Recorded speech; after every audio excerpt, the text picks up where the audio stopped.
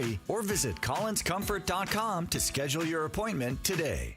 Protein, protein, protein. Everyone is trying to get protein in their diet, but we need fats too.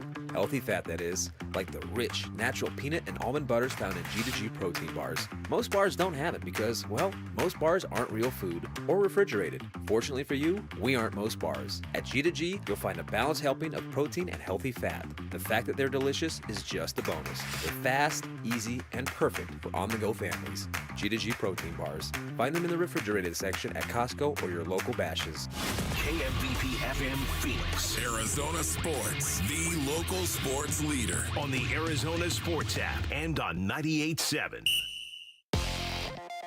This is what's trending now, presented by Parker & Sons Heating, Cooling, Plumbing, and Electrical. The Dbacks lost a tough one to the Padres last night, 1-0, thanks to a strong pitching performance by Nick Pivetta and some outstanding defense from San Diego. Mel Kelly was also excellent, giving up just 1 run and 4 hits in 7 innings, but had to leave the game due to a mild calf discomfort. However, manager Torey Lovello and Kelly himself both said the injury is nothing to worry about long term. The D-backs play Game 3 of the 4-game series tonight versus the Padres at 6:40 p.m., and you can hear the game on Arizona Sports 98.7 and the Arizona Sports app. The Big 12 held the first of 2 media days yesterday in Dallas, and to see what Sam Levitt, Kenny Dillingham, and the rest of the defending conference champion Sun Devils had to say, go to arizonasports.com for full coverage. And the 13-6 Mercury host the Lynx today for a Wednesday matinee with tip-off at 12:30 p.m. This report is brought to you by Ready Services Plumbing and Air Conditioning. Ready Services Plumbing and Air Conditioning, home of the no-fee emergency. Want to save money on your AC or plumbing issues? It's ReadyServices.com, saving you money since 1957. Get ready, because here we come. Good morning. Time to get up and go to work. The power-packed morning zoo. Are you kidding me? Fire. It's the greatest radio show ever. Good morning and welcome. Dan Bickley, Oh, I've read all his books. He's brilliant. I had no idea he was so handsome. Vince Marotta, Jared Carlin, Jarrett gets the white and the yellow flag, and Jarrett is going to win the Daytona 500. and Sammy Sepulka. Holy cow, Sammy! Arizona Sports, the local sports leader. Bickley and Marotta mornings. Shout out to Dan Bickley, my boy, him and Mr. Vince. Okay. Time to go to work. Time to go to work. Good morning. Happy Wednesday, Valley sports fans. Wake up, everybody. That means you. Kellen Olson in for Vinny again today. Good morning, KO. What's happening? Good morning, man. Jared, I got to say, Yeah. I miss the "It Could Only Be Jared." I miss it. I like this one better because my name is not Jared. It's Jarrett. Yeah, true. And- I always just heard it as And he Jarrett claims anyway. it doesn't rhyme with ferret, which I still don't understand. You know, let's Dale not get into Jarrett this. had his time in NASCAR. I respect him, of course, what he did in the 88 car and everything. But with that being said, I still miss the song. I would always, like when I was sitting here, I would always bob my head to it. So, It is a bop. That's Yeah, it's yeah. interesting you should bring that up because also in that new open there's Harry Carey going, Sammy! And it's already funny that Sammy has no idea who Harry Carey is. That's funny in and of itself. Right. But I was listening to the Dan Le Batard show yesterday, and you need to go get this cut to give to Sammy when he gets back. Dan Le Batard said you cannot take any athlete serious who is with the name Sam. I don't know where he got this take from, but he said anybody named Sam has a very low ceiling athletically. Wow, His that's take, not mine. Well, there's a really good quarterback we're going to talk I about know. today that would defy that Sure. notion, to say Right? the least. Yeah. I mean, but Sammy Sosa is one of the all-time great home run hitters in baseball. Now, obviously, that's tainted by many things, but he was successful. Sam Cassell. Doing careful. I'm just saying. He just brought, because Sammy Sepulka fashions himself to be an athlete, right? Okay. Yeah, whatever. he's a baller and a runner. Did you guys, by any chance, see the viral footage of the drunk golfer who picked a fight with the wrong guy on the golf course? I did not. I heard about it, but I didn't see it. I saw it's unbelievable. people referencing it. So this happens every now and again on golf courses. Groups will kind of lose the thread and get loose with the alcohol, get all mooned up on the goon juice. Oh, Jared. sure. Gooned up on the moon juice Gooned up on the sometimes, moon too. juice, right? And then their pace of play will suffer and break down, and it'll get people really angry. So two groups of golfers confronted each other because of this. One group was very inebriated, playing very slowly, and one guy literally came up to the biggest dude in the group and started, like, wanting to fight him. The guy was a former NHL enforcer. The former NHL enforcer threw the drunk guy into a pond. The guy comes out of the pond, attacks him again, and this NHL enforcer grabs him by the golf collar. Bam! Bam! And he's saying bam as he's punching him. Yes. And he's holding his shirt like a hockey enforcer would hold a hockey sweater. I have to see the video because I heard this. I saw this described. Unbelievable. It's the best. What is better than either idiots or bullies getting their comeuppance? That's very satisfying. It is very satisfying. Nothing. You know what's the most satisfying? I'll say this really quickly because I saw this on the way back from Charleston. When you are getting bullied on an expressway by somebody driving excessively fast, and then you let them go by and they roar by. And then 10 minutes later, you pass him and he's pulled over by a cop on the side of the road. That's pretty good, too. Happened twice in the same drive for me. Literally cheering the cops. All right. Toxic masculinity. A tale as old as time. Is there any other kind of masculinity? That's what I would ask you, Kellen. Hold on, let me think about that. Everyone take a second to think about it in their cars. Mm-hmm. It does remind me, though, of the Paul Bissonnette thing in the bar. Yeah. Where it's like you just pick a fight with the wrong guy. The wrong guy. Don't want to do that. As soon as you said like that, a follow-up I was going to be, he's going to grab him by the collar, isn't he? And I was like, yep, he sure did it. He pulled out the trick. Yeah, the hockey thing. Yeah, you keep him right in front of you. You keep him where you want him, and you just start unloading. And the guy was doing play-by-play while he was hitting him. Bam! The best. Just looking at the ground while getting struck in the head does not seem super fun. Check out that video when you get a moment. You will laugh. Start the show, Jared. The Splash. The stories making waves in the sports world. The Splash. Cannonball coming. The Splash. Brought to you by Presidential Pools, Arizona's #1 pool builder. See why at presidentialpools.com. All right, in game 2 of what I think is a very, very pivotal series, the Diamondbacks tried hard, came close, ended up losing to the Giants on a night when Mel Kelly was dominant, on a night when the Giants robbed a couple of home runs from the Diamondbacks, and there you go. Just can't drop games like that, especially when you're the team that you're not supposed to be, but have been this year, have been last year. And what I mean by that is you're a dynamic offensive team, one of the best offensive teams in baseball. They have now lost 2 of their last 3 games where they got pretty good pitching performances based on what we were expecting going into that game. And duds from both of the nights with their offensive production. I know that the robbed home runs are there, and I know that's something that rarely happens, and is something that, sucks and is unfortunate. But what's also unfortunate is going 0 for 8 with runners in scoring position. That's unfortunate too. That to me, when you dig past the bullpen and you dig past the injuries and all the things that people point to when trying to explain this season, the runners in scoring position has been an issue since day one. They have not been good at capitalizing on those opportunities. So they give up a game, waste a great performance from Mel Kelly. We'll tell you all about that today. DeAndre Ayton gets unveiled in Los Angeles, claims that Luka Doncic is ripped, and claimed it's going to be like a video game playing with the Lakers. He looked good. He always looks good. Thin, nice black suit. Mm-hmm. Heard the song, seen the dance. Heard the song, seen the movie. All right, also in baseball, Giants' Patrick Bailey, one of the slowest players in Major League Baseball, hit the first inside-the-park walk-off home run by a catcher since 1926. And this dude is slow.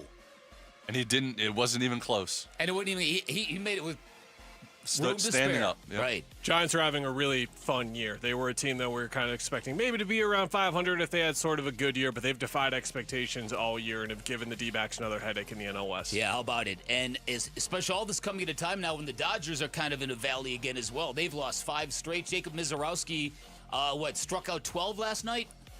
He was phenomenal. Yeah, Ohtani homered off of him, but that was it. That was all he allowed. What a young talent he is going to be. All right, Big 12 Media Day the ASU's portion of it wrapped up yesterday. Kenny Dillingham, the star of the show. We've got a lot of sound from Big 12 Media Day. One of the things we're going to talk about, he claimed Jordan Tyson, star wide receiver, gained 10 pounds of muscle and is 1.5 miles per hour faster than he was last year. Like a percentage that we can work out? Like, I don't know how impressed I'm supposed to be by someone getting 1.5 miles per hour faster. I'm guessing if Kenny is mentioning it, it's a pretty big deal. We're on muscle watch season. Like, we have Suns audio we're going to play from yesterday. Oso Gadaro put on 12 pounds of muscle. A lot of these guys are putting on muscle.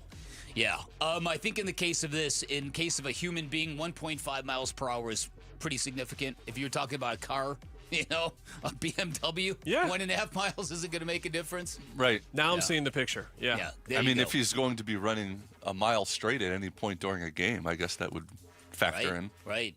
Also yesterday, GCU is going to join the Mountain West next season earlier than anticipated, but they are going to begin play next year in a conference that now includes Air Force Academy, San Jose State, UNLV, Wyoming, Boise State, Colorado State, Cal State, Fresno, San Diego State, and Utah State. And ASU, the Sun Devils, named the winner of the inaugural Big 12 Commissioner's Cup. It's a great move for them. They need to continue to scale up, and this is another move in doing so. San Diego State has been on a downturn for the last couple of years, but they really are one of the more historic mid-majors in the last 2 decades or so. Utah State has had a lot of good teams. Colorado State as well. New Mexico was the team that dominated that conference. Last year they were 17-3. Nevada's had some great teams. UNLV has as well. A move up for them and a deserved moved up for a program that continues to be on the rise. Yeah, I've always wondered about that because it would seem that they would be a big deal to fan bases, that your university is good at everything, better than all your competitors. You're talking about two different things. He's talking about GCU going to No. You're talking about ASU winning. I'm going back to ASU right now real quick with this Commissioner's Cup thing. Because in the Pac, who used to always win the Pac-12? Stanford. Or UCLA, that's maybe. What it was. But it's also the argument of they put so much emphasis on the Olympic sports and stuff to be good at everything that for years ASU wasn't good enough at basketball and football. That's it. And that's kind of what I was That's trying why to the get pride isn't necessarily there. That's exactly it, because when you're you're not necessarily great at football or basketball, which is what fans want. All right, anyways, when we get back on the other side, what is up with Bradley Beal? You want to say it, Jarrett? I already have it for the drop at the end of the week. I don't need to say it again. Okay, all right. The NBA offseason, it has been one strange trip. Kellen Olson in for Vinny. I'm Dan Bickley. We're back right after this. The Dbacks Cattell Marte. Marte swings, sends a high, deep drive down the left field line towards the corner. That is gone! Will be starting for the National League at the MLB All-Star Game next week. My third time in my career. What you guys doing for me, the support, it was incredible. And you're all my family, and I just want to thank you guys. The home of the Arizona Diamondbacks and All-Star Cattell Marte is Arizona Sports 98.7, the app, YouTube channel, arizonasports.com. This is the fire department. What is your emergency? No, we got a fire in the pool. She's on the pool. She's not responsive. Is she out of the water? Yes, sir. I got her on the floor. I'm trying to get her CPR. How old is she? 3, 4. But the white stuff keeps coming out of her mouth. Help is driving you as we speak, so keep doing that CPR, okay, until she wakes up. Yeah, she's doing it. Yeah, she's doing it. Come on, baby. How long is she under the water? I don't know. We don't know. We don't know. While someone's doing compressions, someone else go open up the door and make sure it's open for them. Let her live. No. Okay, we gotta keep doing the compressions and keep breathing. Dad, oh my God, please, guys, I'm gonna die. The paramedics are pulling up and don't stop until they come and take over, okay? This heartbreaking 911 call is only one of far too many. Fulton Homes reminds you 2 seconds is too long to take your eyes off kids near water. Take action today and visit Fulton2seconds.com. There has never been a better time to join Global Credit Union than right now. Dave Burns here, proud member, and at Global Credit Union, they're all about eliminating fees, no-fee checking and savings accounts, or for accidentally going over your account balance. It's easy to join with 10 branches across the valley, and you can always reach a live person 24 hours a day, 7 days a week. Explore the benefits of becoming a member at globalcu.org, your world of financial possibilities. Free checking and no monthly maintenance fee. Only apply to core checking accounts. Direct deposit required for early payday. Other fees may apply. This is the story of the one. As a lineman, he does whatever it takes to keep the power on in his community. And he wants a partner like Grainger who does the same. Grainger offers the professional-grade products he needs, from voltage detectors to harnesses to hard hats, plus fast, dependable delivery, so he can rise to every challenge. Call 1-800-GRAINGER, click Grainger.com, or just stop by. Grainger, for the ones who get it done. Get in the zone, AutoZone. Welcome to AutoZone. What are you working on today?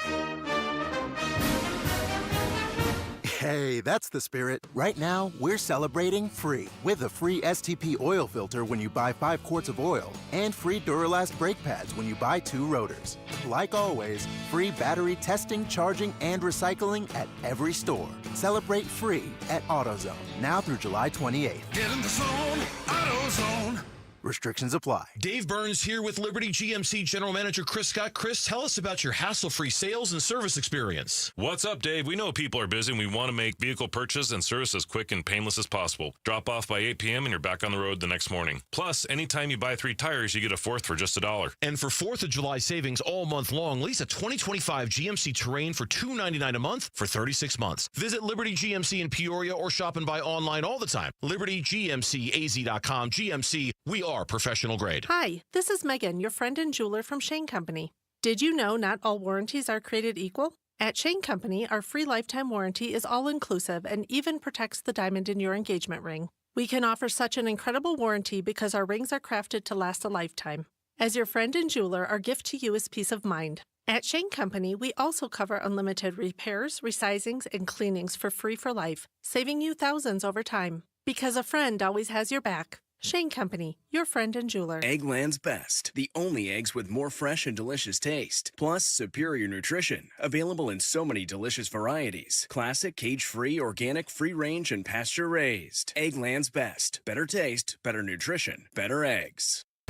Arizona sports. You know what's amazing about the Beal situation is that I think the question has to be, what teams does Bradley Beal have interest in? You got to find a place that he wants to go to. Suns, a new horizon, shaping the Suns' future this offseason with Bickley and Murata.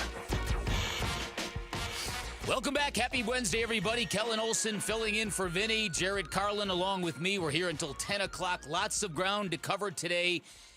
I remember not that long ago a Shams Charania tweet claiming we're about to watch and experience one of the wildest NBA off seasons in history.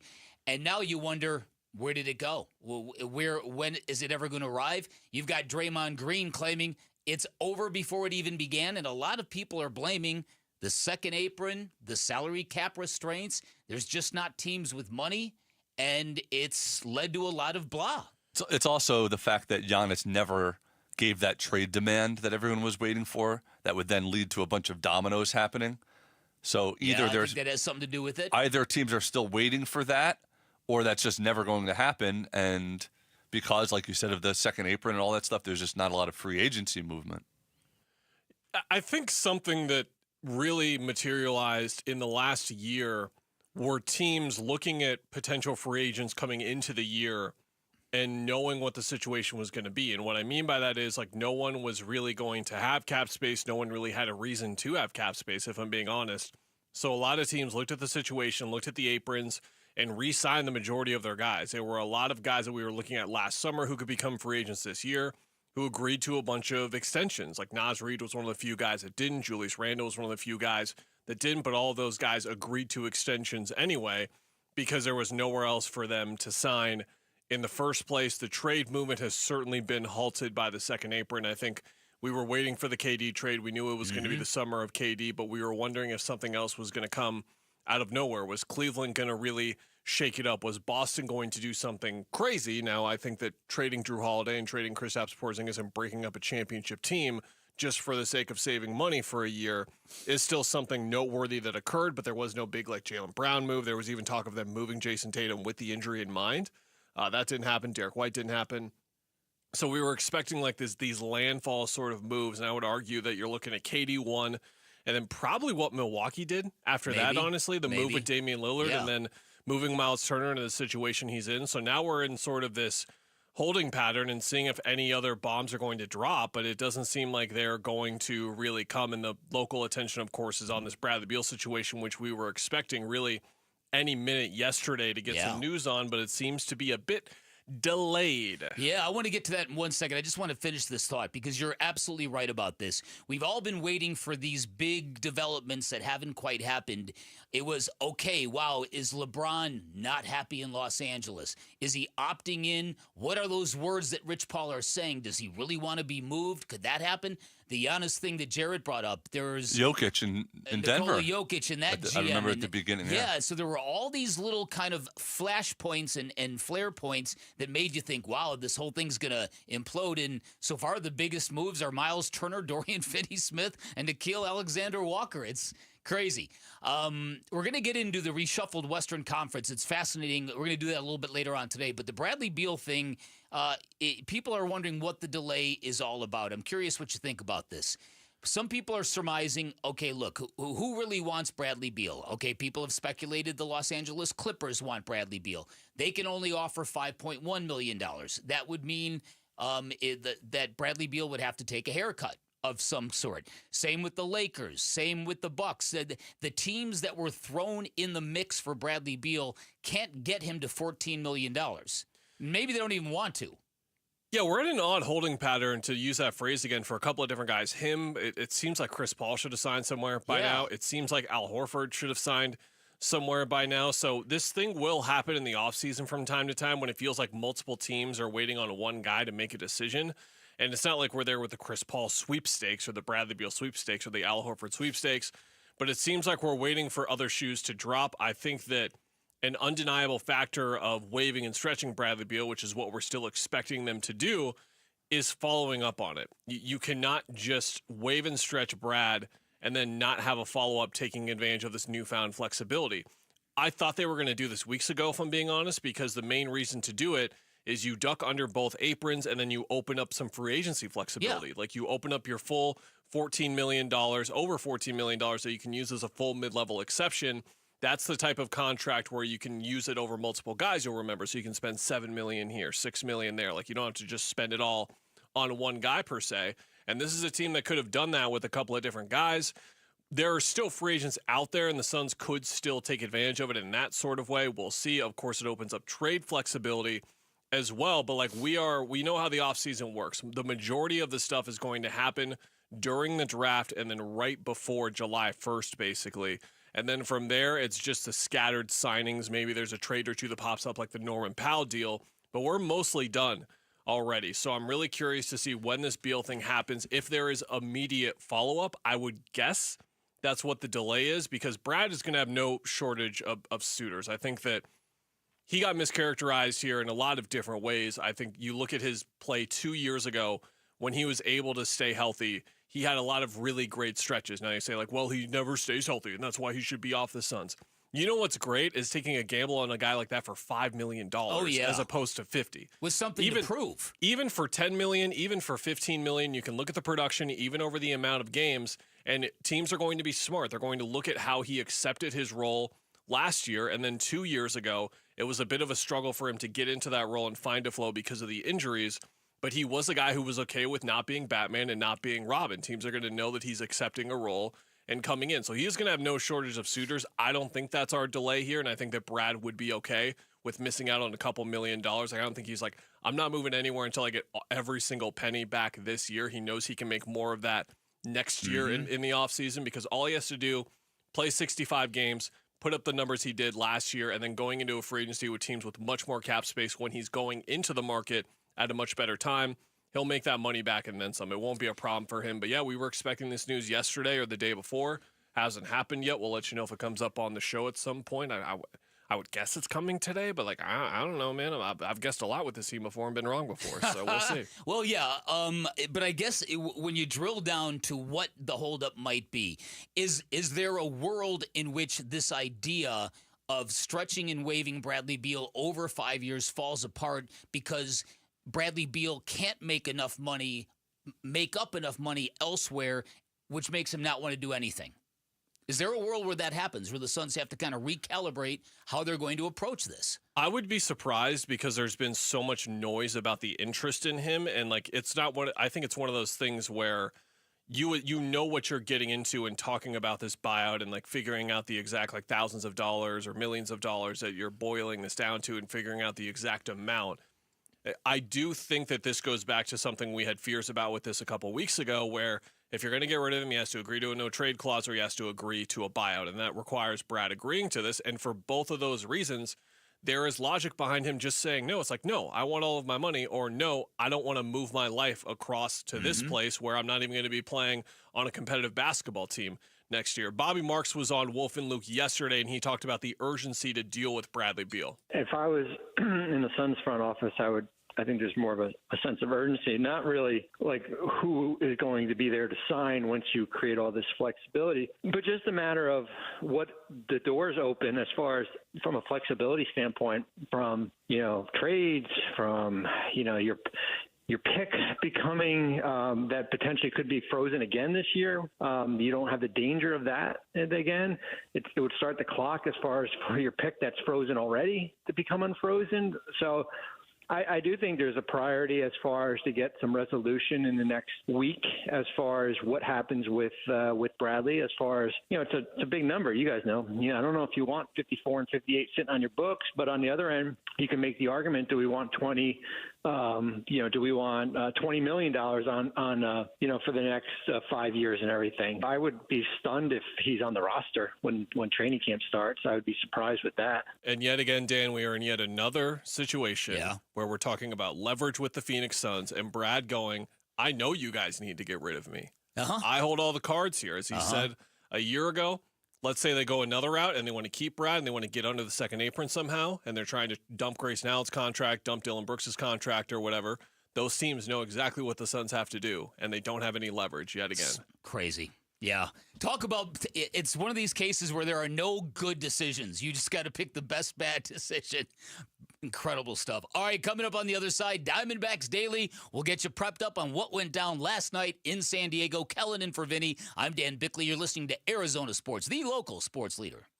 Wolf and Luke, middays 10 to 2. Where are you now on Eugenio Suarez? Okay, how about that? Because I love this guy.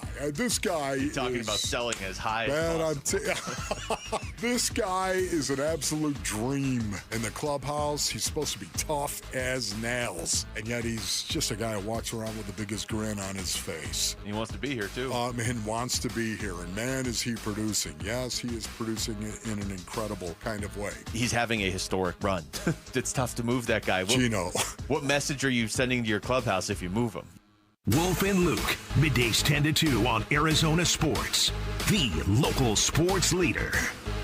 Luke Lipinski back to tell you about Orchard. Imagine finding your dream home and then just moving in right away. No waiting around to sell your old place first. None of that. Sounds perfect, right? Well, that's exactly what Orchard's Move First, Sell Later program lets you do. Buy your new home now, sell the old one later. It is the best possible way to do this. It's so much less stressful than the other way. Here's how it works. Orchard's going to give you cash so you can buy and move into your new home first on your timeline. No waiting around, no showings, no double moves, no living your life on the schedule of a bunch of strangers. Then the Orchard experts are going to take it from there. They're going to handle repairs on your old home, and they're going to make price-boosting upgrades. So once they're done, a local Orchard agent's going to be able to list and sell your home for top dollar. Orchard's Move First program gives you the freedom to buy and move into your new home first and sell your old home later. Buy before you sell, still get top dollar for your home with Orchard. If you're ready to find out how much your home is worth, visit Orchard.com to get your free home valuation, figure out what you're working with. That's Orchard.com. In 2012, I said, hey, let's restart this moving company under a different name. It's got to be something with veterans. My dad's a veteran, my sister, my uncles, aunt, everybody in my family. And so we came up with Moving Team 6. Tim Lee, founder of Moving Team 6. As a family, we've kind of all joined in ranks, and we love what we do. Giving back, that's, to me, that's the most important thing when you're running a business. That's important. We're passionate about it. Contact us at movingteam6.com. Your move is our mission. If you're 55 or older and into that whole saving money thing, T-Mobile has an exclusive phone and internet bundle just for you.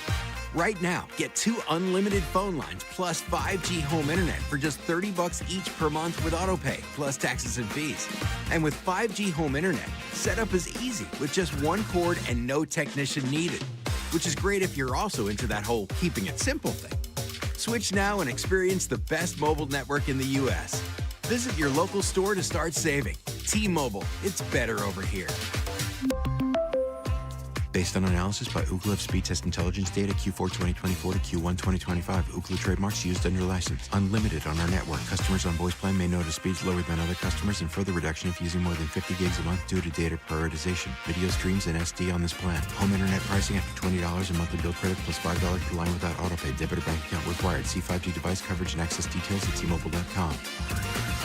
Hi, this is Stuart Willis, President of Asset Preservation Wealth and Tax. A personal relationship with your financial advisor really matters. It's super important that you have the ability to talk about anything you need to with your advisor. So if you have been pushed off to a call center and you don't have a one-on-one relationship with your financial advisor, then reach out to us at assetpreservationwealth.com. That's assetpreservationwealth.com. Investment advisory services offered through Foundations Investment Advisors, LLC, an SEC registered investment advisor.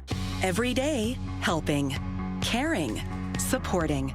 Every day at APS, we're here to provide payment assistance programs to customers in need. We recognize how important it is to keep your bill as low as possible. Our energy support program offers eligible customers discounts of up to 25 or 60% every month. Pay down your bill with crisis bill assistance and other programs and resources. Learn how you can get help with your bill at aps.com/brighter. Hey, as homeowners, our closer is America Roofing. Yep, out of the bullpen, save 12% while it lasts with tax and tariff relief courtesy of Arizona's #1 roofing company, America Roofing. You know what? We had a leak in the garage. I'm like, it's all good. And then the monsoon hit, not good. Big leak in a bedroom. I should have gotten the free inspection right away, especially right now when you can save 12%. It's tax and tariff relief at AmericaRoofingCo.com. ROC number 186438CR42. This is what's trending now, presented by Parker & Sons Heating, Cooling, Plumbing, and Electrical. The Dbacks lost a tough one to the Padres last night, 1-0, thanks to a strong pitching performance by Nick Pivetta and some outstanding defense from San Diego, in which they robbed 2 home runs from the Diamondbacks. Mel Kelly was excellent, giving up just 1 run and 4 hits in 7 innings, but had to leave the game due to mild calf discomfort. Manager Torey Lovello and Kelly himself, however, both said the injury is nothing to worry about long term. The Diamondbacks play Game 3 of the 4-game series tonight versus the Padres at 6:40, and you can hear the game on Arizona Sports 98.7 and the Arizona Sports app. The Big 12 held the first of 2 media days yesterday in Dallas, and to see what Sam Levitt, Kenny Dillingham, and the rest of the defending conference champion Sun Devils had to say, go to ArizonaSports.com for full coverage. And the 13-6 Mercury host the Lynx today for a Wednesday matinee with tip-off at 12:30 p.m. This report is brought to you by APS. Visit APS Solutions for Business for ways to help your business make smarter use of energy while saving money. Schedule a free consultation today. That baby is gone! Arizona Sports, the home of Arizona Diamondbacks baseball. Dbacks Daily. Brought to you by America Roofing. Save 10% on any repair or replacement with Arizona's largest roofer. Online at AmericaRoofingCo.com. All right, welcome back to Bickley and Murata Mornings. Kellen Olson filling in for Vince Murata. Dan Bickley's still here, though. Hi, Dan. Hi, KO. Let's talk about Diamondbacks baseball. Let's do it. Offense was not on the menu between the Diamondbacks and the Padres on Tuesday night. Arizona starter Mel Kelly and San Diego starter Nick Pivetta combined to not give up a base runner through 3 innings. The Diamondbacks changed that in the 4th by getting runners on 2nd and 3rd with 1 out. Bizarrely, Josh Naylor was then intentionally walked to load the bases for Eugenio Suarez, but the Padres knew what they were doing. Suarez and Lourdes Gurriel Jr. both went on to strike out. An inning later, Jose Herrera hit a 2-out double, and then Corbin Carroll hit a deep fly ball that had a chance. Here's 2-1. Swung on. That one hit out to deep center field. Merrill's going back. He is at the track. He leaps, and he robs a home run from Carroll. Oh, my goodness gracious. What a catch. Meanwhile, the other Mel Kelly, he was cruising. He allowed 2 hits and no walks through 6 innings. 1-1 is popped up. He walks out of the box, now throws the bat to Tatis as Cattell makes the catch. The inning comes to an end, and for Mel Kelly, another easy breezy 1-2-3 inning, this time in the 6th. The Dbacks loaded the bases again in the 7th inning of a game that was still scoreless with 2 outs, but they were not able to get a run. The 0-2, swing and a miss. Another changeup, Marte strikes out. The Dbacks leave him loaded once again. The change in momentum was further emphasized by Luis Arraez, who was the very next hitter in the very next half inning for San Diego. As now the 2-0 swung on. That is a high, deep drive towards right field, and that's on its way and gone. Luis Arraez, a solo homer. That's his 5th, and the Padres take a 1-0 lead late. Do not let that dissuade you, though. Mel Kelly was brilliant once again for Arizona, giving up 4 hits and no walks with 1 earned run in 7 innings to lower his season ERA to 3.41. With the D-backs still down just a run, Josh Naylor hit a deep fly ball to right field that also had a chance. Surely not again, right? And now the 2-1. Naylor swings, sends a fly ball out to deep right field. Tatis is going back. He's at the wall. He leaps. Oh, he's got it. What a catch by Fernando Tatis Jr. He's the 2nd Padre to rob a Diamondback of a home run. And somehow San Diego still leads it 1-0. There would be no 3rd deep fly ball hit by the Diamondbacks that had a chance. That was it. The 3-2, swing and a foul tip, and that's your ball game. The Padres hang on, and they shut out the Diamondbacks by a final score of 1-0. It was a pitcher's duel from start to finish, and the one swing by Arraez proves to be the difference. It really did, because Arizona ended the game 0 for 8 with runners in scoring position, while the Padres never even required one of those at-bats to get a win. Wow. All right. So frustrating, yes. A kind of game where Mel Kelly certainly deserved better. And let's just pause right there and talk about Mel Kelly for a second. Okay. Because my take yesterday was when you take a look at the state of the Diamondbacks and the state of their bullpen and the state of their offense, up and down, up and down, up and down. The only way out of this is if their pitching rotation, their starters that they have right here and now, start getting them to the 7th inning routinely of baseball games. In fact, I saw a stat somewhere that said the Diamondbacks are like 20-1 when when their starter goes 7 innings and gives up 1 or fewer runs. They've got the best record in baseball in that metric, even though it's highly irrelevant in my opinion. But it does illustrate that if the Diamondbacks are going to get out of this, you're going to need to get and stack performances from your starting rotation the way we hoped they would at the very beginning of the year. Mel Kelly last night on cue looked like postseason 2023 Mel Kelly. Striking out Fernando Tatis on 3 pitches to start the game. Fernando Tatis was like, okay, I guess we're in for a long one tonight. Yep. First 3 innings of that game flew by. I looked up at the clock. It was 7:18 after 3 innings. Game started at 6:40. That's the sign of a great pitcher's duel. Mel Kelly, 3 of his 4 fastest pitches recorded last night. He was dealing last night. If he can bottle that up and be this guy from this point forward, and Zach Gallen can do it, you can hold a candle of hope. But it's another one of those games where the Diamondbacks have no one else to blame but their own offense for not giving a starting pitcher the support he deserves. Here's Torey Lovello on Mel Kelly. He did. So 77 pitches, 7 really strong innings, and it came out sizzling today. He was throwing the ball extremely well. The extra day's rest was, I think, a very much needed little push for him. And unfortunately, on days where we give up 1 run on the mound, I'll tell you that we're going to win a lot of baseball games. And I thought things could have been a little bit differently had we got the big base hit. We loaded the bases a couple of times, got into a really good situation, but we just couldn't capitalize. As many Diamondbacks fans pointed out online and got very mad at Torey Lovullo, does that sound like something that happens every now and then? My goodness me. 77 pitches for Merrill Kelly. Would have loved to see him get out there for the 8th inning. Steve Berthiaume pointed out on the broadcast, they showed him in the dugout, was drinking that pickle juice. You're like, oh boy, is this the cramping thing?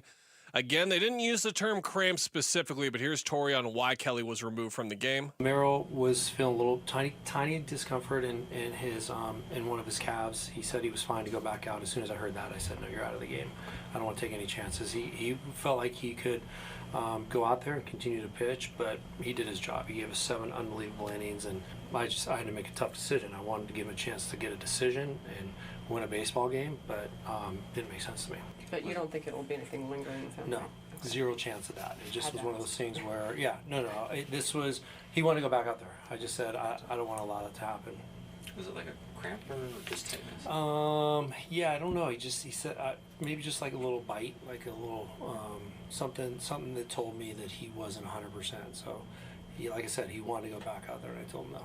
Going to do a really brave thing on a radio program here and praise Torey Lovullo for that decision because I think there are certain managers in that spot, with the spot the Diamondbacks are in, with the spot their bullpen is in a one-run game where it feels like your offense can put together 5 runs in any sort of inning, to pull Merrill Kelly in that situation, because if you put him back out there and he gets hurt, guess who you can't trade at the trade deadline? And for me personally, as someone who's been a huge fan of Merrill Kelly over the last couple of years, I think that he really doesn't get the respect he deserves as one of the best starters that the Diamondbacks have ever had. When you look at his tenure, how long that he has been here, I think he's now 3rd in games started in Diamondbacks history. His last 4 years, he's been sensational. If Merrill does get traded, I want to see him at his best on a contender. And this is the type of thing where if you just push this calf a little bit, it could derail the rest of his season. So props to Torey for getting him out there right away. And it was good when they asked him if it's going to be anything lingering, and Torey said 0%. Chance that it would linger. Okay. I think maybe what Merrill Kelly what happened to Merrill Kelly, for anybody who ever has had leg cramps, when they take root and they're on you and it's go time with them, it's horrible. And we've seen it with Merrill Kelly. But you can get a quiver of a cramp, something that lets you know if you keep pushing this, the cramps are coming full on. And that might have been what Merrill Kelly felt. A little quiver of a cramp, because I saw him in there drinking the pickle juice, and he might do that just as preventative maintenance every start. Yeah. But I agree with you, and more to the point, Torey Lovullo, he understands how eager and quick the pitchfork mob is to get all over him for everything. You take him out of the game after 77 pitches, dealing like that, they're coming for you. Here's what Merrill Kelly had to say on that calf discomfort. Yeah, a couple pitches felt just a little kind of grab on the calf. Those two of those pitches in the 7th, but nothing really worried about. But with my past, I figured it was something to at least mention. Leave it in Torey's hands. Like he said, I was willing and able to go back out for the 8th. I just think with the state of the game where it was, he makes that call. Dan, you referenced how nails he was that postseason. Out of all the guys that you could call up Mike Hazen about if you're other contending teams, I would be calling about Merrill Kelly, because if you're just one pitcher shy in your rotation, I don't think he's going to cost you that much in a trade specifically, and I would offer even more than that to add him, because if you add him to your postseason rotation, he's going to deliver. I have complete faith that he would deliver for a contender. I would be calling about him every single day. Merrill Kelly, there is not a stage big enough that he can't handle or conquer. He has proven that time in and time again. Nick Pivetta was a little better than he was Merrill Kelly last night. I blame that more on the Diamondbacks offense. But again, you got to give the Padres credit. They made a couple of sensational defensive plays. Game could have been different. I happen to agree with everything you said. I think that was a wise move, and I think that's really good of Merrill Kelly to go to Torey and say, look, just so you know, this is happening right now. And the Padres won this game in the way that we would expect the Diamondbacks to win games going into the season, at least. Like timely hitting, awesome pitching, awesome defense. That is what we expected for this team this year. It has not been the team this year or last year, and it's really not their identity anymore at all. All right, more Dbacks coverage coming later in the program. On the other side, why does the media still believe Jonathan Gannon is on the hot seat? We'll discuss next. Kellen Olson in for Vinny. I'm Dan Bickley. You're listening to Arizona Sports, the local sports leader. You've been listening to Dbacks Daily, brought to you by America Roofing. Save 10% on any repair or replacement with Arizona's largest roofer. Online at americaroofingco.com. Arizona Sports, the home of Arizona Diamondbacks baseball. Burns and Gambo, afternoons. I am nervous about this upcoming ASU football season for the simple reason that our organizations in our valley the last few years have not done well with expectations at all. Try to think about the last time a team in our town lived up to high preseason expectations. It's an irrational reason. It really is. It's irrational. Everything about their team says they're going to be good. Yeah, they got to replace Scattaboo, obviously, but they've got so many guys coming back. Everything about ASU football says they should be good. And why am I so nervous? Why do I feel like I've heard this one before? Burns and Gambo, afternoons 2 till 6 on Arizona Sports, the local sports leader. Hey everybody, Dan Bickley here, and Parker & Sons, absolutely great in your time of need. I realized that when I had a plumbing emergency in the middle of the night, but they're also great for preventative measures. For instance, the Captura Air Scrubber, which greatly improves the air quality inside of your home, makes a real big difference because a lot of people don't know how much gunk is in the air inside their own homes that you're breathing on the daily. A reverse osmosis system / water softener, that can improve the quality and taste of your drinking water, and now is a great time to get your air conditioning system tuned up before it's too late. An AC tune-up from Parker & Sons does a lot of great things. It'll prolong the life of your system. It's going to help you save money on utility bills, up to $30 a month, can prevent costly repairs, and most of all, it'll give you that peace of mind that you need, because the last thing you want is the nightmare of waking up in the middle of the summer wondering why the thermostat is stuck on 86 degrees, and then you realize, oh no, my AC is broken. Remember, Parker & Sons, the company you trust with all your heating, cooling, plumbing, and electrical needs, and they're just one phone call away. Call 602-2-REPAIR. That's 602-2, then REPAIR for Parker & Sons. If you're 55 or older and into that whole saving money thing, T-Mobile has an exclusive phone and internet bundle just for you. Right now, get 2 unlimited phone lines plus 5G home internet for just $30 each per month with autopay, plus taxes and fees. And with 5G home internet, setup is easy with just 1 cord and no technician needed, which is great if you're also into that whole keeping it simple thing. Switch now and experience the best mobile network in the U.S. Visit your local store to start saving. T-Mobile, it's better over here. Based on analysis by Ookla Speed Test Intelligence data Q4 2024 to Q1 2025, Ookla trademarks used under license. Unlimited on our network. Customers on voice plan may notice speeds lower than other customers, and further reduction if using more than 50 gigs a month due to data prioritization. Video streams and SD on this plan. Home internet pricing after $20 a monthly bill credit plus $5 per line without autopay. Debit or bank account required. See 5G device coverage and access details at T-Mobile.com. Hey, it's Wolf. You've been hearing me talk about Tim Hovig's Santan Ford for years now, and for good reason. The people are awesome, and they don't leave. It's more than a great place to work. Santan Ford is where you can build a career, and they're hiring right now, looking for a few good salespeople. Maybe you. Experience or no experience, the requirement is to be a good person. If you're interested in joining the Santan Ford sales team, just give them a call and ask for a sales manager. That's why I say I am Santan Ford. This is the story of the one. As a safety manager at a manufacturing plant, he does everything he can to keep his coworkers safe.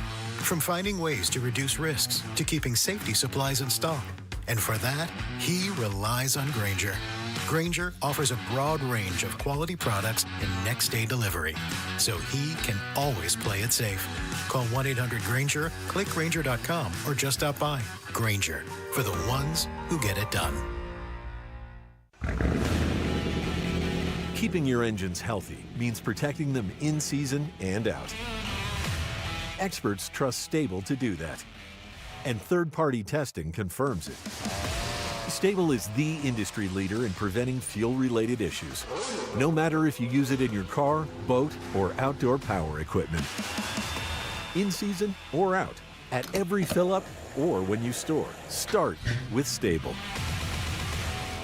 Guys, if you feel sluggish, lack energy, or you're having trouble in the bedroom, you probably have low T. The solution? Testosterone from Red Mountain Weight Loss. Paul Calvise here. We're not talking supplements, nothing. Boost your T levels like real testosterone. Book your free video consultation today, and they'll waive the startup fee. Lose weight, gain muscle, lose that dad bod with testosterone, available only by prescription at redmountainweightloss.com, or hit pound 250 on your phone, keyword Red Mountain.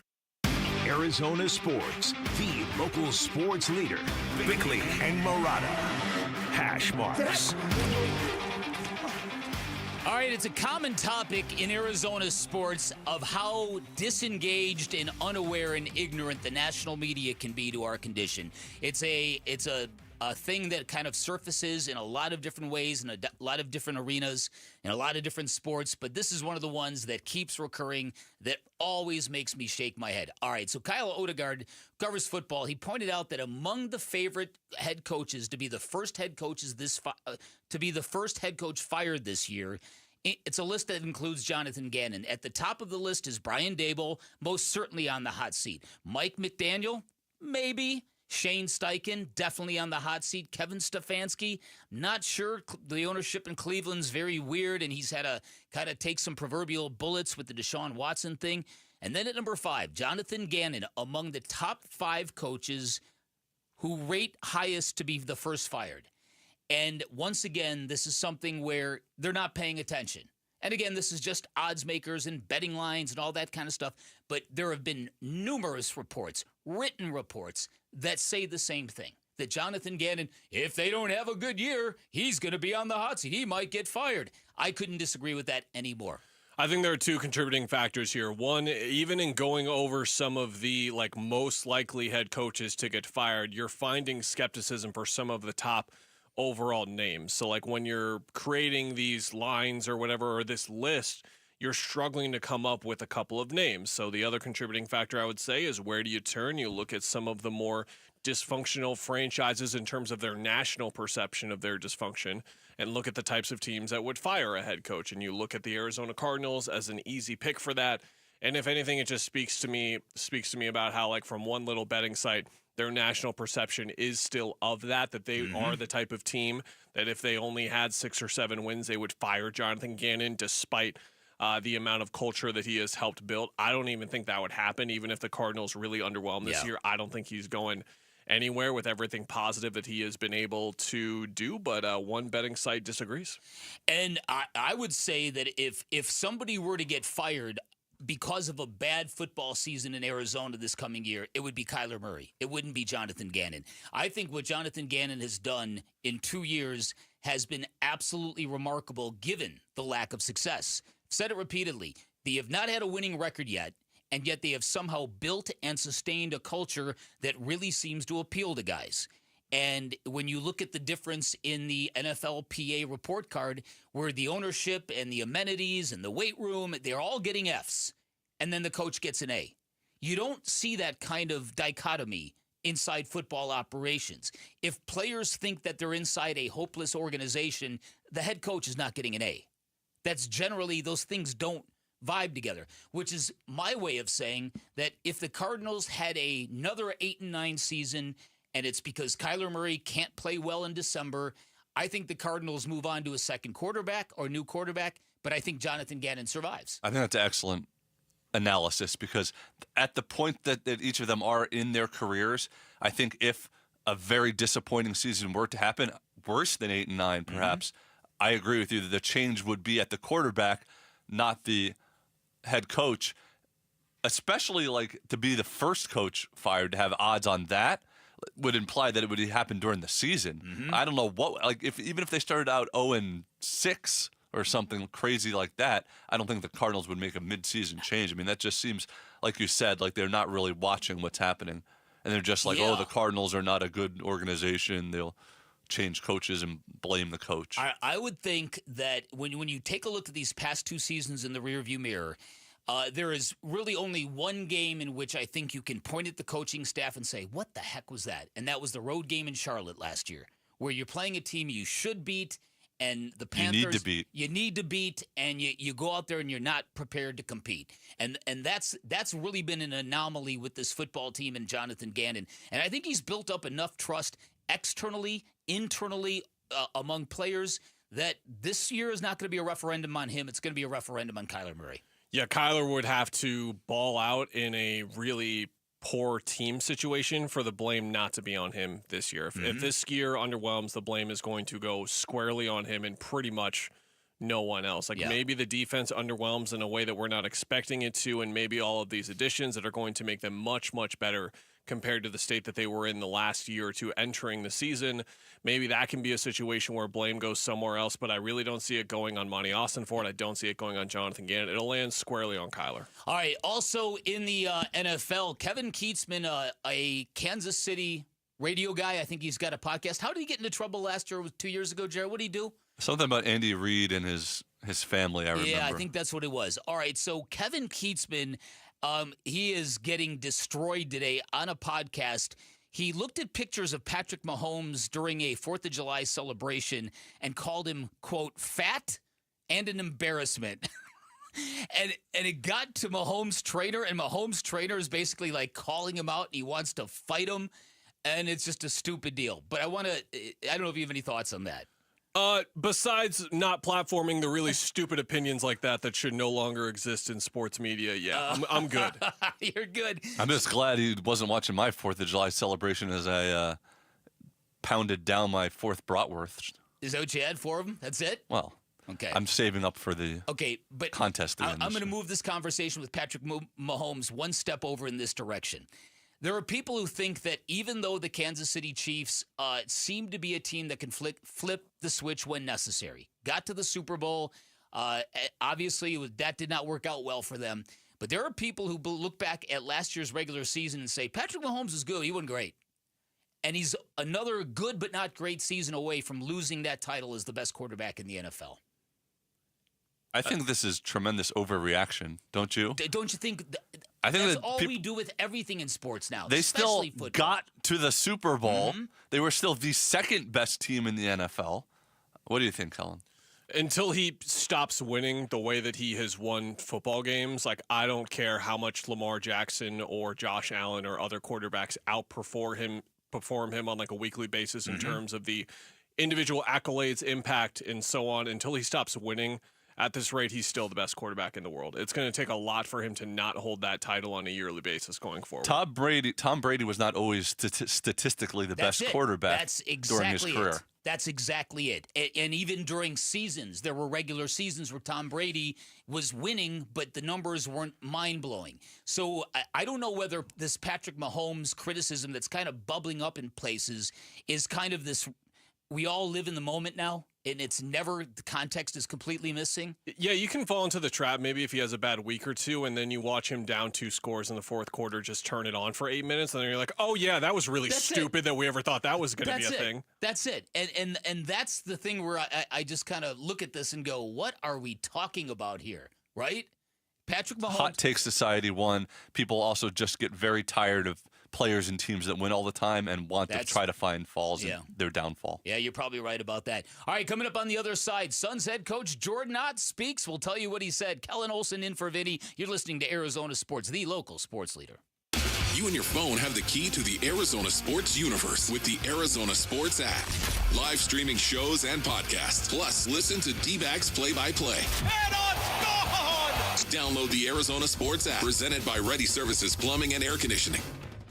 When you're hiring, have you ever felt like you're missing out on meeting great candidates? Well, they're not hard to find when you go to ZipRecruiter. ZipRecruiter helps 10 million people with their job search every day. People who are actively looking for jobs like yours.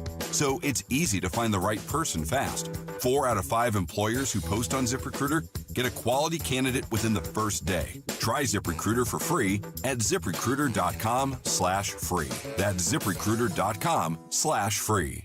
This message comes from Viking, committed to exploring the world in comfort. Journey through the heart of Europe on an elegant Viking longship with thoughtful service, destination-focused dining, and cultural enrichment on board and on shore. With small ships that bring travelers closer to the destination, there's more time to explore. And every Viking voyage is all-inclusive, with no children and no casinos. Discover more at Viking.com. So you're in pretty decent shape, but okay, as we get older, we lose a step. Totally natural part of being a guy. And at Vital for Men, we got your back by helping you get it back. Testosterone replacement therapy is designed to make you feel powerful, sharp, and renewed. Get started today with a free test at one of our 3 Valley-wide locations. And on top of that, we're excited to offer semaglutide to support your health journey even further. Visit Vital4Men.com today. Vital, the number 4men.com. It's time to get it back. Hey, it's Pat. So I went for ice cream the other night, and they had 48 flavors. I couldn't decide. Well, the Valley Toyota dealers have put me in that same position. They have 19 hybrid models to choose from, more than any other brand. How could you choose? Like the ice cream shop, I had to test all 19. Unlike the ice cream shop, I didn't go home with a bellyache, so that's a small win.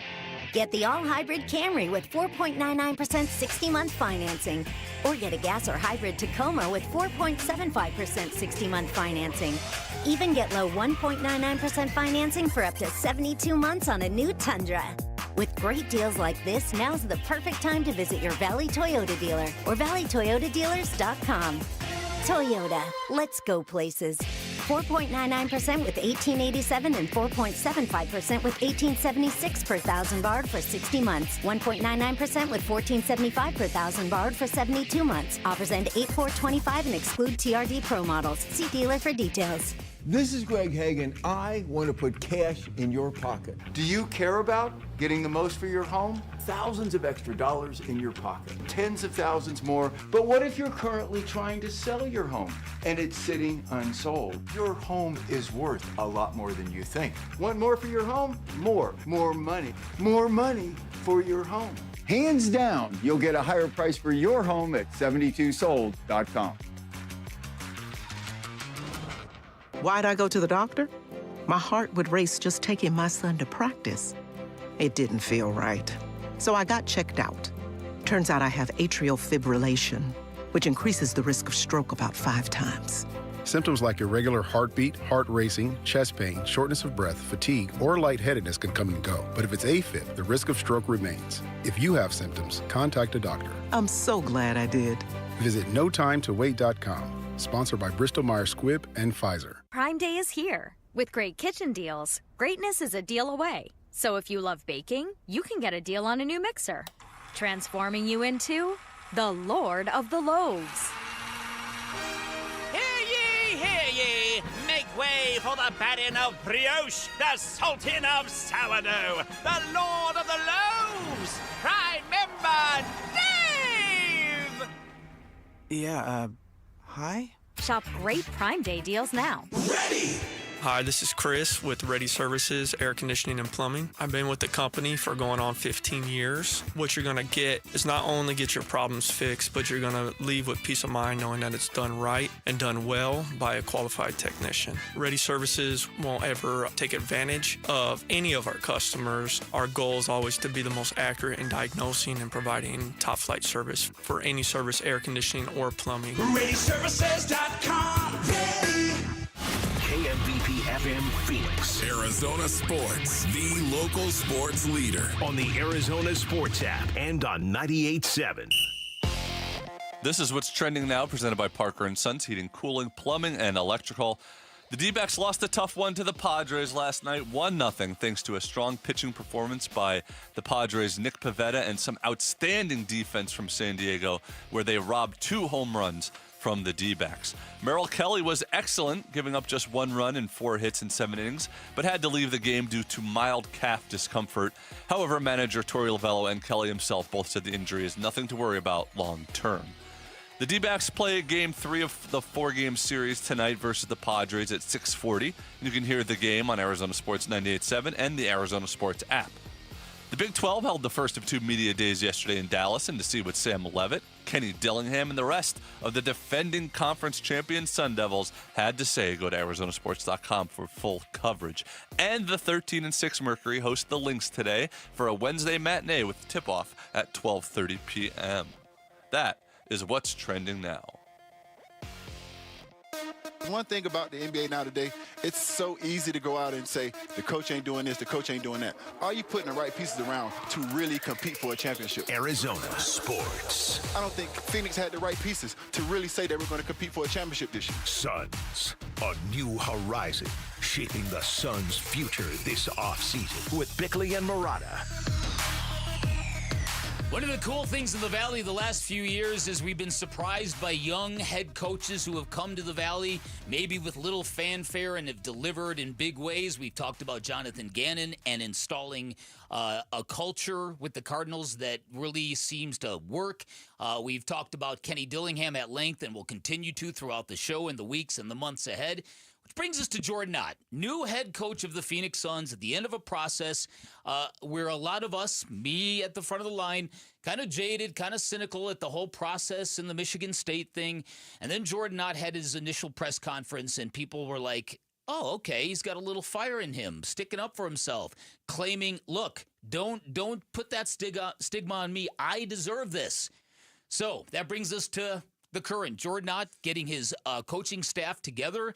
And speaking yesterday about what they are trying to build in Phoenix. Damari Carroll, who you're going to see in the Summer League, he's going to come back and join Jordan Ott. He's going to coach the Suns in Vegas during the Summer League as they begin to put this whole thing together, Kellen. Here's also Iguodaro on Jordan Ott. Me and Rob have been doing 2 days all summer, and when we come back at night, he's still in here.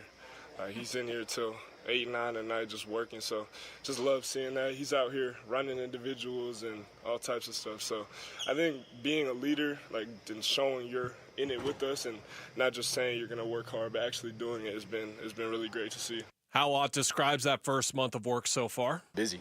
I think busy. There's a lot of things that go on, I think, as an assistant that you see, but shifting over that one seat, again, just blessed to be in a position, in a great place, excited to get, be here with my family after Summer League. But yeah, I think you just wake up every day and you try to do the best you can. You try to learn what has gone on here the last couple of years, learn our guys.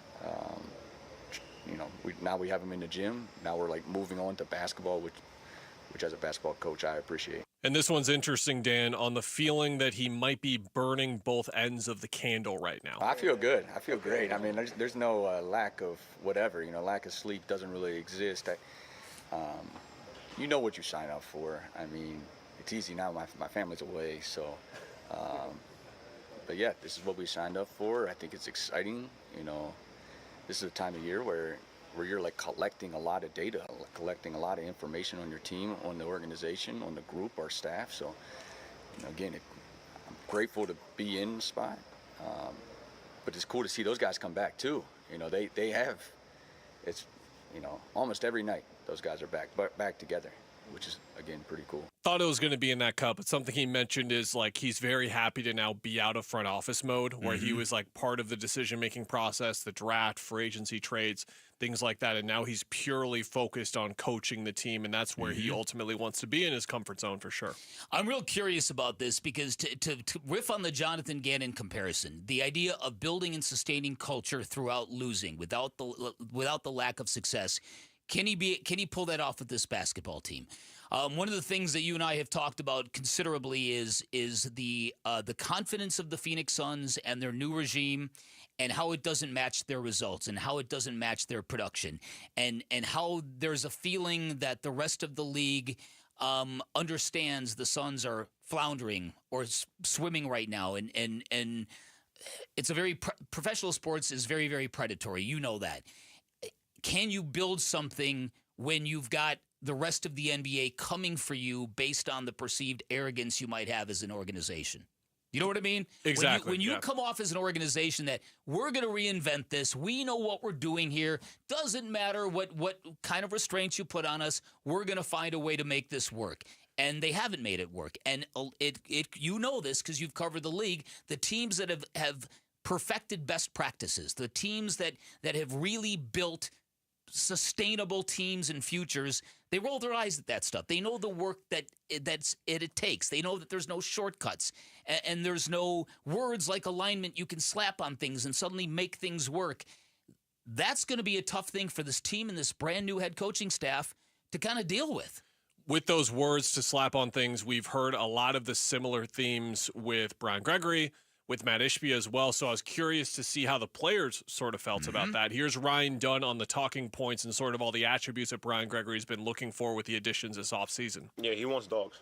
He wants dogs on his team. He doesn't want people that's gonna, shy from a challenge or let people try to drag us under. So, and not even just him, Matt Ishbia, Josh Brownstein, that whole front office, and now bringing the coach out and bringing the guys that resemble that is going to be great. So we're going to have some fights in practice, even summer league, maybe some training camps, but I'm excited for it. Oh, so you heard it here first. Bradley Beal will be traded for Air Bud. Oh boy, that's they not want a good dogs. Joke. They want dogs on the team. There's a dog that played. Come on, Jarrett. There's a dog that played basketball. Jared, here's what I'm going to do. I'm going to play the Dunn cut again, and then I'm going to get to the Oso cut that I was going to get to as well. Okay, here we go. Yeah, he wants dogs. He wants dogs on his team. He doesn't want people that's going to, shy from a challenge or let people try to drag us under. So, and not even just him, Matt Ishbia, Josh Brownstein, that whole front office, and now bringing the coach out and bringing the guys that resemble that is going to be great. So we're going to have some fights in practice, even summer league, maybe some training camps, but I'm excited for it. Here's Oso Ighodaro on that new culture. Starting off, just been spending a lot of time together off the court. Been going golfing, swimming, whatever, just spending time, build those relationships first. I think when you have strong relationships, you play for each other, you have each other's back more, and then I think just playing harder, just having that, just leave it all out there on the court. I think when you have a bunch of younger guys who are trying to prove themselves, that's what you get. So me and Ryan definitely haven't lost that, even though we're in our second year. Still have that same desperation, so I think that's part of the culture as well. It's a weird dichotomy between both Ryan and Oso heading into this weekend. I'm really curious to watch both of them because Ryan and Oso, we spent a lot of the end of last season being like, okay, play the kids more. These two are going to be huge parts of your team next year. I believe Ryan is in that position to still be that. Now, I do think that there's still the challenge of their current roster construction and finding guys certain amounts of playing time. So whether Ryan's going to be playing 20 minutes a game or 35 minutes per game, not really sure. He's going to have a role for sure, but it might not be the biggest role that everyone was expecting. Oso, on the other hand, is arguably the fourth string center on the roster right now. So it's a really interesting time for them. And I don't want to act like they have like summer league and they have to prove something by any means. But if Oso does go out there and dominate and just look like he has improved significantly, it does make you sort of go back and forth and wonder back on the center moves as well. Yeah, no doubt about it. And you said he also has gained a lot of muscle, Oso has? I believe 12 pounds on Muscle Watch was the recorded document. Now, that included Ryan Dunn kind of rolling his eyes at Oso in the background as well, which was funny to see. Do you think he could play power forward? No. To explain it further, I'll do the basketball nerd thing for 30 seconds if you would like, Jarrett. Sure, let's do it. Can't shoot. And that needs to come at a minimum. But if you can't shoot and you want to play the four and you want to defend on the perimeter and all that and be a switchable guy, that's fine. He needs to do things off the dribble. And right now he can handle the ball in the sense of bringing it up. He can be like the hub and make all the passes and stuff. But in terms of like driving to the basket, finishing to the basket, like presenting that type of threat and being a playmaker off the dribble, that's not what he is right now. Maybe that'll change, but I don't think there's any other way to logically find him room, especially with what Ott wants to do offensively. Yeah, listen, and you had mentioned yesterday, and you're so right about this, the position of power forward has changed so dramatically in basketball and what is required of a power forward. And the ability to shoot the ball, the ability to stretch the floor, all that kind of stuff. The other thing that I thought was real interesting, and you're going to be there to monitor this, I haven't been able to get this out of my head, is that if Ryan Dunn is going to make that jump, you're going to see it on the floor in Vegas. Because those second-year players, even the ones who don't score normally in the NBA, go to the summer league after they get experience, and then they have 30-point games. My favorite summer league memory was watching Devin Booker in his second season. There was a young prospect and seriously, just like a prospect on the Portland Trailblazers by the name of Luis Montero. Luis decided to say something to Devin midway through the first quarter of a game. That did not go well for Luis. The rest of the game, fantastic. Devin eviscerated him, did not stop jawing at him the rest of the night. And that was one of those things where it was like, okay, Book, see you when the season starts. It was like 2 games in. It was like, he doesn't need to play anymore. He's way too good to be here. I don't know what Mr. Montero was thinking, but I'll never forget his name and being in the gym in that moment. All right, 2 games into the series in San Diego. Got some mixed results. We'll get you up to speed on the Diamondbacks when we get back on the other side. Kellen Olson, Dan Bickley, Arizona Sports, the local sports leader. A Dbacks decision maker from the team's front office joins Wolf and Luke this morning at 11:45 for Dbacks Front Office Focus. Brought to you by Canvas Annuity. The home of Arizona Diamondbacks baseball is Arizona Sports 98.7 and the Arizona Sports app. Hey, Ron Wolfley here, and I'm sitting next to my great friend, Dr. Joe from Aria Dental Implant Center. Hey, Dr. Joe, it's great to see you. Thanks for having me. Talk to me about the All-On-4 dental implant. It's a process where we can remove patients' remaining dentition, where we can place 4 dental implants, take our digital impressions, so we can get this population back in function. You know I've had the All-On-4. It is a life changer. It truly is. Not only to be able to smile, right, but also to bite into a steak. What is the best thing about getting the All-On-4 dental treatment? Self-confidence. The only reason people don't get All-On-4s is because they can't afford it. It's expensive. Yes. My goal is to make it economical. So if I can reduce that cost, I will. If you have broken or missing teeth, he's going to help you. AriaDentalImplantCenter.com. It's spelled A-R-I-A. AriaDentalImplantCenter.com. If you're 55 or older and into that whole saving money thing, T-Mobile has an exclusive phone and internet bundle just for you. Right now, get 2 unlimited phone lines plus 5G home internet for just $30 each per month with autopay, plus taxes and fees. And with 5G home internet, setup is easy with just 1 cord and no technician needed, which is great if you're also into that whole keeping it simple thing. Switch now and experience the best mobile network in the U.S. Visit your local store to start saving. T-Mobile, it's better over here. Based on analysis by Ookla Speed Test Intelligence data Q4 2024 to Q1 2025. Ookla trademarks used under license. Unlimited on our network. Customers on voice plan may notice speeds lower than other customers and further reduction if using more than 50 gigs a month due to data prioritization. Video streams and SD on this plan. Home internet pricing after $20 a monthly bill credit plus $5 per line without autopay. Debit or bank account required. See 5G device coverage and access details at T-Mobile.com. And Team Bravo, backyard recon complete. And Command, lounge chair secured. Requesting permission to flank the watermelon at the picnic table. Nate here, owner of Blue Sky Pest Control. Your backyard is for summer fun, not an ant invasion. Call 602 Blue Sky today. We'll defend your pool deck, secure your picnic spots, and stop ants before they overrun your summer. Hello, Blue Sky. Goodbye, pests. Your mortgage is killing you financially. In fact, most Americans are paying on mortgages well into their 70s and beyond. The Life Changer loan breaks this vicious cycle and allows you to do your banking inside your mortgage, where you can pay your home off in just a matter of years without changing your spending habit and keeping 24/7 access to your equity. Pay down, pay off, borrow back at your leisure. It's not magic, it's just math. So check us out at lifechangerloan.com. That's lifechangerloan.com. Arizona Mortgage Broker number MB1002031, NMLS number 1863775. Life Changer Loan Corp is an equal housing lender. 1877 Cars for Kids. KARS Cars for Kids. 1877 Cars for Kids. Donate your car today. Donate today at carsforkids.org. That's cars with a K. Your car can be picked up as soon as the next day. Receive a tax deduction and vacation voucher. 1877 Cars for Kids.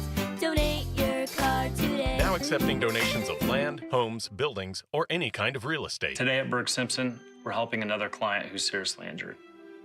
We're taking on the insurance company to help that client with their medical bills. We're helping them get access to great doctors and great therapists. And today, we're joining that client on the road to recovery because their better future begins with our help. Help that starts today. If you've been injured, call Berg Simpson for free now at 602-777-7000. 602-777-7000. BergSimpson.com. Good lawyers changing lives. Hey, it's Luke. How will the Arizona Diamondbacks handle their latest injuries, and what ramifications do they have for the upcoming trade deadline? We'll ask the general manager. Mike Hazen joins us at 11:45. It's Wolf and Luke on Arizona Sports. Yeah, unfortunately, Game 2 of a big series between the Padres and the Diamondbacks was more about Robert Suarez than Gino Suarez. And it was more about Nick Pivetta than Merrill Kelly. Good baseball game. It had a real kind of big-time playoff feel to it. And maybe that's what happens when you get a couple of really top-tier pitchers dealing like we got last night. Maybe that's kind of a result of it. But either way, it felt like that was a step above in terms of importance and intensity. What I'm trying to say is this: if you can separate yourself from the outcome and the disappointments of the season and a team that just can't get real elevation, you would say last night's game was even enjoyable for those reasons. It was a very baseball purist game where if you love baseball, you loved that game. So yeah, I'm with you. I loved that game. Watching Merrill pitch like that will never get old. Nick Pivetta, I believe, struck out 6 through 4 innings. Mm-hmm. He only finished with 7, but he was awesome. Got to 104 pitches in 5 2/3 innings. So they were working a lot of deep counts. I think Jesse Friedman had the stat last night that through a 4-inning pocket, I think it was the 3rd to the 6th or something, they forced 70-something pitches out of him. So they were working counts on him as well and making him earn it up there. But there just wasn't enough blowback from them in general. And I think that's something that we're starting to see a lot more of. And I think was a fear of mine with this Diamondbacks team coming into the year is that they have 2 stars at the top of their lineup, Corbin Carroll, Ketel Marte. But the pocket of that heart of the order where it's Josh Naylor, who's been awesome this year, Eugenio Suarez, who has been awesome this year, and Lourdes Gurriel Jr., who has been solid this year. Jerry Geraldo Perdomo has stepped up into that 3-hole, and I think he's been a great addition there. But this was the pocket of the lineup where you could always rely on Jock Peterson and you could always rely on Christian Walker, 2 incredibly consistent players. I know the people listening right now are getting ready to tweet me and be like, look at Christian Walker's numbers this year. Look at Jock Peterson's numbers this year. That's not the point I'm making. The point I'm making is last year they could rely on that consistency, whereas Suarez is just a streaky player. That's what he is. Lourdes is an extremely streaky player. So you are going to inevitably run into situations like this and run into weeks or stretches of the season like this where those guys like Gino, it's so bizarre seeing Naylor get intentionally walked and pitching to Gino, who's been the best offensive third baseman in baseball, but he had 3 strikeouts in this game. That's what Gino is going to do. He's going to have stretches of games where it looks like he's not going to. Once in a lifetime is never enough. Never. That was me. I apologize it's all for good. that. Have good. the red light on when I don't. I'm still figuring out this browser. No one cares. Okay. That's something to remember, though. Once in a lifetime is never enough. That was good. And that's why I was glad to see Merrill Kelly put together a good start right after Zach Gallen put together a good start, which is something we haven't really seen very much this year. And now, so tonight's the key, because now you've got Brandon Pfaadt pitching tonight, and Brandon's been all over the map, and he's got to get in line with what Zach Gallen and Merrill Kelly just did, because that, to me, is the only hope for this baseball team. Yeah, the state of the bullpen right now is such that I don't know if you can continue to have hope for the season if you're going to ask for 3 innings from them every night or more. You're really going to have to get into a starting pitcher-dominated run of baseball to get through this. Until you get reinforcements, until guys get healthy, until you get the right prospects up here, whatever it is, it's got to be on the starting pitchers. What I was disappointed with last night was, again, the runners in scoring position, the bases, leaving guys all over the yard last night, which basically, was an affront to Merrill Kelly, who was about as sharp as you're going to see Merrill Kelly, from the metrics to the velocity to all of that stuff. And when Merrill's feeling it, when he's got that bully mentality out there, it is breathtaking. And I know you, KO, you're as big of a Merrill Kelly fan as I am, but this runners in scoring position thing has been dogging this team all year long, and I think you just nailed it. It's because that pocket of run producers, it's not a consistent daily thing. Yeah, we have not seen enough, just to really state it simply, and something I talk about a lot across all the sports that we talk about is you watch a good baseball team. A good baseball team just wins that game. Like the Padres won that game. They won it through superb defense, very good pitching, and one timely hit. That's all they needed was just one timely hit. And when you watch bad baseball teams, you watch them lose games like that. You watch situations time after time where they are their own worst enemy. Now, you can look at what Jackson Merrill did, and you can look at what Fernando Tatis Jr. did and say this is more about the Padres being good than it was the Diamondbacks being bad. They went 0-for-8 with runners in scoring position, and the Padres did not have an at-bat with a runner in scoring position. So I think, again, this was more about the D-backs failing to take advantage of opportunities.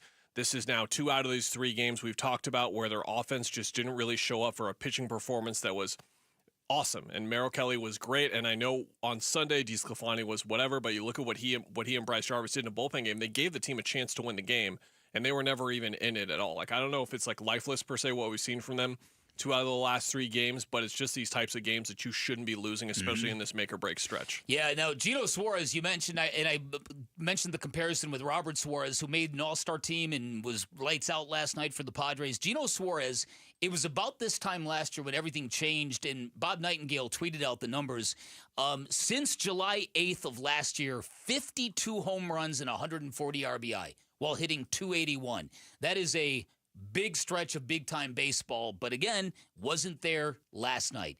And it's you can take all the moral victories you want from games like last night. It's just another day in the season where you're still not gaining any traction or elevation for the teams ahead of you. You just keep waiting for them to turn the corner. But see, they're getting now the starting pitching that they've needed all along. Right, but then the offense, as Kellen pointed out, 2 of the last 3 games didn't show up, and the offense is what has been good, sort of carrying them to 500. It's just a lot of the markers of a mediocre team. When the offense is good, the pitching is bad. When the pitching is good, the offense is bad. No consistency with the bullpen. No long winning streaks or long losing streaks. It's just a mediocre team, and I keep waiting for them to change my mind on that. Yeah, listen, I don't know if they're a mediocre team, but I don't know how to argue with that. I think they're more of an underachieving team. And based on our expectations. I don't know what the difference, how to quantify the difference between the two. But, I mean, look, last night you get robbed of 2 home runs, whereas Luis Arraez hits a home run that wouldn't have gone out of the park in Chase Field. Is that bad luck? Is that just the breaks of a game? Yeah, in the confines of a baseball season, you can live with games last night. But when you dial in all the context of everything we've seen this year, it begins to look a little bit different. To your point, Dan, I looked this up. Last 2 weeks or so a little over 2 weeks, I'll say, looking back to late June, it's like June 23rd, the last 15 games for pretty much every team in baseball, Diamondbacks are 10th in starter ERA. So their pitching is starting to get to the point where we expected it to be statistically, and yet they're not winning the amount of baseball games that they should be when their defining weakness, I know, has been their bullpen, but what should have been their defining strength going into the year was starting pitching. It's starting to become that. Yeah. A little too late, though. And as much as I love Ketel Marte, the one moment last night that really bugged me was him striking out with the bases loaded. Leaving the bases loaded twice, you could make an argument you deserve to lose the game. But Ketel Marte, as a starting member of the All-Star game, you expect him at least to get the ball and play in that situation. And maybe that's expecting too much, but it just... your star players have to step up in moments like that. Like, we watched so many games last year and even this year where, like, Ketel or Corbin, you're like, they won that game because Ketel Marte was awesome or because Corbin Carroll was awesome. We haven't seen as many of them this year. I don't think that should diminish the years that those two have had individually, but the timely hitting you would like to see more of for sure. I got an email that of a name maybe to watch. So apparently Hayden Dirk is a young prospect who got promoted to Reno. He's the hottest pitcher in the Diamondbacks system. Hayden Dirk. Keep that name in the back of your head. Maybe. What a Dirk. That's good. That's very good. All right, the Rush Hour reboot on the other side. Stick around. Kellen Olson, Dan Bickley, Arizona Sports, the local sports leader. Wolf and Luke, middays 10 to 2. This is the key that unlocks all doors. The improvement of Marvin Harrison Jr. from his rookie year to his second year. So many of these guys have made a big jump from their first year to their second year. Do you think that's by accident, by the way? It isn't. If this works, then that means Marv worked, and it will make Kyler Murray work. Yeah. Your number 1 pick from 2019. With the Cardinals right now, there's a lot of pressure on if Marvin Harrison Jr. and Kyler Kyler Murray click. Well, there you go. There's 2 top 5 picks that are going to change the direction of your franchise. Wolf and Luke, middays 10 to 2 on Arizona Sports, the local sports leader. Dan Bickley here, and sports fans know all about game changers, and all over the valley, that is what New Life Dental Implant Center is doing. They are changing the game for people with loose or missing teeth, ill-fitting dentures, people with dental issues, people who hate their smile and want a new one. They're doing it by offering amazing quality, great convenience, and the best price you are going to find. Every new smile at New Life Dental Implant Center, digitally designed, which means it's going to come out perfect. There's no guesswork. There's no human error. It also means you'll heal faster with minimal bone removal. Plus, they craft your teeth from solid zirconia, no metal, just strength and comfort that lasts. Great convenience. Everything happens in one place, from lab work to surgery to follow-ups. You're not bouncing around to different offices in the valley. And the best prices you are going to find. New Life Dental Implant Center truly vibes on this. They're going to be up to 40% cheaper than their nearest competitor. They want their implants available to everyone, including people of limited means and limited to zero insurance. Their flexible financing plans makes that all possible. At New Life Dental Implant Center, that new smile, that new you, just one phone call away. 602-855-0000, online at newsmilearizona.com. This is the story of the one. As a lineman, he does whatever it takes to keep the power on in his community. And he wants a partner like Grainger who does the same. Grainger offers the professional-grade products he needs, from voltage detectors to harnesses to hard hats, plus fast, dependable delivery, so he can rise to every challenge.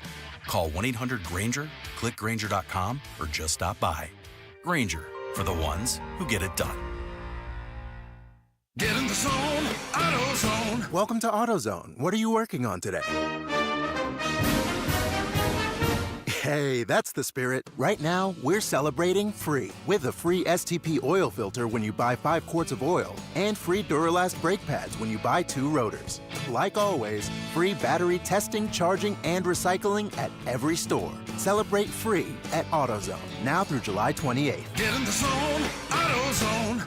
Restrictions apply. A summer, it can be a 4-letter word in Phoenix. We get it. No, not during the Ford Summer Sales Event going on right now at our Desert Ford dealers. Yep, it is here, and it is a great time to buy a Ford. Paul Calvisi here. That is exactly what we did late last summer. Bought my wife a brand new Ford Explorer at our Desert Ford dealers. My daily driver, my Ford Edge. Love the versatility, the capability. And you know what? Check out Ford's full lineup, because during the Summer Sales Event, it is on, like the legendary Ford F-Series trucks with all that capability you need to get the job done, or a tech-savvy SUV like the all-new 2025 Ford Expedition with that Ford digital experience and panoramic 24-inch display. And don't forget the Bronco family, making adventure more epic every time you go out on the road. Work or play, the power is yours. Or get plugged in, or do a little bit of both. But hurry, the Ford Summer Sales Event won't last forever at our Desert Ford dealers. Click buyfordnow.com. Hi, I'm Brian,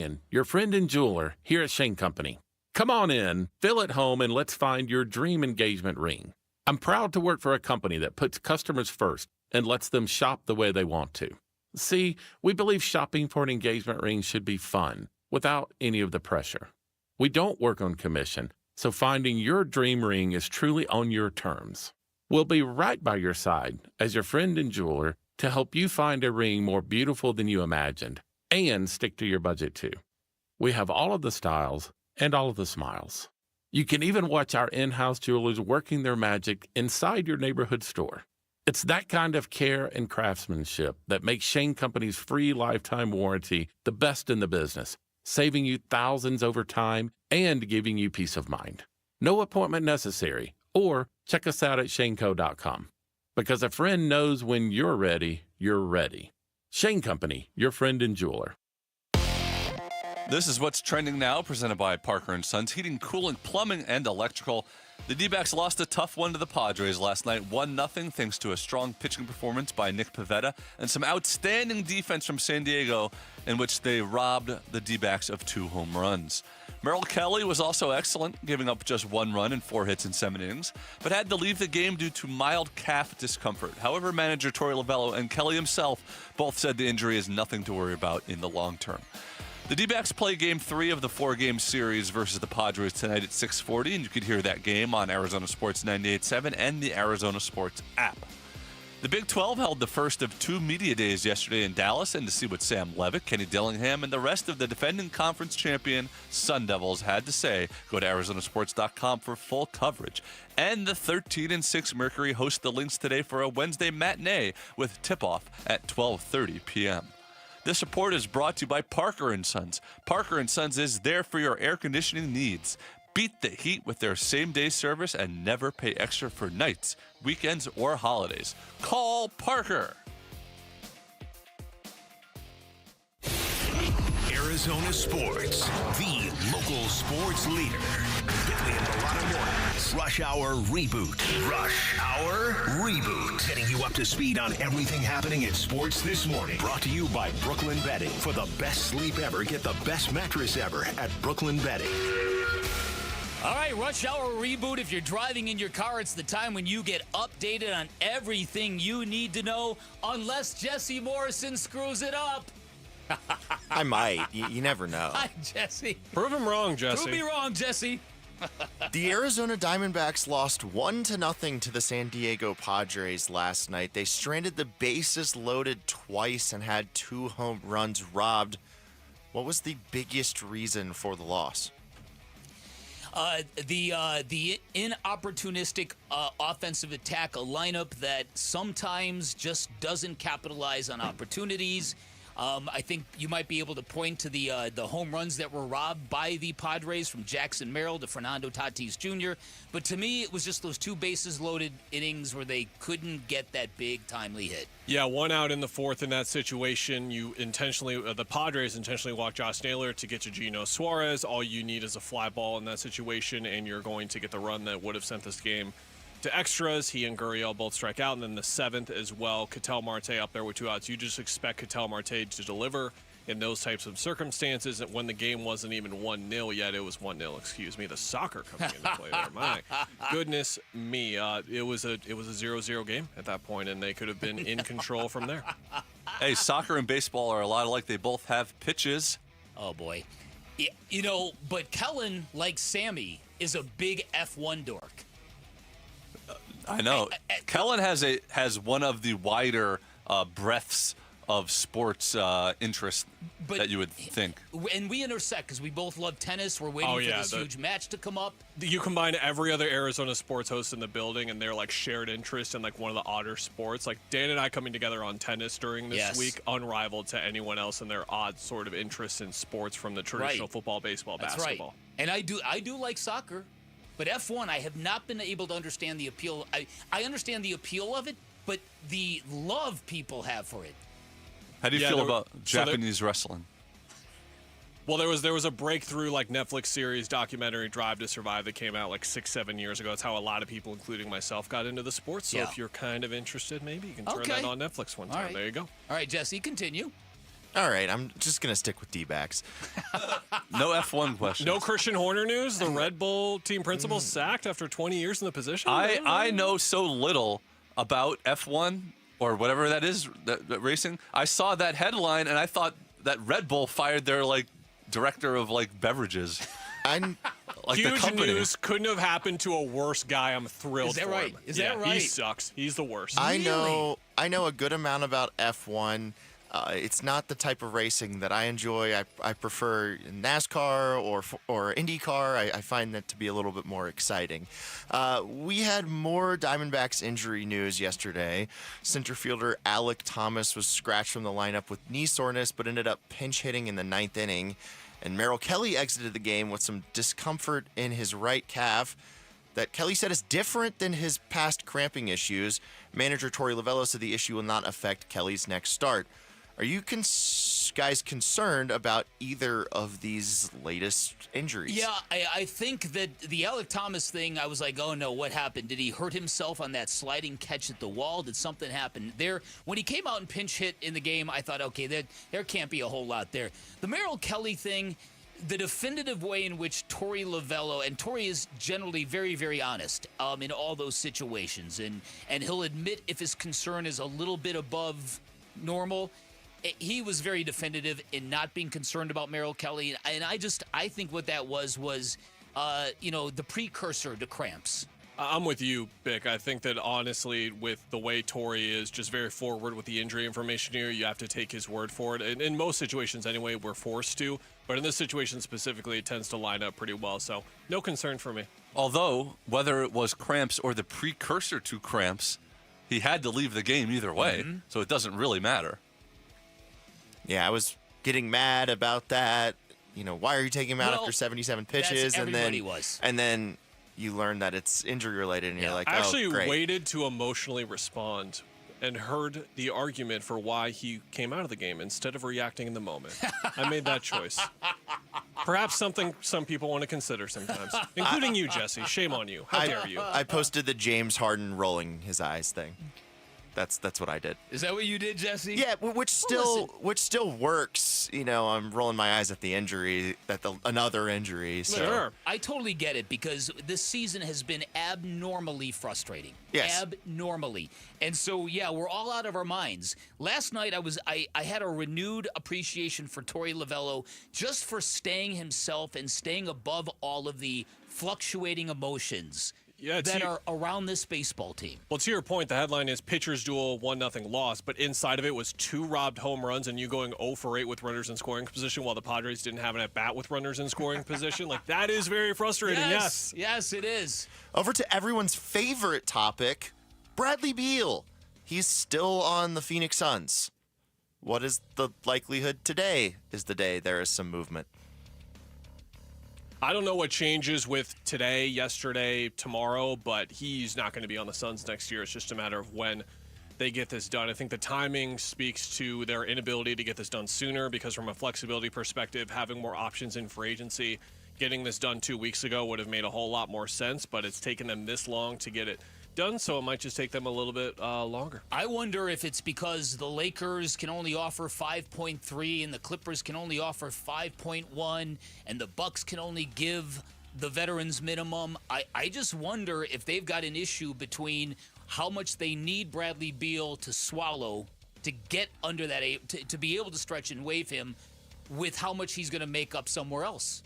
And I think maybe Bradley Beal is not willing to give back a chunk of money. And I don't blame him. Look, if you're asking a guy, even if you're asking a guy on a $110 million contract to give back $9 million is a lot of money. Think any of us just conceptualize how much money $9 million is. Right. So even if you have a lot of money, that's still a lot of money. Do you it's think not this something you're just going to go, to draw a line through that, we'll erase that from the books. We're good. And the reason why the buyout is structured in that specific way with that amount of money specifically is that it just gets the Suns under the tax, let alone the apron. So Brad's like, no, just add the extra 9. Yeah, right, exactly. I'm going to get 5, okay. Make it 5. All right, I'm going to go to the Cardinals now because James Conner, their running back, was honorable mention in ESPN's top 10 running backs heading into the 2025 season. And this wasn't just any old list done by Jeremy Fowler. He took a poll of executive scouts and coaches to determine this list. Is James Conner outside the top 10 of running backs in the NFL, or is he underrated and should be higher? That's it's a good question, Jesse. My initial reaction when we talked about this yesterday was outrage. Oh, come on. Then I went through the list of the running backs who are on the top 10, and you can't argue with any of them.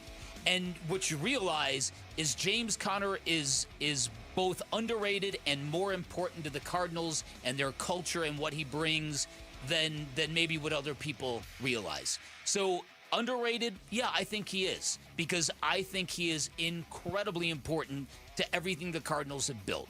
His culture, his taking the fight to the defense, it makes a football team so much more fierce and so much more whole when you get an offense that really plays football in that manner. Then you get the defense loving on you. And so he's extremely important here, but I can see why he doesn't crack that top 10. I can see it, but at the same time, I would make an argument that he deserves to be in the top 10. Looking at the names beyond the top 5, which is a list that no one else is really ever going to be able to touch. You got Josh Jacobs, Jonathan Taylor, James Cook, Joe Mixon, Alvin Kamara. I think somewhere in that 8 to 10 range is a fine place to put him and where he deserves to be. All right. That's all I got. You've been rebooted. Thank you, Jesse Morrison. We appreciate it. On the other side, one of my favorite writers, SI's Pat Forty, had a great piece on Sam Levitt and ASU football. We'll talk to Pat on the other side. Kellen Olson in for Vinny. You're listening to Arizona Sports, the local sports leader. The Dbacks, Ketel Marte. Just a laser-beamed home run by Ketel Marte.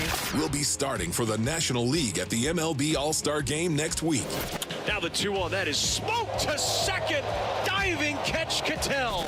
The home of the Arizona Diamondbacks and All-Star Ketel Marte is Arizona Sports 98.7. The app, YouTube channel, arizonasports.com.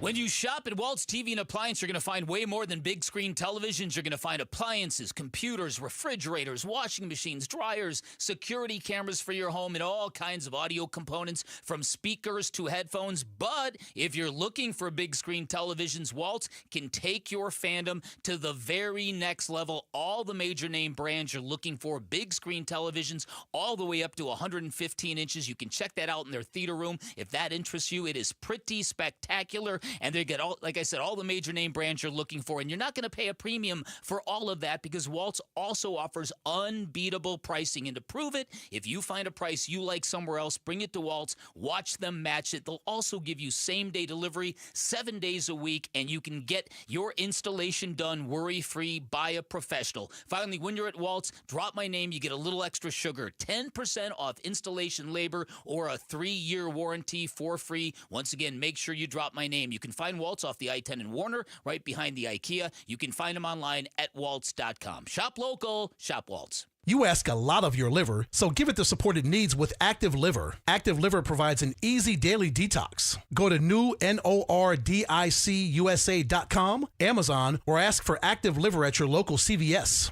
New you, new Nordic. William is one of millions of Americans who uses GoodRx to save on the cost of their prescriptions. My oldest daughter, Camilla, 2 days old, she had to have open heart surgery. All of a sudden, she's on 5 different medications. It adds up at the end of the month. Me and the pharmacist got so tight. She said, GoodRx save you a lot of money. Saving that extra $200-300 a month. We're able to do all these extra activities, so it puts less stress on our household, and it puts less stress on our pockets. Download the free app or visit GoodRx.com and start saving today. GoodRx user compensated for their time. GoodRx is not insurance, but can be used instead of insurance. This is the story of the one. As a lineman, he does whatever it takes to keep the power on in his community.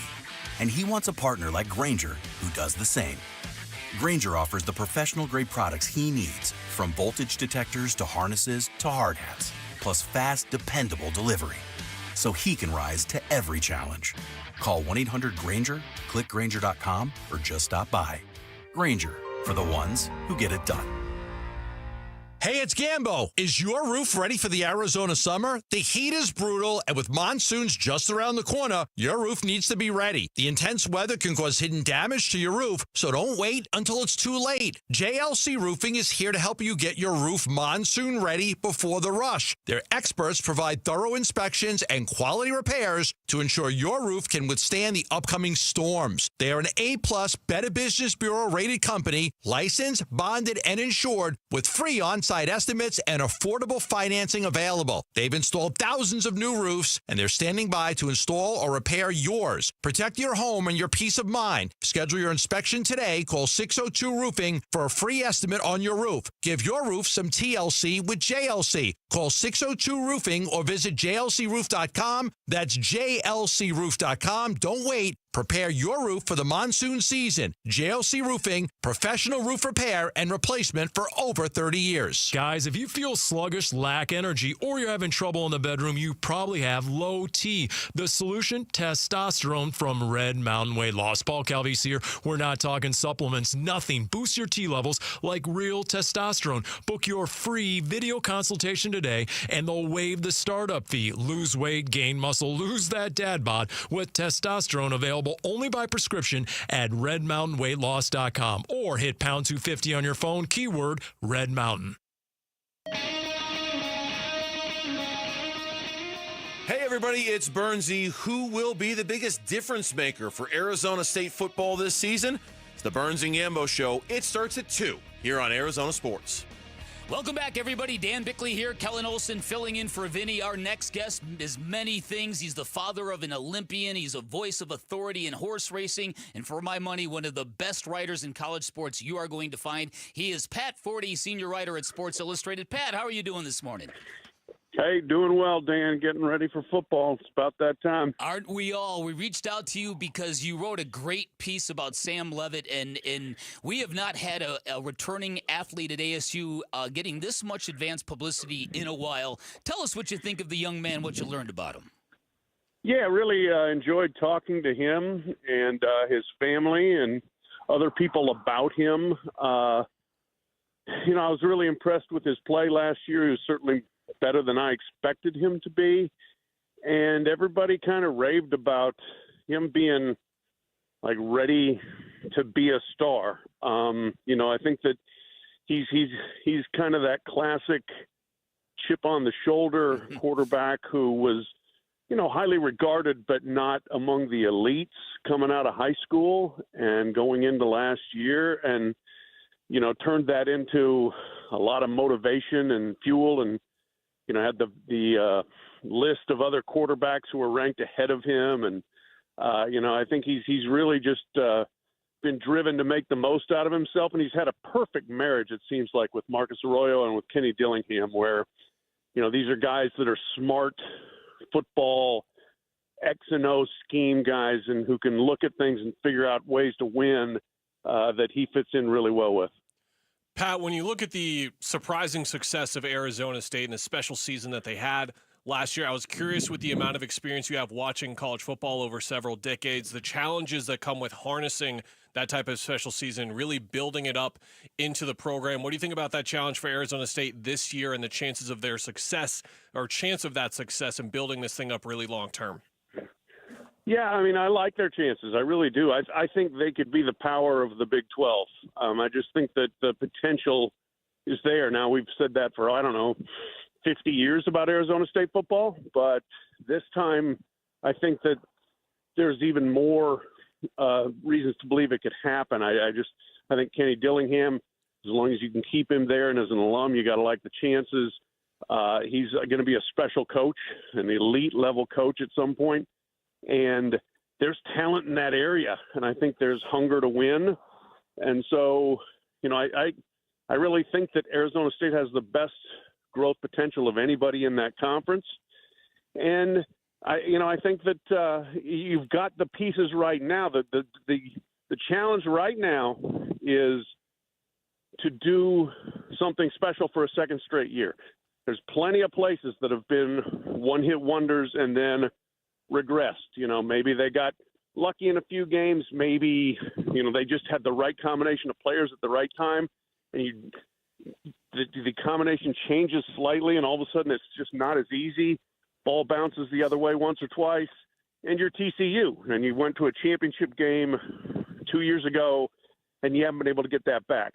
I like Arizona State's chances, again, to be a long-term competitor, but it's not that easily done. Love it. All right, as you pointed out, recurring at many times over your career, greed and stupidity, often hallmarks of college athletics. There's a couple of issues coming up I want to get your take on. First of all, the college football playoff. Brett Yormark yesterday at the Big 12 Media Day made his case once again that he doesn't want the SEC and the Big 10 controlling this, that he expects multiple playoff bids for the Big 12. Where is this whole thing going to land, Pat? It's interesting, Dan, the kind of the bounce back, I guess, from what looked like a pretty strong momentum towards multiple automatic bids per leagues, and especially 4 for the Big 10 and 4 for the SEC. And now there's been enough pushback against it that, I think 5 plus 11 might be the favorite as far as where this thing ends up, which is, one automatic bid for 5 conferences and 11 at-larges, which would be much preferable to me. I hate the idea of slotting in a guaranteed minimum number of bids for any leagues going into a season without actually seeing what's going to happen and without them earning it on the field. So I would be happy with 5 plus 12. I'd probably prefer staying at 5 plus 7 and letting that continue to play out and let people enjoy what I thought was a pretty darn good format last year, and we're going to see it this year with one tweak, which I think is good as far as the seeding. But I will take a less evil as opposed to what I think is the ultimate evil is like, here, Big Ten, here's your 4 spots no matter what. Yeah. The other big issue, and I know you're very passionate about this one, as a lot of people are, is the potential expansion of the NCAA tournament, something literally very, very few sports fans in this country want any part of, and yet greed might rule the day. Your thoughts on what's coming there? Yeah, that could happen later today, could happen tomorrow, but I expect them to vote on that at the Basketball Oversight Committee meetings. And, most people believe that it's going to happen, and we're going to go to either 72 or 76 teams. I think it's atrocious. As you pointed out, literally nobody is out there clamoring saying this would be great. And most people dislike it intensely. I think it is another way of taking the fan base for granted. Like, we can do whatever we want, and it doesn't matter. They'll just go along with it. And I think they're in danger of reaching a point of people saying, you know what? It's going to be that complicated to fill out my bracket online or to print out a bracket. Forget it. Mm-hmm. I'll watch spring training baseball. I'll get ready for the Masters. I don't need this, because the amount of casual fans who follow the basketball tournament for the pool, for the bracket, I think can't be underestimated. And then the other thing is just rewarding mediocre teams is not really what elite college sports is supposed to be about. And that's what this does. It just lets in more mediocrity. And frankly, a lot of the teams that end up going to Dayton, their fans hate those teams already. I mean, like when North Carolina ended up in Dayton, half the fans were like, let's just end the season. Who cares? We don't want to go. So now we're going to add more of those teams. It's repugnant to me. Pat, when you look at the odds for the conference winners making predictions, there's a favorite or two for pretty much every conference except the Big 12, where you've got 4, 5, 6, 7, maybe 8 or 9 teams that could really be in the hunt for this thing. We know how that turned out last year as well, with Arizona State emerging. Who should we be worried about challenging Arizona State the most, though, in the Big 12 this year? Oh, boy, everybody. That's the beauty of it, is I'm not sure who it's going to be. And so you kind of got to watch out for everyone. But, I expect Kansas State to be very solid again, especially if Avery Johnson improves at quarterback. I think I will say look out for TCU. I mentioned earlier, but they just feel like they're going to be better. BYU's got the quarterback upheaval. We'll see what happens there. Iowa State is remarkably consistent and competitive, and I don't think they will be, as vulnerable defensively this year as they were last year. Plus, they got their quarterback back. So those are the ones I would mainly look at. And as usual, I am fascinated with what Coach Prime's going to put on the field. I don't expect it to be as good if you lose Travis Hunter and Shedeur Sanders, but still, they've got talent there, and we'll see how they put it together. But again, another just fantastically wide open season, I think, in the Big 12. To return to Levitt before we let you go, you look at some of the Heisman predictions, some of the Heisman odds. Sam, maybe not as high as we would have thought he would be a couple of months ago after the electric season that he had. Do you think he has dark horse consideration entering the year to at least maybe be a finalist, let alone win the whole thing? Oh, definitely. I think so. I think he's on a lot of people's radar right now. And if Arizona State has another one of those seasons, and it looks more like a Sam Levitt production than a Cam Scatterbo production, then I think the attention is certainly going to come his way. The wins have to be there, the stats have to be there, and then you have to see what happens elsewhere. But I would be surprised if Arizona State is 10-2 and he's healthy and plays the whole season, I would be very surprised if he's not one of the prime contenders for the whole thing. Great insight as always, Pat. Thank you again for your time. Always appreciate it. Keep up the great work. All right, my pleasure, guys. Thank you. Pat Forty, senior writer for Sports Illustrated, joining us. One of the best to do it. All right, on the other side, we're halfway through. You know what's next? The Bickley Blast on the other side. Fire! Well done. Kellen Olson, Dan Bickley, Arizona Sports, the local sports leader. Dbacks decision maker from the team's front office joins Wolf and Luke this morning at 11:45 for Dbacks Front Office Focus. Brought to you by Canvas Annuity. The home of Arizona Diamondbacks baseball is Arizona Sports 98.7 and the Arizona Sports app. Hey everybody, Dan Bickley here, and one of the coolest things I have noticed about my new friends at Advanced Window Products is their company vibe. Their motto is to approach customers as friendships. They are family-owned and locally operated, and that is exactly how they roll. It is a family affair, and you never feel like you're doing business with a big corporation or a giant company. And not surprisingly, they are the highest-rated window company in Arizona with the most affordable, high-quality custom windows you are going to find. And I say that because there is no middleman at Advanced Window Products. They've got their own factory in the valley where they build your windows specifically for the scorching Arizona climate. Then they install them. Then they guarantee them for life. And if anything ever happens, that's where that whole friendship vibe comes in. If a rock or a golf ball breaks one of your windows, they come out and replace it. No questions asked, no red tape, no hassle, no stress. So if you need new windows, do what I did. Call Advanced Window Products. Take advantage of their great summertime special where you get $2,500 off any purchase of 10 or more windows. That is a smoking hot deal. 480-764-2002. Online at advancedwindows.com.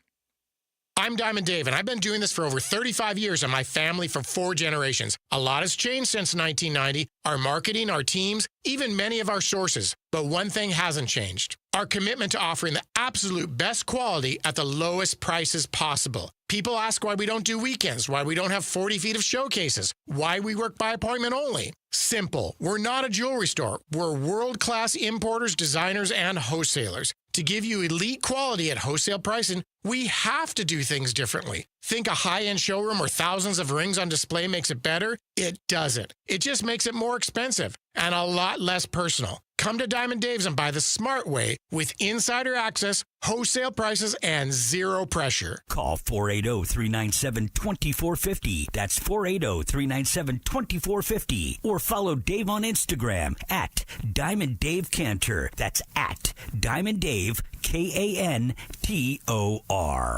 DQ presents How to Make Your Summer Take Flight. Just head into DQ for a new Superman Cake Batter Cookie Dough Blizzard Treat. Treat your inner hero to an epic mix of sugar cookie dough, sprinkles, and cake batter flavor.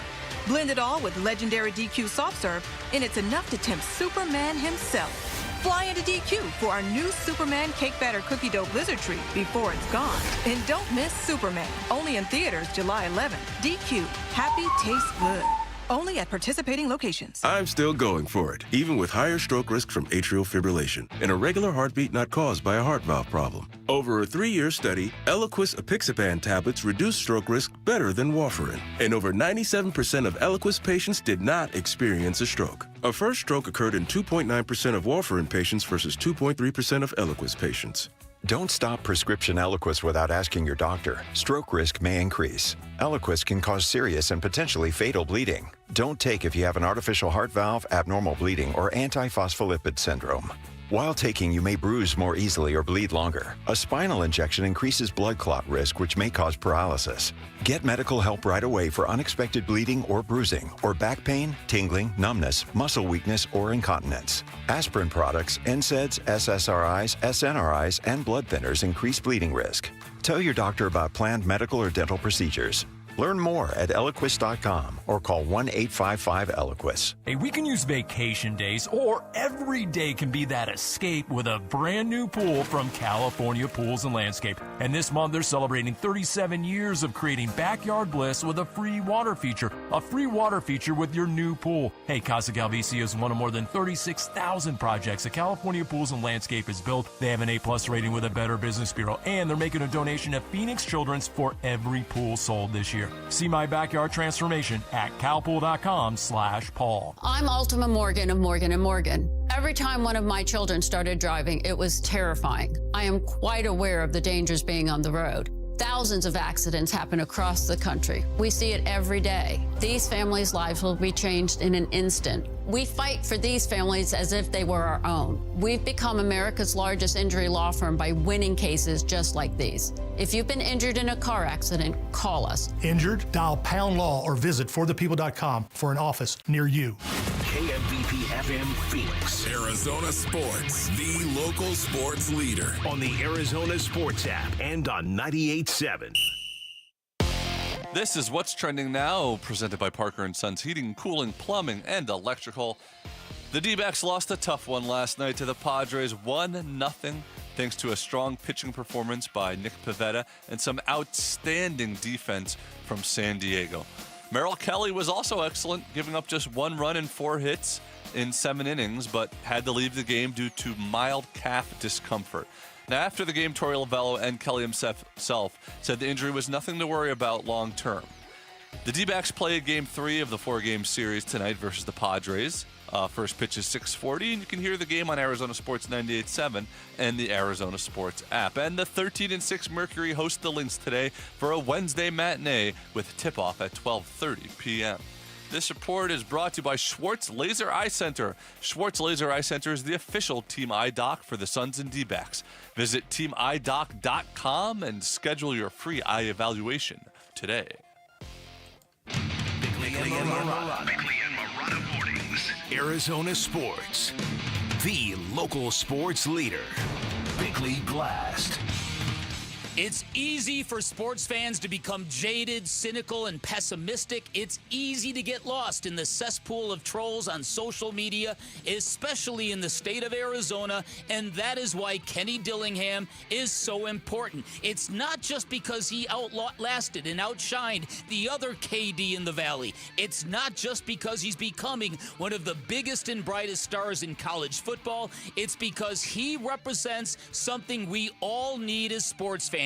We need proof that miracles and fairy tales still exist in sports, and that is what Dillingham provides. As expected, he was the star of the Big 12 media event yesterday because he always says really interesting things. He said college football is no longer about recruiting, it's about retention. And on cue, for what it's worth, ASU is returning 17 starters from last year and its entire coaching staff. He also said ASU did nothing special last year because many teams accomplished what ASU did last year. To the contrary, he said special will be to keep doing it and not falling back into what they've always been. Remember, Dillingham is only 35 and his wisdom continues to amaze me because that is our sad story in a nutshell. A sports town that always falls back into what we've always been. And that is why Dillingham can be more than the hometown guy.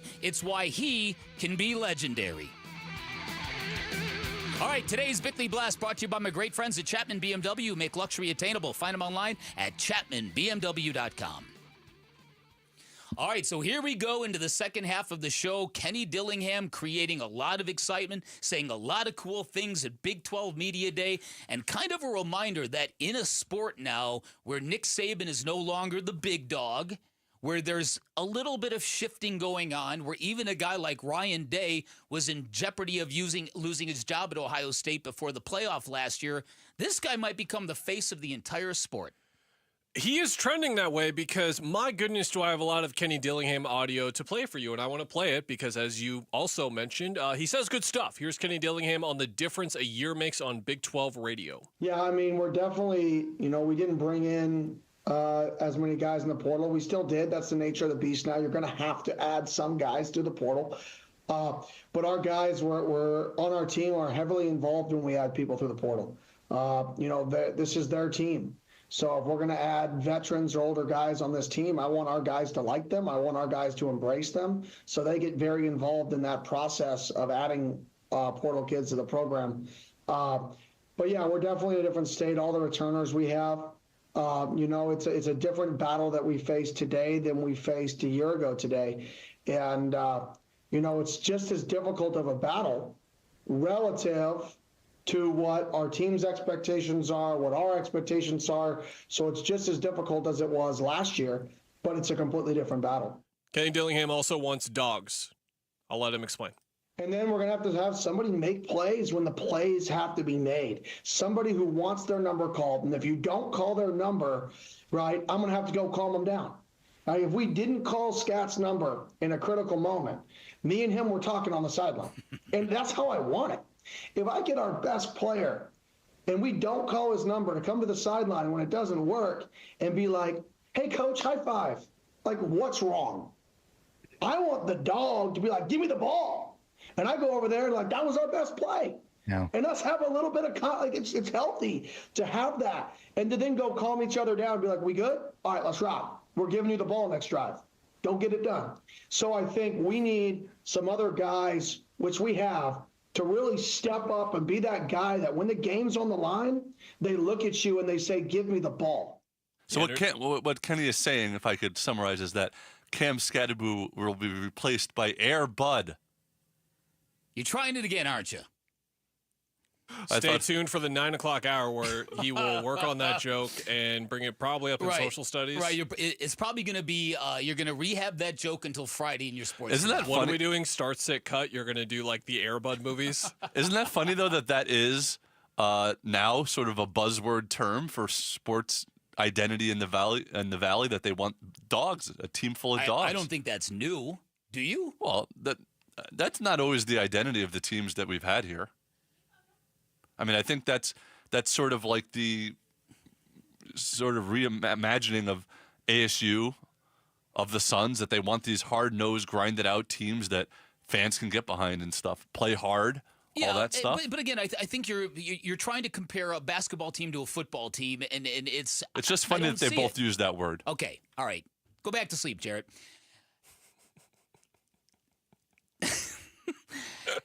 Seriously, though, when you get to Kenny Dillingham here and what he laid out there yesterday, it was Kenny Dillingham doing what Kenny Dillingham does.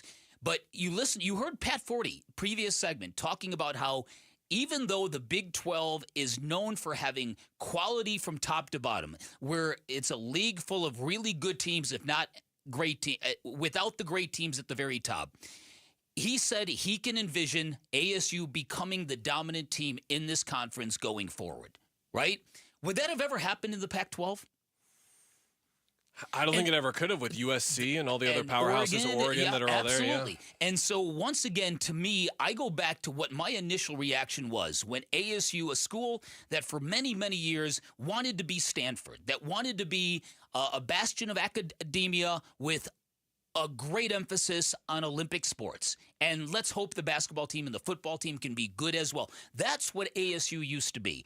They moved into the Big 12, which has got a different kind of vibe, a different kind of set of host cities. And I thought to myself, I don't know if this is going to be a good fit for ASU. It turns out this is their peer group. You look across the field any week in the Big 12, and you see a team that ASU can handle. And that's encouraging, especially when you've got a head coach, who has incredible context, who's got an incredible view of the big picture well beyond his years, and he's also a hometown guy who shows no inclination to leave. Here's Dillingham on balancing success and also wanting to do more this year. Yeah, I mean, I'm going to give you the really coach answer, but it's actually what I believe, so it's kind of weird. I don't care about that. Like, winning is fun because you get to see everybody else's face when they win. The emotion of everybody else and their excitement is what's exciting to me. Like, when we win and I get to see our guys celebrating together, that's the excitement. It's not hosting a trophy. It goes back to what I said. If we're chasing all these goals, yeah, everybody wants to win. Everybody wants to win championships. That's common sense, right? But that's not the focus for me. The focus for me always is just being the very best we can be and just achieving what we can achieve, pouring everything in we got every day, and enjoying each other's presence. And as we've referenced a lot already this week, Dan, Arizona sports fans becoming more and more frightened by expectations and having a lot of hype around a team. Obviously, that is going to be part of Kenny Dillingham's message with these expectations and with all of the noise. Here's what he said to Big 12 Radio about overwhelming the players with the noise. Mentally, it's hard for guys to get over and get through, positives and success. It's kind of harder to overcome success than it is failure, because when you fail, you want to be better. When you succeed, that's when it's difficult. So the whole purpose of that is just annoy our guys with the noise. Some people try to hide the noise. I try to overwhelm them with the noise. I show them all the good articles. I show them all the Twitter people that say how great they are and how good they're supposed to be, because nowadays the kids are going to see it. So trying to hide them from it doesn't make much sense to me. I want to annoy them with it. Like, okay, should we practice today or not? We should just go back, right? We don't need to practice. Like, so that was kind of the thought, was just overwhelm them with everything that everybody's saying. Really smart thought. Yeah. Listen, the idea that expectations are going to be, they're going to be the albatross. They're going to be the shadow over this football team, and we all know it, and we're going to be talking about it. He is smart enough to embrace it, to not run from it, to not try to mitigate it. You can't meet great expectations halfway. You got to go full on, right into them, and he's smart enough to know that. All right, coming up on the other side, the Phoenix Suns are going to occupy and inhabit a very different-looking Western Conference next season. What is it going to look like? We will discuss. Kellen Olson in for Vinny. I'm Dan Bickley. You're listening to Arizona Sports, the local sports leader. Friday afternoons at 2:30 on Arizona Sports. Burns and Gambo talk Diamondbacks baseball with Dbacks manager Torey Lovello. Brought to you by Estrella Jalisco. Don't miss Burns and Gambo with the skipper. 2:30 Friday afternoon. Listen on the Arizona Sports app and 98.7.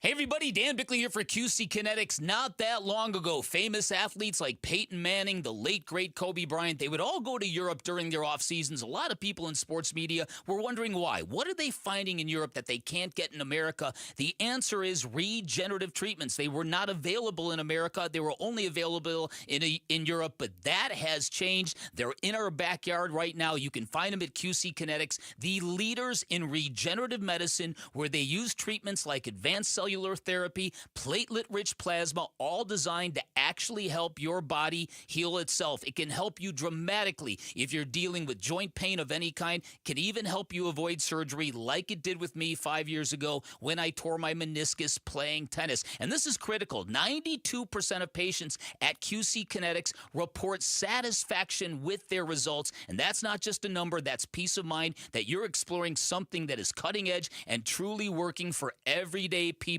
just like you. In fact, Emmitt Smith, the NFL's all-time leading rusher, raves about what QC Kinetics has done to help him deal with and manage his joint pain. Now, it doesn't cost anything to get a second opinion. Learn more about something that could be life-changing. Get a free consultation at QC Kinetics. You can find them in Phoenix, Scottsdale, Peoria, and Chandler, and you can reach them by calling 602-837-PAIN, 602-837-PAIN for QC Kinetics.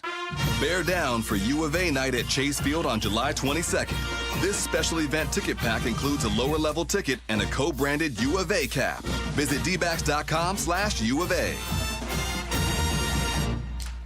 Hey, it's Wolf. You've been hearing me talk about Tim Hovig's Santan Ford for years now, and for good reason. The people are awesome, and they don't leave. It's more than a great place to work. Santan Ford is where you can build a career, and they're hiring right now, looking for a few good salespeople. Maybe you. Experience or no experience, the requirement is to be a good person. If you're interested in joining the Santan Ford sales team, just give them a call and ask for a sales manager. That's why I say I am Santan Ford. This is the story of the one. As a safety manager at a manufacturing plant, he does everything he can to keep his coworkers safe. From finding ways to reduce risks to keeping safety supplies in stock. And for that, he relies on Grainger. Grainger offers a broad range of quality products and next-day delivery, so he can always play it safe. Call 1-800-GRAINGER, click Grainger.com, or just stop by. Grainger, for the ones who get it done. ZipRecruiter is the place. ZipRecruiter is the place for talented teachers, savvy software developers, and master mixologists. ZipRecruiter is the place where you meet all these people and more. That's because ZipRecruiter is the place for job seekers who are looking for new opportunities. In fact, ZipRecruiter helps 10 million people with their job search every day, so you can find the right candidates right away. Try ZipRecruiter for free at ZipRecruiter.com/free. That's ZipRecruiter.com/free. Hi, I'm Dustin, your friend and jeweler at Shane Company. If you're shopping for an engagement ring, we want you to feel like a kid in a candy store. All of our diamonds are in stock, in-store and online, so you get to use your eyes, not your imagination. Come in and look at marquee-shaped diamonds right next to ovals and pears. As your friend and jeweler, you can trust you'll get your dream diamond at an everyday competitive price. We have the widest selection in-store and at shaneco.com because a friend knows choosing a diamond is personal. Shane Company, your friend and jeweler.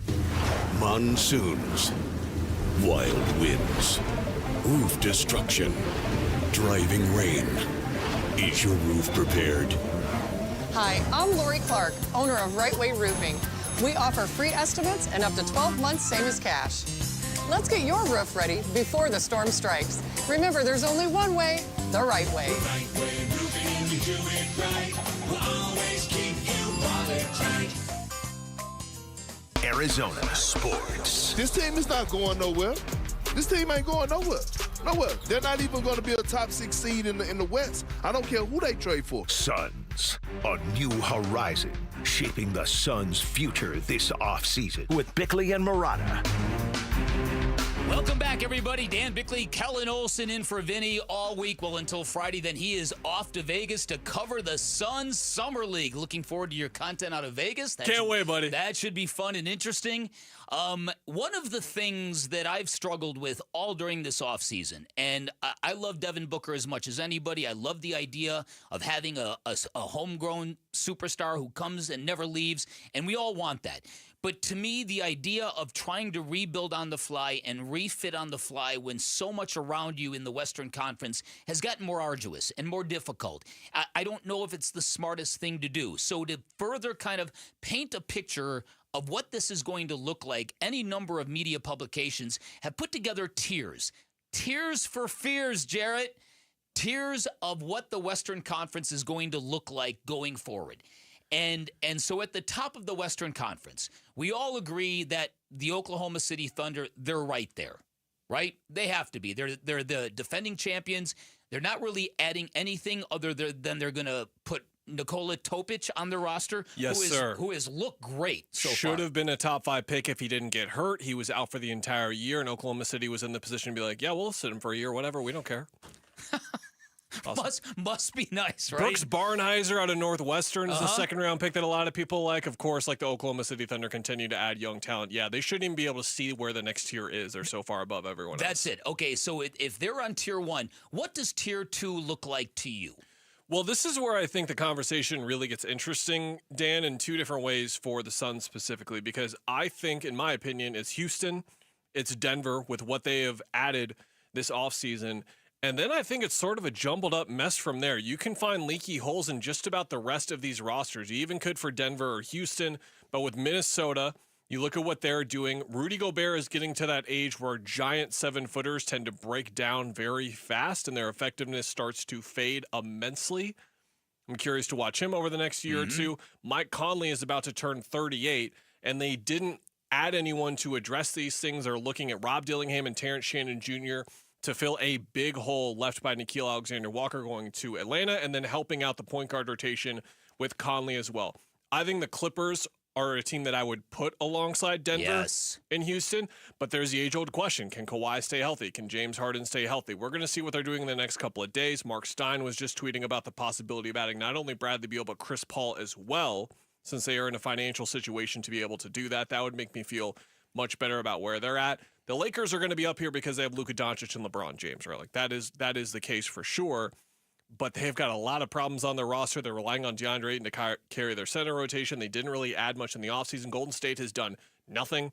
Dallas is missing Kyrie Irving for most of, if not the whole season. So if the Suns turn into this surprise team that we're not expecting, I really do believe there is an opening there where there is so much uncertainty around that next group of teams. I don't think they're going to do that, though, because there are other teams that are in a position to capitalize on that. I know Memphis traded Desmond Bane, but I think they're going to be really good again next year. I think they're really going to come back. A lot of their young talent, love the Coward pick, love the signing of Ty Jerome. Jalen Wells in year 2 should be much better. And then, of course, San Antonio is the team everyone is expecting to jump. So while the Suns are in that position, I don't think they're a Portland or a San Antonio or a Memphis, and they're instead down here at the very bottom with Sacramento, with Phoenix, with New Orleans, with Utah, which Zach Graham titles as the what's the plan teams, right, and that is where they belong for sure. All right, so let me hone in on a couple of these teams that you mentioned. The Clippers. So they lost Norman Powell. They've added Brook Lopez. They've added John Collins. They might add Bradley Beal, as you said. They might add Chris Paul as well. That looks like a handful of team, and yet it's also a team of oft-injured stars, like you said. Team load management, if you will. And if they add Brad, it's the same story. If they add Chris, with his age, it's sort of the same story. Denver, they added Cam Johnson. They've signed Bruce Brown, Tim Hardaway Jr. They traded for Jonas Valanciunas. We don't know how that's going to work out. How do you think that new group is going to operate around Nikola Jokic? Cam Johnson. That was a fun day of work for me, by the way, because no one on the live radio knew who Cam Johnson was, as you could tell by the way that is. So Cam Johnson? Right. That was Burnsy's follow-up as well. So then even the guy reporting the news didn't know who he was. So then Eric Cohen came running into the Suns media room and was like, Kellen, do you know who Cam Johnson is? I was like, I sure do, buddy. And he's like, all right, come on live radio right now and tell us who Cam Johnson is. That's fantastic. So then I went in there and told them who Cam Johnson was. And do you remember what you said? Do you remember what you said that day? I said that they reached way too far on Cam Johnson, and that's the reason you shouldn't take him. And I hated the pick, and boy, was that wrong, and boy, was that stupid. Denver with Cam, with these additions, I think finally has the balance that they were looking for. You could look at the last 2 years specifically where they were far too reliant on Christian Brown taking a big step up, which he did, or other younger players that they were entirely relying on, not sort of relying on, entirely relying on. Zeke Naji or Jalen Pickett or Hunter Tyson or any of these guys. Now you're not really relying on them at all. I think Christian Brown is going to have the best season of his career. He had a breakout year last year. I think he's going to be even better with the balance that this team is able to work with. Cam is an incredibly smart basketball player. I think everyone in the Valley here knows about that. So when you put those types of players with Nikola Jokic, to your point, you want to talk about career years, Cam is going to have an incredible year for them, and he is going to fill in the gaps exactly where they wanted Michael Porter Jr. to do on a more consistent basis. He found that on the playoff run to the finals, but consistency and him wanting to always find his shot is a big thing. If Cam doesn't take a shot for his entire first shift out there, he does not care one bit at all. I'm curious about the teams that might make the big jump this year, and what are your thoughts on San Antonio? They're apparently have struck a deal with Kelly Olynyk, and is this the year it's all going to work for them? Or are they going to still need some seasoning? I think they'll need some seasoning. Now, Wemby might be so good next year that seasoning means like 47 wins and they're like the 5 seed or whatever. De'Aaron Fox is one of the most underrated players in basketball, toiling away in Sacramento. I think he's an awesome fit. But figuring out Fox, Harper, and Castle together and how to utilize 3 guys who aren't necessarily shooting threats, how you utilize Wemby inside of that. I loved the Luke Cornett signing. He's exactly the type of 15 to 20 minute per game center that you want. Think of the Isaiah Hartenstein signing for Oklahoma City, but a little bit less than that. I'll shout another team out, though, for you. Yeah. I love the Portland Trailblazers. I think they're going to make the playoffs next year. I loved the Drew Holiday trade. Everyone hated it, but we saw what the Ricky Rubio signing did for the Suns just a couple years ago. They are paying an extreme premium. I understand he's going to be incredibly overpaid this year and the next 2 years, but adding him to a room of kids, like, let's be honest, Scoot Henderson is there. Shaedon Sharpe is there. Denny Avdia, if you weren't paying attention, we were because we were watching the play-in race. Yeah. Denny Avdia was an all-star for the last 20 games of the year. Everyone knows the Toumani Camara story there. And then Donovan Clingan is the guy I'm expecting to really break out in year 2 because they had DeAndre Ayton there. They had Robert Williams there. His role as a top 10 pick, future number 1 center, wasn't as clear. It's very clear. Now they get Anthony Simons out of the picture, so they're a little bit more balanced as roster. Drew is going to teach those guys how to win, and I think they're going to finish above 500 I this agree year. with you. The Trailblazers at the end of last season were smoking hot.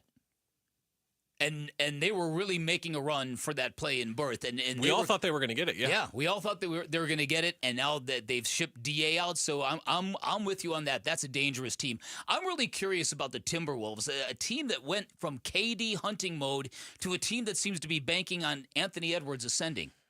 And banking on Julius Randle bringing the bang for his buck that he provided. He has been up and down his entire career. Like, you look early in his career to like the Lakers stint, and then there was that random year in New Orleans where he was awesome, and then he goes to the Knicks and is one of the best players in the world, and then he kind of fades back into being sort of Julius Randle, and then he goes to Minnesota. He was mostly fine. He was hurt a bit, and then he had the postseason everyone had been waiting for out of him where he really stepped up to meet the moment. They're going to need him at that level because I think guys like Nickeil Alexander-Walker, guys like Jaden McDaniels, guys like Naz Reid, they're so important to the collective group effort when you take one of them out. I'm a big fan of Terrence Shannon Jr. I'm a big fan of Rob Dillingham, but that might be asking too much out of both of those guys within a year to step up in that kind of way, where Nickeil Alexander-Walker could finish with 4 points, and you'd say like he was one of the 3 best players on the floor with what he would do in a game. I'm curious to see how Naz Reid looks with the new contract and his playing time maybe going up a bit. They're an enigma for sure, but if Anthony Edwards won MVP next year, would any of us be shocked? To bring it back to the Suns, all these teams you mentioned really puts in perspective sort of how many teams the Suns have to pass in the now and the future to even get back to relevancy and contention. And the other point there, Dan, is does Memphis have a player better than Devin Booker? No. Maybe you want to argue Wemby for San Antonio. Portland does not. Sacramento does not. New Orleans does not. And Utah doesn't even come close, and yet the Suns are down here with all those teams. Oh, that's interesting. That's a good point. Yeah, Utah's in a tier all by itself.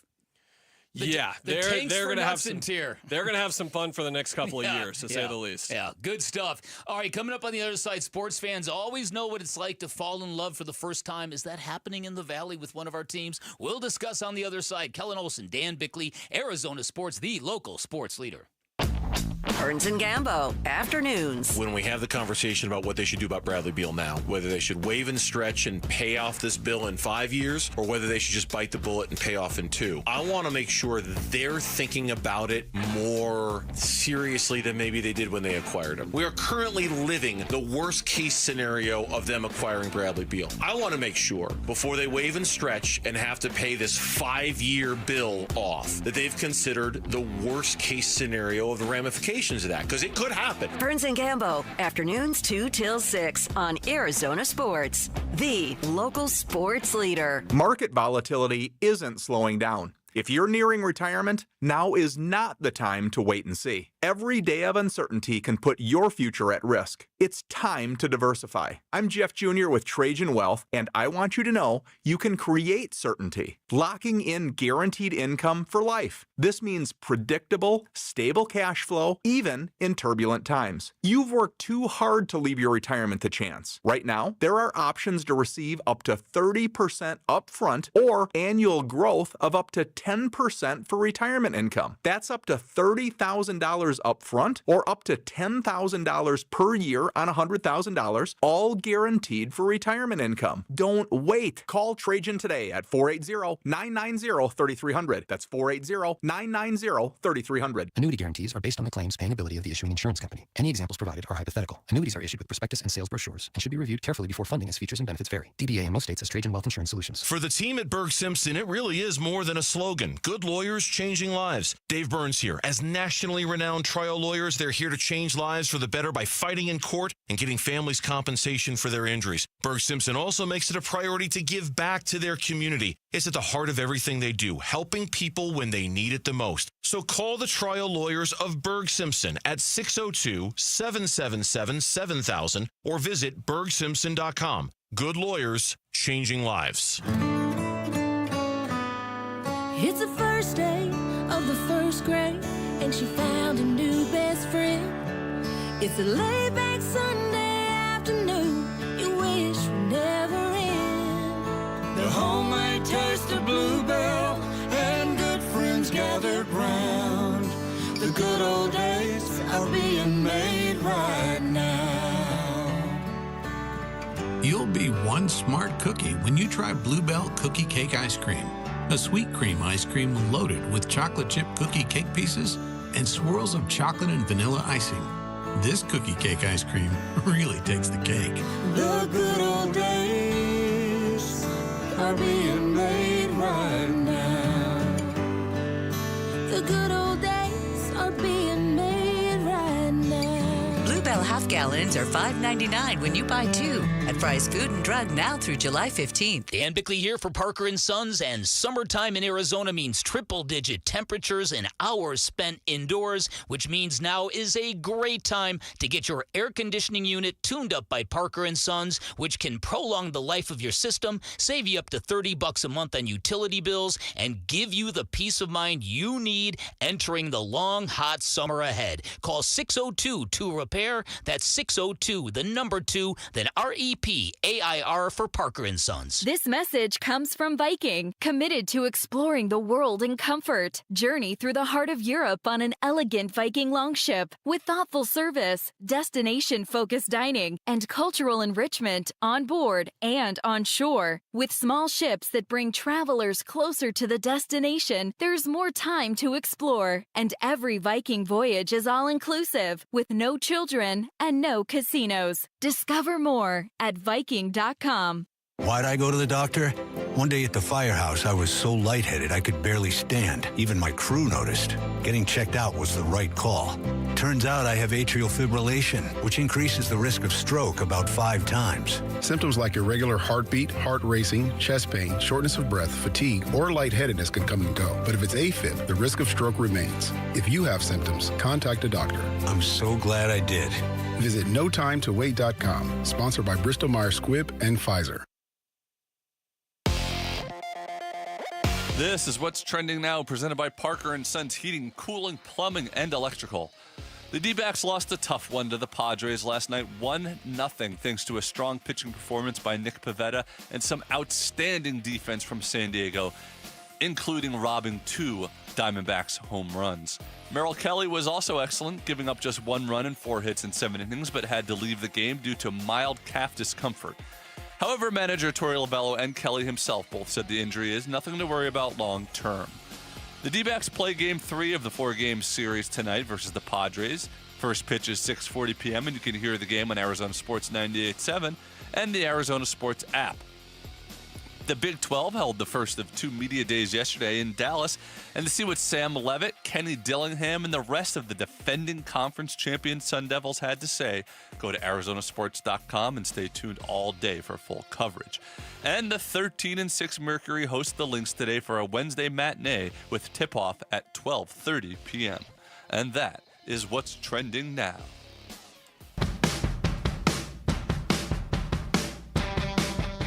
Hey everybody, it's Burnsy. Who will be the biggest difference maker for Arizona State football this season?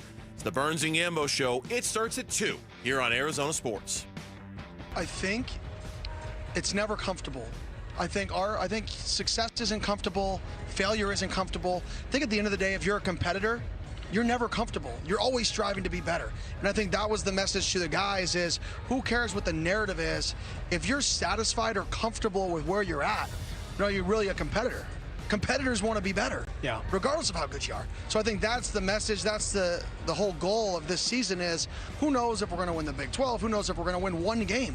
We go 0-12. It's college football. What is the best version of this ASU football team? That's all I care about, the best version of us. That the voice of ASU head coach Kenny Dillingham, as I said in the blast, the star of the day 1 of the Big 12 Media Day event. And it raises an interesting question because at ASU, there's a lot of old school ASU fans who come from a different generation, who believe that the baseball team should always be good, who believe that the football team should always be good, who worshipped at the altar of Frank Kush. There is the old guard of Arizona State football who remember the glory days. And the glory days once did exist. There was a time in the history of the Valley that Phoenix Suns basketball and ASU football was all you had. Those were the points of pride. And ASU football was considered a big-time program at that time, and that was sort of our identity in the early stages. Going into this season, coming out of last year, you can make an argument that you might have a new generation of sports fans falling in love with this program and with this team and with this head coach for the very first time, which is why, to me, this opportunity ASU has kind of transcends year-to-year success. And it seems to all be there. Last year, you had the magical run. Jarrett and I used to laugh, and Vinny, we would talk about how the team got bowl eligible at 6 victories. And we all thought that was an incredible accomplishment for a football team that was picked to finish last in the Big 12. And they didn't lose another game. Incredible. The story just kept getting better and better and better, and then you got to the Peach Bowl, and that first quarter was about as nightmarish as you could ever imagine. And then came this furious comeback and the bitter disappointment at the end. But at the end of it, I think we all felt a combination of exhaustion and exhilaration, and wow, that was That was an unbelievable ride we have just been on for a couple of months. And now it might even get better.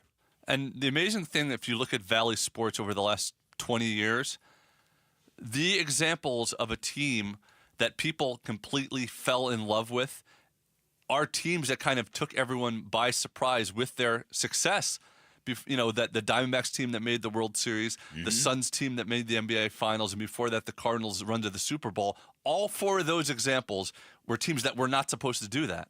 So they came out of nowhere, and sort of, and all those examples, too, are kind of from teams that didn't have a lot of success prior to that. Well, yeah. So they were building new fans and new fan bases, but you have to follow up on you it have to sustain keep those Let's fan bases. let's go even further back to the Steve Nash Suns. When Robert Sarver bought the team, there was an arrangement with Jerry Colangelo where they were going to kind of collaborate together for a couple of years. Jerry was going to help Robert, and the first thing they did is they flew to Dallas and they negotiated contract terms with Steve Nash.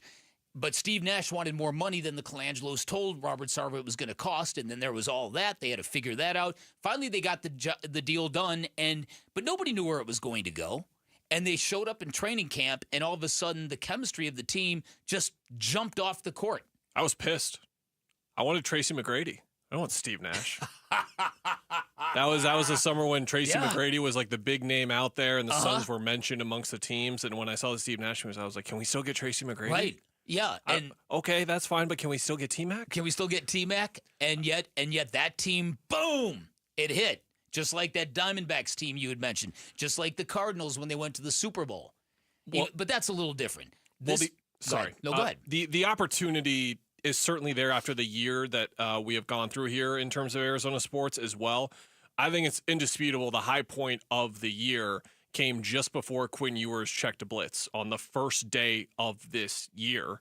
And then since then, it has been this spiral of sorts, of course, for ASU the rest of that game, for the Arizona Diamondbacks season and what it's went through right now relative to where our expectations were, and then, of course, the season that the Suns had. You want to talk about high points, there was no higher point by far. You can't even see the second highest point from that high point of where we thought ASU was going to be moving on to that stretch. So you look at all of these 7 months transpiring, and they're still in this position to completely capitalize on the opportunity, if you want to phrase it that way, but everyone here is looking for the team to latch on to. I think everyone is naturally going to have a gravitate towards Arizona State because of some of the failures here the last 6 months as well.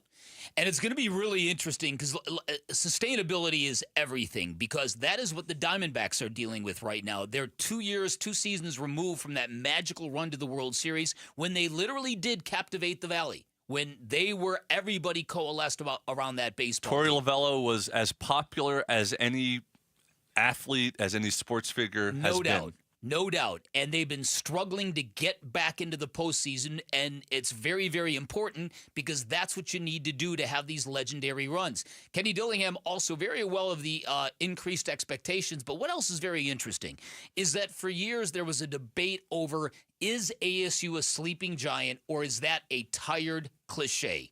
Is this really a football program that has everything but just needs the right person to connect the dots, or are there just too many other factors in their way that will prevent them from being that sleeping giant? Mainly being, I won't call it a commuter school, but it's more of an urban campus. It's not your traditional university setting. You guys know that as Arizona grads. Big difference.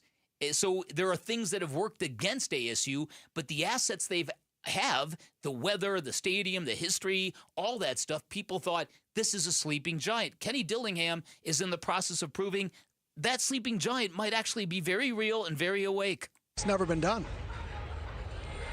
Anything that's never been done is challenging. Yeah. So we're embarking on a journey of something that's never been done in the history of the institution.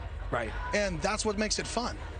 Why would you want to do something that's been done over and over again and insert yourself into a system that you already know the result, which is college football? Most people insert themselves into a system where you already know the result, or you're within one game of the result. I can predict your 4-year career within 4 games of your win-loss record before you play it down. Your value to that place is minimal. Where can you go and stamp yourself in history? We can be a part of something that's never been done. Yeah. And we can do it in a hometown, in an unbelievable city, Our guys can learn how to golf, which they're doing, right? And they can do it while having fun because that's the culture environment, and that's the goal, that's the vision. It's great stuff. And also, you take a look, the sign of a really flourishing program is when a season goes by and everyone has success and every coach associated with that program doesn't want to leave. They want to stick around because something good is coming. That was the story of Ben Johnson with the Lions last year. He could have gone and become a head coach. He stuck around because he thought this might be the magical ride. It turned out to not be didn't work out for the Lions, but that's the example here. And then so you look at Hines Ward, you look at Marcus Arroyo, you look at all these great coaches, this blend of locals and veterans and former players. They all want to be there. And Jordan Tyson, as we mentioned earlier, spent the whole offseason working with Hines Ward. Apparently, he's gained a lot of muscle. He's improved his speed. So everybody is feeling this. Everybody is into this. They got a very unique opportunity. And look, there was never, and put it to the players, there was never a realistic threat that Levitt or Tyson were going to leave for bigger NIL monies or better opportunities elsewhere. I mean, ASU no longer felt like a stepping stone school. Yeah, for the first time. Good stuff. All right, coming up on the other side, we're going to visit with Alex Weiner live from San Diego, get an update on our baseball team. Kellen Olson in for Vinny. You're listening to Arizona Sports, the local sports leader. Here are the top 3 headlines on ArizonaSports.com, presented by Y-Refi. I'm Kevin Zimmerman. The Diamondbacks were robbed of 2 home runs in a shutout loss to the Padres. How does ASU build on a Big 12 title? Here are 5 things the Sun Devils said at Media Day. And the Dbacks face a fluid closer situation without Shelby Miller. Those are the top 3 headlines on ArizonaSports.com, presented by Y-Refi. ZipRecruiter is the place. ZipRecruiter is the place for talented teachers, savvy software developers, and master mixologists. ZipRecruiter is the place where you meet all these people and more. That's because ZipRecruiter is the place for job seekers who are looking for new opportunities. In fact, ZipRecruiter helps 10 million people with their job search every day, so you can find the right candidates right away. Try ZipRecruiter for free at ZipRecruiter.com/free. That's ZipRecruiter.com/free. Tired of hearing scary radio ads about the IRS? Tax Relief Advocates is different. TRA is here to tell you that if you owe money to the IRS, whether it's $5,000 or $500,000, we have a solution. TRA can eliminate or reduce what you owe to the IRS with zero risk to you. We have over 1,000 5-star reviews on Google and an A+ with a BBB. End your tax nightmare today by visiting TRA.com or call 800-275-1728.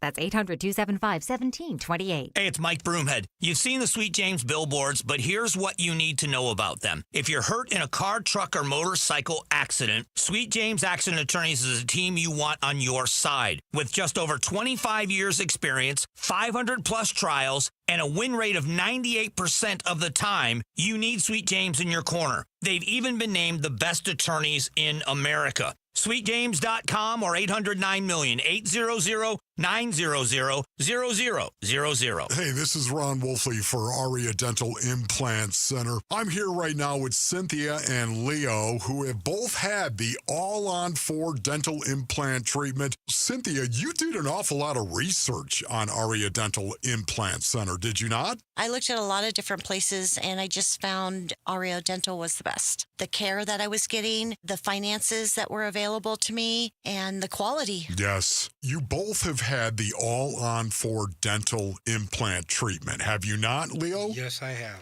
Once I met the staff and the way they treated me and set me down and walked me through the procedure, I felt real comfortable. Joe came in, talked about what my needs were and how I felt about myself. 3 days later, I have a set of teeth in my face.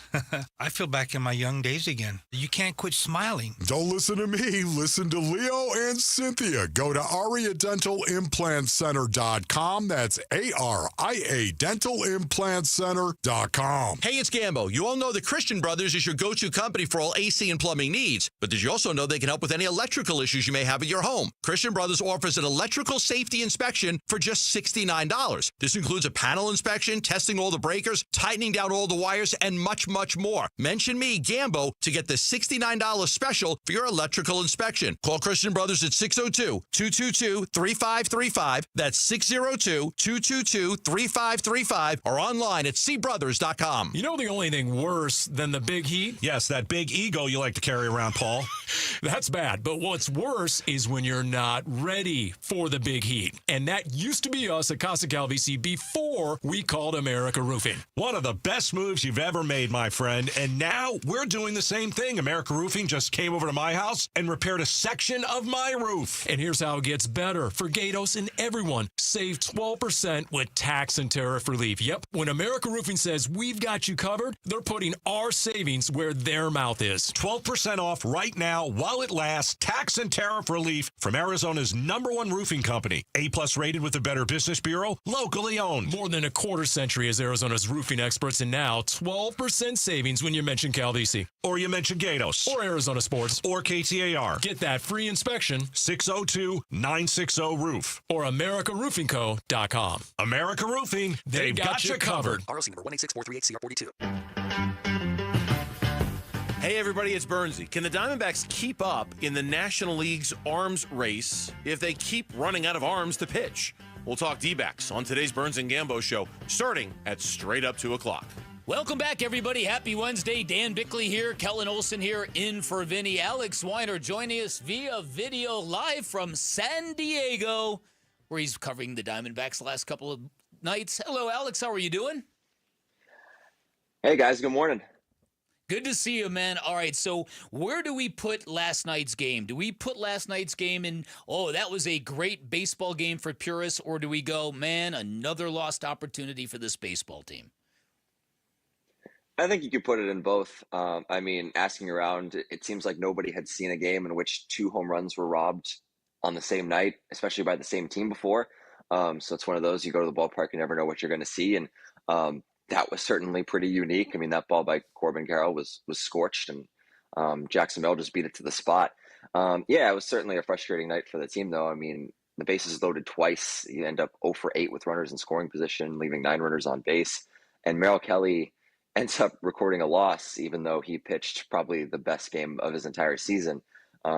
So, you know, and it's funny, after the Diamondbacks game had ended, you know, they lose after 2 home runs, get robbed, and then I go onto social media and I see the Giants win on a walk-off inside the park home run. It's just an interesting encapsulation on how those 2 teams' seasons have gone. Alex, when you look at Mel Kelly specifically, just a weird year for him last year with the injuries that popped up, but he's been right back in form this year with what we expect out of him. What have you seen from him that has allowed him to sort of recapture the pitcher that we know that he is? Yeah, just consistency and health, I think, for the most part throughout the season. I mean, yesterday was kind of a different version of Merrill. I mean, he was throwing gas yesterday. He was looking up and seeing, 95s and 96s on the scoreboard. That's not something we're usually accustomed to. His fastball was definitely a lot hotter than it had been, but he, attributed that to some mechanical tweaks that he had made with Brian Kaplan, and he felt like the ball was coming out really well. As Merrill has done for the majority of his tenure with the Diamondbacks, his ability to mix and match and locate different types of pitches. Yesterday, the fastball was working really well. The changeup always works really well for him. It's just, he's such a consistent presence in that rotation. And so when he's out there, like, even if he's not throwing a gem like he did yesterday, he's always going to keep you in the game. So, I know he had to leave a little early with a sore calf, 7 innings, 1 earned run. I mean, it was a terrific outing for him, and they don't think that's going to be impactful for him going into his next start. All right, so Brandon Pfaadt, Eduardo Rodriguez, if they can get in the kind of lane that Zach Gallen and Merrill Kelly are in right now, is that the way out of this mess for the Diamondbacks? Yeah, I think so. I mean, the way that the bullpen's set up right now, I mean, it's so thin at this point.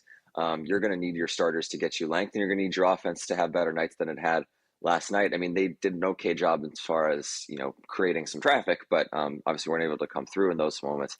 But Brandon Pfaadt, we saw it earlier in the season. He was, a walking 6 innings, and we haven't been able to see much of that since. He threw 6 innings in his last start, I believe, which was the first time he had done so since the middle. Oh, the link of air. Oh, no. Has disconnected. Oh, no. Went up in thin air. What happened? Right, exactly. The old air link, that hotel Wi-Fi must be giving old Alex some trouble. It was a really good point on Pfaadt, though, right? Yeah, we forget the model of consistency that he was last year and how terrific that he was for the majority of that year. And then what did we expect to happen for a young pitcher who carried a staff? He wore down in August and September, and all of our conversations were like, He'll be fine. That was just the load that he was taking on, and he just hasn't been that same pitcher this year at all and looks more like the guy 2-3 years ago who was still figuring out his way to develop that consistency. He's back in that position now, coming off of the contract extension as well. Erod has been showing that he's been getting closer at the one really bad outing recently as well. And then Ryan Nelson has been the guy in gear all year. Oh, Ryan Nelson is back to being what he probably was at the very beginning, the true ace of the staff. What's interesting to me is that, on Sunday when Zach Gallen did not make that start on Sunday, the people who like to rip on Torrey for load management and for giving guys too many days off, they were at it again on Sunday.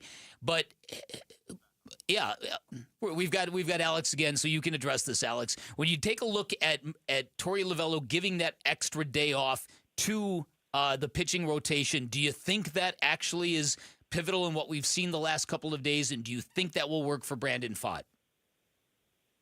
Yeah, sorry about that, guys. I maybe, possibly, long season, 17 games in 17 days, just trying to find one day where they can kind of reset the rotation going into a huge series against the Padres. And you're right, Gallen and Pfaadt both looked really, really sharp. So, maybe. I mean, it's one of those where it's tough to answer until we actually see what Brandon looks like. He comes out and walks 4 guys in the first 3 innings, and maybe not. But, I think it did work. And Merrill mentioned last night after the game that, anytime you can get your body a little bit of extra rest, especially, as a veteran pitcher, you take it. And so maybe for Eduardo Rodriguez in particular, that'll be helpful as well. Alex, I'm really curious to get your take on the 2 different markets for Zach Gallen. The 2 different markets I'm speaking of is a trade market coming for him in a couple of weeks where a lot of teams are, I'm sure, already calling Mike Hazen, are going to continue to call to have conversations about potentially trading for Zach, but also the free agency market where if the Diamondbacks choose to keep Zach Gallen, their relative ability to compete with some of the big spenders and spend yet again on pitching. Do you think that the type of offer for him could materialize in a few weeks to the price where the Dbacks would be willing to miss out on the potential chance of bringing him back? Do you think they could be able to bring him back? What do you think about how all this could pan out? Yeah, and, the obvious answer is it depends on where they are at in their race. Right now they're 5.5 back, I believe, which is not where you want to be at all. The way that he's pitched the last couple of games, he's looked like Zach Gallen. He hasn't had 2 quality starts back-to-back this season since May when he had those 2 terrific outings against the Mets. I think you definitely want to see one more. He's going to face the Angels on Saturday.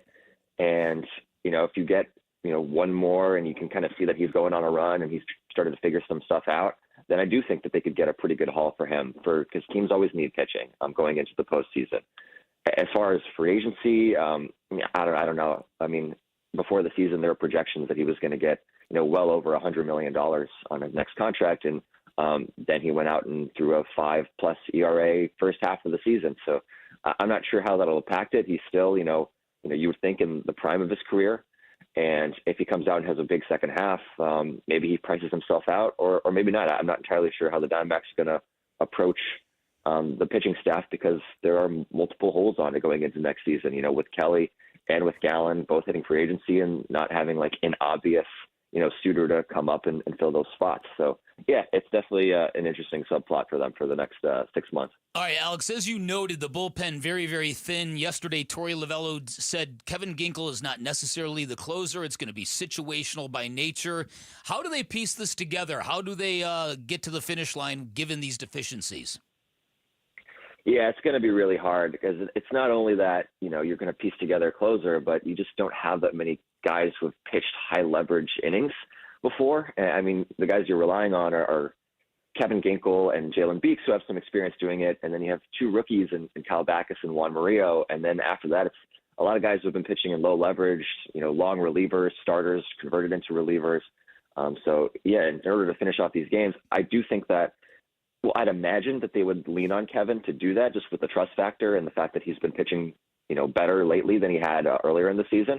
Jalen Beeks, I think there's a bunch of lefties coming up. At least he has some experience. He had 10 saves last season. And then, you depending on availabilities and matchups and stuff, you may have to lean on the rookies. I mean, it was a pretty bold move to go to Juan Murillo in the 8th inning of a game that, you needed to hold on and win. right after he came off the plane.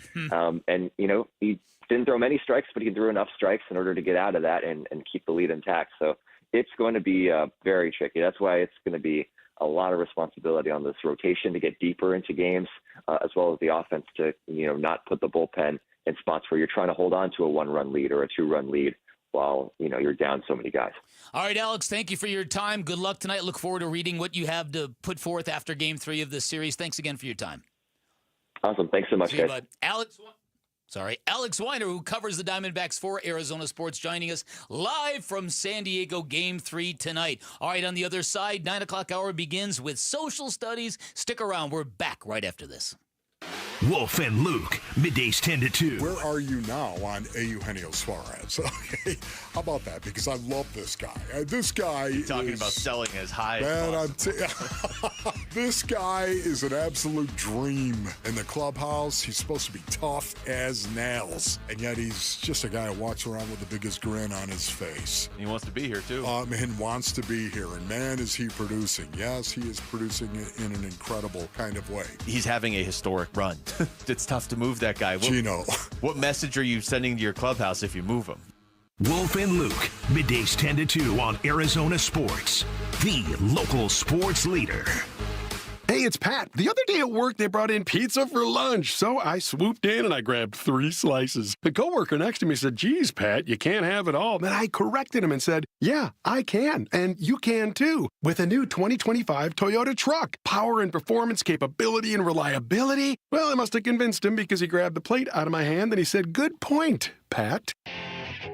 Right now, get low 1.99% financing for 72 months on a new 2025 Tundra. Or get 4.99% 60-month financing on Camry, Corolla, RAV4, and Grand Highlander. Plus, check out great lease deals on any new Toyota. Visit your Valley Toyota dealer or valleytoyotadealers.com today. Toyota, let's go places. 1.99% with $14.75 per thousand borrowed for 72 months. 4.99% with $18.87 per thousand borrowed for 60 months. Offers end 8/4/25 and exclude TRD Pro models. See dealer for details. Guys, if you feel sluggish, lack energy, or having trouble in the bedroom, you probably have low T. The solution? Testosterone from Red Mountain Weight Loss. We're not talking supplements here. Nothing boosts your T levels like real testosterone. You'll have more energy, better focus, and it'll boost your sex drive. Book your free video consultation today, and we'll even waive the startup fee. Lose weight, gain muscle, and lose the dad bod with testosterone. Available only by prescription at Red Mountain Weight Loss. Go to redmountainweightloss.com or hit pound 250 on your phone. Keyword Red Mountain. If you're 55 or older and into that whole saving money thing, T-Mobile has an exclusive phone and internet bundle just for you. Right now, get 2 unlimited phone lines plus 5G home internet for just $30 each per month with autopay, plus taxes and fees. And with 5G home internet, setup is easy with just 1 cord and no technician needed, which is great if you're also into that whole keeping it simple thing. Switch now and experience the best mobile network in the U.S. Visit your local store to start saving. T-Mobile, it's better over here. Based on analysis by Ookla of speed test intelligence data Q4 2024 to Q1 2025. Ookla trademarks used under license. Unlimited on our network. Customers on voice plan may notice speeds lower than other customers and further reduction if using more than 50 gigs a month due to data prioritization. Video streams and SD on this plan. Home internet pricing after $20 in monthly bill credit plus $5 per line without autopay. Debit or bank account required. See 5G device coverage and access details at T-Mobile.com. A summer, it can be a 4-letter word in Phoenix. We get it. No, not during the Ford Summer Sales Event going on right now at our Desert Ford dealers. Yep, it is here, and it is a great time to buy a Ford. Paul Calvisi here. That is exactly what we did late last summer. Bought my wife a brand new Ford Explorer at our Desert Ford dealers. My daily driver, my Ford Edge. Love the versatility, the capability. And you know what? Check out Ford's full lineup, because during the Summer Sales Event, it is on, like the legendary Ford F-Series trucks with all that capability you need to get the job done, or a tech-savvy SUV like the all-new 2025 Ford Expedition with that Ford digital experience and panoramic 24-inch display. And don't forget the Bronco family, making adventure more epic every time you go out on the road. Work or play, the power is yours. Or get plugged in, or do a little bit of both. But hurry, the Ford Summer Sales Event won't last forever at our Desert Ford dealers. Click buyfordnow.com. Hi, Zoe Saldana. Donna. Welcome to T-Mobile. Here's your new iPhone 16 Pro on us. Thanks. And here's my old phone to trade in. You don't need a trade-in. When you switch to T-Mobile, we'll give you a new iPhone 16 Pro. Plus, we'll help you pay off your old phone up to $800, and you still get to keep it. There's always a trade-in. Not right now at T-Mobile. I feel like I have to give you something in return for karma. That's okay. I don't really have much in my purse. Oh, let's see. Hand sanitizer. It's lavender. I'm good. Seriously. Let me check this pocket. Oh, mints? Really, I'm fine. Oh, I have raisins. I'm a mom. Wait 1 sec. I've got cupcakes in the car. It's our best iPhone offer ever. Switch to T-Mobile. Get a new iPhone 16 Pro with Apple Intelligence on us. No trade-in needed. We'll even pay off your phone up to $800. With 24 monthly bill credits, new line $100 plus a month on experience beyond finance agreement $999.99 and qualifying ported. For well qualified plus tax and $10 connection charge. Pay off via virtual prepaid card allow 15 days. Credits end and balance due if you pay off early or cancel. See T-Mobile.com. KMVP FM Phoenix. Arizona Sports, the local sports leader. On the Arizona Sports app and on 98.7. This is what's trending now, presented by Parker & Sons Heating, Cooling, Plumbing, and Electrical. The Dbacks lost a tough one last night to the Padres, 1-0. Thanks to a strong pitching performance by the Padres' Nick Pivetta and some outstanding defense from San Diego, including their outfielders robbing 2 home runs from the Dbacks. Mel Kelly was also excellent, giving up just 1 run and 4 hits in 7 innings, but had to leave the game due to mild calf discomfort. However, after the game, manager Torey Lovullo and Kelly himself both said the injury is nothing to worry about long term. The Dbacks play Game 3 of the 4-game series versus the Padres tonight at 6:40 p.m., and you can hear the game on Arizona Sports 98.7 and the Arizona Sports app. The Big 12 held the first of 2 media days yesterday in Dallas, and to see what Sam Levitt, Kenny Dillingham, and the rest of the defending conference champion Sun Devils had to say, go to ArizonaSports.com or stay tuned all day for full coverage. And the 13-6 Mercury host the Lynx today for a Wednesday matinee with tip-off at 12:30 p.m. This report is brought to you by APS. Visit APS Solutions for Business for ways to help your business make smarter use of energy while saving money. Schedule a free consultation today. Arizona Sports, the local sports leader. Bickley and Murata Mornings. Social Studies. Brought to you by HigherPrice.com. Carol Royce, your home sold guaranteed realty. Welcome back, everybody. 9 o'clock hour begins like it always does. Jared Carlin will tell you what a social media empire we are becoming. And then he'll tell you the questions he has thought up this morning and the responses that is called from our listeners. We are the kings of social media, the emperors, the pharaohs of our social media empire is growing every day as we ruthlessly march across all social media platforms. From what, Twitter Jared? /X, okay, where we are found at Bickley_Murata, and right. we post questions every day. The same with Blue Sky, Bickley, and Murata. You can see videos from this very show on Facebook, on Instagram, and you can see live video on YouTube by just searching Arizona Sports 98.7. You can see our faces, and you can see a guest like Alex Weiner last segment for a couple of minutes until he explodes into thin air. You can see him live on the show. And today is a special day because I did not remember my glasses, but I did bring my glasses that I have in my car, my backup glasses. They're just plain black ones, but I'm able to now see the computer screen so that I can ask you guys this question. I will start here. Dbacks fans, what possible deadline trade target do you most hope returns to the team next year? Whether it is because they don't trade him or whether it is because they can re-sign him in the offseason. Is it Zach Gallen? Is it Mel Kelly? Is it Josh Naylor? Or is it Gino Suarez? Ooh. I really like Gino Suarez and his vibe. I don't know if he's ever going to be as good again as he is this year. I don't know who's playing first base next year if they don't get Josh Naylor. That's a tough question to answer. That's where I was going to go. I don't expect the vote total to be that high for Josh Naylor, and I know if like Zach Allen and Mel Kelly both leave, they're in a pretty rough spot with their pitching. But you look at Zach and just like do you want to pay him the amount of money that you would need to? You look at Merrill and his age. You look at Gino and the fact that Jordan Lawler is going to be playing third base next year. There isn't really a plan for Josh Naylor if he leaves. So my pick would actually be Naylor. I think so too. Josh Naylor is not leading the poll as you predicted. Merrill Kelly, of all people, surprisingly, Merrill Kelly, at his age, 39.5% of our audience wants him to return next year. 31.6% is Gino Suarez. 18.6% Josh Naylor, and the fans have soured, whether it's because of how much money he will cost or because of his inconsistent season. Zach Gallen. Only 10.2% for the opening day starter, Zach Gallen. And as you pointed out, Kellen, if they don't bring back Merrill Kelly and they don't bring back Zach Gallen and Corbin Burns is out the whole year, looks like Eduardo Rodriguez is your opening day starter. Ryan Nelson. Yep. Yeah, I mean, that's quite a difference from the overloaded. I will read one because it's very mysterious, and tell me if you can figure it out. This is one comment from Tony. I voted for Gino, but I want both him and Suarez back. Zach, I think he just meant something else there, but it was a funny miscommunication. All right, now we're going to take a couple of trips down memory lane. First a negative, then a positive, okay? All right. So first we're going to look at maybe people feel this way with the Suns right now. It's possible.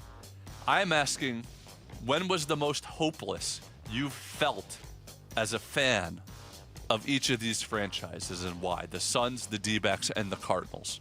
Oh, boy. Now, you haven't been here as a fan for your whole life, or even a lot of... 98's a long time. Yeah. So, well, yeah. 25 years plus. So, yeah. And Kellen, I assume you grew up an Arizona sports fan. So, yeah, absolutely. Me for the Suns, it was just everything that came with the 7 seconds of less era and getting so close yet getting so far. All the circumstantial game by game stuff, like the Ron Artest shot, the shove to Nash, but also how Sarver refused to spend and like trade away the number 7 overall pick that could have been Luol Deng and Andre Iguodala for a future pick that he also wound up trading later to get off money. That was my easy answer there for the Suns specifically. I would say this. I would say that as somebody who covered the Bill Bidwell era of the Arizona Cardinals, there was no hope. But for me, I felt most hopeless because I knew Michael was different than his dad in terms of wanting to win. Most hopeless with the Cardinals when they extended Steve Keim and Cliff Kingsbury. Those 5-year contract extensions when you knew it wasn't working. For the Suns, any number of moments in the Robert Sarver era, I felt when he let Joe Johnson go for $5 million, my first thought is, what is this guy doing? You're on the brink of a championship. But I think more than anything is when they pulled the plug on Alvin Gentry and they let Lindsey Hunter roll in there, and it just sort of spawned this real amateur hour of basketball. And the Diamondbacks, I think it was a couple years after the World Series title when they lost 111 games in 2004. Rough years. Shout out Raul Mondesi. Shout out Tony Clark. Well done, Kellen. Thank you. Well done. Diamondbacks for me, it would be recent, and I'm going to go with a similar thing that I did with the Suns. Like Game 5 of the World Series was excruciating. I will never forget the feeling of hopelessness watching that game because Zach Gallen was nearly perfect. I know. There were just little segments here and there where if someone could just put together a good at-bat or two, Seager demolishes another ball. There was the I believe the first hit that Zach gave up was like that check swing, whatever it was, that went to third when no one was there, and it was like it felt inevitable what we were watching, but the Diamondbacks were so close throughout the entirety of that game. I hated it. Good answers. KC says for the Suns, it was when they lost by 7 billion points to the Mavericks in the playoffs. Yeah. If in that moment you also knew what that would then lead to with the franchise over the next 4 years, I can understand that hopelessness. Casey feels hopeless with the Diamondbacks now because the baseball universe hates this. Why? Was it because Randy Johnson killed that bird? For the Cardinals, he said when Carson Palmer was out for the year after a great season, I think we were 13-3. Now let's go to some positive because we had a conversation about the Valley and some of us potentially falling in love with this Sun Devils team. So I am asking, I asked the audience this, what was the first Arizona sports team that you, quote, fell in love with? And what made them special? You can say, I'm going to ask you, what was the first sports team that you fell in love with and why? Yeah, for me, no, I'm going to Doesn't have to be Valley. No, I'm going to answer it Valley. For me, it was, even though I got here in time to write and cover the 01 World Series champion, that team was expected to be good. They had made a lot of free agent acquisitions. They spent a lot of money on it. That 04-05 Suns team, when Steve Nash came over here and we weren't sure what we were going to get, the 7 seconds or less, the small lineup, the shooting with impunity, the swagger of that team, a young Kim Kardashian hanging around as an 18-year-old in the arena. Great memories, Jarrett.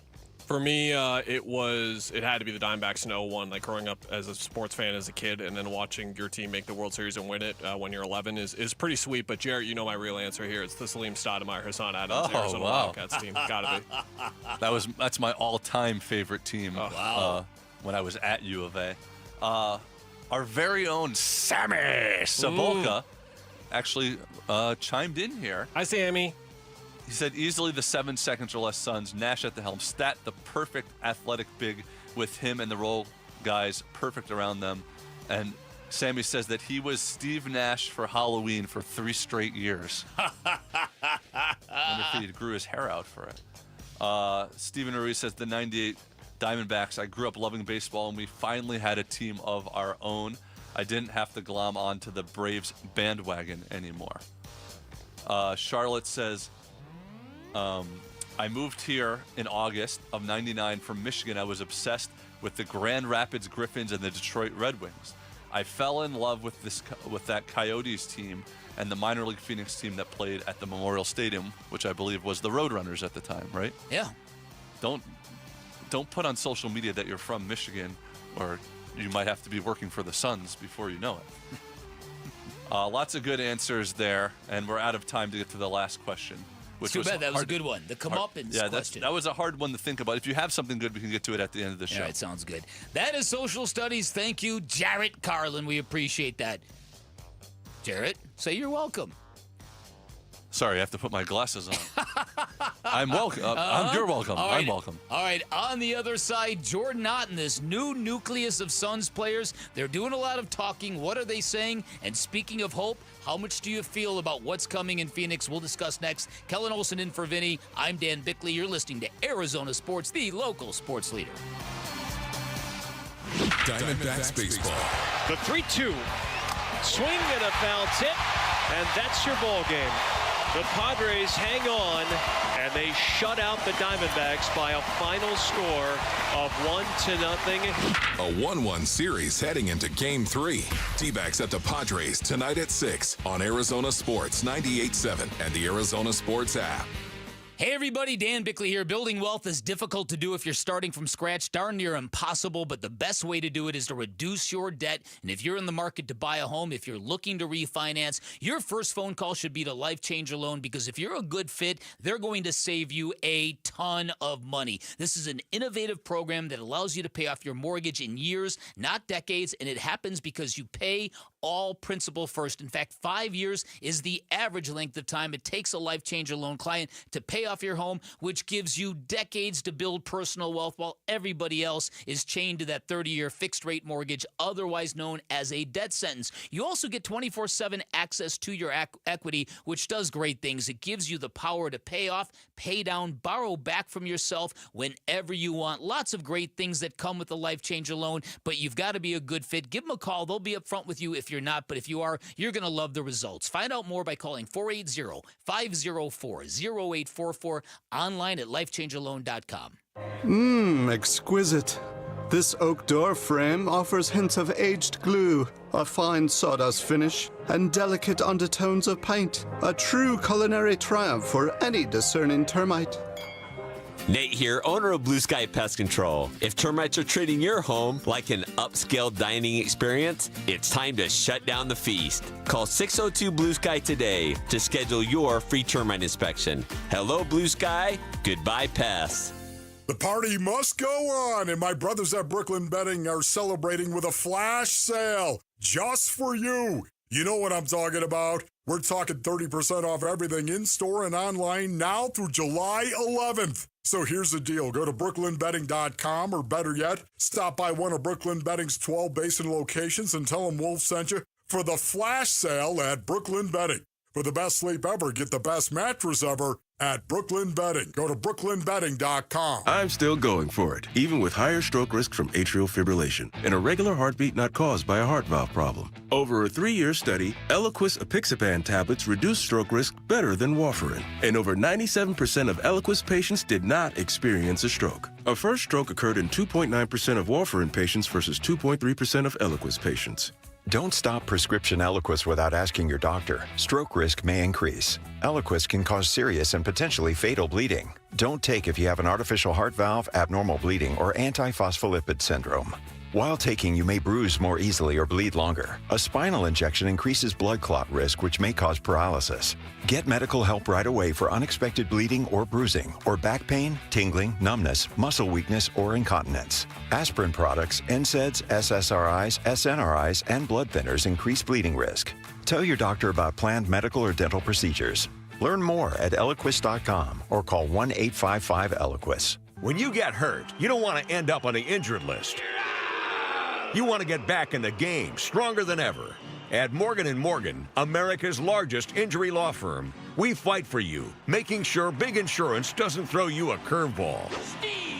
With over $25 billion recovered, we're the home run hitters you need. This is way out there and gone. Morgan & Morgan, for the people. Proud sponsor of the Arizona Diamondbacks. Injured? Visit forthepeople.com for an office near you.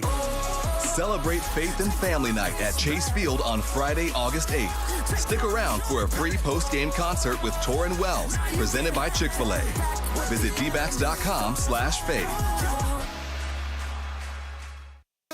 One thing about the NBA now today, it's so easy to go out and say, the coach ain't doing this, the coach ain't doing that. Are you putting the right pieces around to really compete for a championship? Arizona sports. I don't think Phoenix had the right pieces to really say they were going to compete for a championship this year. Suns, a new horizon, shaping the Suns' future this offseason with Bickley and Murata.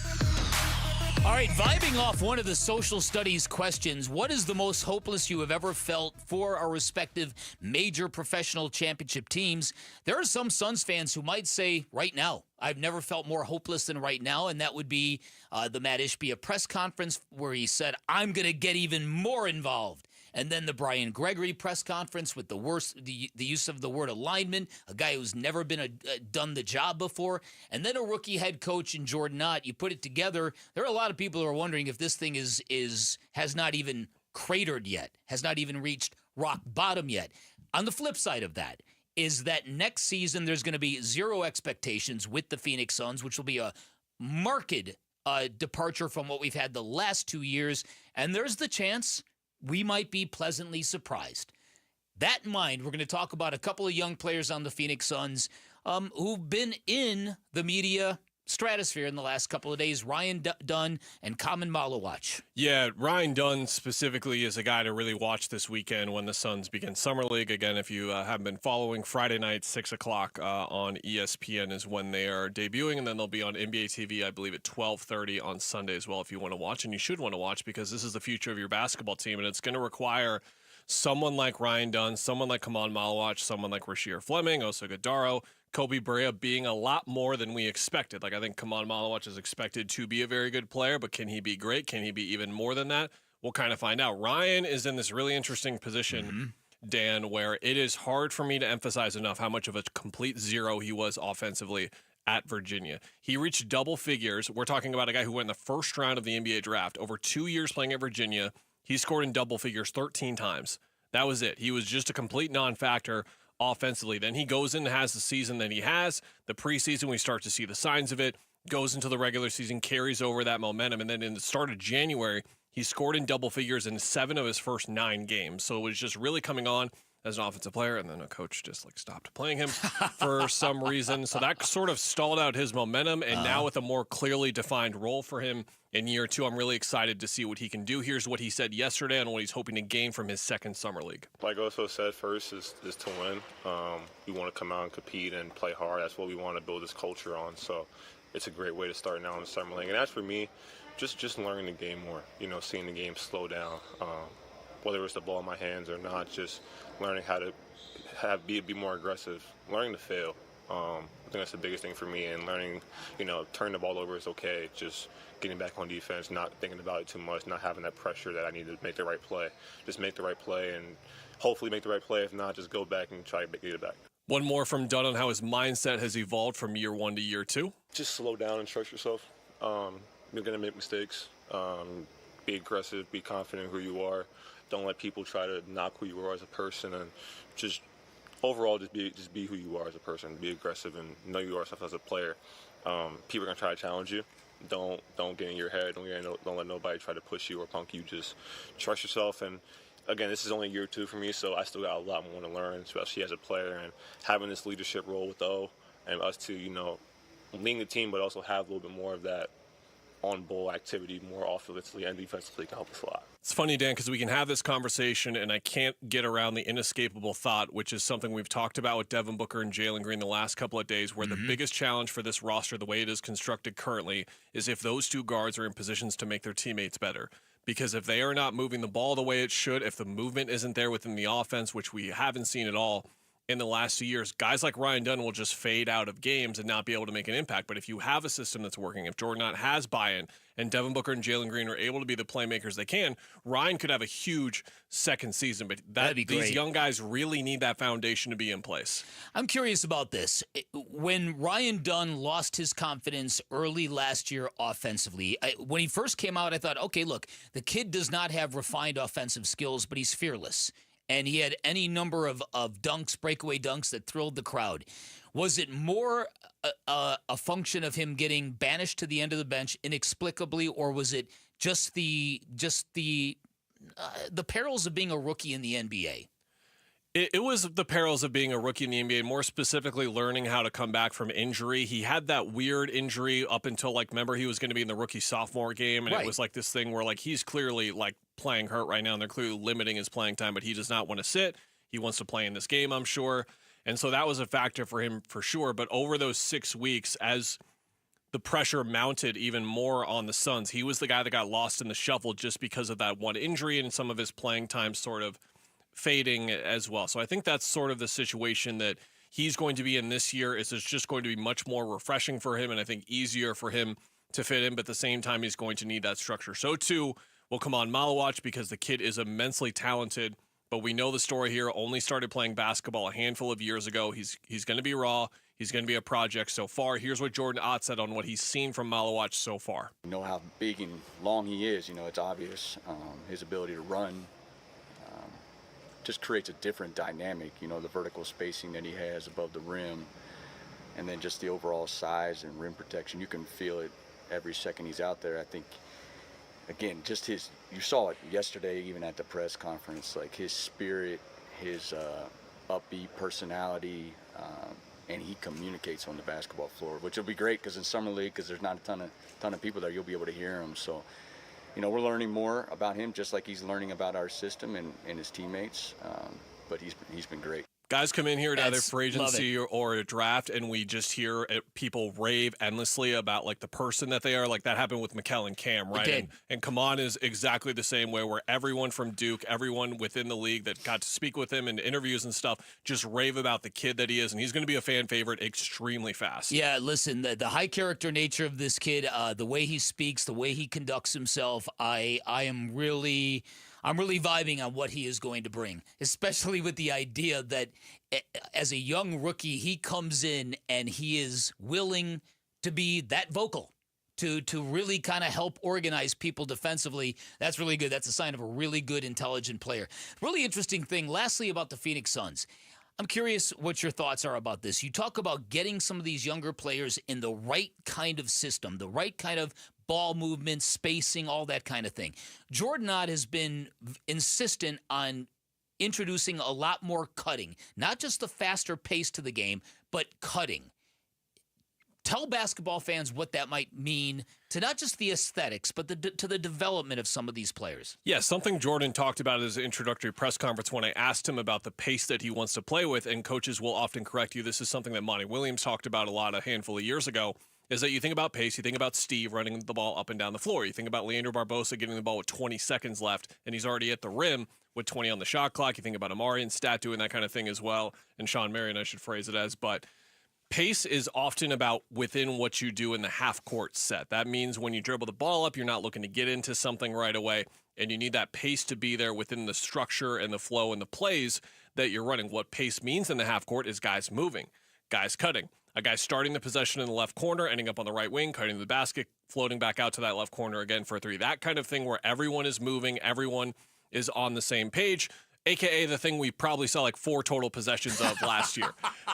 You need complete buy-in with this, and the one part of this season that I'm absolutely optimistic about is their ability to do that much better compared to the last 2 years. That is not a shot at Kevin Durant. That is not a shot at Bradley Beal. It is more a shot at their total incompetence as a unit, as an organization as well. And what they have done and the types of guys that they have targeted, who they've brought in as they should get that buy-in, and it's going to make a world of difference if they get it. Great insight, Kellen. All right, immerse yourself in the world of PlayStation like never before at PlayStation The Concert. This revolutionary live experience takes you on a journey through the most celebrated scores in gaming history. Head to our contest page at arizonasports.com now for your chance to win tickets to PlayStation Live in Concert January 31st at Arizona Financial Theater. Coming up on the other side, a round of start, sit, cut. Let's see what Jared Carlin has come up with now. Stop rubbing your eyes, Ferret. We're back right after this.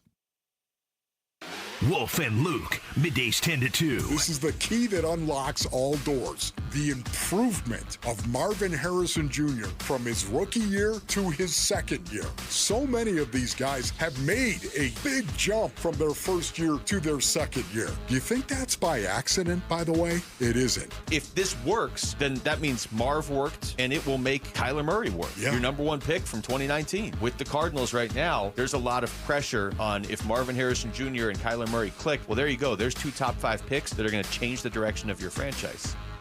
Wolf and Luke, middays 10 to 2 on Arizona Sports, the local sports leader.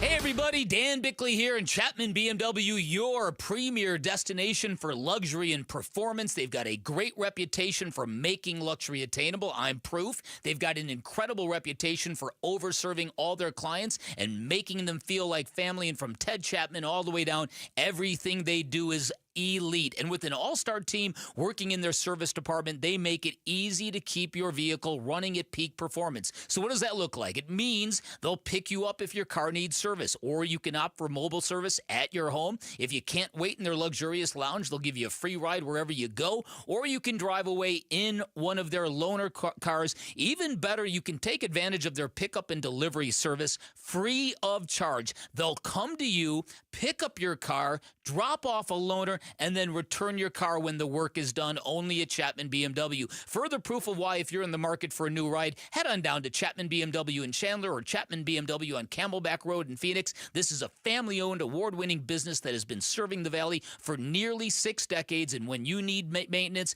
they are where the ultimate driving machine meets the ultimate service experience. You can always shop online at ChapmanBMW.com. That's Chapman BMW. 2 great locations, 1 great experience. Every day, savings, energy efficiency, rebates. Every day at APS, you have ways to save energy and money. We know how important it is to keep your bill as low as possible. That's why we offer programs to help you manage your energy use. Schedule a home energy checkup for savings recommendations tailored to your home. Find rebates on smart thermostats. Compare your rate plan options and switch to the plan that would have saved you the most money. Find ways to save at aps.com/brighter.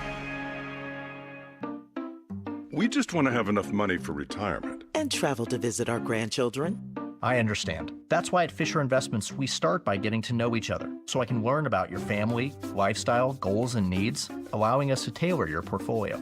What about commission-based products? We don't sell those. We're a fiduciary, obligated to act in your best interest. So how do your management fees work? We have a simple management fee based on the value of your portfolio, so we do better when you do better. We appreciate that kind of transparency. We also check in with you regularly to keep you up to date on the markets and your portfolio. What other services do you offer? As a client, you have access to resources on investing, financial planning, estate planning, Social Security, Medicare, and more. Wow, it sounds like Fisher Investments has everything we need. At Fisher Investments, we're clearly different. Learn more at FisherInvestments.com. Investing in securities involves the risk of loss. This is the story of the one. As a lineman, he does whatever it takes to keep the power on in his community. And he wants a partner like Grainger who does the same. Grainger offers the professional-grade products he needs, from voltage detectors to harnesses to hard hats, plus fast, dependable delivery, so he can rise to every challenge. Call 1-800-GRAINGER, click Grainger.com, or just stop by. Grainger, for the ones who get it done. Protect your home and auto with a bundle from Progressive so you can stop worrying about them and invent new things to worry about, like snakes in your bedroom. Sure, that sounds incredibly irrational, but now that we've mentioned it, you are a little worried. The odds of one snake, let alone snakes plural, are so slim. But you might want to check. Oh, you're not near your bedroom. Guess you'll just have to sit there and worry about it. So let Progressive protect your home and auto, because you've got enough to worry about. Progressive Casualty Insurance Company, affiliates, and other insurers. Not available in all states. A lot of personal injury lawyers make claims about how good they are. But how do you know who's the best? Who will fight to get you the money you deserve? At Berg Simpson, we don't rely on simple claims like other firms. We have 22 best lawyers in America, 17 super lawyers, and we're one of the National Trial Lawyers' top 25 most influential law firms. Compare us to other firms, then call Berg Simpson. If you've been injured, call Berg Simpson for free now at 602-777-7000. BergSimpson.com. Good lawyers, changing lives. This is what's trending now, presented by Parker & Sons Heating, Cooling, Plumbing, and Electrical. The Diamondbacks lost a tough one last night to the Padres, 1-0, thanks to some strong pitching from Nick Pivetta and an outstanding defense from San Diego, whose outfielders robbed 2 home runs from the Diamondbacks during the game. Mel Kelly was excellent, giving up just 1 run and 4 hits in 7 innings. But he had to leave the game due to mild calf discomfort. Now, manager Torey Lovullo and Kelly himself both said the injury is nothing to worry about long term, so we'll keep an eye on that. The Diamondbacks play tonight versus the Padres at 6:40 p.m. You could hear that game on Arizona Sports 98.7 and the Arizona Sports app. There is still no movement on Bradley Beal, but stay tuned. Any breaking news could come at any moment about what the Suns may do with the guard. And the 13-6 Mercury host the Lynx today for a Wednesday matinee with tip-off at 12:30 p.m. That is what's trending now. Time to take a look at the Arizona Sports Poll Question. Brought to you by Sanderson Ford. The best play is at Sanderson Ford. We go to the front page of ArizonaSports.com for the Sanderson Ford Poll Question. I ask you, what do you blame more for Tuesday's Diamondbacks loss in San Diego? Is it that 2 home runs got robbed, or that bases loaded were stranded twice? Base loaded, for sure. Situational hitting, yes, as it is referred to. Yes, it is. Bases loaded. All right, bases loaded. What do you predict? This will be a new feature I'm putting in the week I'm doing this. What do you predict the percentage will be on this? 76 situational hitting. 91% say stranding the bases loaded twice was to blame for more so for their loss. But you can have your vote cast. Go to the front page of ArizonaSports.com. Bickley and Murata want to know, who would you start, sit, or cut? All right, this is Start, Sit, Cut. I will be presenting 3 options to Dan Bickley and Kellen Olson. They will have to tell me what they will start, sit, and cut, essentially ranking them 1 through 3, depending on the question that I give him. We'll start with a couple of sports ones here, and we'll go to the Phoenix Suns. We've talked a lot today about Swole Iguodaro, the newly buff Oso backup center, second-year player for the Suns. But we're sort of figuring where will he fit with the team next year. So I ask you, start, sit, cut, assuming that Mark Williams will be the starting center for the Suns, which we all assume, right? Who will get the most minutes next year as backup? Start, sit, cut, Nick Richards, Oso Iguodaro, or Kaman Malawach?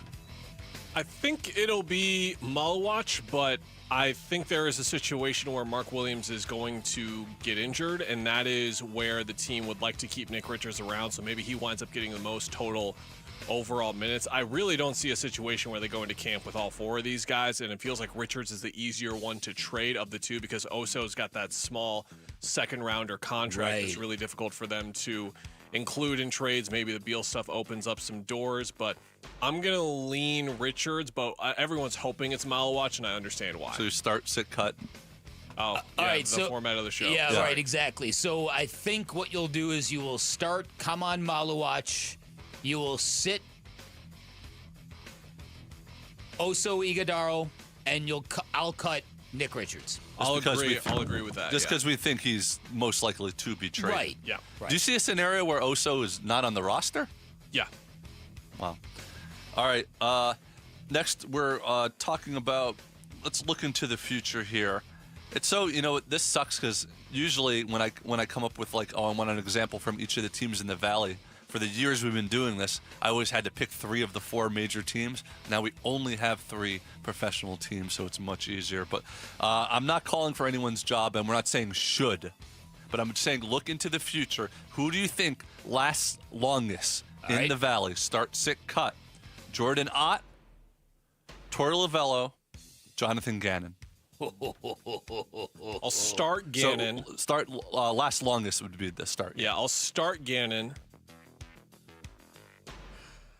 The next one's tough. That's the tough part of it. Yeah.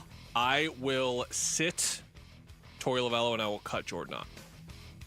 I like that order. The guy who just got his job. I like that order. No, I like that order. I think Torey Lovullo, I'm thinking he's going to survive this, so I'm going to do exactly the way he is. Start Jonathan Gannon, sit Torey Lovullo, cut Jordan Ott.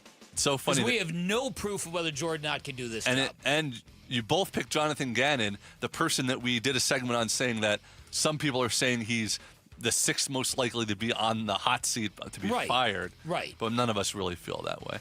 All right. Now we're going to your boy right here, Ben Shelton, is struggling. It's tough. This is one of those not quite ready for primetime performances versus the number 1 seed Sinner, where he's been close but can't beat him in a set. He's down 2-0 right now and tied in the 3rd set. I'm going to ask you guys, which of these men's sports most needs a young transcendent superstar to emerge? All right. Start, sit, cut. Tennis, golf, or boxing? I will start boxing. I will sit tennis, and I will cut golf because I think golf has got their guy in Scotty Scheffler. I will flip golf and boxing in your thing. So I will start boxing. I will sit golf, and then I will cut tennis. I think tennis is in a really good spot with the total star power it has. I don't think there's a superstar transcendent guy out there just yet, but you've got Sinner, you've got Alcaraz, you've got Fritz, Shelton, Paul. You've got a lot of different names out there as well. Djokovic is still around as well. I think tennis is in a pretty good spot. All right. Now we're going to sort of get philosophical here, and I want you to think about living life without. So, okay. You are so weird. I don't know. I never know how to say go ahead. Go ahead. I'm not the best at transitioning between these. I'm intrigued where you're going with this. Okay. Airbud. He's going with Airbud. If you had to go the rest of your life, now take away what our jobs are, because you can't think that way for this question. If you had to go the rest of your life without one of these things, which would it be? Start, sit, cut. Your rest of your life without listening to music, the rest of your life without watching sports, or the rest of your life without being able to taste food. You still eat to live, obviously, but you can't taste anything.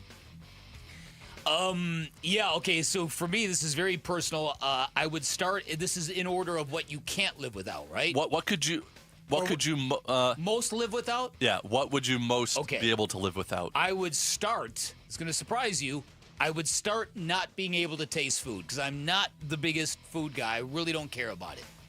Unlike you. I would sit listening to music, and I would cut watching sports because watching sports is what I would need to do most out of those three. Give me start listening to music. I know my mustache on a mustache record comes across as someone who does not listen to music. I listen to music every day. It's an important part of my life, but I love food too much and the taste of food specifically to go too far away from that. So I'll sit that and then obviously cut sports. I need sports in my life every day. It's the reason why I have this job, if I'm being honest. All right, and semi-related to this, I want to ask you, in your opinion, of these three choices, which is the greatest sound? Okay. Which is the greatest sound? Is it an epic, incredible guitar solo? Is it the sound of water, whether it's waves crashing or fresh falling rain? Or is it the sound of a baby laughing? Oh, wow. Start, sit, cut. Favorite sound? I don't think there's anything better in the world than the sound of a baby laughing, except maybe a great guitar solo. Well, there you go. So what would you start there? I'm going to start guitar solo. I am going to sit, a baby laughing, and I'll cut the sound of water because all that does is make me want to go to the bathroom. I'll go. Some people find waves and rain so relaxing. Tremendously therapeutic. Yeah, I use it in that facet. Not often, but like hearing rain, it just makes me feel a certain kind of way, and not in a way where I have to go to the bathroom. It relaxes me, if you will. So I'll start water, like whenever it's raining, crack the door open, or crack the window open, excuse me. I at least want to hear it, even in the summer when it's really hot outside. I'll sit baby laughing, and I'll cut guitar solo. All right, there you go. That is how we start, sit, and cut. That's not a bad little job there, Jared. Good Thank job. you. All right, on the other side, we'll close up today's show with Off the Grid. Stick around. We are back right after this. The Dbacks Ketel Marte. Marte swings, sends a high, deep drive down the left field line towards the corner. That is gone! Will be starting for the National League at the MLB All-Star Game next week. My third time in my career. What you guys doing for me, the support, it was incredible. And you're all my family, and I just want to thank you guys. The home of the Arizona Diamondbacks and All-Star Ketel Marte is Arizona Sports 98.7, the app, YouTube channel, arizonasports.com. You've seen his face on billboards, on Valley buses, on Sun's television commercials, Sweet James, everywhere. It's a fun name and a fun brand, but know this. When you are hurt in an accident and it is game time, Sweet James plays to win, and they are unstoppable in their pursuit of justice. And sports fans know this. While winning on the court is great and all, nothing more important than the ability to win in court if you've been injured in an accident. Sweet James Accident Attorneys, a world-class law firm with over 25 years of experience, more than 500 trials, over $2 billion recovered for their clients. They've even got a full in-house trial team, and all that trial experience they have gives them incredible leverage when dealing with those insurance companies. It's why they not only win 98% of their cases, they also win big, consistently delivering some of the largest settlements in Arizona. And remember, this is a true fact. Having the right attorney on your side can mean the difference between a $2,000 check and a $2 million settlement. So if you are hurt in an accident, do not settle for less. Call Sweet James at 1-800-9-MILLION. That's 1-800-900-0000, sweetjames.com. Hey, home sellers, Arizona has had more homes that didn't sell in the past 6 months than in the previous 2 years combined. Thousands of sellers left stuck with no offers and no sale. Do what I did so you don't get stuck. Call Carol Royce, your home sold guaranteed realty. With Carol's Guaranteed Sale Program, sell your home at a price acceptable to you, or Carol will buy it. If your home didn't sell or you're thinking about selling, call Carol Royce today or visit carolhasthebuyers.com. That's carolhasthebuyers.com. Carolyn Seller must agree on price and possession. Hey, it's Wolf. You've been hearing me talk about Tim Hovick Santan Ford for years now, and for good reason. The people are awesome and they don't leave. It's more than a great place to work. Santan Ford is where you can build a career, and they're hiring right now, looking for a few good salespeople. Maybe you. Experience or no experience, the requirement is to be a good person. If you're interested in joining the Santan Ford sales team, just give them a call and ask for a sales manager. That's why I say I am Santan Ford. So you're in pretty decent shape, but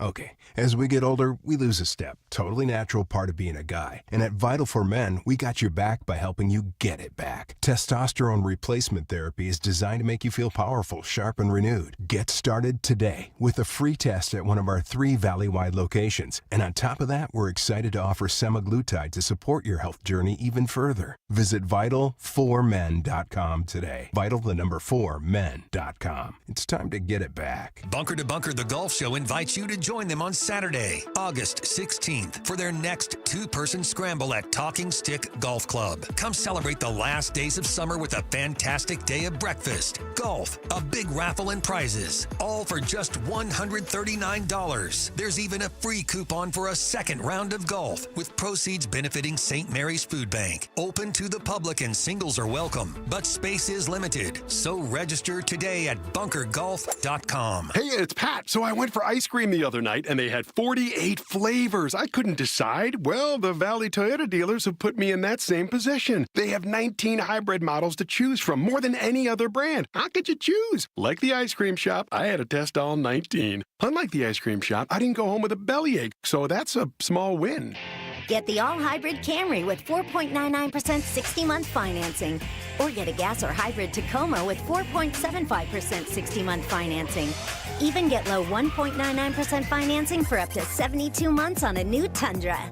With great deals like this, now's the perfect time to visit your Valley Toyota dealer or valleytoyotadealers.com. Toyota, let's go places. 4.99% with 1887 and 4.75% with 1876 per thousand borrowed for 60 months. 1.99% with 1475 per thousand borrowed for 72 months. Offers end 8/4/25 and exclude TRD Pro models. See dealer for details. Arizona Sports, the local sports leader. Bickley and Murata, Song of the Day.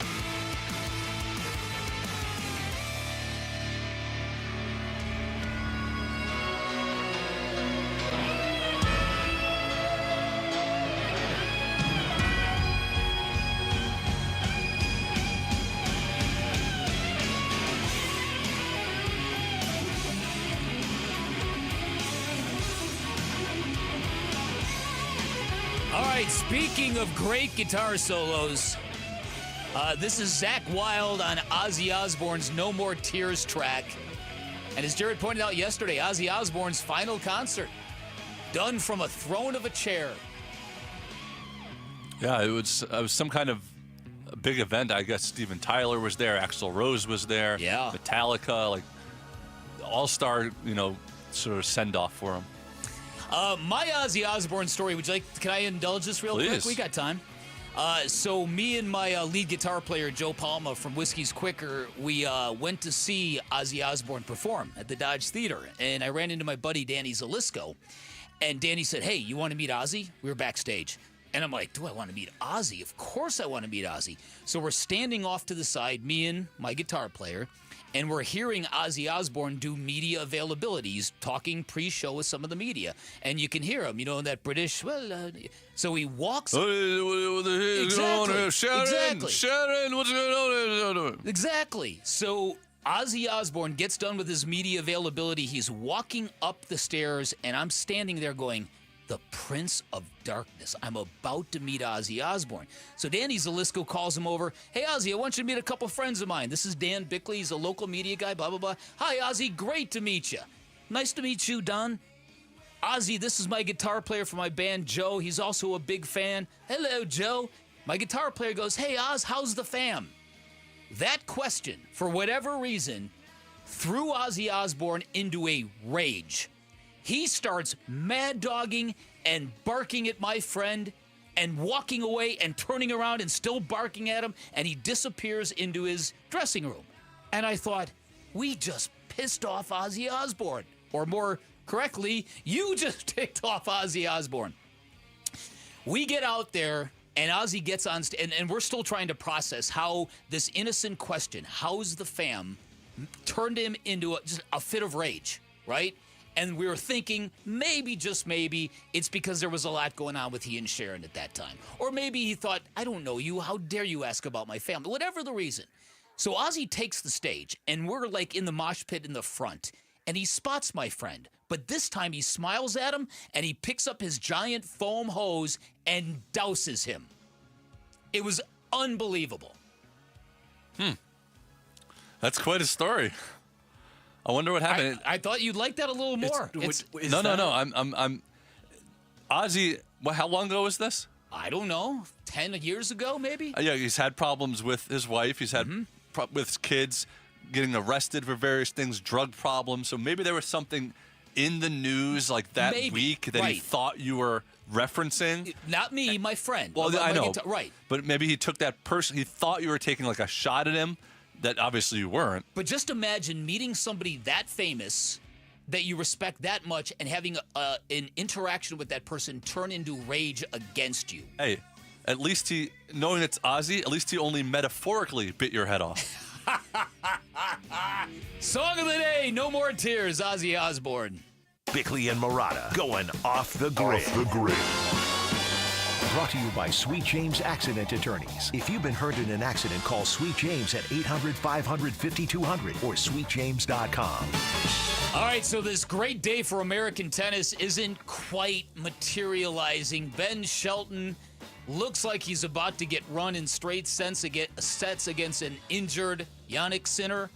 Proof again, Kellen, of how hard it is to dislodge the guys at the top of men's tennis. I'm still holding out hope now. Shelton on serve down 5-4, so he could get this thing to a tiebreak yet again. And we know the track record of Sinner wearing down as matches go on. Shelton is someone who always has the same energy throughout.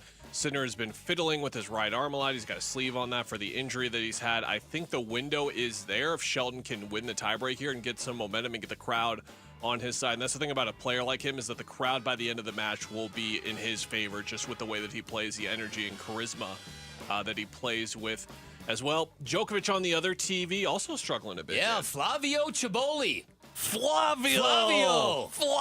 But to your point, Dan, there is a reason that pretty much through the last 50 years of tennis, there's only about 3 or 4 people in each generation that win most of the tournaments. It's very, very hard. Having played the sport and having had issues with guys I simply couldn't beat, even on days when they were not good, you see this is really a thing, that it's so mental when you get near the finish line of these big matches and these underdog players, they're like, oh my goodness, I'm 3 points away from beating the Joker, or I'm 3 points away from beating Rafa, and they never get there. Because at that altitude, with that kind of pressure, there's a reason why those great players stay at the top, and that's why. He got to a tiebreaker in the first set there, and he did, and he lost it 7-6. He did. In that first set, Jannik Sinner had one unforced error. One. Like, a guy like that just does not make mistakes. More mistakes popped up for him in the second and third set, but you look at how close that first set was. Sinner just wasn't making mistakes at all. All right, ESPN gave out their midterm grades for every Major League Baseball team. What do you think the Diamondbacks got? I would guess they're somewhere in the C- D+ range. Yeah, a solid C for the Diamondbacks. C, the epitome of mediocrity. They write, heading into the season, I thought if any team was going to challenge the Dodgers in the NL West, it would be the Diamondbacks. The offense has once again been one of the best in the majors, but the pitching issues have been painful. Their playoff odds are hovering just under 20%, so there's a chance, but they need to get red hot like they did last July and August. Can this team get red hot? Can Brandon Pfaadt give them something spectacular tonight? Red hot Brandon Pfaadt. That's what we need. Here you go again. Just rhyming things. What the heck with content? Let's just rhyme words. People love rhyming things. Tweet us at the Bickley and Murata Twitter show account to let us know if you love people rhyming things. No, more specifically, not people rhyming things. Jared Carlin rhyming things. They call me Dr. Jews instead of Dr. Seuss. No, they don't. No, they don't. Oh, that is brutal. Yeah, so seriously, this is a big game tonight, man. I'm telling perceptionally, if you can take 3 or 4 from the Padres in their ballpark, you can maybe start to build this argument. Let's keep this thing together. But as Kellen pointed out, you might not be able to resist the idea of flipping off not flipping him off, but you know what I mean? Flipping Zach Allen or flipping Mel Kelly to a contender. Need other teams to fall off too. That's the other problem. It's very crowded. Yeah, it's very crowded. So when you get that many teams in front of you and you've got to climb over that many teams, that influence, it's just not the number. It's not how many games you're out of the wild card position. It's how many teams you're competing. I just hope if they do trade Mel Kelly or Zach Gallen, that it's not for Air Bud. You didn't just do that again. Dan, you were right. Down goes Ben Shelton. Yeah. There he goes. Not ready for prime time. And down goes Jared Carlin. That Air Bud joke isn't working. 0 for 3. There's always tomorrow. Tune in tomorrow to see if he'll do it. Real quick, will Bradley Beal get figured out today? I hope so for our show. I hope so as well. All right, on behalf of SI's Pat Forty, Alex Weiner from Arizona Sports, thank you, Kellen Olson. Another great job. We'll see you tomorrow. Luke and Wolf next. Arizona Sports, the local sports leader. Subscribe to the Arizona Sports YouTube channel, full of Get It Nowhere Else content from Arizona's biggest sports personalities. Bickley and Murata, Wolf and Luke, Burns and Gambo, and more. Search up Arizona Sports on YouTube and hit the subscribe button. Hey everybody, Dan Bickley here for Turf Monsters, and if you haven't noticed, artificial turf is the rage in Arizona right now. I see it every day in my neighborhood where so many houses have ditched those front yards full of dull rocks for a beautiful sparkling lawn, and if that sounds something that's appealing to you, my friends at Turf Monsters are the company you call. They are the leading installer of artificial turf in the valley, which means they can give you that beautiful sparkling lawn without the seeding, without the mess, without the water bills, without the hassle. All of their turfs are of the highest quality. I've been to their factory. I've seen them myself. And Turf Monsters can also take care of the maintenance of that turf, making sure it always looks great, smells great, and is free of debris. That's only one of many things Turf Monsters can do for you. They're a one-stop shop that can build you the backyard of your dreams, no matter what you are looking for. And the customers rave about their dedication, their professionalism, and the quality of their finished products. Schedule your free estimate online at turfmonstersaz.com or call them at 623-263-7388 for Turf Monsters. And Team Bravo, backyard recon complete. And Command, lounge chair secured. Requesting permission to flank the watermelon at the picnic table. Nate here, owner of Blue Sky Pest Control. Your backyard is for summer fun, not an ant invasion. Call 602 Blue Sky today. We'll defend your pool deck, secure your picnic spots, and stop ants before they overrun your summer. Hello, Blue Sky. Goodbye, pests. Keeping your engines healthy means protecting them in season and out. Experts trust Stable to do that. And third-party testing confirms it. Stable is the industry leader in preventing fuel-related issues, no matter if you use it in your car, boat, or outdoor power equipment. In season or out, at every fill-up or when you store, start with Stable.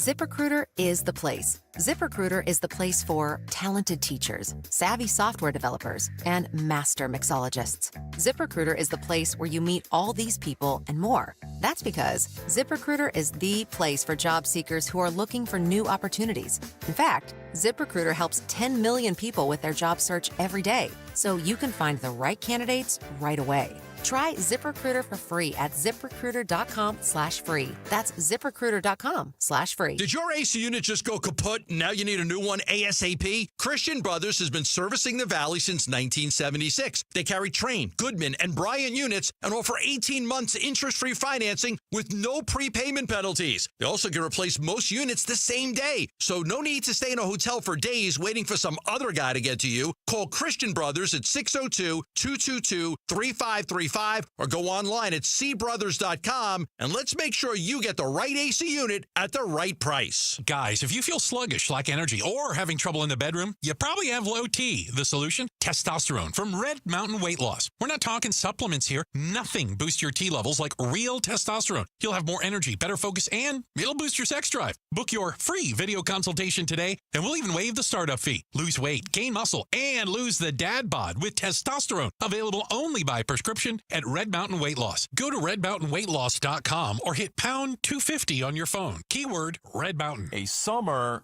It can be a 4-letter word in Phoenix. We get it. No, not during the Ford Summer Sales Event going on right now at our Desert Ford dealers. Yep, it is here, and it is a great time to buy a Ford. Paul Calvisi here. That is exactly what we did late last summer. Bought my wife a brand new Ford Explorer at our Desert Ford dealers. My daily driver, my Ford Edge. Love the versatility, the capability. And you know what? Check out Ford's full lineup, because during the Summer Sales Event, it is on, like the legendary Ford F-Series trucks with all that capability you need to get the job done, or a tech-savvy SUV like the all-new 2025 Ford Expedition with that Ford digital experience and panoramic 24-inch display. And don't forget the Bronco family, making adventure more epic every time you go out on the road. Work or play, the power is yours. Or get plugged in, or do a little bit of both. But hurry, the Ford Summer Sales Event won't last forever at our Desert Ford dealers. Click buyfordnow.com.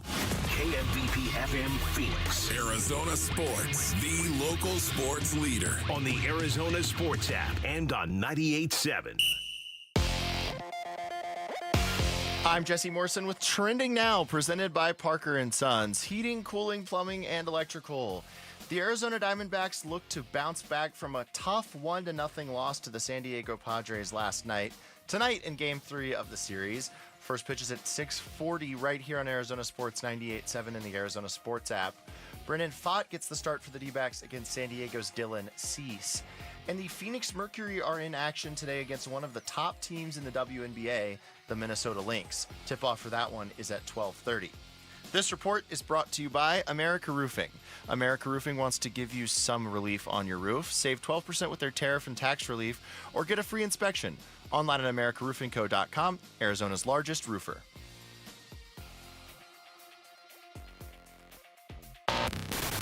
Check 1, 1, 2, 1, 2, 3. Ha! Chaw! Arizona Sports 98.7 FM. Oh, Luke, Wolf, hey, my brothers, are you kidding me? This does not suck buttermilk, right? Ron Wolfley. Hey, I was a wedge buster. How are you? Luke Lipinski. Hey, guys, welcome back to the show. It's Wolf and Luke. Live from the Arizona Sports Studios on this Wednesday morning, it is the Wolf and Luke Show. Wolf, what's up? What's going on, Luke? How you doing? I'm doing good. All right. The Q button was hit on my headphones, so for the first 5 seconds there, I thought I was losing my mind. But we're okay. Good. That's good. You know where I am right now. I've just got to come forward with this, Base and Onions, right now. Feeling a little edgy right now, and I don't typically walk around feeling edgy. Why am I feeling edgy once again? Well, training camp looms, and the thought of it right now, it's bringing back a lot of memories. So thank you very much. The context in which I'm broadcasting today is the mouth guard is going to come out at some point in time, and somebody, metaphorically speaking, is going down. I would expect nothing less. Thank you. From a show in basically the middle of July. And as if to help you along that path, how about that baseball game last night? Yeah, boy. Maybe that's what's making me so edgy. What's making you Maybe that is it right there. You know me, in regard to winning games, would've, shoulda, could've. Okay, we've all heard that. Yep. And at the same time, you look at that game last night, the Arizona Diamondbacks should have won that game. Ron Wolfley reporting. Yeah, you know, and I should point out, we're going to have Mike Hazen on at 11:45 today, so you don't want to miss that, obviously. Chris Cartman's going to join us a little bit later in the show to talk ASU football as well, but specifically with baseball, Hazen's going to join us at 11:45. And, Wolf, this is how I've processed that game last night, okay? Very good game. Felt like a game that you would see in the postseason, honestly. Yeah. I mean, great pitching by Mel Kelly, great pitching by Nick Pivetta, great defense on both sides. But the problem is, like, that's the sort of game you lose it, and you're like, man, all right, hats off to the Padres. Played great. We'll get them tomorrow. Yeah. But the problem is the Diamondbacks have lost so many games this season that they just should have won. Should have won. That, like, that game last night makes me think about the losses to the Rockies. This is like, if you just won those Rockies games, then you kind of shake last night off, but they have no margin for error anymore. So they can't just lose a hard-fought, back-and-forth 1-0 game. Yeah, I know. It was just so bizarre. This 1-0 game feels like the cleanest baseball game you could ever analyze. You know exactly. You don't even have to have watched the game based on these. If you're a 1-0 game, you're like, okay, there was a pitcher's duel that was out there. Yeah, and San Diego's outfielders just going crazy, robbing home runs. There was a pitcher's duel. There was great defense that was played. One pitch was the difference in the game, and it was. This is clean analysis. And you lost that game 1-0. And they had 2 home runs that were robbed. Not one, but 2 home runs that were robbed. And, oh, by the way, in the 4th and the 7th inning, you loaded up the bases, and you had 3 guys. Eugenio Suarez, Lourdes Gurriel Jr., and Ketel Marte at the dish in those 3 situations. And not one of them came through. Yeah. That is hard. That is. That is hard to swallow when you lose a game 1-0. Here's Torey Lovello afterwards, specifically on the 2 robbed home runs. No, I have not. And, it's hard for me to tell if they're going over the fence or not. I just know they're tremendous plays made by great athletes. And this goes to show you, good defense can help you win games and win moments. And if you add it all up, it was a difference in the game. But, no, I've never seen 2 in one game. But both incredible plays. Here's Mel Kelly. It's just as tough losing any game. I don't think it matters how many runs we score, how many runs they score. If at the end of the day the scoreboard says that they have more than us, it all hits the same. But then they asked him about a game with 2 robbed home runs. No, I've definitely never seen two robbed homers in my life. I've seen obviously one in the game that happens a decent amount, but I've definitely never been a part of a game that has 2, especially to the same team. And the first one for the Diamondbacks was definitely gone. The one that Jackson Merrill pulled back. Corbin Carroll. Yeah, that one was. And I honestly think that would have been a 2-run shot, too. Yeah, and I think the Josh Naylor one was probably going to clear it as well. It was a little closer. Yeah, agreed. But still a great play out there by Fernando Tatis Jr. And even if it doesn't clear the wall, if he just doesn't make a ridiculous catch, it's at least extra bases. In a game that's 1-0, those things show up a little bit more. Yeah, 1-0. Man, they couldn't get a hit when they needed it. It wasn't just those 2 home runs as well. In the names and games and names. And you think of it, Eugenio Suarez. You would love to have Eugenio up in that situation. Those guys he has delivered so much. He's delivered so much of the time in a situation like that, driving in runs, and then even Lourdes Gurriel Jr. doing a better job as of late. And Ketel Marte, just 0 for 8 with runners in scoring position. 0 for 8 after you get this kind of effort from Mel Kelly. Your pitching staff is nails. Yep. And you go 0 for 8 with runners in scoring position.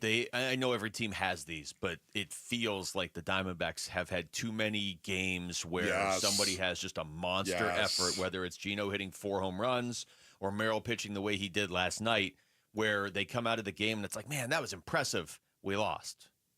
Shoulda, woulda, coulda. Yeah. Too many games like that. And honestly, you're right. The home runs are what stand out because they were highlight reel plays, and it was a 1-0 game. But you can't focus on that if you're the Diamondbacks. You did everything you could.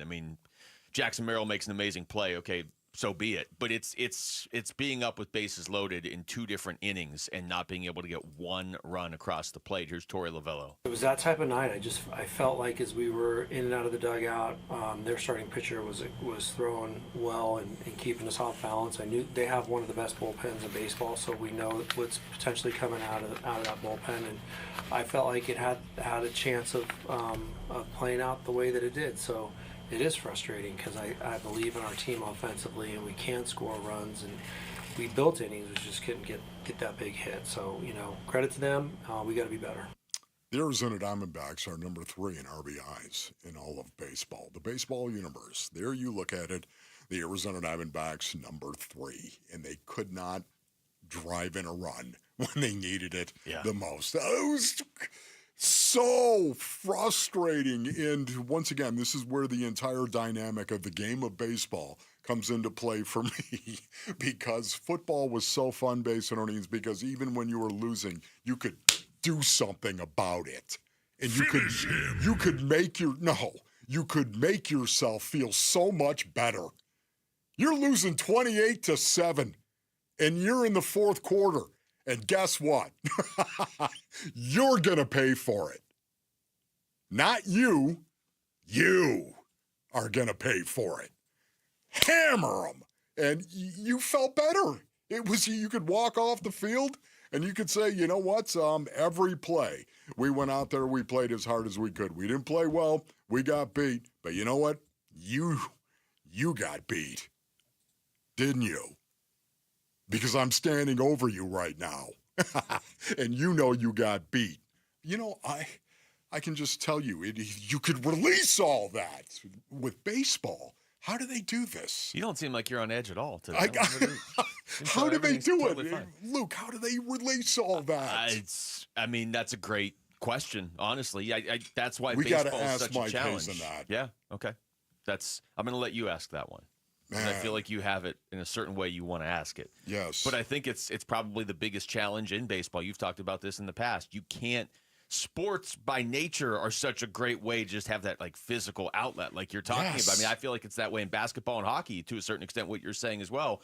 But in baseball, it's like if you get too riled up, you perform worse. Yes. So I don't know. I just keep coming away from that game last night of – it's 1 out of 162. I could easily write a game like that off. Man, it stung in the moment, but here we go. Like, that did feel like a playoff game. But all game, it kept making me think back to other games this season where they've played teams that they just should have beaten. Yes, last night, coulda, shoulda, woulda, like you're saying. But San Diego played really well. But there are games this season the Diamondbacks have lost where it's like, that other team, you're so much better than them, and you gave that away. And if you had just won a couple more of those, a game like last night doesn't have to sting as much as it does. Yeah, I was just thinking to myself, Merrill Kelly, think about it. Merrill Kelly, he didn't throw more than 13 pitches in one inning. Think about that. I mean, talk about efficiency. He didn't walk anybody. He didn't. It was like the Padres had yardsticks in their hands and not bats. I mean, just weak contact, weak sauce, and weak contact. Man, I don't know what to make of this stat. We can get and you more into wasted that later, but the Diamondbacks have been shut out 3 times all season, and 2 of them have been in the last 72 hours. Okay, so I don't That's know. Enough out of you, Luke. I don't know if it means anything. It could just be a total coincidence, but stat chat. Not the best timing for that. All right, when we come back, we're only going to do this once on the show today. We agreed before the show. Okay, that's great. Is Bradley Beal just going to be a Phoenix Sun forever? Yes. We'll get you the latest on that, and then we're not talking about it again today unless he actually is moved. It's Wolf and Luke on Arizona Sports, the local sports leader. The Dbacks, Ketel Marte. Just a laser-beamed home run by Ketel Marte. Will be starting for the National League at the MLB All-Star Game next week. Now the 2 on that is smoked to second. Diving catch Ketel. The home of the Arizona Diamondbacks and All-Star Ketel Marte is Arizona Sports 98.7. The app, YouTube channel, ArizonaSports.com. At first I looked in the backyard because my mom had a pool. I did not see anything. So we went and looked in the other places. And then I was like, you know what? Let me just look one more time outside. And I see Eric in the middle of the pool. At that time, my husband had finally come into that backyard. He jumped into the middle of the pool, grabbed him, and brought him off to the side of the pool. And we both started CPR as my mom was calling 911. And then they landed a helicopter in the middle of the street, picked him up, and flew him to Phoenix Children's Hospital. That ride took forever. As soon as we got there, they put us in a little room, and the doctor came in and said, we tried for an hour and a half. And they couldn't get him back. Realize that it can happen to you? It takes less than an inch of water for a child to drown.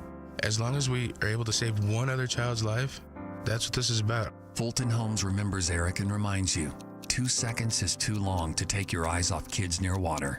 Take action today and visit Fulton2seconds.com. Hi, it's me, Flo, here to tell you that with the Progressive Home and Auto Bundle, you get 24/7 protection, so you're covered no matter where the day takes you. Even bad hair day? Yep. And tree branch fell on my car day? Especially that day. Progressive has you covered 24/7 for your home and auto. How about thought it was chicken, but it was tuna day? Or overnight construction outside my bedroom day? Those days too. Great, because that was each day this week. Been there. Well, at least your home and auto are covered every day with Progressive. Progressive Casualty Insurance Company affiliates and other insurers. Not available in all states. This is the story of the one. As a safety manager at a manufacturing plant, he does everything he can to keep his coworkers safe. From finding ways to reduce risks to keeping safety supplies in stock. And for that, he relies on Grainger. Grainger offers a broad range of quality products and next-day delivery, so he can always play it safe. Call 1-800-GRAINGER, click Grainger.com, or just stop by. Grainger, for the ones who get it done. Dan Bickley here for Parker & Sons, and summertime in Arizona means triple-digit temperatures and hours spent indoors, which means now is a great time to get your air conditioning unit tuned up by Parker & Sons, which can prolong the life of your system, save you up to $30 a month on utility bills, and give you the peace of mind you need entering the long, hot summer ahead. Call 602-2-REPAIR. That's 602, the number 2, then REPAIR for Parker & Sons. The Lund team prides ourselves on getting pre-approved before you buy. This makes you a stronger buyer with a stronger offer. The good news is the full pre-approval is free of charge. No upfront application fee. Some companies will charge an application fee to suck you in. At Lund, we have no hidden cost and no surprises. Just straight talk, and we walk you through the process and provide a clear path to your new home purchase. Give the Lund team a call today, where you're always treated like family. For all things mortgage, call Lund Mortgage. This is the story of the one. As a safety manager at a manufacturing plant, he does everything he can to keep his coworkers safe. From finding ways to reduce risks to keeping safety supplies in stock. And for that, he relies on Grainger. Grainger offers a broad range of quality products and next-day delivery, so he can always play it safe. Call 1-800-GRAINGER, click Grainger.com, or just stop by. Grainger, for the ones who get it done. Get in the zone, AutoZone. Welcome to AutoZone. What are you working on today? Hey, that's the spirit. Right now, we're celebrating free with a free STP oil filter when you buy 5 quarts of oil and free Duralast brake pads when you buy 2 rotors. Like always, free battery testing, charging, and recycling at every store. Celebrate free at AutoZone now through July 28th. Get in the zone, AutoZone. Restrictions apply. Arizona sports. Basically, what's going on with Beal is I think that obviously if they have their preference, they'd like to find him a new home.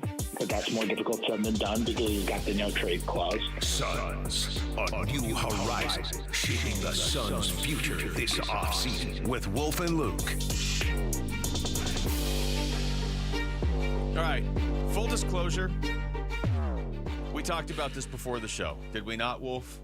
And we were like, how do we handle the Beal stuff? Yeah. Because if somebody is just, jumping in their car for 2 minutes and they flip their radio on, they want to hear, okay, what has happened there? But as far as like just continuing to talk about it until something actually happens, we went back and forth on this, and we're like, how much do listeners just want to hear us talk about how he could leave? Yeah, he could. So we're going to do it this one segment. Yeah. But we're not bringing it up again on this show because we've got to do it once. We're not bringing it up today again unless he actually does move. Okay, Basinonians, once again, as I continue to pull back the curtain here, Command and Control actually had an issue with it. I think it was Rick who actually had an issue with it. Rick wanted 4 hours If of Beal. we do not talk about Bradley Beal, we have to acknowledge the subject. And I think Rick won us over. When he said that, we have to acknowledge that it's still... I agree. It's still a story. But I would just word one thing differently. Instead of Rick won us over, I would say Rick broke our spirit, and here we are having this conversation. Yes, so this is going to be the one beautiful part of the program, brothers, where we talk about Bradley Beal. Luke, go. So I do want to reference this story by Fred Katz on The Athletic that, it just... There's one part in this. He has some numbers. There's one part that I'm like...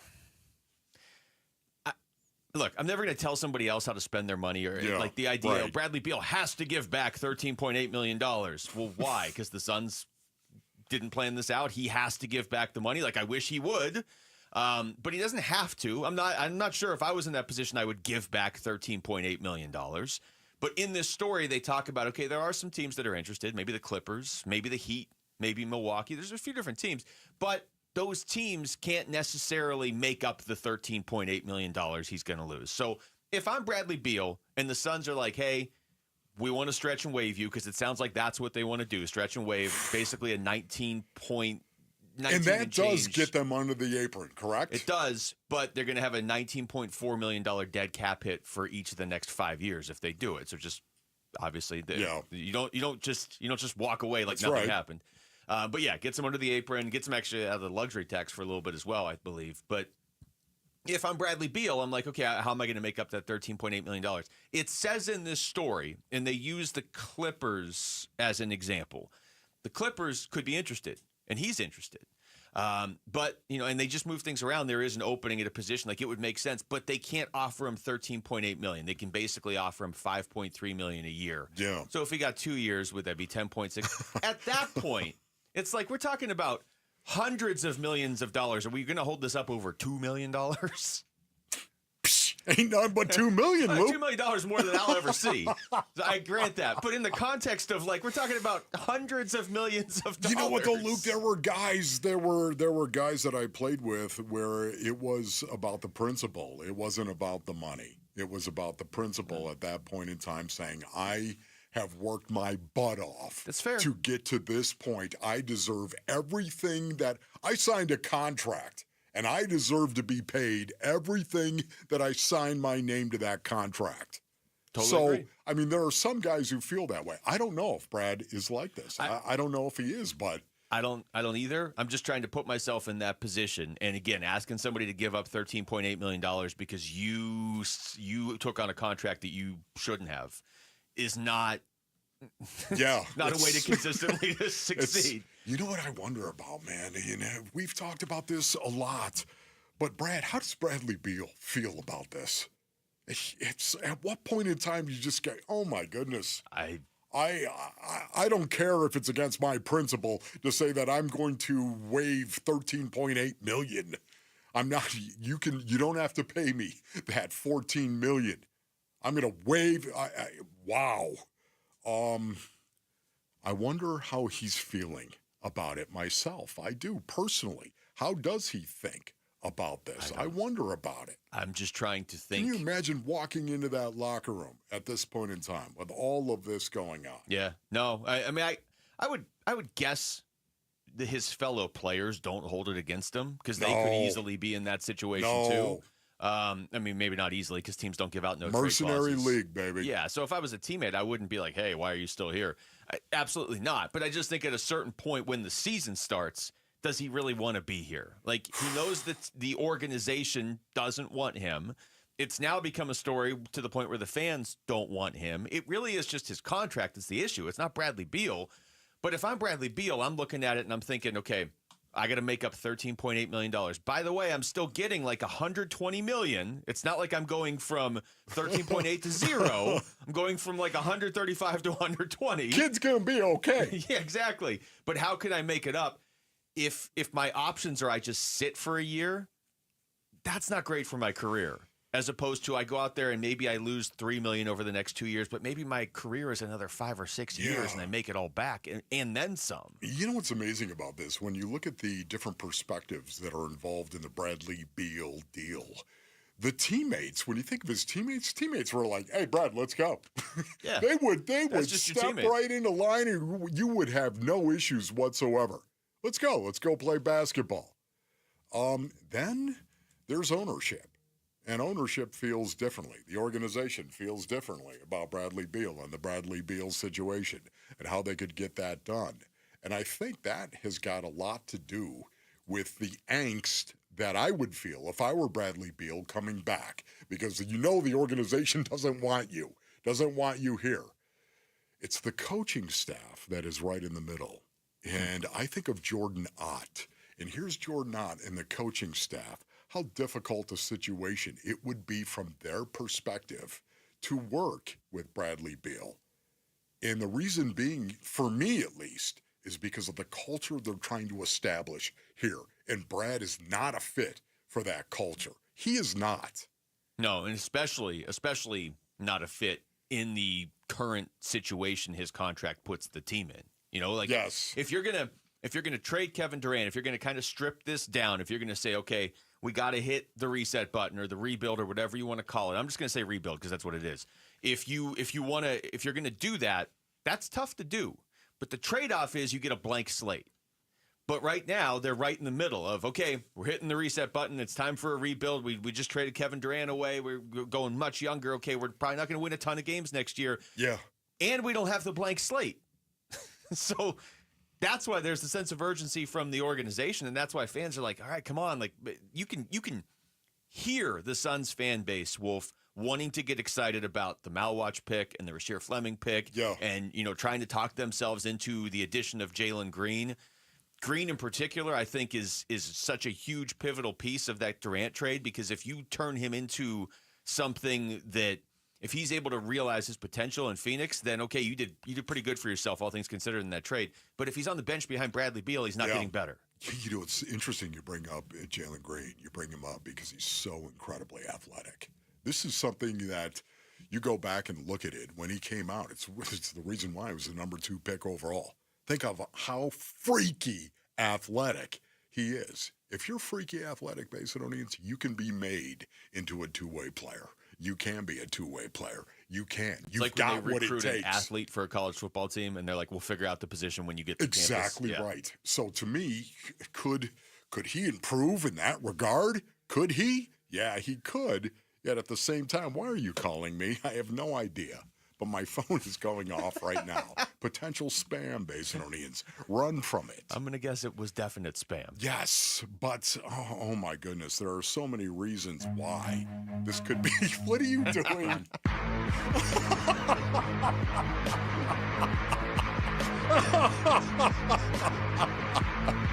All right, we get it, Rick. You said to run from it, so. Yes. That's the sound. Well, Wolf, I know there's so many things you'd like to say on this topic. Unfortunately for you, we're not talking about it again today.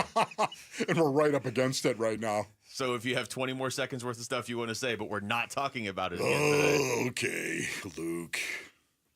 All right, we come back over to football. Please, give me some football. Why is Marvin Harrison Jr. so central to what the Cardinals do offensively, and how are some of the other teams that face the Cardinals viewing him? We got numbers. Next, yeah, we do. We have actual cold hard data. Next. Data? Yeah. Data? Whatever. It's Wolf and Luke on Arizona Sports, the local sports leader. You and your phone have the key to the Arizona sports universe with the Arizona Sports app. Bickley and Murata, Wolf and Luke, Burns and Gambo, live streaming shows and podcasts. Plus, listen to Dbacks play-by-play. Download the Arizona Sports app, presented by Ready Services Plumbing and Air Conditioning. All right, Basinonians, Ron Wolfley here from my brothers over at Desert Institute for Spine Care, also known as DISC. That's right, Basinonians. Listen, I played football for a long, long time, and I did a lot of damage to my back and my spine. There's no doubt about that. It's a lot of train wrecks out on the football field, and the spine surgeons at DISC, they have helped me in the past, and I give them my highest recommendation for you. If you're battling spine or back issues, DISC treats a wide range of issues, including sciatica, herniated discs, bulging discs, spinal stenosis, neck pain, low back pain, and degenerative disc disease as well. DISC surgeons have developed a personalized pain mapping system that pinpoints the spine pain generator to diagnose back and neck problems and customize a treatment plan just for you. Enjoy life again, Basinonians. Go to sciatica.com. or call 602-944-2900 for DISC. DQ presents How to Make Your Summer Take Flight. Just head into DQ for a new Superman Cake Batter Cookie Dough Blizzard Treat. Treat your inner hero to an epic mix of sugar cookie dough, sprinkles, and cake batter flavor.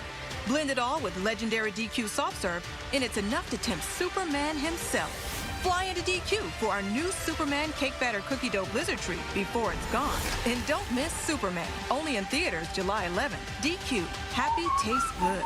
Only at participating locations. Dave Burns here with Liberty GMC General Manager Chris Scott. Chris, you have nearly 250 trucks in stock. What kind of deals are happening this month? What's up, Dave? July has some amazing truck deals, and right now we've got $12,500 in savings on a new 2025 Sierra 1500 and $7,000 in savings or 5.9% APR for 84 months on a new 2025 Sierra HD. Inventory is strong right now. It's definitely the time to buy. Visit Liberty GMC in Peoria or shop online all the time at libertygmcaz.com. GMC, we are professional grade. When my wife and I got married after both graduating law school, we didn't have two nickels to rub together. Ultima had to give me her gas card just to drive home. We never could have imagined that one day we would have the largest injury firm in the world and $25 billion in money collected and counting. As good Catholics, we had 4 children fast. They all work in the firm today. Our family protecting yours. I'm John Morgan of Morgan & Morgan. But our greatest gift was years away, grandchildren. Today we have 6 and counting. It's the greatest joy that we have ever experienced. I think about them all day long. Our family promises to protect your family should you need us. Call us. It's easy. Visit forthepeople.com and make sure you hug your grandchildren. God's final gift to us. Morgan & Morgan, for the people.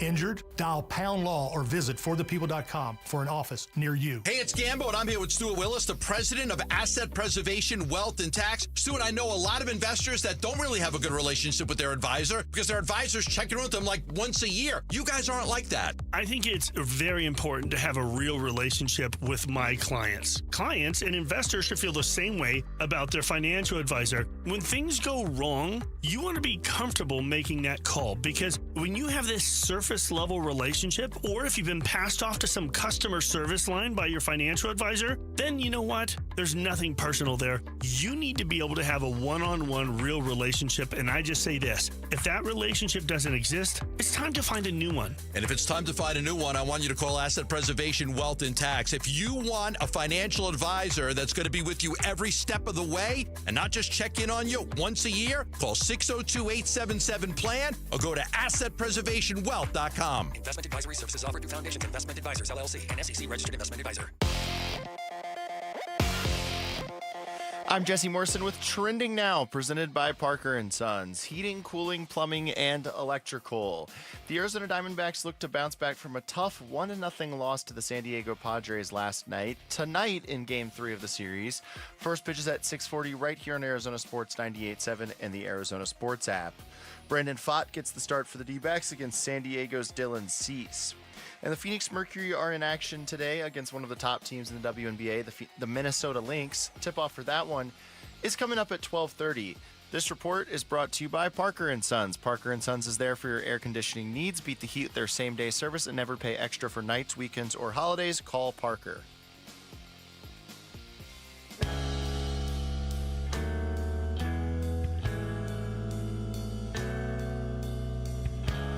Hey everybody, it's Bernsey. Who will be the biggest difference maker for Arizona State football this season? It's the Burns and Gambo Show. It starts at 2 here on Arizona Sports. Let's go down now into the darkness. All right, football. Football in 2 weeks, Wolf. Yeah. Just keep saying that to myself. I got a story that you found and Rick found. Okay. A story that is actually courtesy of a Rams website, or it's written from the sort of the Rams perspective. It's on Sports Illustrated, but it's focused on the Rams. And the title is "Rival Wide Receiver Provides Obstacle for the Rams." Yeah. Okay. But they're talking about Marvin Harrison Jr. Interesting. So it's kind of an interesting way to look at this, because they're talking about it from the perspective of, man, we face this guy twice a year, and look what he did to us last year. And he did. I mean, he destroyed the Rams in that first meeting. It was his best game. I mean, the first quarter of that game was like, oh, this guy is the greatest receiver ever. So I thought it was interesting just from that perspective, but they also have very specific numbers in there that speak more to what the Cardinals now have on their hands. Yeah, September 15th. That was week 2 of the season, was it not? Mm-hmm. Yes, week 2 of the season. They went home Bills, game. Rams, Lions to start the year. Yes. September 15th, Marvin Harrison Jr. had 4 receptions for 130 yards and 2 touchdowns. And most of that was in the first half. Most was in the first quarter. Yeah, it was unbelievable. 4 receptions for 130 yards and 2 touchdowns. And then December 28th, 3 days after Christmas, basically, as Ron Wolfley reporting. Thank you. 6 receptions for 96 yards. So in September, 130 yards and 2 touchdowns, and then 6 receptions for 96 yards. In those 2 games also, base hurtings. Trey McBride had a combined 18 receptions in the game for 190 yards.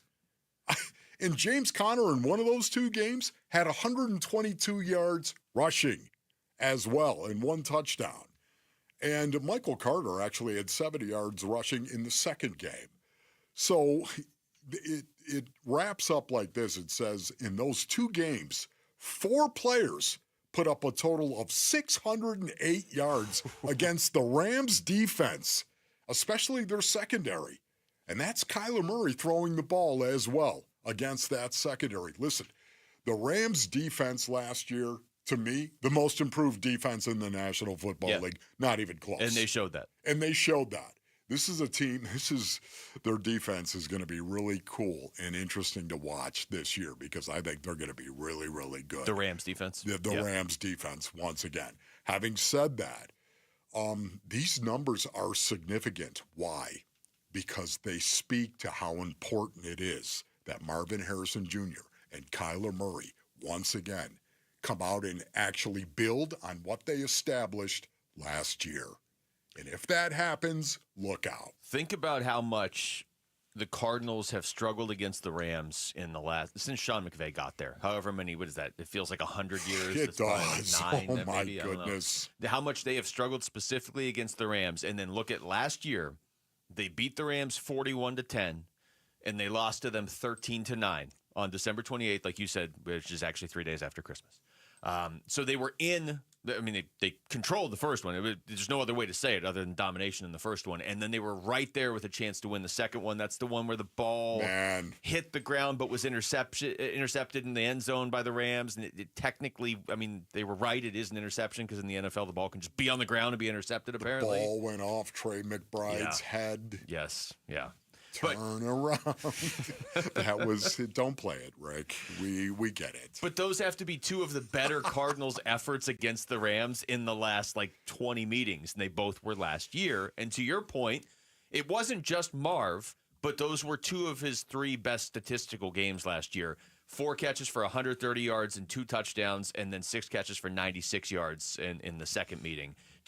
He only went over 95 yards 3 times last year, and 2 of them were against the Rams. Yes, and what I love about these numbers, Basinonians, once again, it just goes to show that you can have Marvin Harrison Jr. go off in a game, and guess what? So can everybody else, because he opens up so much for everybody else. Trey McBride had 18 receptions for 190 yards in those 2 games. 18 receptions. Why is this happening? Well, it's the yin and the yang, is it not? This is a classic example. These are numbers that support what I've been talking about in regard to Kyler Murray and Marvin Harrison Jr. and their chemistry. Improve that, and you don't have to touch anything else. You don't.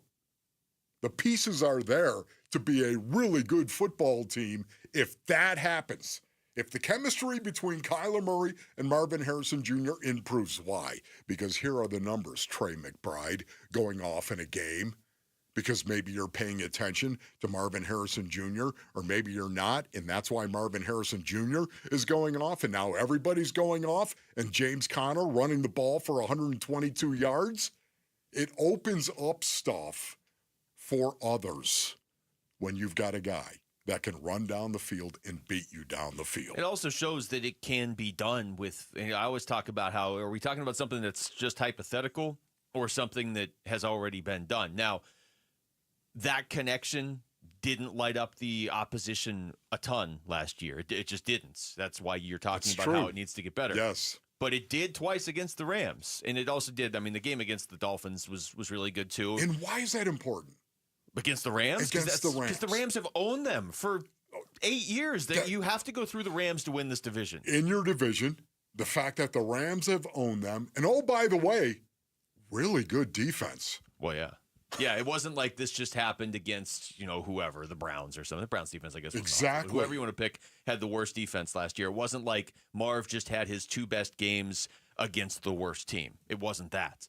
Now, you're going to have to do it again. Obviously, the Rams are going to adjust. But the conversation is not, can he do this against the Rams again? The conversation is, you did this against the Rams, now do it in the other 15 games too. Bingo. There it is. That is spot on. That's exactly why I wanted to talk about this. This is why it's so important that they do develop this chemistry, because it impacts other games as well. Now, it just so happens we have a very small sample size in 2 games looking at the Rams. And yet, if you can do it against the Rams, it's very encouraging because it means you can do it against some of these other inferior defenses that you're going to see out there. And then there is this in regard to Marvin Harrison Jr. Rick, do you have the cut from Marvin Harrison Jr.? Do you have the quote from Marvin Harrison Jr.? Because, listen, don't play it yet if you do, but you do have it, correct? I'm finding it. Okay, you're finding it. Okay, that's great. This is a well-oiled machine. That's really good. But this is very tangible, what we're talking about. This is tangible, on-the-field evidence of what Marvin Harrison Jr. can bring to a football team and how it helps everyone else. And yet at the same time, what are the intangibles behind Marvin Harrison Jr.? Marvin Harrison Jr., Rick, if you don't have it, I'll just go ahead and read it. Is that okay? What cut is it? Because I might have it right here. It's the team success that he's talking about. I think it's this one. First, start by team success. I think we got to make the playoffs. I think this is the year that I feel like we want to do what we need to do. We have all the pieces we need. We just got to go out there and execute at this point. That's why they brought me here, to help this team win games. So proving for me looks like, winning more games than we won last year. What was it, 8 or 9 wins? So I think definitely next year we need to win more games. I want to get a home playoff game for Arizona. I actually went to the game with the Rams and Vikings, and it was just like there's a team playing in the playoffs in our building. It just didn't feel right. So they brought me here to help the team win games. So I'm going to try to do. Does that sound like JG at all? Does that sound like his culture? Team success? Does it sound like something Monty Ossenfort would endorse?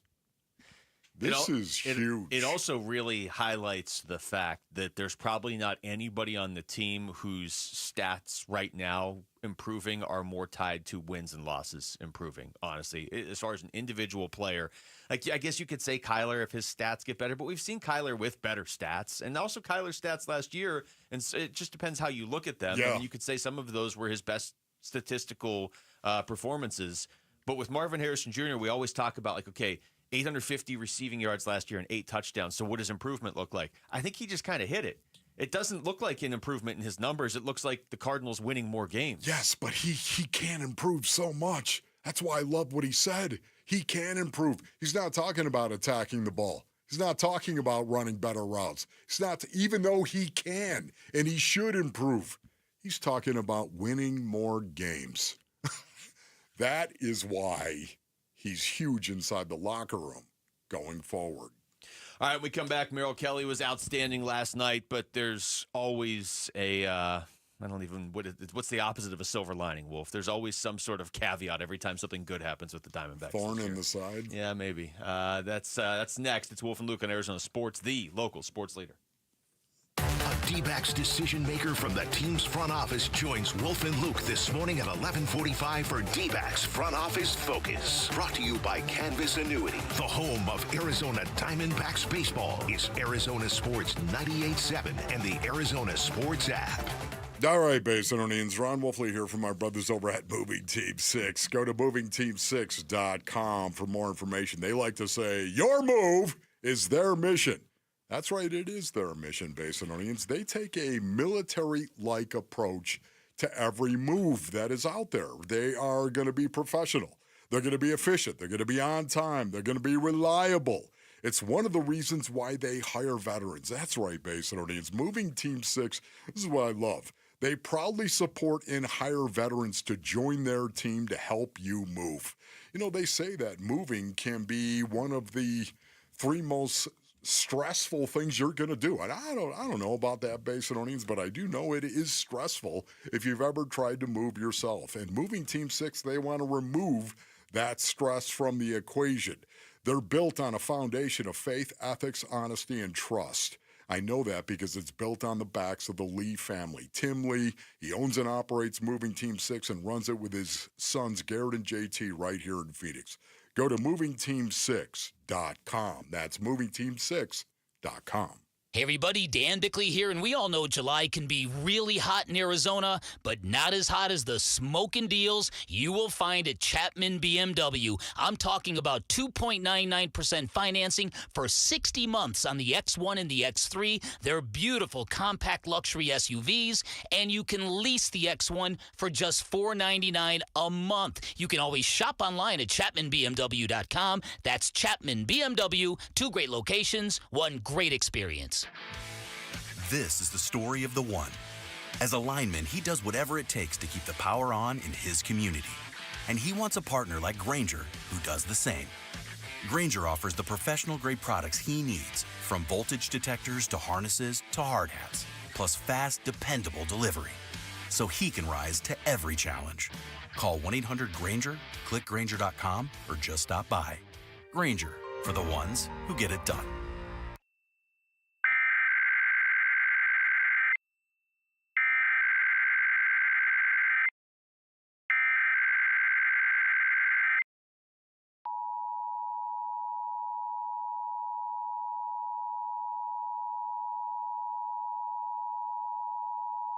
This is a test of the emergency alert system, originated by the Arizona Department of Public Safety. If this had been an actual emergency, important information or instructions would have followed the tones you just heard. This concludes this test.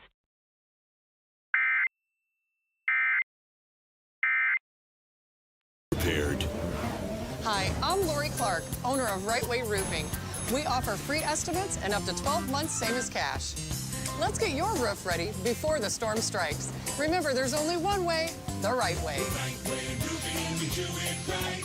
We'll always keep you watertight. Hi folks, Jody Jackson here. If you have private student loan debt and are behind or even in default, you gotta call my friends at YRefi. YRefi refinances private student loans that others won't touch, and they provide you with a custom loan payment based on your ability to pay. They work with each borrower individually, tailoring each loan to each borrower's specific situation. You will not be calling a faceless call center. They can reduce your monthly payment and your total cost. And YRefi does not care what your credit score is. I've been to their offices and met with them. They're great people. And YRefi is not a debt settlement company. You'll receive a low fixed interest rate that you couldn't get anywhere else. And you'll finally have a pathway to making all that stress and worry come to an end. Just give them a call at 888-YRefi-34. That's 888-YRefi-34. Or go to YRefi.com. That's YREFY.com. And make sure you tell them Jody Jackson sent you. Green Sally up, green Sally down. Last done start, gotta tell the ground. Green Sally up, green Sally down. Last done start, gotta tell the ground. Hey everybody, it's Bernsey. Can the Diamondbacks keep up in the National League's arms race if they keep running out of arms to pitch? We'll talk Dbacks on today's Burns and Gambo show, starting at straight up 2 o'clock. Yeah. Well, the good news is Mel Kelly pitched great last night. Lights out. On the road, game the Dbacks needed to have. He wasn't just, excellent, but he was efficient about it too. Step up, Merrill. The bad news is they lost, and he had to leave with calf discomfort. Yeah. So, when is the last time it was just like, hey, great win for the Diamondbacks, and nobody got hurt? Wasn't that fun? There's 162 of these. It should be happening a little bit. Okay, how about Alec Thomas getting scratched before the game? Yeah, wasn't that beautiful? Yeah, it was so wonderful. How many more? Just bring it on once again. Bring it on. Not bring it on. It's been brought on. I'm over it. How much more do you got? How much more can a team sustain? Okay, forget about it. We don't want to go down that injury-laden, beautiful part of the program again. But we will be doing that later on. Oh, no. Really? We do want to get into the Merrill stuff here specifically, though. Here's Torey Lovello after the game talking about Mel Kelly's performance. He did. So 77 pitches, 7 really strong innings. And it came out sizzling today. He was throwing the ball extremely well. The extra day's rest was, I think, a very much needed little push for him. And unfortunately, on days where we give up 1 run on the mound, I'll tell you that we're going to win a lot of baseball games. And I thought things could have been a little bit differently had we got the big base hit. We loaded the bases a couple of times, got into a really good situation, but we just couldn't capitalize. Where do you begin on that, Luke? Well, I mean, he's right more often than not. Like, I feel like 9 out of 10, 19 out of 20, 49 out of 50 times, if the Diamondbacks only allow one run, they're going to win. Whether they were intentionally built this way or not, they're the number 4 team in baseball in terms of scoring runs. If they get a starting pitcher performance like they got last night, and then the bullpen comes in and finishes. I mean, the bullpen did do their job last night. They didn't give up any runs. Yeah. But they just could not get Mel Kelly any run support at all. Yeah, what a great outing by Mel Kelly. And once again, this is what they need. They need their best players to step up and bring their best. Doesn't mean you're always going to be successful. It does not mean that, brothers. I can't stress it enough because I don't want to be this guy that makes it sound like it's easy. It's easy to go out and compete at the highest level our species can generate and always be successful. Why not just will yourself to be successful? Why not? Because you can't. Because you're competing against somebody who's trying to keep you from being successful. It's very difficult, as we all know. What you can do is will yourself to be prepared. I've been talking about it for decades, but it's the truth. Mel Kelly last night was prepared. There's no doubt about it. When I think about Mel Kelly taking the ball and going out and posting the numbers that he posted in 77 pitches, the one stat I keep coming back to is Merrill didn't throw more than 13 pitches in a single inning. And thank you to the Webflower for that. ArizonaSports.com. Ding! Go ahead and check it out, Basinonians, because that's the kind of information you're going to get from the Webflower. Oh, look at this promotion right here. Cross 13. promotion. He didn't throw more than 13 pitches in a single inning. They needed that from him. You know, we talked about this yesterday. His previous 4 starts, his ERA was up, I think it was 4.94 or something. I mean, look, you're going to have a stretch like that. That's not a knock on Merrill. His ERA for the year is still under 3.5 now. But we even said on the show yesterday, I remember saying, actually, I think word for word, they could use a good 6-inning, 1 earned run performance from Mel Kelly. You know he gives it to you more often than not. And last night he gave him 7 innings with only 1 earned run and was extremely efficient. I mean, that's why Torrey's, taking questions after the game. Hey, why did he have to come out after 77 pitches? Because he's basically got one more start before the All-Star break, ideally. But this is what Torrey said. Merrill was feeling a little tiny discomfort in his in one of his calves. He said he was fine to go back out. As soon as I heard that, I said, no, you're out of the game. I don't want to take any chances. He felt like he could go out there and continue to pitch, but he did his job. He gave us 7 unbelievable innings, and I had to make a tough decision. I wanted to give him a chance to get a decision and win a baseball game, but didn't make sense to me. But you don't think it will be anything lingering with him? No, zero chance of that. It just was one of those things where, this was, he wanted to go back out there. I just said, I don't want to allow that to happen. Was it like a cramp or just tightness? Yeah, I don't know. He said maybe just like a little bite, like a little something that told me that he wasn't 100%. So, like I said, he wanted to go back out there, and I told him no. Torrey did not want to answer that follow-up. No. He did not want to answer that. Especially the way it was asked. What was it like? Would you say maybe like a cramp or something? Yeah. No, not a cramp. Any other word? What do you want to say about this? Torrey's got to be so on edge at this point with the injuries. Like, it must just be if you walk by him, you're like, Torrey in my arm. You're out. Sit. I can't do it anymore. Because if he pitches any pitcher, they're just done. So, did he err on the side of caution? Yeah. I can't blame him for doing that. And again, it wouldn't have changed the outcome of the game because the bullpen came in and didn't give up any runs. And the Diamondbacks got shut out. But I think that cut right there in that moment, that interaction during the game speaks to where they probably are. 70 games left. It feels like everybody's been injured 8 times over. The second anybody says anything's a little uncomfortable, Torrey's like, you got to sit. Yeah. Because I need to keep some semblance of a team together. Yeah. Rick, is there something you want to say? Okay. That's it. Is that interesting? Is that the run music 0%, once again? 0% chance it's a problem going forward. Listen, Basinonians, there are two dudes on the Arizona Diamondbacks that they have medical situations that are going on. The trainers are heavily involved in this. That I have to tell you, I'm baffled. I'm baffled by it. Remember when the whole cramping thing was going on with Mel Kelly in the calf? Yeah. The cramping thing that was going on. Now, Torrey said it wasn't the cramp, right? He said it wasn't the cramp. He felt a little something. Yeah, I can play the cut from Merrill. You want me to play the cut from Merrill? Yes, play the cut from Merrill. Describing it. Yeah, a couple pitches felt just a little kind of grab on the calf. Those two of those pitches in the seventh, but nothing really worried about. But with my pass, I figured it was something to at least mention. Leave it in Torrey's hands. Like you said, I was willing and able to go back out for the eighth. I just think with the state of the game where it was, he makes that call. I'm not part of the horrified family, Basinonians. I do not. I do not splatter easily. I do not. But I don't understand this. Again, if it has anything to do with the cramping, you know what you do for cramping? You hydrate. You hydrate like a mother. Pickle juice in the clubhouse. That's okay. Pickle juice, whatever it is, you got pickle juice. You got water as well. You just hydrate, man. That's what you do. That is mesmerizing to me that this happens to Merrill as often as it does. Now, again, he pitches specifically, through it, though. I don't know if he was cramping with this situation. Did he just tweak his calf? Is that what it is?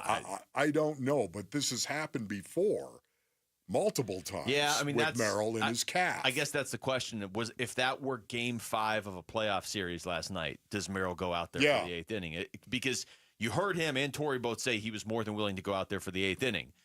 I'm assuming Torrey's like, we got to play it safe. Too many guys have gotten hurt this season. How terrible am I going to feel if one of my pitchers told me, hey, I'm a little bit of discomfort, and I left him in and he got hurt? I mean, that is sports, but with the Diamondbacks this season, you have just zero Torrey margin did the for right error. thing. Yeah, he did. He did the only thing you could do. But honestly, I wonder what would have happened if that were an actual playoff game. I don't know, because Merrill hadn't thrown that many pitches. And the second thing is Ketel Marte. And my groin is tight, my ham is tight. Football is a hyper-physical, hyper-active game. You're running a lot of different ways. You're cutting and you're moving a lot of different ways out there. If you're going to pull a muscle, it's going to be out on the football field. Mm-hmm. If you're going to pull it, it's going to be there. If he's got a routine where he's stretching every day, and I can't wait to ask Mike Hazen this question.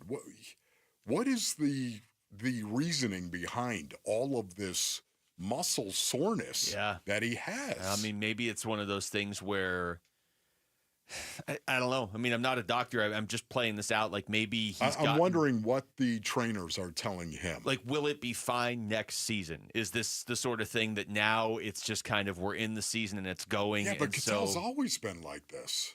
I know. Always, my groin's tight, my ham's tight, and sitting out a day. And he's an athlete. You can see it, but there are ways to do this and treat it. And it doesn't seem to me baseball's this hyperactive, I'm going to pull my ham, I'm going to blow out my buttocks.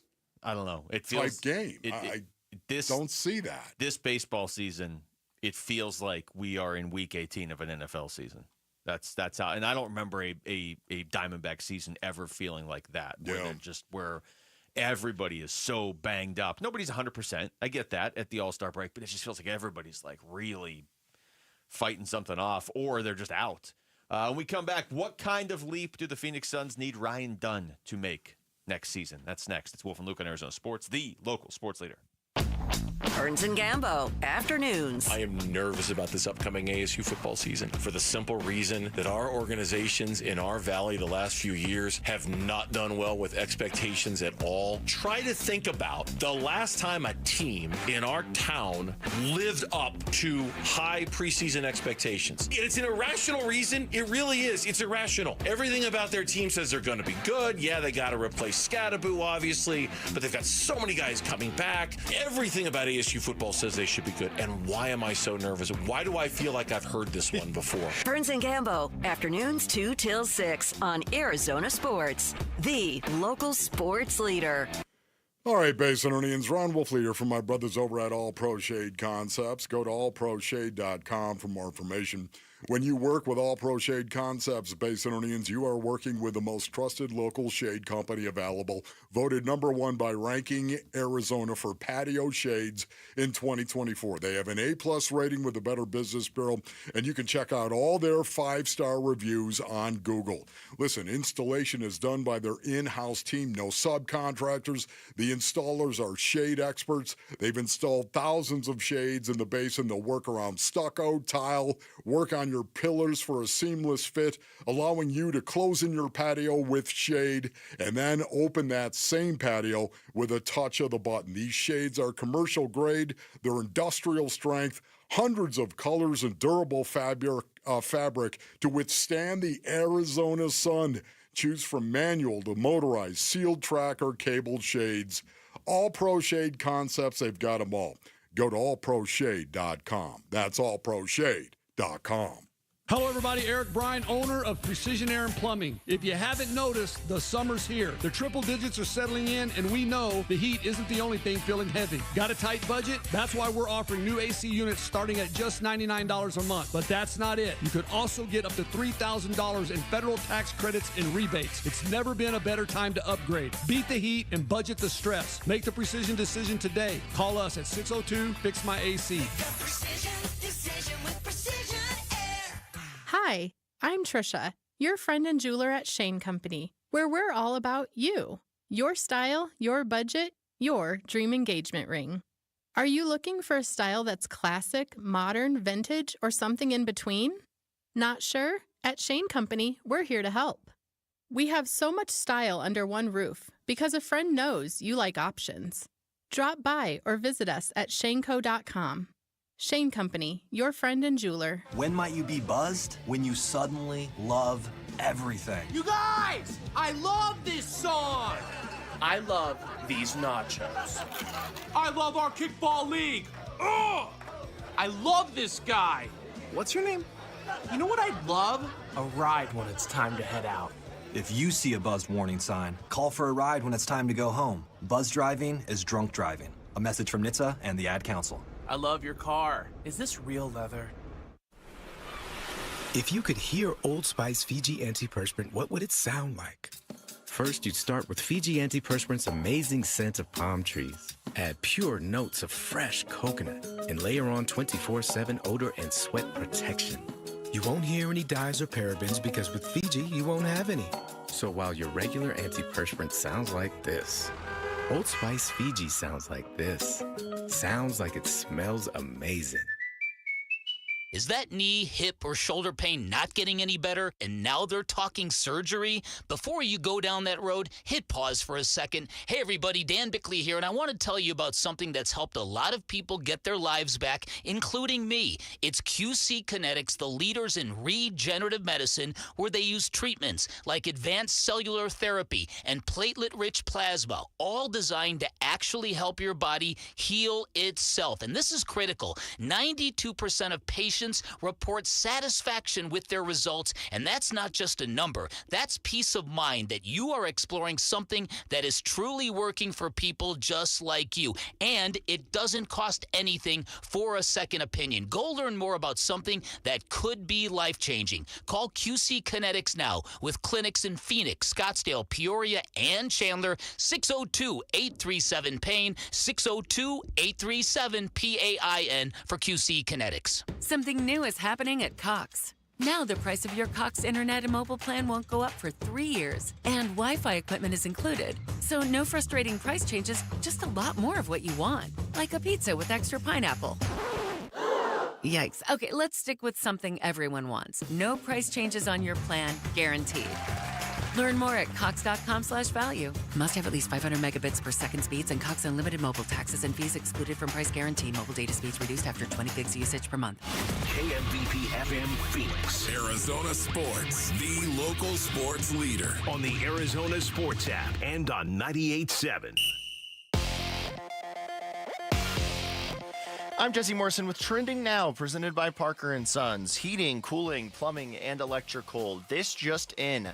According to NBA insider Chris Haynes, former Phoenix Suns general manager James Jones is leaving the team and will now be the NBA's vice president and head of basketball operations. The Arizona Diamondbacks look to bounce back from a tough loss to the San Diego Padres last night. Tonight in Game 3 of the series. First pitch is at 6:40 right here on Arizona Sports 98.7 and the Arizona Sports app. Brandon Pfaadt gets the start for the Dbacks against San Diego's Dylan Cease. And the Phoenix Mercury are in action today against one of the top teams in the WNBA, the Minnesota Lynx. Tip-off for that one is at 12:30. This report is brought to you by Parker & Sons. Parker & Sons is there for your air conditioning needs. Beat the heat with their same-day service and never pay extra for nights, weekends, or holidays. Call Parker.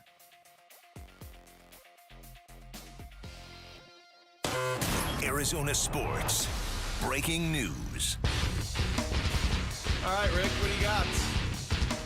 All right, guys, as you just heard in my update, Chris B. Haynes, NBA insider, says that James Jones is departing the Phoenix Suns to replace Joe Dumars at the NBA office to become the league's new executive vice president and head of basketball operations. His role will be enforcing playing rules and interpretations, conduct and discipline, and policies and procedures.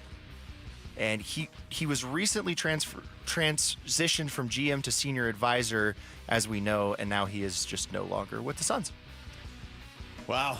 Well, I was kind of wondering, actually, randomly yesterday, if there was going to be news on him at some point, because remember, there was all that talk that his contract just runs out at the end of June. So is he back with the organization, or where is he going? And there you go. He's going to the league. This is called falling up, not falling down. This is great. I'm happy for James Jones. I always have appreciated James Jones and his approach to being a general manager. More times than not, he always seemed to remember that he was a player at one point in time, and that player always seemed to help him be a better general manager, to me at least. Now, again, this is just me looking from the outside in, but I appreciate the team that James Jones put together that allowed the Suns to get to the finals and win the first two games. I still can't even believe it. Yeah. The first two games. Yeah. Win the first two games of the finals and lose to the Bucks. Yeah, I wonder how Suns fans will now think of the James Jones era, because it's a very complicated one, right? Like, he gets here right after. I mean, he was here, but he wasn't the GM when they took DA over Luka. I mean, they took him over SGA too, but that wasn't really a debate at the time, to be fair. It was DA or Luka. Then he's here, and I would argue, when you're talking about people that were instrumental in their turnaround, going from team that couldn't make the playoffs ever to team that is 2 games away from winning the NBA title, you know, whatever order you want to put him in, Devin Booker, Chris Paul, Monty Williams, but James Jones has to be in that conversation. He was NBA Executive of the Year. He did a lot of things really well. I obviously, and a lot of people, didn't like the miss on Tyrese Halliburton, but he also did a ton of things right that, like, we wouldn't have gotten right. You know what I mean? Every GM misses on a pick every once in a while. And then the stuff from the last 2 years, obviously the direction of the team has gone horribly wrong, but we don't know how much of that was James Jones.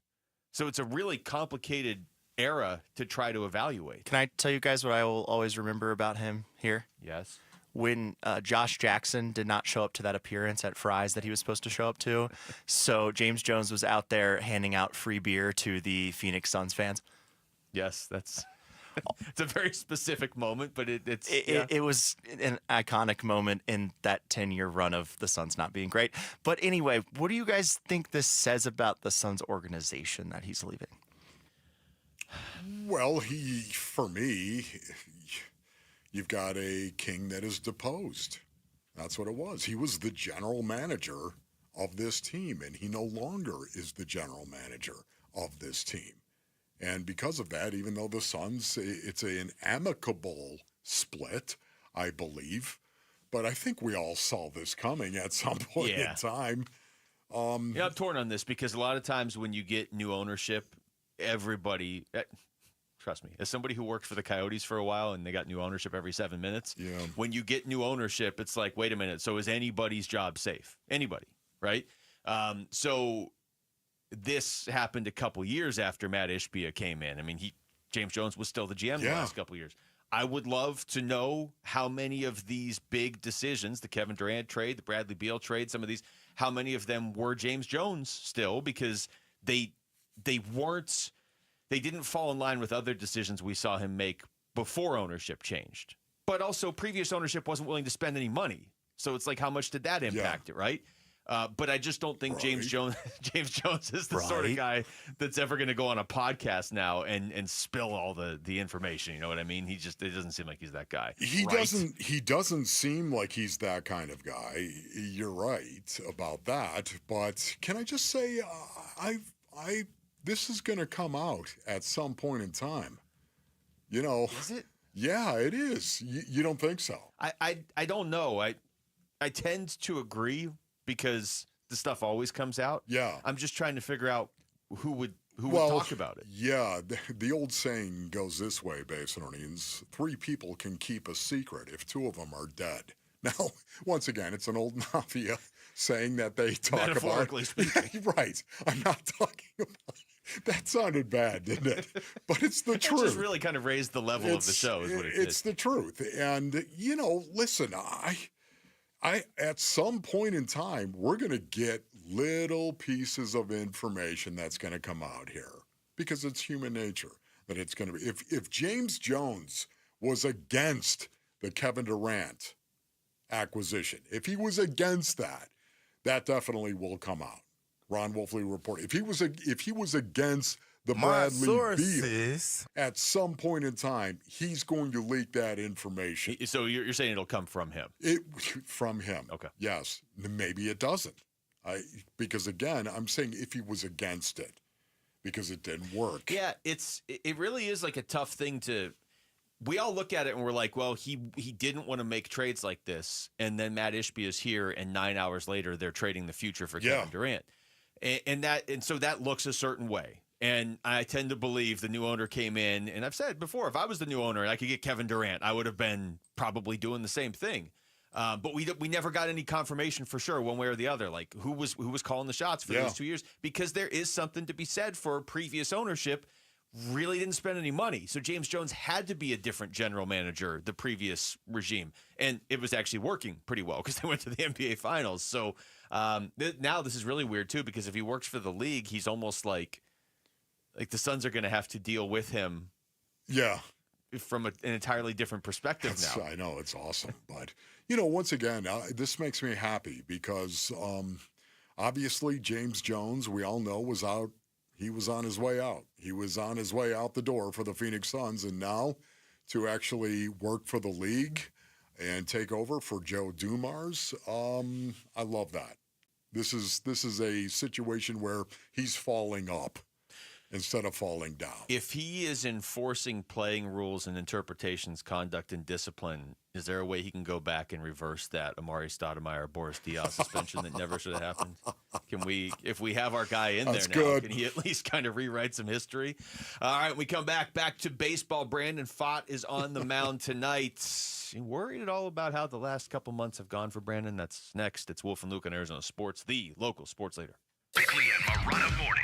You wonder about Torey Lovello and how this season is going to either wear on him or reflect on him. Now, I've been among Torey's biggest fans. It's pretty clear they're not going to blow out Torey this year and opt for a change of voice. At least it seems that way to me. I mean, this is his 10th season here. I think he certainly, given all the injuries, deserves the chance to see this thing to the finish line. But the owner put a lot of money into this team, and they're not getting the consistent, urgent kind of performances that you can easily correlate to the manager. Bickley and Murata, mornings on Arizona Sports, the local sports leader. All right, Basinonians. Ron Wolfley here from my brothers over at Presidential Pools. Go to presidentialpools.com for more information. Arizona heat, man, it's here. Oh, boy.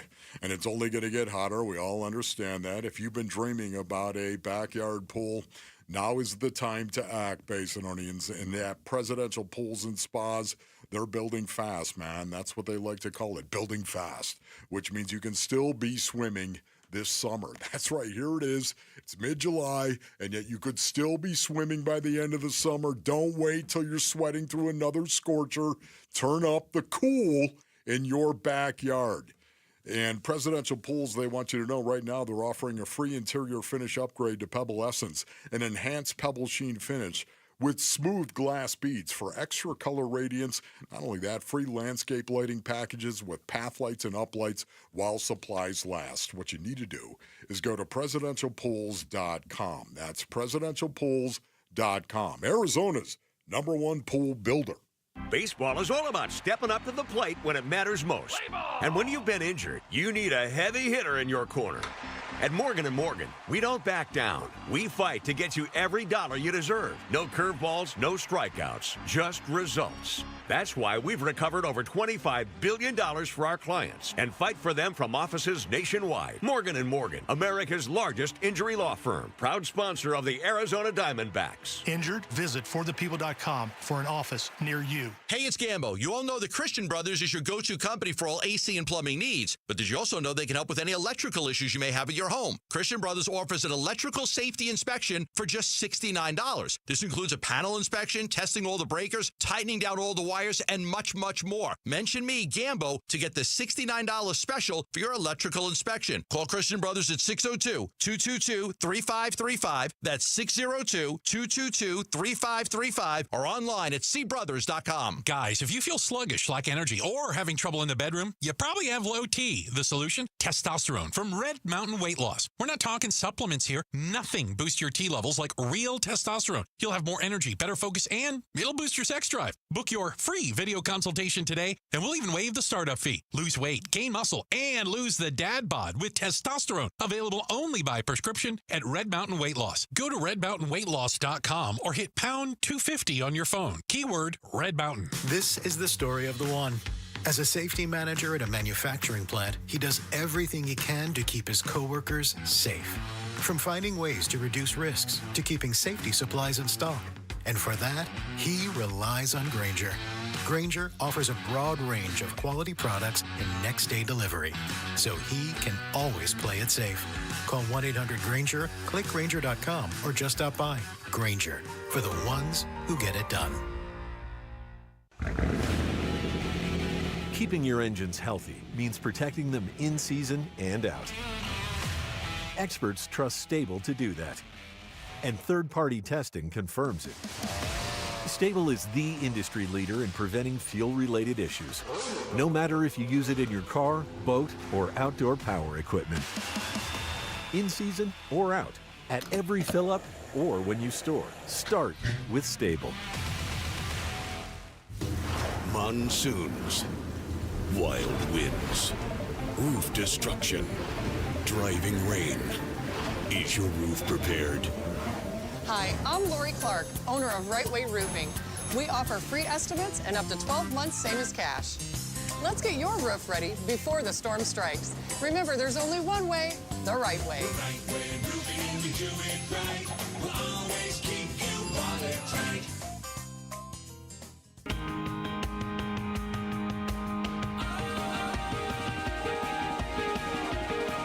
Hey everybody, it's Burnsy. Can the Diamondbacks keep up in the National League's arms race if they keep running out of arms to pitch? We'll talk Dbacks on today's Burns and Gambo show, starting at straight up 2 o'clock.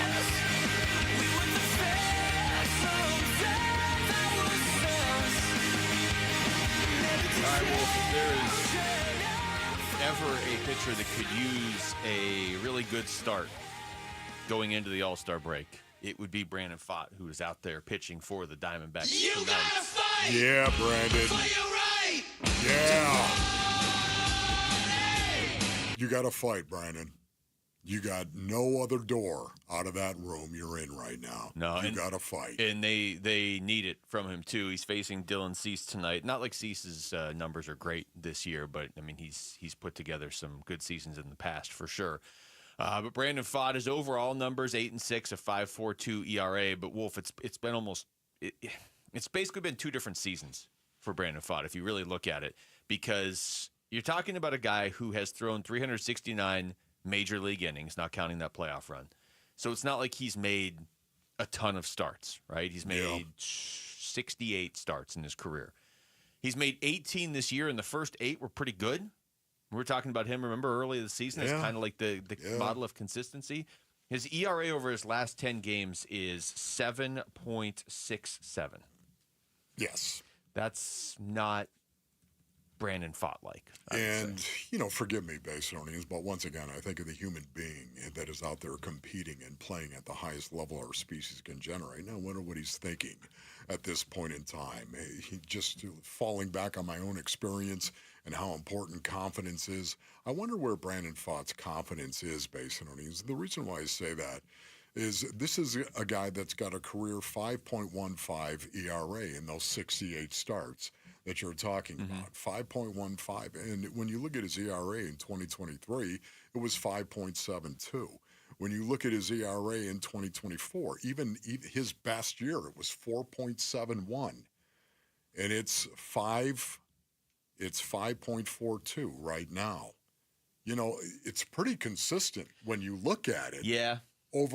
Now, are there portions where Brandon Pfaadt has looked really, really good? Oh, yeah.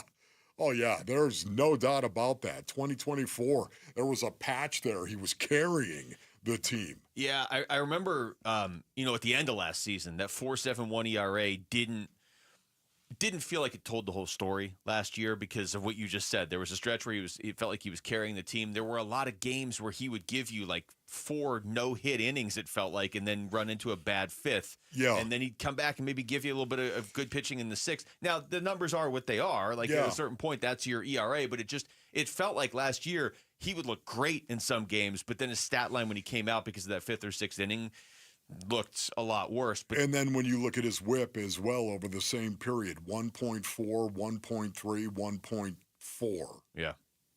So, it's a situation where it's been pretty consistent over time. And I'm wondering where his confidence level is at this point in time. I do.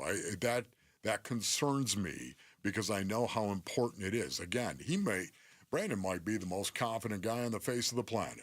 Has no impact on him whatsoever. I doubt that's the case. The reason why I doubt it, he's a human being.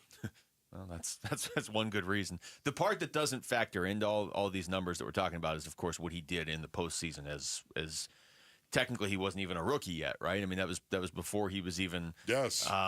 So you talk about confidence. That's something that doesn't show up in these numbers, but this is a guy that you are building around. It's not as simple as like, well, he's having a bad year or whatever, or his last few starts have been bad, or however you want to frame it up. But he's their number 5 starter. And they extended him. He was their top pitching prospect when he came up. He has pitched well in huge games. This is a guy. I mean, you look at who's signed in this rotation going forward. Right now, it's Corbin Burns, who's going to be out for a while next year, Erod, and Brandon Pfaadt.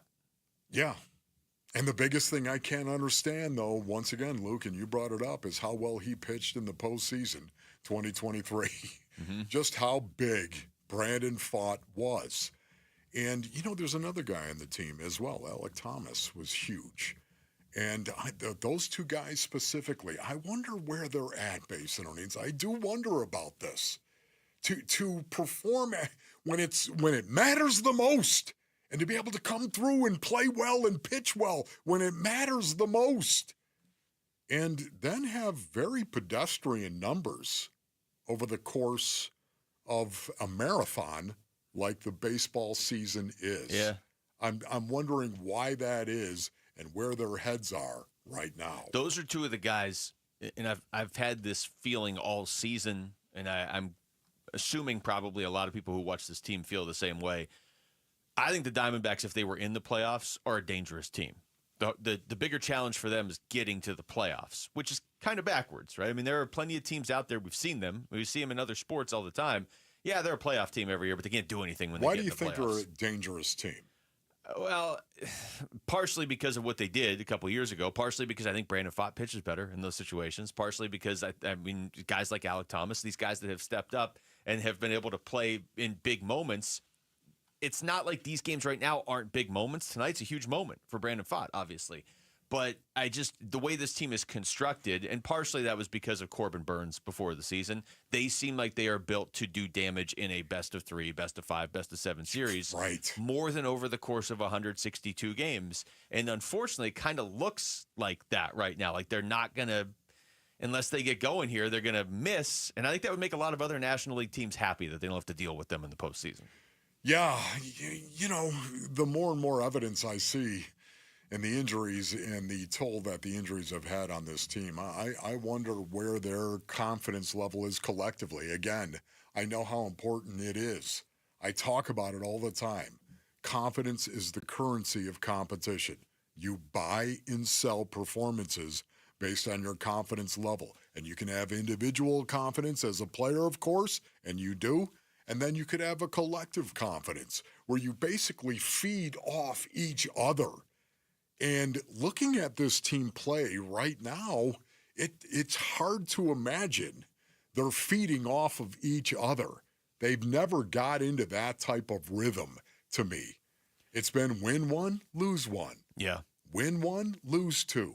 Win 1. It's been, they've never really got it going in the right direction. What's the Tory saying? A connected team is a dangerous team. This does feel like a connected team personality-wise, but you're right. They've been inconsistent in what they're able to do on the field this year. And I honestly, isn't that just because their lineup is different every night? Because guys are in and out of the lineup because, they start to depend on a guy and that guy's out for 12 months? I mean, I know other teams go through stuff like this, but I don't feel like the Diamondbacks have gone through a season like this before. I'm not trying to compare this to the Dodgers or the Padres or other teams right now. I'm just trying to compare this to previous Diamondback seasons. I don't remember a year where they've had so much in and out of the lineup, and that is how it would manifest itself. You'd watch a team that's like, hey, this team they're great at this one night, and then the next night they're not. Like it, that leads to inconsistency when it's a different team out there every night. Yeah.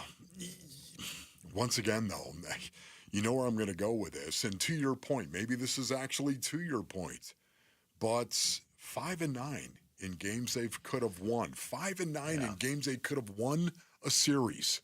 And 3-5 in games they could have swept an opponent. Could have buried them and swept. I just don't know if they've got the makeup inside the clubhouse that gives them that killer instinct.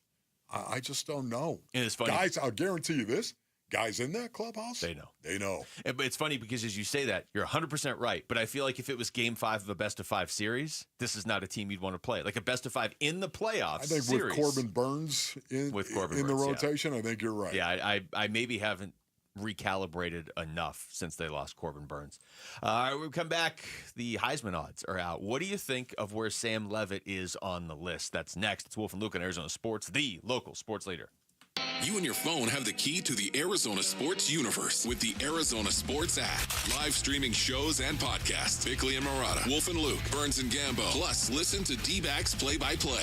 Download the Arizona Sports app. Presented by Ready Services Plumbing and Air Conditioning. Being hurt in an accident can change your life, and we want you to be empowered in that situation, and that is why we tell you to call Sweet James. Hey, everybody, Dan Bickley here, and when one of our listeners got hurt in a motorcycle accident, he was shocked by the lowball offer he got from the insurance company, and he called Sweet James, and his new team of attorneys helped him get the medical care needed to get on that bike again, and then they fought tirelessly to deliver a $400,000 win. Now, no firm can guarantee outcomes, but if you're ever hurt in an accident, you need a team of local attorneys who have the care, the skill, and the resources to win the most for you, and Sweet James brings over 500 trials of experience to every case, big or small, and that is why they win 98% of the time, and they win big. Call Sweet James at 800-9-million. That's 800-9-million. Find them online at sweetjames.com. Proud partner of your Phoenix Suns. Hey, it's Gambo. Is your roof ready for the Arizona summer? The heat is brutal, and with monsoons just around the corner, your roof needs to be ready. The intense weather can cause hidden damage to your roof, so don't wait until it's too late. JLC Roofing is here to help help you get your roof monsoon ready before the rush. Their experts provide thorough inspections and quality repairs to ensure your roof can withstand the upcoming storms. They are an A-plus Better Business Bureau rated company, licensed, bonded, and insured with free on-site estimates and affordable financing available. They've installed thousands of new roofs, and they're standing by to install or repair yours. Protect your home and your peace of mind. Schedule your inspection today. Call 602 Roofing for a free estimate on your roof. Give your roof some TLC with JLC. Call 602 Roofing or visit jlcroof.com. That's jlcroof.com. Don't wait. Prepare your roof for the monsoon season. JLC Roofing, professional roof repair and replacement for over 30 years. Every day, helping, caring, supporting. Every day at APS, we're here to provide payment assistance programs to customers in need. We recognize how important it is to keep your bill as low as possible. Our energy support program offers eligible customers discounts of up to 25 or 60% every month. Pay down your bill with crisis bill assistance and other programs and resources. Learn how you can get help with your bill at aps.com/brighter. What was that? That is business phone bliss with the Ooma Cloud Phone System. It handles all our voice, video, and messaging needs. You sound very... Calm? I am. Ooma has everything I need to run my business more efficiently, like virtual receptionist, call routing, and video conferencing. And it starts at just $19.95 per month per user, plus taxes and fees. Ooma. Nice. Find your business comm at ooma.com/radio. When you're hiring, have you ever felt like you're missing out on meeting great candidates? Well, they're not hard to find when you go to ZipRecruiter.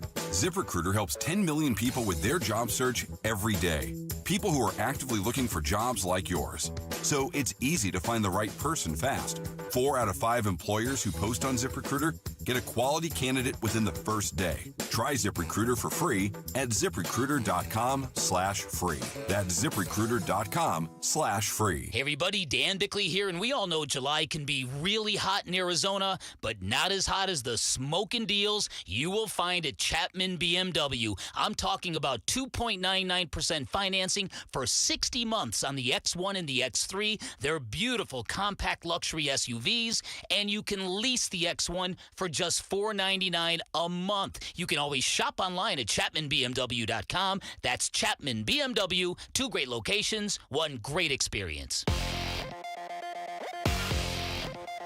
I'm Jesse Morrison with Trending Now, presented by Parker & Sons. Heating, cooling, plumbing, and electrical.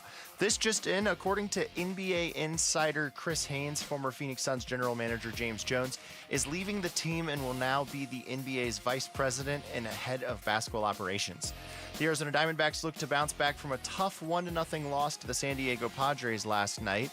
Tonight, in Game 3 of the series, first pitch is at 6:40, and you can listen to it right here on Arizona Sports 98.7 and the Arizona Sports app.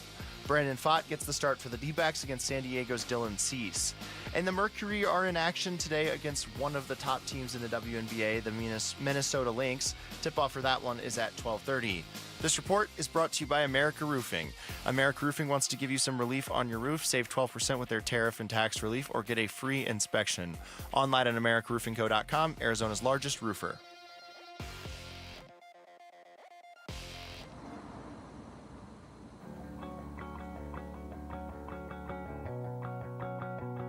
Well, hello, this is Pappy O'Flappigan.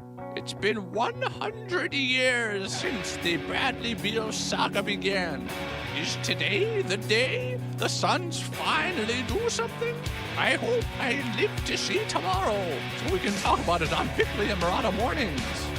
Zippity bip.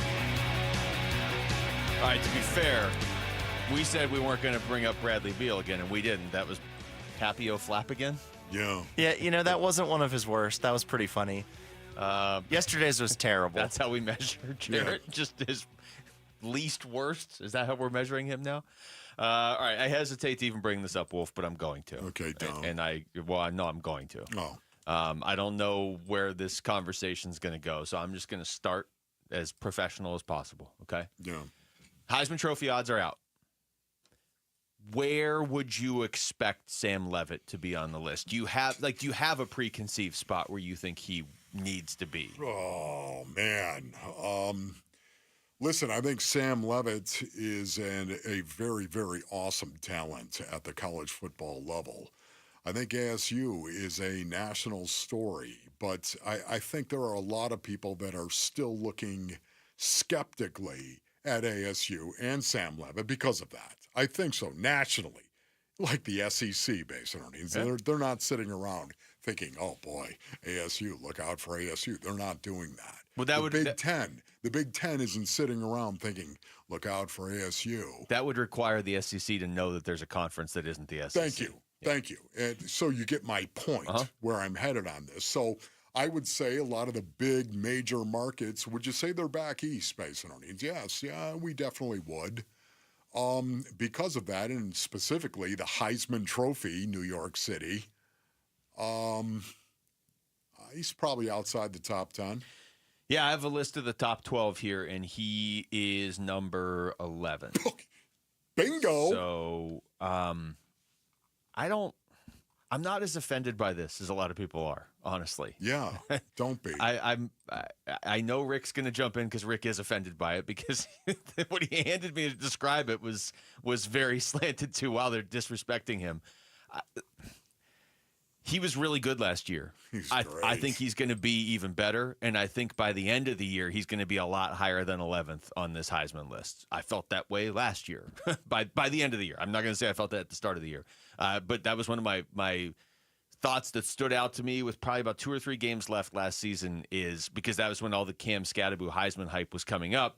And I do think he got disrespected nationally because he had already done it. And Scadaboo had done what he did last year. He did it the year before. It was like kind of the light version, but people nationally last year acted like Cam Scadaboo played his first football game in like November of last year. Right. He did that the year before. People just weren't paying attention. But then he obviously took it to another level last year. When that conversation was going on, that's when it started to kind of click for me of like Sam Levitt's going to be the one who benefits from this next year. He's going to start to get national buzz at the start of the season, which matters. If you're not on these lists, you know how this is. Voters are like hesitant to acknowledge you, even if you were clearly the best player in college football. I think the fact that he's on the list sets him up well for this season. And I'm looking at the 10 guys in front of him. They are all from major established programs. Of course. So that's college football. That's how it works. That's kind of my point. It's the reason why, I would think that Sam Levitt would be out of the top 10 just because of that. The fact that they're in the Big 12. How much respect did the Big 12 get last year in the college football playoff? Absurdly low amount of respect. Absolutely. Now look, they got in. They had a bye. One of the teams played, they got in, and they had a bye. One of the 4 teams that had a bye. So to me, you could say they got a certain amount of respect, but nobody really gave them a chance. Everyone acted like they were nothing but pure Cinderella. That's why it would have been so great if they just won that one game against Texas that they should have won. Yes. Just to see all those people who clearly hadn't watched all season and were just out there pretending to be experts have to really reconcile ASU taking Texas out, which they should have done. I know, but this is going to be the uphill climb for ASU, and I really don't care. I shouldn't say that. I shouldn't say I don't care about the Heisman. It's an individual award. But the reason why maybe I shouldn't say that I don't care is because if, in fact, he does win it or he's right there, one of the final 3, it really highlights ASU even more. Yeah. That's the one reason why it brings the spotlight on ASU even more. Boy, do I hope he's in the top 3 because of that. That means ASU will have had a great season because you don't get a guy from ASU, and no offense, but I'm just saying, if you don't have the perennial powerhouse, if you don't have that tag, if you don't have that logo behind you, you're not going to get the respect you truly deserve. No, you're not. And it's symbolic of what they're trying to build, but also that they need to build it. Yes. Like Scadaboo, they're building it. Scadaboo wasn't even a finalist last year, and he had a season unlike any. I'm not saying that we've seen around here that like college football hadn't seen. And so if you want to one say of the biggest travesties, he wasn't even a finalist of the Heisman Trophy. No, seriously. No, it is, absolutely is. But this is all indicative of where this. Now, I do think if Sam Levitt goes out there and has the year that we expect him to have, because Scadaboo kind of put them on the map, for lack of a better term, last year.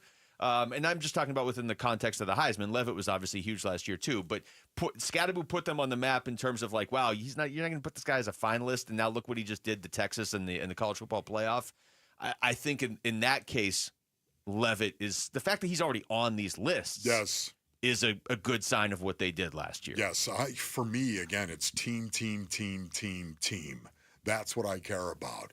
ASU, how many games are you going to win? Can you possibly be back-to-back Big 12 champions once again? What a goal this is. It gets me so excited for Kenny and his kids that they have this tangible, right in front of them goal of saying, you know what? What do you say we become back-to-back Big 12 champions? How about we do that, boys? Let's go do I'm it. so ready for football. It is this proverbial carrot that is being hung in front of him. And I know Kenny. Do you think he's going to use that carrot? Think he's going to wave that thing around? Yes. Well, this he's is the going perfect to motivate list for team. Kenny, too, because you know Levitt's going to be on these lists, but he can be like, look, you're not even in the top 10. You know what I mean? Like, however you want to bend this. If you're Sam Levitt, we talked about that article a couple weeks ago where he likes to kind of have a mental list of, like, here's how I'm being disrespected, because that's just what he's dealt with up to this point in his career. Now, all of a sudden, he really isn't being disrespected. But he could still look at this and be like, man, I'm better than this. I'm better than Drew Aller. I'm not even going to read you the names, Wolf. I'm just going to read you the colleges of the 10 guys on the list before Sam Levitt. Okay. I think this tells you all you need to know. Because I will tell you this, the 10 guys on the list ahead of Levitt, I would rather have Levitt than most of them. Okay. So here's the names, though, okay, or the colleges. Texas, LSU, Clemson, Ohio State, South Carolina, Ohio State, Penn State, Florida, Oregon, Oklahoma. Gee, I wonder if that plays a role in this. Yeah, and that's what I was alluding to. Just win. That's all that matters. And for Kenny as well, that is a great way to motivate the team. Just win. Focus on winning. Win. Forget about these individual awards that might be out there. Just win. Now, is Kenny going to trumpet the fact that he's got a Heisman Trophy guy, a guy that could be a Heisman Trophy? Yeah, he's going to trumpet that. You kind of have to. Why wouldn't you? You're trying to bring a spotlight to your program and your growth. But let's face it, it's all about winning games, isn't it, Kenny? That's got to be kind of a conflict there for Kenny, too, because he's so, like, you see his name showing up on preseason Coach of the Year lists. He hates that stuff. He hates all the preseason stuff. He hates the individual, hey, let's talk about our awards when we haven't even played a game yet. But at the same time, this is not Ohio State. If you have a great player and Ohio State has a great player with the exact same season, that guy's going to win the award. Yeah. So you have to promote your players, and Kenny's been doing that at Media Day this week. Has Kenny actually been doing that? Talking about Sam Levitt, the Heisman Trophy winner, has he been doing that? Yeah. I don't have time to play it now because we have Hayes coming up. Or the Heisman Trophy candidate. Yes, but he's been asked about it a lot. And, his response hasn't been as much of the, like, forget about that stuff. He kind of has to promote him because – again, you are fighting an uphill battle. I wouldn't say it's just ASU. I would say it's pretty much anybody in the Big 12, really. Although Shedeur Sanders sure got a lot of attention last year with a much worse season. But either way. All right, when we come back to baseball. Are the Diamondbacks still in a position where they could potentially buy at the deadline? We're going to ask their general manager, Mike Hazen, will join us next. It's Wolf and Luke on Arizona Sports, the local sports leader. A Dbacks decision maker from the team's front office joins Wolf and Luke this morning at 11:45 for Dbacks Front Office Focus. Brought to you by Canvas Annuity. The home of Arizona Diamondbacks baseball is Arizona Sports 98.7 and the Arizona Sports app. This is the story of the one. As a lineman, he does whatever it takes to keep the power on in his community. And he wants a partner like Grainger who does the same. Grainger offers the professional-grade products he needs, from voltage detectors to harnesses to hard hats, plus fast, dependable delivery, so he can rise to every challenge. Call 1-800-GRAINGER, click Grainger.com, or just stop by. Grainger, for the ones who get it done. Drivers who switch and save with Progressive could save hundreds. With that kind of money, you could go big time and skip the regular line at the airport and pay for speedy security. Imagine not having to quickly unpack and pack at the place you already came packed to. And wearing your shoes the whole time you're there? You can't put a price on that kind of luxury. Well, actually you can, and you paid for it. Switch to Progressive and you could save big time for speedy security. Progressive Casualty Insurance Company and affiliates, not available in all states. Potential savings will vary. If you have been in a car accident in the past and have settled your case, I may have some good news. Some unethical lawyers have people known as runners who come directly to your hospital room or home and solicit your case. It's a disbarable offense. Anyone that would hire these scumbags needs to have their heads examined. I'm John Morgan of Morgan & Morgan. Now for the good news. If this happened to you, we will sue these lowlifes and fight to get all your fees back. And then look and see if these bottom feeders also malpracticed your case and sue them for that too. You have nothing to lose and everything to gain. Visit forthepeople.com for a free consultation or call Pound Law on your cell, pound 529. If someone does this to you, call the Bar Association and report them. Let's fight these bums. Morgan & Morgan, forthepeople.com. Injured? Dial Pound Law or visit forthepeople.com for an office near you. It's been over 2 years since Bobby Carpenter had regenerative treatments at QC Kinetics. He needed relief from knee pain, but he wanted to avoid surgery. I thought I might have to have my knee scoped, had some injuries, some lingering pain from stuff that I had been dealing with from years of playing professional football, and things had kind of flared up again. I started talking to a friend of mine who's orthopedic, and he was like, well, try to avoid surgery if you can. And you absolutely can avoid surgery. QC Kinetics provides patients with state-of-the-art regenerative treatments, orthobiologics from your own body that help heal and restore damaged, aching joints. And we'll let Bobby tell you about that. It was all of a sudden that one day, a couple of months later, I was here, let's go jog, let's try to see what I could do. And the more I did, I was pain-free with it, and it was actually a pretty remarkable process. Before going under the knife, see if you're a candidate for non-surgical joint pain treatments at QC Kinetics. Call them today. Call QC Kinetics, 602-837-PAIN. That's 602-837-PAIN. 602-837-PAIN. Summer's a great time to get a new Toyota. Choose from models like Camry, RAV4, Highlander, Tundra, and Tacoma. Or check out the all-new 2025 4Runner. Visit any one of the 10 Valley Toyota dealers or valleytoyotadealers.com today. Are you afraid of running out of money in retirement? If so, you're not alone. In fact, studies show it's people's #1 concern, but there is a solution. Canvas Annuity offers a retirement savings product with one of the most competitive crediting rates in the country, up to 6.2% per year. The best part is you can get access to these industry-leading rates online in a few simple steps by visiting canvasannuity.com. Great rates, simple online products. Arizona Sports, the local sports leader. Front Office Focus with Wolf and Luke. Brought to you by Canvas Annuity. Great rates that are guaranteed to be a home run for your retirement. All right, Diamondbacks back at it tonight. 5 games left before the All-Star break in San Diego for Game 3 of this 4-game series. Brandon Pfaadt against Dylan Cease, and we are pleased to be joined by Dbacks General Manager Mike Hazen on the Arizona Sports Line. Mike, thank you for the time. How are you doing? Hey, guys. How you doing? Doing okay, Mike. I wanted to just start here. I mean, obviously there's been so much talk about injuries and how sort of weird this year has been. Your team has shown a lot of resiliency when they get news like they did on Monday right before the game. And I just wanted to get your thoughts on when you're constructing a team, is that something you intentionally build for, or is that something that you can't totally account for when you're putting a roster together?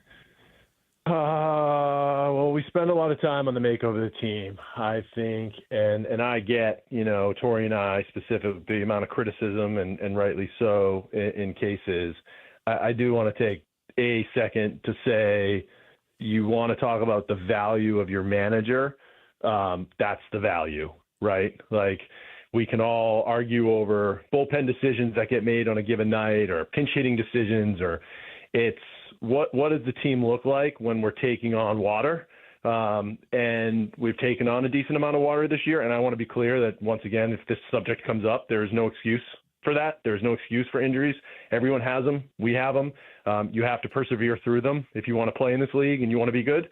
But I do think that the steadiness and the way he manages his club is why I think you see some of the resilient traits, and we have good players that are resilient too, but I think they're also a reflection of the manager and the coaching staff.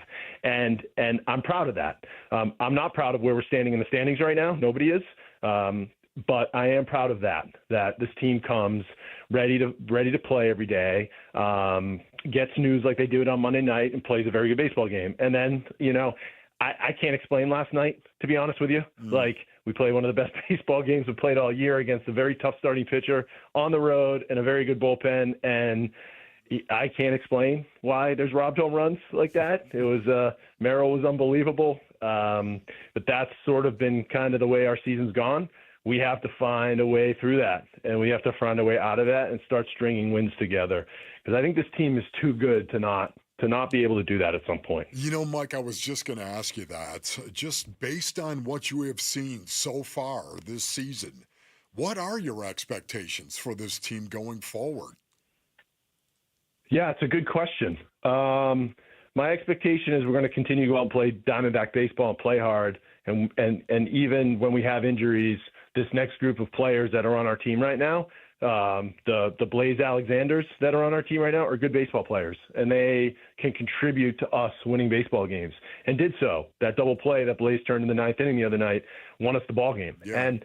And it's little things that they can all be doing. The bottom of the order, Alec, Jake, Herrera, Blaze, Tawa when he was up here, that group of guys, like, they have the ability to have impact in our lineup, even if they're not going to be the ones to go out there like Gino and hit all the home runs. That's what we need to see. I'm expecting to see that. I know the bullpen has taken a ton of injuries, and we're balancing and moving guys around all the time, and that's a challenge. But I think our starting pitching is solid. I think that the bullpen has a chance to continue to go out there and put the ball on the plate and do a good job, and I know we're going to score runs. So I still think this team has talent on it to go out there and win. But we have to go out there and do that too. We can only talk about that for so long, and we're now into month 4, and we're getting close to the trade deadline. We're talking to Mike Hazen. Yeah, I mean, you bring up the trade deadline, and I know you guys are evaluating this a million different ways. You're 45-47. You were 45-47 last year, and then you went on a 44-26 run to get to 89 wins. Do you see a clear path with what you have where you could do that again? I see a path at which this team is certainly talented enough to do that, yes. I see also some challenges with the specific types of injuries we've taken on that may be a little bit different than it was last year. However, there will be possibly opportunity at the deadline to change some of what that could look like. I don't know how realistic that is. What my desires are have been pretty clear about what I want to see happen. I have also stated, and I'll still stand by this, that the team has to put us in a position to go do that again. And I think we're good enough to do that. I do. And I believe in this team. I think there are a bunch of hard-nosed players that go out there and through all the stuff that they've had to deal with this year, still go out there and compete the way they do. And if we can continue to stay healthy, I think the challenge with some of the injuries is now we're in that second line in some cases, and there's only so much that we have to support the team. You'll have to stay healthy for the second half of the year, but maybe the ball will bounce in our direction on that a little bit more in the second half. I still think this team is a dangerous team in this league, and I want to watch them go out there and do that. So, Mike, does 500 basically mean that you're going to be sellers? Is there a hard and fast number that you have in your mind? Is there a hard and fast win total that you have in your mind that will determine whether or not you're winners or you're sellers or you're buyers at the deadline? No, there's not. I think the national 500 relative to the American League and 500 relative to the National League are two different things, I think, in this season. But I do think, look, I want to see us playing our best baseball and moving in a direction where we have confidence that this team's going to be able to, because it's not just about the deadline. I can go out there and buy in the deadline, but if we're not playing our best baseball in the second half, it's not really going to matter. Yeah. I'm not going to be able to change the entire nobody can go out there and change the entire composition of their team at one trading deadline. Nobody has the capital to do it in terms of players for trades. And, there's going to be a lot of competition out there. So that's unrealistic. I think we could add to the team in a tangible way. I just don't think it's going to be the transformation of the team playing like you guys talked about in the second half of last year didn't come from the trade deadline. It came from our players, Corbin Carroll and Gino went off in the second half last year. I mean, that's the same dynamic that's going to have to happen. So no, it's more relative to where we stand in the standings, how many teams we have to climb and by how much is probably more of an indicator than anything else. Okay. We're talking to Mike Hazen. Mike, along those lines of what you just said about, Gino and Corbin Carroll last year, how much does it potentially make it easier to not at least be sellers if Zach Gallen is pitching the way he's pitched the last couple starts? Because you've seen him pitch this way for a whole season in the past, and that would be something that maybe you haven't had the first couple months of this year. Yeah, it's not just Zach, right? It's Zach, Merrill, Arnelli is dominating right now. You start to build up like the majority of your starting pitching group pitching the way they are, you start to gain a lot more confidence that on a nightly basis, your offense is going to have the ability to go out there and start to establish some leads like we did on Monday night. And even though you give up a run late, it sort of becomes an afterthought, right? A little bit of a little irrelevant. It's not like it is when you're grinding through games like last night. And last night was, on the whole, we're not unlucky. Last night, I feel like we were a little unlucky with some, and they made some great plays. So tip your cap to them.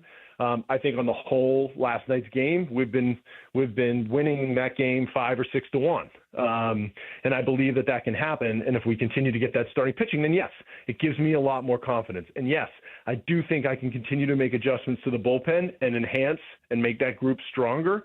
I think it's the one place at the deadline you have the opportunity to do that more so than almost anywhere else on your team. And so I do think if we were to get some of that in the consistency with which we've had it over the last few weeks, it could make a big difference. Mike, I know this sounds crazy, but, I did once play in a very hyper-physical, hyper-athletic sport, and, a lot of guys had issues, muscle issues in regard to strains and cramps, of course, and pulling them. Ketel Marte is a guy that he's got a tweak groin, a tweak hamstring, or maybe a quad, whatever it may be. He's an elite athlete. I would imagine you guys have him on a very strict stretching program, correct? Yes. Okay. So we do.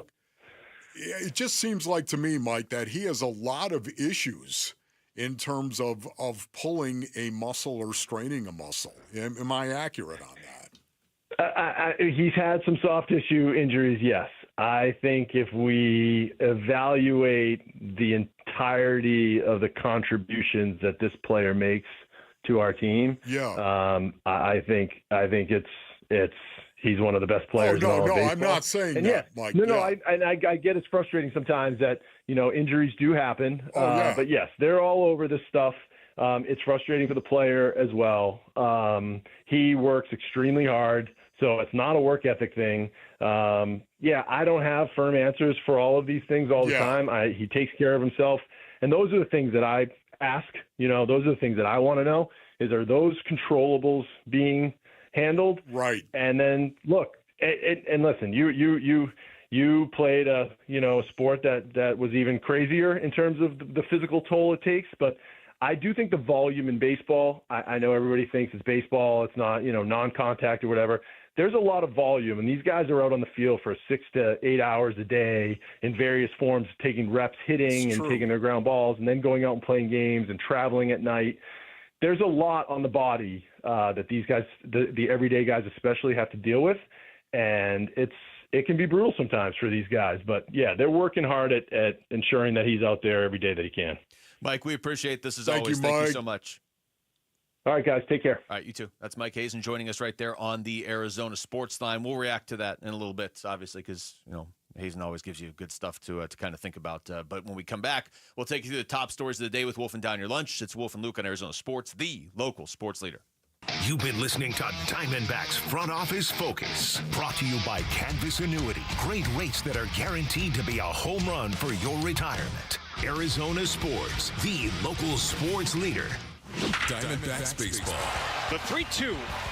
Swing and a foul tip, and that's your ball game. The Padres hang on, and they shut out the Diamondbacks by a final score of 1-0. A 1-1 series heading into Game 3. Dbacks at the Padres tonight at 6 on Arizona Sports 98.7 and the Arizona Sports app. All right, Basinonians. Ron Wolfley here from our brothers over at Aria Dental Implant Center. Go to ariadentalimplantcenter.com. At Aria Dental Implant Center, they believe everyone deserves that smile, man. That's right. That proud smile. Well, you know what? Led by Dr. Joe with over 20 years of dental implant expertise, their locally owned center specializes in transforming smiles with the All-On-4 dental implant treatment. I've told you about this now for months, Basinonians. The All-On-4. I've had the All-On-4, and it is a game changer socially, professionally, personally. And with transparent pricing and no hidden fees, Aria Dental Implant Center, they make it simple and cost-effective for you. In most cases, patients can receive their final custom zirconia smile 5 days after surgery. Here's what you do, brothers. You go to ariadentalimplantcenter.com. That's ARIA, dentalimplantcenter.com. Hit by a drunk driver who chose to get behind the wheel. Hit by a reckless driver who didn't care about the safety of others. It starts an endless road of pain, uncertainty, and financial hardship. If you've been hit, it's time to hit back. Call Berg Simpson for free now at 602-777-7000. BergSimpson.com. Good lawyers changing lives. It's not just a slogan, it's who we are. Hey, it's Gambo, back to tell you about the Schwartz Laser Eye Center. Dr. Jay Schwartz did the LASIK surgery on my eyes over 15 years ago, and to this day, my vision has never been better. I see great at night, in the day, up close, far away, no glasses, no readers, and this is 15 years later. Dr. Schwartz offers the best in advanced LASIK technology, as well as other surgical laser procedures, such as the clear lens exchange and the EVO ICL. Whether it's nearsightedness, farsightedness, and astigmatism, or any other eye care issues, the Schwartz Laser Eye Center can help improve your vision and change your life as he did mine. There is a reason he is the official eye doctor for the Phoenix Suns and Arizona Diamondbacks. The Schwartz Laser Eye Center has 3 valley-wide locations, one in Glendale, one in Scottsdale, and one in Mesa. Schedule your free LASIK evaluation by calling 480-483-EYES. That's 480-483-EYES, or going online at teamidoc.com. Hey everybody, Dan Bickley here, and last year during the heat of summer, I had an air conditioning bill of $666, and I thought it was proof that we live in purgatory. In reality, that obscene bill arrived because my windows are shot, and I cannot wait to get them replaced by Advanced Window Products, a great company co-owned by former Utah great and NFL linebacker Nate Orchard, and the highest-rated window company in Arizona. They also offer the most affordable, high-quality custom windows in the state, and they can do all of this because there is no middleman. They have their own factory in the valley. They build it, they install it, they guarantee it for life. And get this, Advanced Window Products currently running a great summertime special. Buy 10 or more windows, and you'll get $2,500 off. So do what I'm doing. Call now and beat the rush. 480-764-2002 or visit advancedwindows.com. Guys, if you feel sluggish, lack energy, or having trouble in the bedroom, you probably have low T. The solution? Testosterone from Red Mountain Weight Loss. We're not talking supplements here. Nothing boosts your T levels like real testosterone. You'll have more energy, better focus, and it'll boost your sex drive. Book your free video consultation today, and we'll even waive the startup fee. Lose weight, gain muscle, and lose the dad bod with testosterone. Available only by prescription at Red Mountain Weight Loss. Go to redmountainweightloss.com or hit pound 250 on your phone. Keyword Red Mountain. 1877 Cars for Kids. KARS Cars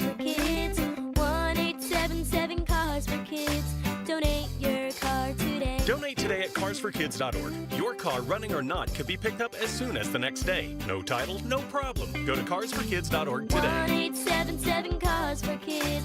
Donate your car today. Now accepting donations of land, homes, buildings, or any kind of real estate. KMBP FM Phoenix. Arizona Sports, the local sports leader. On the Arizona Sports app and on 98.7.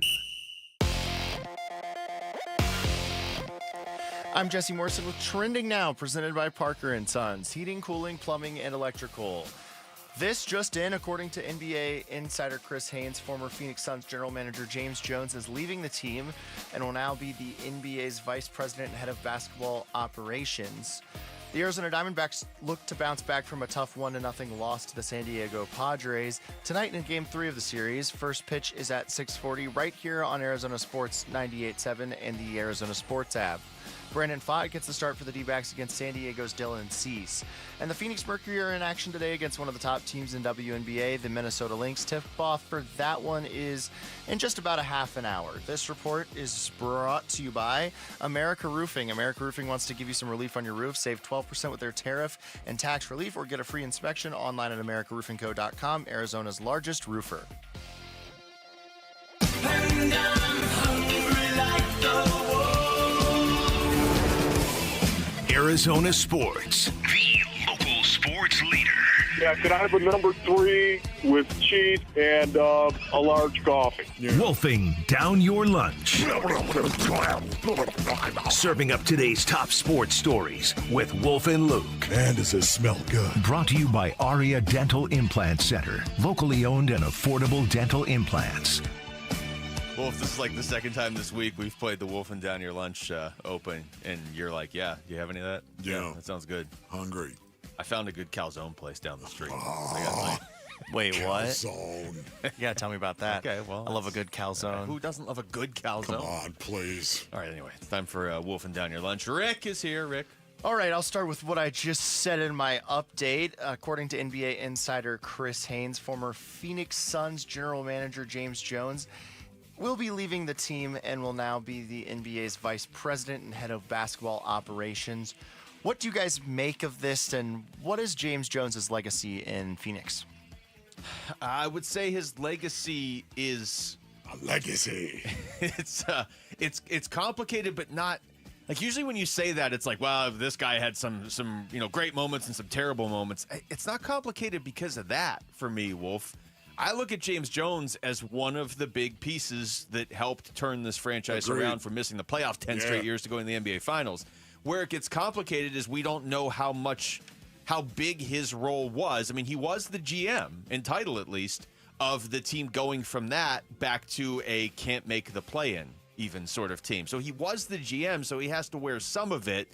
But it's complicated because a lot of people believe maybe he didn't have the power to make the decisions he wanted to at the end. You know, for me, his legacy is going to be about him building a team that was championship worthy. And he did that. He built that team that won the first 2 games of the finals and then lost 4 in a row. Please don't bring that back. No, never again. But that is his legacy to me. He built that team. Now, I'm not going to remember him as a general manager because Matt Ishbia bought this team. 2 different scenarios completely. All right, the D-backs lost 1-0 to the San Diego Padres last night. They stranded the bases loaded twice and had 2 home runs robbed.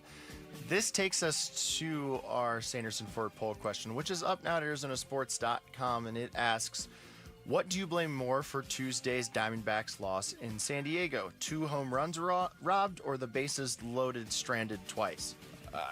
It's the healthy way to look at it is the bases loaded stranded twice, because you have control over that if you're the Diamondbacks to a certain extent. You have no control over if Jackson Merrill goes out there and makes a great play in center field, other than, and I've heard this, just hit the ball 10 feet further.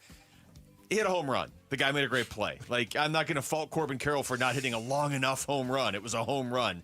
The bigger issue is stranding bases loaded twice in a game where your pitching gives up 1 total run. Especially when you're talking about the names that had the opportunity to come through in that situation. A Eugenio Suarez, Lourdes Gurriel Jr., Ketel Marte. Gino and Ketel in particular are probably the two of the first guys you'd put up there if Absolutely. you could pick who was going to bat. If you could pick some guys. So that, to me, was the most disappointing thing. All right, I'm going to go with bases loaded, stranded twice, which is at 91%, with the 2 home runs robbed being at 9%. Which is crazy when you think about it, because how many times do you see 1 home run robbed? And those were like, were clean. Let alone 2. Yeah, no, I know we played the cut from Torey Lovello and the one from Mel Kelly earlier where they were both like, I've never seen it twice in the same game. I sure can't think of a time I've seen it twice in the same game. Man. Well, last night now, thanks. Torey's seen a lot of baseball too. Ron Wolfley reporting. Thanks for that report. My sources. Bump. All right, since I won't talk about he who must not be named, I will stick with Dbacks. And we had more injury news yesterday. Center fielder Alec Thomas was scratched from the lineup with knee soreness, but ended up pinch hitting in the 9th inning. And Mel Kelly exited the game with some discomfort in his right calf that he said was different than his past cramping issues. Manager Torey Lovello said the issue will not affect Kelly's next start. Are you guys concerned about either of these issues? No. I mean, yes, but no. How's that? For me, yes. I just, relative to the rest of the season, no, because if Torey says that Mel Kelly's going to make his next start, I'm going to take him at his word, and I have a very specific reason why, Wolf. Because there have been a few occasions this season where a guy is left with an injury, and a reporter has asked Torey what his concern level is, and he's like, it's not low, or it's pretty high. So when they ask him what his concern level is that Mel Kelly, will miss his next start, and he's like, no, he's going to make his next start, I'm going to take him at his word because he's been honest the other way in the past. It's concerning stuff keeps popping up. Yeah. For me at this point in time, I'm beat down, Basin Audience. I really am. I'm not part of the horrified family. I am not. But Mel Kelly going out, okay. Thank you. I'm terrified at that. Can you imagine if they lost another guy for any significant amount of time leading up here to the trade deadline? Of course,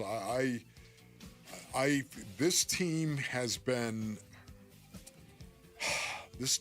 from the very beginning has been, I don't want to say cursed. They're not cursed. I don't believe that. Things haven't gone well. Yeah. Things have not gone well. Let me just be clear. My laughter is not a laughter of laughing. It's of pain. Because as I watch this team, and I'll say this. I'm at a point where I expect the worst to happen for this team. And that makes me uncomfortable. You know how positive I am. Well, and Wolf, this is awful. You know how high my expectations were coming into this season. And I've had this thought the last 2 games against the Padres. One where they got the Shelby Miller news right before the game started and they still go out there and win. Man. And the one last night where I thought they played a really good game and ended up taking the loss. Because they've managed to show resiliency, and I know everybody's frustrated they're 45 and 47, but when you look at the injuries, they could easily be 35 and 57. The fact that they keep showing that resiliency makes me want them to make the postseason that much more. You want to see that rewarded, and it's not being rewarded. Yeah, I have so much more to say about what Luke just said, basically. You're going to have to listen for the next 2 hours. Well, good news for you. We're going to come back and talk baseball next. That was Wolf and Down Your Lunch. Thank you, Rick. When we come back, we just spoke to Mike Hazen about 10, 15 minutes ago. We'll react to some of the main things he told us about his team. Next, it's Wolf and Luke on Arizona Sports, the local sports leader. Burns and Gambo, afternoons. When we have the conversation about what they should do about Bradley Beal now, whether they should waive and stretch and pay off this bill in 5 years, or whether they should just bite the bullet and pay off in 2, I want to make sure that they're thinking about it more seriously than maybe they did when they acquired him. We are currently living the worst case scenario of them acquiring Bradley Beal. I want to make sure before they waive and stretch and have to pay this 5-year bill off that they've considered the worst case scenario of the ramifications of that, because it could happen. Burns and Gambo, afternoons 2 till 6 on Arizona Sports, the local sports leader. All right, Basin Indians, Ron Wolfley here from my brothers over at Trajan Wealth. Go to TrajanWealth.com for more information. When I met with Trajan Wealth, I got straight talk, not a sales pitch, and I can tell the difference, and you can too. I left that meeting feeling empowered. They're fiduciaries at Trajan Wealth, so their advice is built around what's best for you. I'm a client because I saw the difference myself. Listen, I used to wonder, do I have enough to retire now? Am I missing something? Then I met with Trajan Wealth, and now I have answers and a real plan. They're not just advisors, Basinonians. They are fiduciaries, and they treated me like family. I'm a client today because they earned my trust. Yeah, fiduciary. The better you do, the better they do. That's the way that you want it. Pick up the phone and call 480-990-3300, 480-990-3300 for Trajan Wealth. Advisory services offered through Trajan Wealth LLC, an SEC registered investment advisor, paid advertisement. If Old Spice Deep Sea Super Hydration Body Wash were music, what would it sound like? Start with the deep sounds of Old Spice's ocean waves and kelp. Layer on the smooth, renewing moisture. You wouldn't hear any parabens or phthalates because Old Spice Deep Sea hasn't got any. But you would hear that vitamin B3 for healthier looking skin. So while your regular body wash sounds like this, Old Spice sounds like this. Sounds like it smells amazing. This message comes from Viking, committed to exploring the world in comfort. Journey through the heart of Europe on an elegant Viking longship with thoughtful service, destination-focused dining, and cultural enrichment on board and on shore. With small ships that bring travelers closer to the destination, there's more time to explore. And every Viking voyage is all-inclusive, with no children and no casinos. Discover more at Viking.com. Hey everybody, Dan Bickley here, and if you're hurt in an accident, it is so important that you get medical treatment right away, and then you call the attorneys at Sweet James. It's critical that you make your health a priority and get representation quickly so Sweet James can help you with medical care, with your car, and getting you the most money for your injuries. Remember, you pay nothing at all until they win your case. Call Sweet James at 800-9-million, 800-9-million, sweetjames.com. Proud partner of your Phoenix Suns. This is the story of the one. As a lineman, he does whatever it takes to keep the power on in his community. And he wants a partner like Grainger who does the same. Grainger offers the professional-grade products he needs, from voltage detectors to harnesses to hard hats, plus fast, dependable delivery, so he can rise to every challenge. Call 1-800-GRAINGER, click Grainger.com, or just stop by. Grainger, for the ones who get it done. Get in the zone, AutoZone. Welcome to AutoZone. What are you working on today? Hey, that's the spirit. Right now, we're celebrating free with a free STP oil filter when you buy 5 quarts of oil and free Duralast brake pads when you buy 2 rotors. Like always, free battery testing, charging, and recycling at every store. Celebrate free at AutoZone, now through July 28th. Get in the zone, AutoZone. Restrictions apply. Dave Burns here with Liberty GMC General Manager Chris Scott. Chris, the Hummer EV is a game changer, and I hear you have 4th of July savings all month long. What's up, Dave? For a limited time, you can lock in 0% financing for 60 months or save up to $15,750 off on the all-new Hummer EV. That's serious long-term savings on an unmatched electric vehicle, making it the perfect time to take the leap. Ben Franklin would go electric on the 4th of July. Shop and buy online anytime at libertygmcaz.com. GMC, we are professional grade. God knows. I am reincarnated. I was stargazing. Life Hey, goes this is on, Jarek, honey, and the all my Diamondbacks babies. bounce back versus the Padres and avoid one entire game where someone doesn't get injured. Stay tuned to see if Brandon Pfaadt got the win or spontaneously combusted like the drummer in Spinal Tap. We'll talk about tomorrow on Bickley and Murata Mornings. All right. Welcome back to the show. Wolf and Luke on a Wednesday. Diamondbacks game 3 of this 4-game series against the Padres is tonight. Brandon Pfaadt is starting against Dylan Cease of the Padres. So far, 2 pretty good games. I mean, it's a split. You know, you and I were talking about this earlier, Wolf, at the start of the show. That game last night is a painful loss, but it's the sort of painful loss you're like, all right, then we got something for you in game 3. Problem is the Diamondbacks are like right on the edge right now where they can't even afford a painful, hard-fought loss. You know, like it feels like there's no margin for error. So all of a sudden this game tonight, There's a lot of pressure on this game tonight. We talked to Mike Hazen earlier in the show, and we asked him, with the trade deadline now just about 3 weeks away, what his expectations are for this current version of the Diamondbacks. Yeah, it's a good question. My expectation is we're going to continue to go out and play Diamondback baseball and play hard. And even when we have injuries, this next group of players that are on our team right now, the Blaze Alexanders that are on our team right now are good baseball players, and they can contribute to us winning baseball games, and did so. That double play that Blaze turned in the ninth inning the other night won us the ball game. Yeah. And it's little things that they can all be doing. The bottom of the order, Alec, Jake, Herrera, Blaze, Tawa when he was up here, that group of guys, like, they have the ability to have impact in our lineup, even if they're not going to be the ones to go out there like Gino and hit all the home runs. That's what we need to see. I'm expecting to see that. Yeah, I think we're all hoping that's going to be the case. I just was really, really disappointed.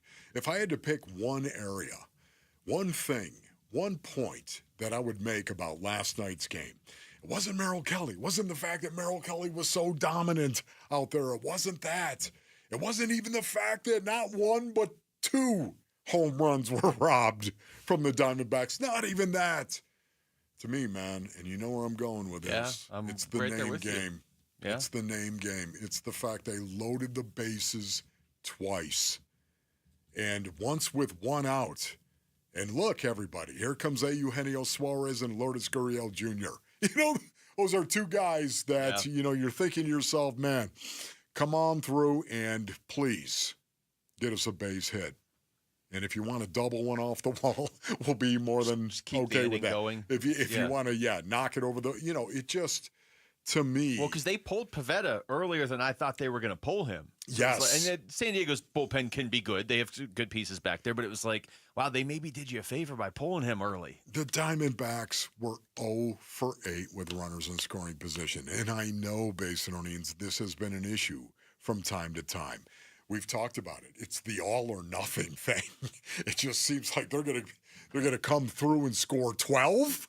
Or, and might lose the game scoring 11, might lose the game. Or they're going to go ahead and have a hard time scoring.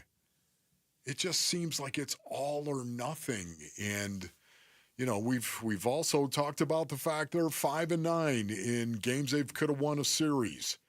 And 3-5 in games they could have swept an opponent. It just doesn't feel like they have the finish, get over the top, finish him mentality that I think you need. Yeah, I think you kind of hit on something earlier in the show, too, when you talked about that.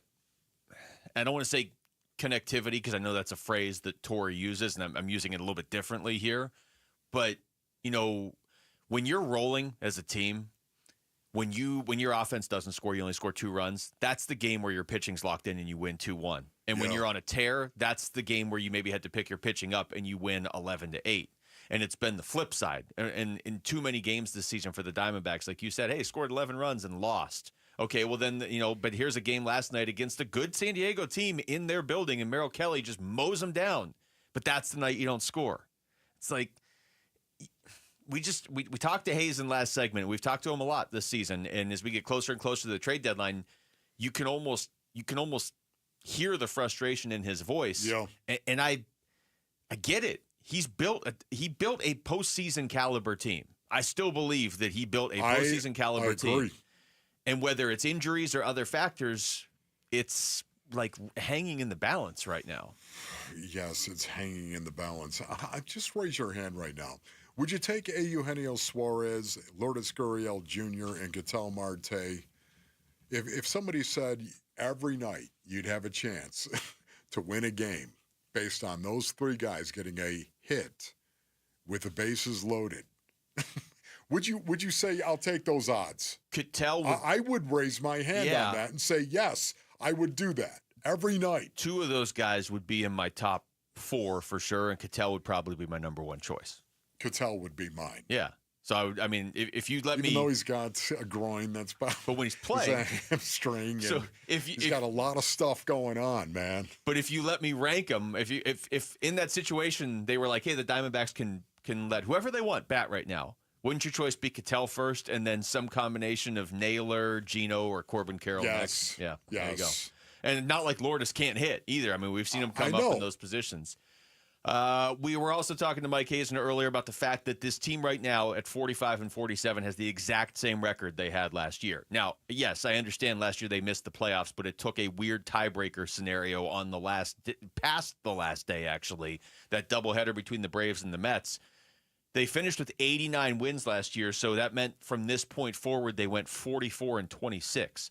So I asked him, is there a path for them to do something like that again this year? I see a path at which this team is certainly talented enough to do that, yes. I see also some challenges with the specific types of injuries we've taken on that may be a little bit different than it was last year. However, there will be possibly opportunity at the deadline to change some of what that could look like. I don't know how realistic that is. What my desires are have been pretty clear about what I want to see happen. I have also stated, and I'll still stand by this, that the team has to put us in a position to go do that again. And I think we're good enough to do that. I do. And I believe in this team. I think there are a bunch of hard-nosed players that go out there and through all the stuff that they've had to deal with this year. I still think this team is a dangerous team in this league, and I want to watch them go out there and do that. Doesn't sound like he's going to be a seller on that. It doesn't. It doesn't sound like he's in that camp now. No. I believe what Mike Hazen is saying. I believe the conviction is there. Yeah. He's always been honest. I mean, how many times have we had him on the show? Yeah. What do you think he was talking about with specific injuries this year that make it tougher? I think Corbin Burns and the closer. When he first said it, I was thinking Burns. Yeah. But now that I've re-listened to the whole answer, I think he was talking about the bullpen. Okay. Because, and specifically the closer. The closer, yeah, because they've lost three this season.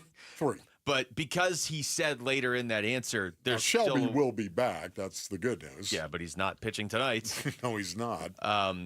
He also said later in that answer that there are still things they could address, almost as buyers, to kind of help fix some of that. And that you're not going to go out and get a Corbin Burns. You could feasibly go out and get a closer. I don't know. You're right. He sounds like he doesn't want to sell. I wouldn't either if I was in his position.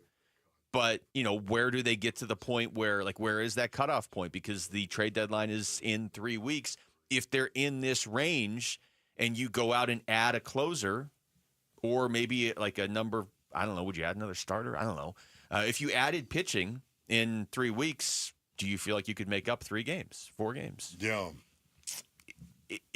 I could see a way they could do that. Yeah, I don't know the answer to that, Luke, but I also thought it was interesting he made a statement, and I thought it was a strong statement on Torey Lovullo. Well, we spend a lot of time on the makeover of the team, I think, and I get, Torey and I specifically, the amount of criticism, and rightly so in cases. I do want to take a second to say you want to talk about the value of your manager. That's the value, right? Like, we can all argue over bullpen decisions that get made on a given night or pinch hitting decisions, or it's what does the team look like when we're taking on water? And we've taken on a decent amount of water this year. And I want to be clear that once again, if this subject comes up, there is no excuse for that. There's no excuse for injuries. Everyone has them. We have them. You have to persevere through them if you want to play in this league and you want to be good. But I do think that the steadiness and the way he manages his club is why I think you see some of the resilient traits, and we have good players that are resilient too, but I think they're also a reflection of the manager and the coaching staff. I thought that was a strong endorsement of Torey Lovullo. I agree. Do you? Because my question, I guess it could lead into that, certainly. I mean, he did manage to answer the question too, but he went out of his way to say that, because my question was just about the resiliency that this team has shown. And when you're building a team, can you build, like, you can put 2 players together on the same team that are both really good players, but how do you know that collectively they're going to have resiliency? That was what the question was. And his answer makes sense. I mean, the manager obviously plays a huge role in that, but that was the very first question, and he immediately went to that. All right, we come back over to football. Have the Cardinals in the first 2 years under Monty Ossenfort been able to build the identity they wanted on offense? We'll explain next. It's Wolf and Luke on Arizona Sports, the local sports leader. Bickley and Marotta mornings. I think what Jonathan Gannon has done in 2 years has been absolutely remarkable given the lack of success. They have not had a winning record yet, and yet they have somehow built and sustained a culture that really seems to appeal to guys. When you look at the difference in the NFLPA report card, where the ownership and the amenities and the weight room, they're all getting Fs, and then the coach gets an A. If the Cardinals had another 8-9 season, and it's because Kyler Murray can't play well in December, I think the Cardinals move on to a second quarterback, but I think Jonathan Gannon survives. Bickley and Marotta, mornings on Arizona Sports, the local sports leader. Message and data rates may apply. Hey, this is Dave Burns. And John Gambadoro. And every year we hear far too many heartbreaking stories involving children in water. Please take 2 seconds out of your day to help prevent these tragedies. Learn life-saving water safety tips and enter to win swim lessons from the YMCA and a pool alarm from Life Buoy. Go to Fulton2seconds.com or text SWIM to 620-620. And never forget that 2 seconds is too long to take your eyes off kids near water. This is Doug Fulton of Fulton Homes, proud to partner with KTAR to keep your kids safe around water. Dan Bickley here with Mike Freeland, owner of Turf Monsters. And Mike, so many people rave about the quality of your work. What's your secret? It's very simple, Dan. We're accountable. We do what we say we're going to do, and we do it right the first time. We're a one-stop shop that builds everything in your backyard from the pool tiles up. At Turf Monsters, we take great pride in our customers, and our finished products is what separates us from our competitors.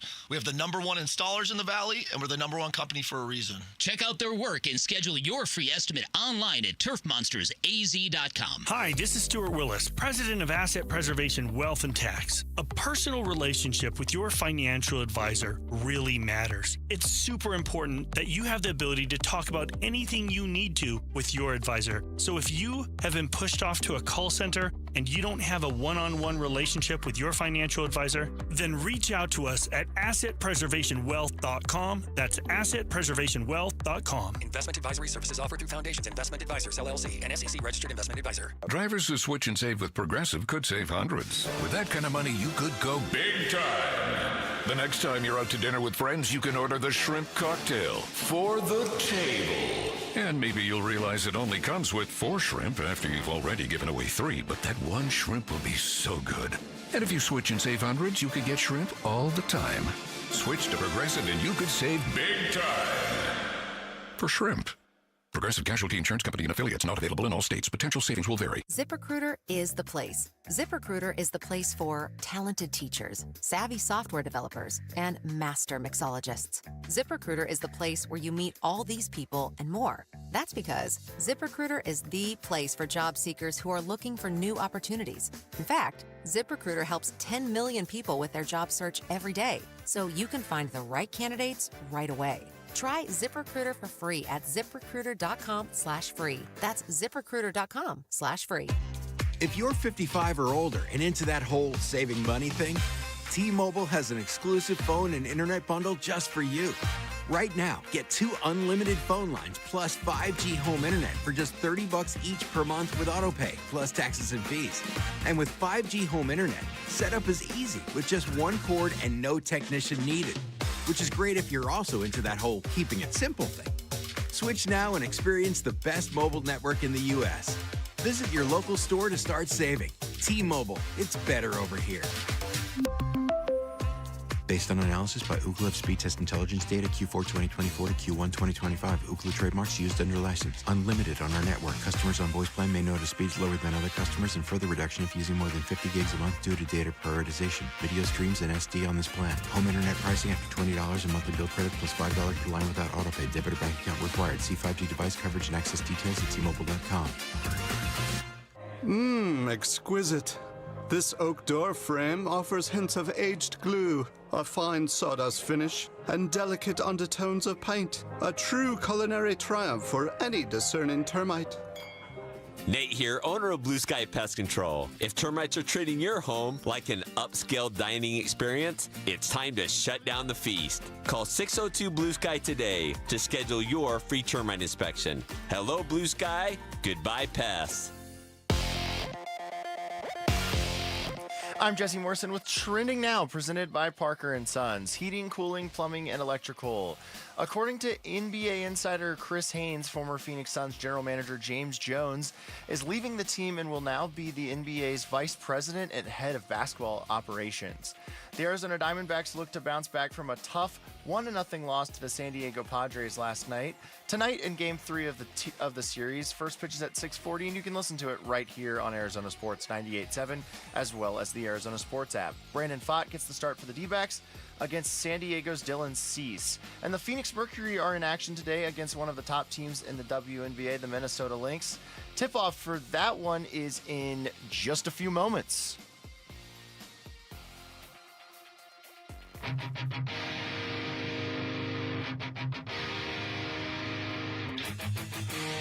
Hey everybody, it's Bernsey. Who will be the biggest difference maker for Arizona State football this season? It's the Burns and Gambo Show. It starts at 2 here on Arizona Sports.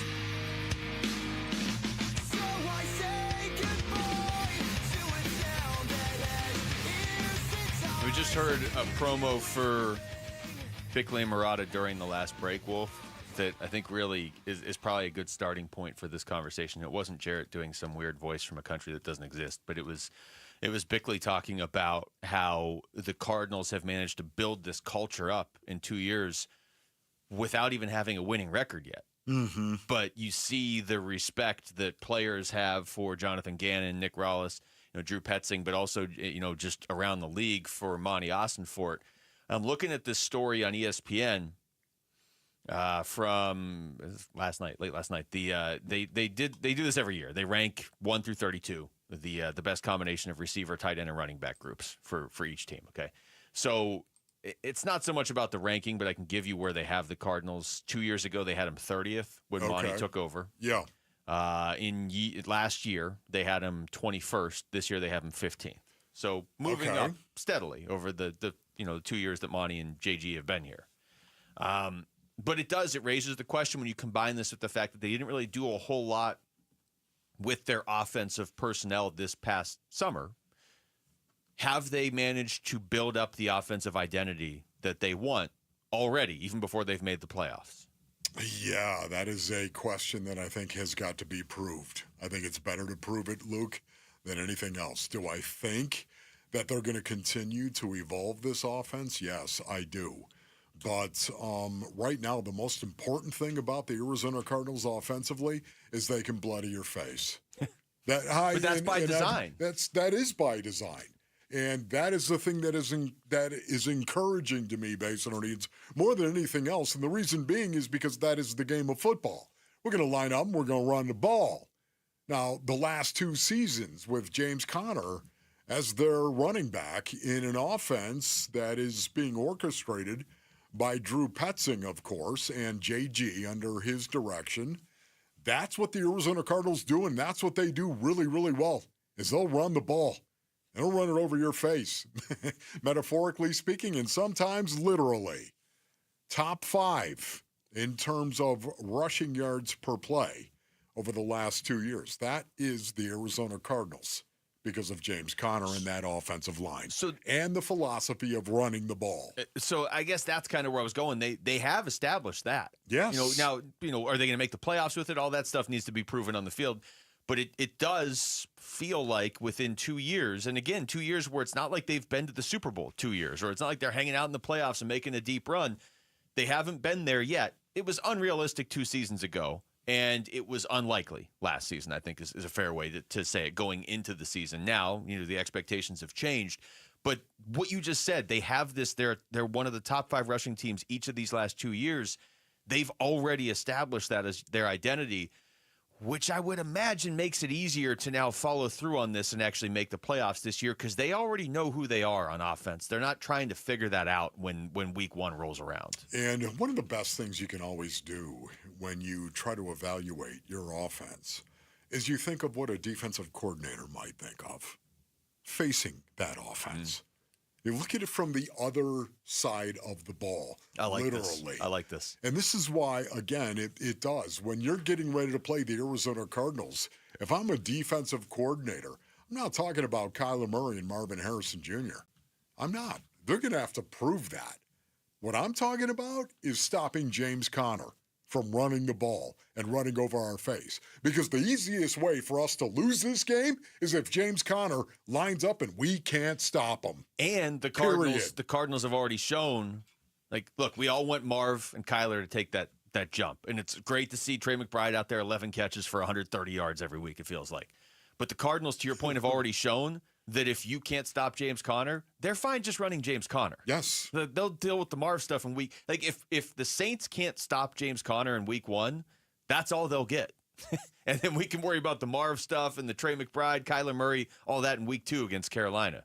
So you're right. If you're Brandon Staley, you have to go into that being like, we have to figure out a way to stop James Conner on defense as the Saints, or you don't even have a chance. See, I think of offensive football as a big circle, Basinonians. Okay, a big circle. Imagine a circle, and you start at the very top, and you say, can you run the ball?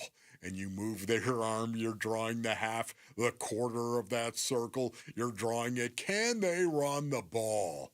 Yes. Okay.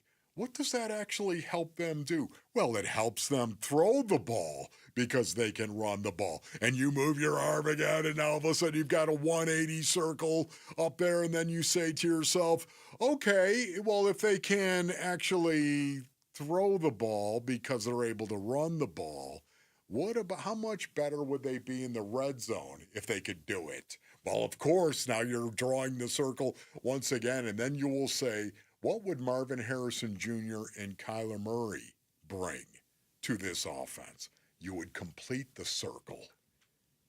Complete the circle. And now all of a sudden, it just keeps going and going and going. Because if, in fact, Marvin Harrison Jr. and Kyler Murray, and you can throw the ball down the field, you have everything in front of you. Everything offensive football is all about. We can run it. We can act like we're going to run it and throw it and use play action. We can do it in the red zone as well. And oh, by the way, we can do it anywhere because we've got a quarterback and a wide receiver 1 who can beat you. Now you've got that circle, that complete circle. And it's hard to stop an offense that has that complete circle. And that's why they need this to happen. The chemistry between those guys. Because once you get to that point, what are you going to stop if you're a defensive coordinator? What are you going to stop? Oh, well, we're going to take away the run. That's what we're going to. Okay, great. That's good. You jam up the box. You're going to single up Marvin Harrison Jr. on the outside. That's what you're going to do? Okay, good. We'll throw it to him. Yeah. Just saying, you can't be right as a defensive coordinator if Marvin Harrison Jr. and Kyler Murray complete that circle. It's all adding up to, or it's all coming back to, I guess, the idea that there is a ton of pressure and deserved, and this is the way it should be, on Kyler Murray this season. Because in previous years, it was easy to look, whether it was benefit of hindsight or even going into the season, yeah, they're expecting a lot from Kyler. They're basically expecting him to be Superman. As he told us last year, he's like, I don't have to be Superman anymore. He's got all the pieces now. You know, does he have the perfect team? No, he doesn't have like a Pro Bowl team. Could they use maybe a more established number 2 receiver? Yeah. Could they use maybe a more established right guard? Yeah. What are you going to do, Isaiah Adams? What are you going to do about it, bro? But for the most part, he's got more pieces collectively, especially when you factor in the defense they have now, than he's ever had in his NFL career. Is that fair? Mm-hmm. I mean, I know at times he's had DeAndre Hopkins and Larry Fitzgerald, so in terms of like a truly elite receiver, but I'm saying collectively, now he's got Trey McBride, he's got a running back, he's got, some pretty solid pieces on the offensive line. He has a weapon in Marvin Harrison Jr. He has a defense that probably will put him in position where his offense doesn't have to put up 30 points a week to win. So, yeah, it comes back to that, and how much is on the line for Kyler this season as well. Perfect circle. Is that a song request for later in the show? I believe so. All right, when we come back, how can ASU keep the sleeping giant awake in 2025? We're going to ask Sun Devil source publisher Chris Cartman. He'll join us next. It's Wolf and Luke on Arizona Sports, the local sports leader. Maynard! The Dbacks Cattell Marte. Marte swings, sends a high, deep drive down the left field line towards the corner. That is gone! Will be starting for the National League at the MLB All-Star Game next week. My third time in my career. what you guys doing for me, the support, it was incredible. And you're all my family, and I just want to thank you guys. Thank you. The home of the Arizona Diamondbacks and All-Star Ketel Marte is Arizona Sports 98.7, the app, YouTube channel, arizonasports.com. All right, Basinonians, Ron Wolfley here for my brothers over at Santan Ford. Go to santanford.com for more information. You know, you've heard me talking about Santan Ford for a long time now. Tim Hovick, Santan Ford. You know what? For good reason, Basinonians. And there are people that are awesome that work for Santan Ford, and then they don't leave. It's more than a great place to work. Santan Ford is where you can build a career, Basinonians. That's right. And they're hiring right now, looking for a few good salespeople. Maybe you're going to be that guy. Maybe you're going to be that person. Experience or no experience, the requirement is, Basinonians, to be a good person. If you're interested in joining the Santan Ford sales team, you just got to give them a call and ask for a sales manager. It's one of the reasons why I love endorsing Santan Ford. I am Santan Ford, Basinonians. Go to santanford.com. Are you looking for an easy way to get a daily detox? Active Liver is the easy way to get a daily detox to keep you healthy and feeling your best. You can find Active Liver in the vitamin aisle at your local CVS or online at Amazon or NewNordicUSA.com. Tired of fighting for your store's last bottle of water or lugging hundreds of bottles of water each year from the store to the car to the fridge to the recycling? For less than $1 a day from Parker & Sons, you can have an unlimited supply of bottle-quality water right at your tap. Drinking water keeps you healthier, aids in weight loss, keeps skin hydrated, and flushes your body of toxins. Call Parker for your free estimate on a reverse osmosis system at 602-2-REPAIR or visit parkerandsons.com. This is the story of the one. As a safety manager at a manufacturing plant, he does everything he can to keep his coworkers safe. From finding ways to reduce risks to keeping safety supplies in stock. And for that, he relies on Grainger. Grainger offers a broad range of quality products and next-day delivery, so he can always play it safe. Call 1-800-GRAINGER, click Grainger.com, or just stop by. Grainger, for the ones who get it done.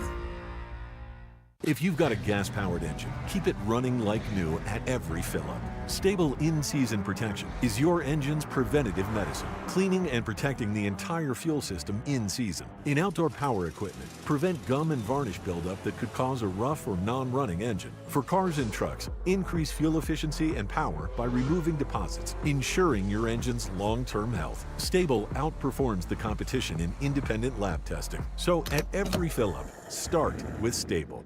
Hi, Kurt Hudek here for Augusta Ranch Golf Club in Mesa, Arizona. We're excited to announce the opening of Buckets, our brand new outdoor food and beverage outlet next to our Top Tracer range. Buckets and the 21 Bay Top Tracer range provide a beautiful setting to enjoy yourself day or night with a cold draft beer or a canned cocktail and a recently lit putting green, open till 9:30 p.m. It's the perfect venue to work on your game or entertain your group or organization. For more information, go to AugustaRanchGolfClub.com. 1-877 Cars for Kids. KARS Cars for Kids. 1-877 Cars for Kids. Donate your car today. Donate today at carsforkids.org. That's cars with a K. Your car can be picked up as soon as the next day. Receive a tax deduction and vacation voucher. 1-877 Cars for Kids. Donate your car today. Now accepting donations of land, homes, buildings, or any kind of real estate. Hey everybody, it's Bernsey. Who will be the biggest difference maker for Arizona State football this season? It's the Burns and Gambo Show. It starts at 2 here on Arizona Sports.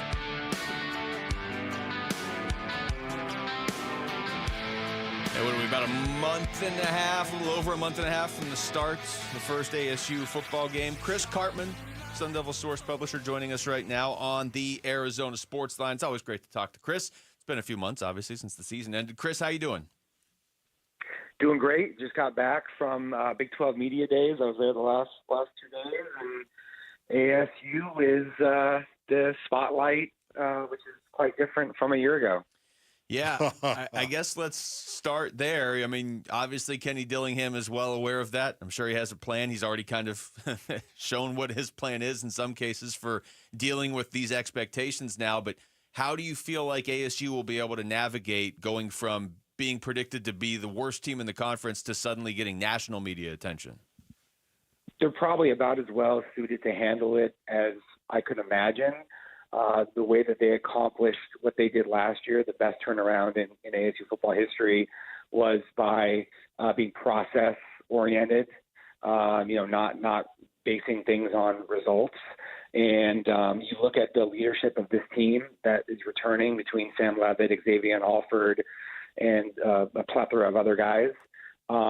They're driven. Like, they don't even look at last year as being something that they're still celebrating. They lost to Texas in a way that put a sour taste in their mouth, and multiple guys said yesterday that they didn't win a national championship. They didn't win a game that they could have won, and they all have aspirations of being drafted high and having successful careers beyond that, and that's not possible without them coming together and having another extremely successful season.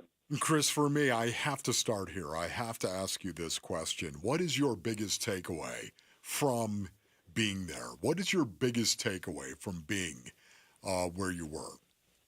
Yeah, so I was telling a few other media members yesterday, I remember when ASU lost to Stanford in the Pac-12 championship back at Sun Devil Stadium at the time, more than a decade ago, and how impressed that I was with Stanford's players after that game in the way that they interacted with media and how they carried themselves. There was a maturity and a sophistication about them that I had not seen in an ASU team until now. This ASU team has that. Their leadership is exemplary. They say all the right things, but you know that it's also backed by the work ethic that matches it. And what Cam Scadden achieved last year by being not just one of the best players in the country, but also one of the most improved players after the prior year, when Kenny Dillingham basically told him that he was going to have to change his habits and get a lot better to accomplish his dreams. So that that personification is something that all of these guys understand, and their goals are so high that they understand that you have to work to achieve that. And so just the culture and the way that these guys carry themselves, it's so different than even a lot of good ASU teams in recent decades. Wow, that's good. Talking to Chris Cartman. Chris, obviously, it makes sense. Sam Levitt's getting a lot of national attention. Jordan Tyson as well. And, as those guys go, the team is going to go, certainly. But can you give us another name or two that maybe isn't getting as much buzz, at least nationally? And there might be people ASU fans already know, but a player or two that you feel like outside of Levitt and Tyson could swing this season? Well, I think Keyshawn Elliott not getting a preseason all-conference media pick was a little bit of a slight. There's really good linebackers in the league, but he was second team last year, and he played a lot of the year hurt. He's someone that I could see having 100-plus tackles this year on a defense that will probably be one of the best, if not the best, run defenses in the conference. And he's next to Jordan Crook, a guy who, in my opinion, can be a will linebacker in the NFL and look very much in place in that role. This linebacker duo is about as good as we've seen going back to like the Vontez Burfict and Brandon McGee era. So those, I'm a big sucker for, as Wolf probably is too, about those lunch pail, hard hat, physical guys that set the tone for your team, right? And then Miles Rouser led ASU in tackles last season, and he's back. I think he is an NFL strong safety in the making. CJ Fight, you're never going to get the type of respect that you probably deserve as a defensive tackle who is the player who allows everybody else to shine around him. But he's an all-league player. He could easily be a starter in the SEC. And then I think offensively we have to really focus on Ben Coleman this year, moving from left guard to center to replace Lee Fautanu, the only offensive line departure from ASU starters last season. Coleman was one of the best pass protection interior offensive lineman in the Big 12, according to PFF, and now he's going to be calling protections and responsible for snapping the ball every play, and so there's going to be a lot of focus on him. And one more guy I'm just going to throw out there is Shema Mateer, a tight end who does everything really well. He's not just a pretty guy who runs routes and all that, but he'll block you. I mean, he will capture the edge. He'll get out in space and allow those screenplays to work. There's a lot to like about his future as well. So, Chris, Kenny typically doesn't like to praise or acknowledge individual awards or acknowledgments whatsoever. Do you see him changing this policy in regard to Sam Levitt, though, pursuing a Heisman? Well, somewhat. I think that he's not somebody who believes in undue hype before it's truly warranted, right? Okay. And so that's it's like a thing that you're always trying to navigate because, yes, Sam Levitt is a highly promising quarterback who was a very good starter for a first-year player, but he also has so much more room to develop ahead of him that these coaches understand. Dillingham and Marcus Arroyo, they've worked with great quarterbacks. Bo Nix, Dillingham had him at Auburn, and then he had him a couple of 2-3 years later at Oregon, and he was a much better player. So you're trying to drive the development of your players while at the same time wanting them to get the credit that they deserve. And I think that's a hard thing to walk. But with a guy like Levitt, it's a little easier simply because he is so driven. Like, he's one of the most driven people I've ever seen in my life, not just covering ASU. Like, his expectations for himself, this is a guy, he came off the stage as the only athlete, only male athlete who was representing PayPal and Venmo in this NIL deal. And he said on the stage that he hopes that he gives them the value that they deserve, basically. Wow. And I'm saying to myself, that is not the way people at that age are normally going to think about things. And so he's just different. And I think that's why Dillingham feels a little bit more comfortable in saying that, yes, he is a legitimate Heisman candidate if we have the type of season that we're capable of. Talking to Chris Cartman. Chris, I do have to ask you, obviously, about the running back position because ASU's in a good spot where they brought back almost everybody in terms of starters, but obviously Cameron Scadaboo is one of the few that left, and that's a pretty big name to leave. How do you see them at least attempting to replace him? My sense is this is going to be the first year under Sean Aguano, a running back coach at ASU in the last 6 years or so, with a running back by committee approach. I really believe that they have complementary styles. That this works at the NFL level on a lot of teams now where you have people that have different attributes that they're able to kind of blend them together. Kanye Udo coming in from Army as a 1,200-yard rusher last season, not automatically being the number one or maybe even number two guy, tells you that the coaches love what they have in Kyson Brown and Rayleigh Brown. Rayleigh Brown is now up to almost 200 pounds after being 185 pounds last year. He had a grade 3 hamstring that cost him the season. He's a twitchy athlete who can run between the tackles, and Kyson Brown is fast at the top end. Like when he's able to get on that second level, he's going to make some guys miss and take some balls to the house. So I think they're going to be by committee, and with Arroyo's capability of scheming for Jordan Tyson and Mateer and running backs in the screen game and the evolution of Sam Levitt, I think their hope, and I agree with it, that they're not going to need quite as much as they got from Cam Scadaboo, and that's a good thing because he's almost impossible to replace in that way. Chris, thank you so much for the time, man. Always great to talk to you. My pleasure, guys. Right, that's Chris Cartman of Sun Devil Source joining us right there on the Arizona Sports Line. Boy, you just feel the football. I love talking to Chris. It does. Like we've talked enough football today where it feels like I'm going to walk outside and it's going to be fall. But I'm going to walk outside. It's going to be 135 degrees, so it's not going to be fall. All right, Time we come to go back. up the hill. Yeah, dew point, and whatever that means. When we come back, how do the Phoenix Suns make sure Devin Booker stays on the Phoenix Suns for his entire career? That's next. It's Wolf and Luke on Arizona Sports, the local sports leader. Subscribe to the Arizona Sports YouTube channel to watch and listen to exclusive conversations and content. From Bickley and Murata, Wolf and Luke, Burns and Gambo, and more. Search up Arizona Sports on YouTube and hit the subscribe button. Hey, it's Gambo, back to tell you about the Schwartz Laser Eye Center. Dr. Jay Schwartz did the LASIK surgery on my eyes over 15 years ago, and to this day, my vision has never been better. I see great at night, in the day, up close, far away, no glasses, no readers, and this is 15 years later.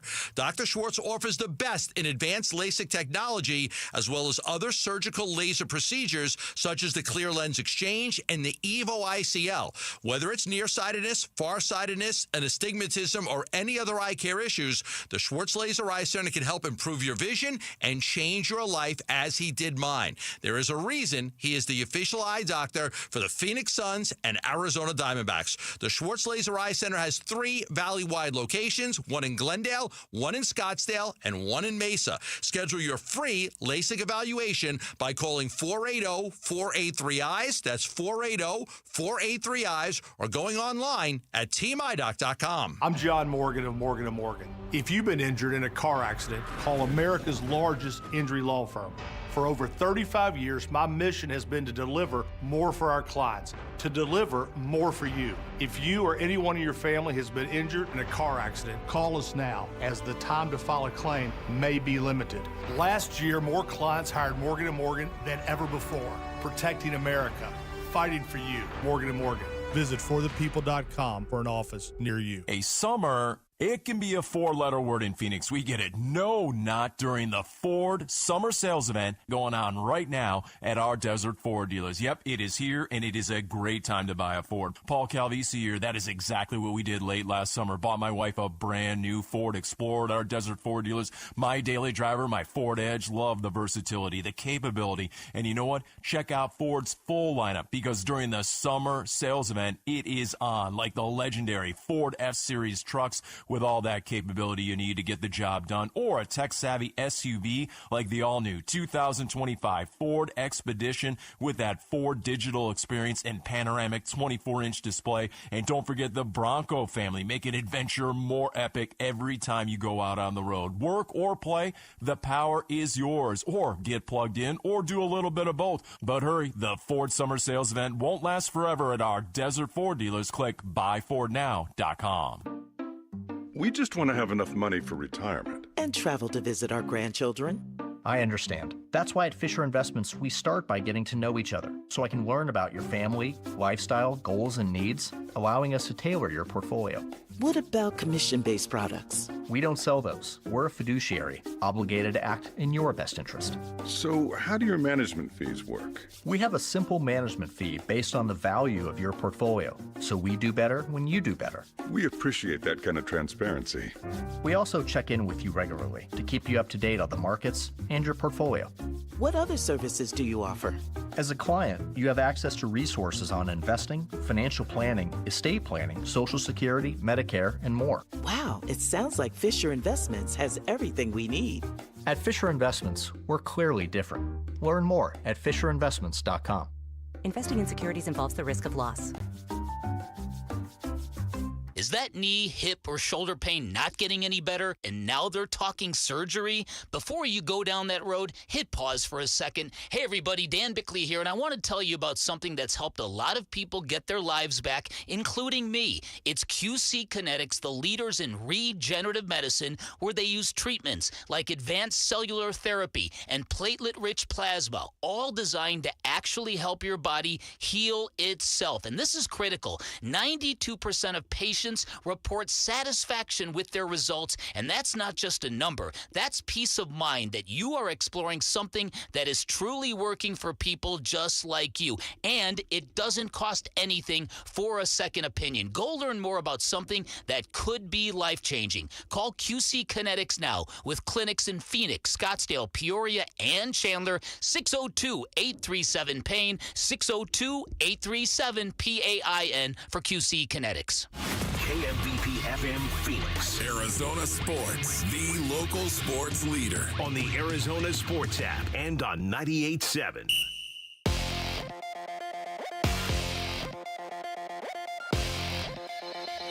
I'm Jesse Morrison with Trending Now, presented by Parker & Sons, heating, cooling, plumbing, and electrical. According to NBA insider Chris Haynes, former Phoenix Suns GM James Jones is leaving the team and will now be the NBA's vice president and head of basketball operations. The Arizona Diamondbacks look to bounce back from a tough 1-0 loss to the San Diego Padres last night. Tonight in Game 3 of their series. First pitch is at 6:40, and you can listen to it right here on Arizona Sports 98.7 and the Arizona Sports app. Brendan Pfaadt gets the start for the Dbacks against San Diego's Dylan Cease. And the Phoenix Mercury are in action today against one of the top teams in the WNBA, the Minnesota Lynx.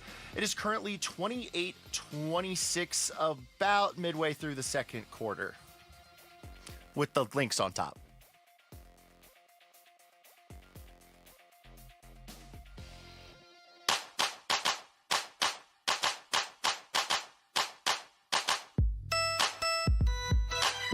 Well, hello, this is Pappy O'Flappigan. It's been 100 years since the Bradley Beal saga began. Is today the day the Suns finally do something? I hope I live to see tomorrow so we can talk about it on Bickley and Murata mornings. Zippity beep. All right, since Pappy O'Flappity or whatever his name is, just open this door real quick. I know we have a no talking about Bradley Beal stretching and waving clause on this show. But we took the Bradley Beal bobblehead out of the studio yesterday and put it in the newsroom, and that obviously didn't work. And when I did that, multiple people in the newsroom said you need to take it further than just the newsroom. Okay. So if this continues into tomorrow, how do we want to execute this? Do we just want to have Jamal take it to the parking Flagstaff? lot? Okay. Just the at least. All right. Is Jamal going to Flagstaff? No, but he could to take I the bobblehead up there. I was like, Jamal, why are you going up there? Interesting.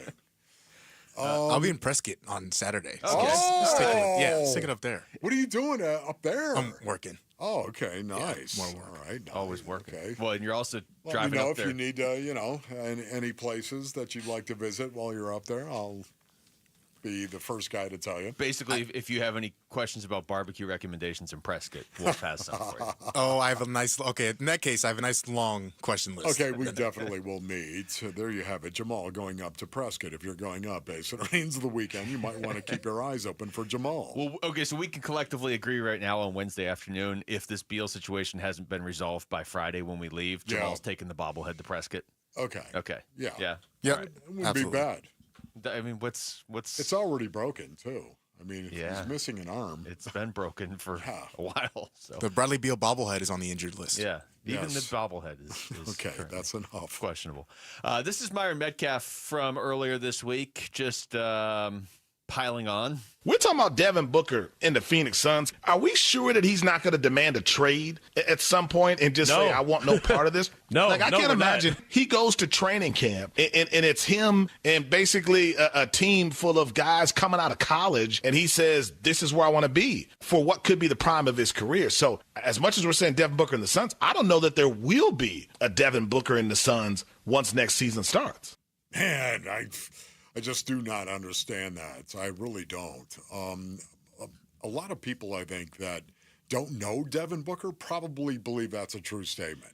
Yeah, I'll give Myron Metcalf this, because we heard this for the first 5 years of Devin Booker's career. Yes. Didn't we? Well, but Yes. it always felt like it was like Stephen A. Smith or somebody like that being like, he definitely wants out of Phoenix. Oh, really? Where's he going to go? Whoever my favorite team is. That's where it always, well, if Stephen A. is going to the Knicks or this or whatever. Or you have to put him in L.A. Why wouldn't he play anywhere other than L.A. or New York? Everybody has to play on those two teams. That's not what Myron Metcalf was saying. I mean, he was approaching that from at what point does Devin Booker in his prime look around and say, yeah, we're nowhere near a title. Well, I think that's a real possibility, but Devin Booker is a very loyal dude and a squared away dude. Extremely. And to me, that's the reason why I dismiss that. I do too, because Book's not oblivious to what's going on. Now, if we get like 2 years down the line and nothing is panning out, you know what I mean? Like the picks aren't panning out or whatever, or the free agent moves, or Jordan Ott isn't ready to be a coach or something. Yeah, I mean, anything's possible a couple years down the line. I agree with that. But I no, with the scenario. At this point, yeah, I don't. Book knows what's going on. He's not going to show up at training camp and be like, wait a minute, where is everybody? You know, for me too, there's always this. I refuse to believe that loyalty doesn't matter anymore.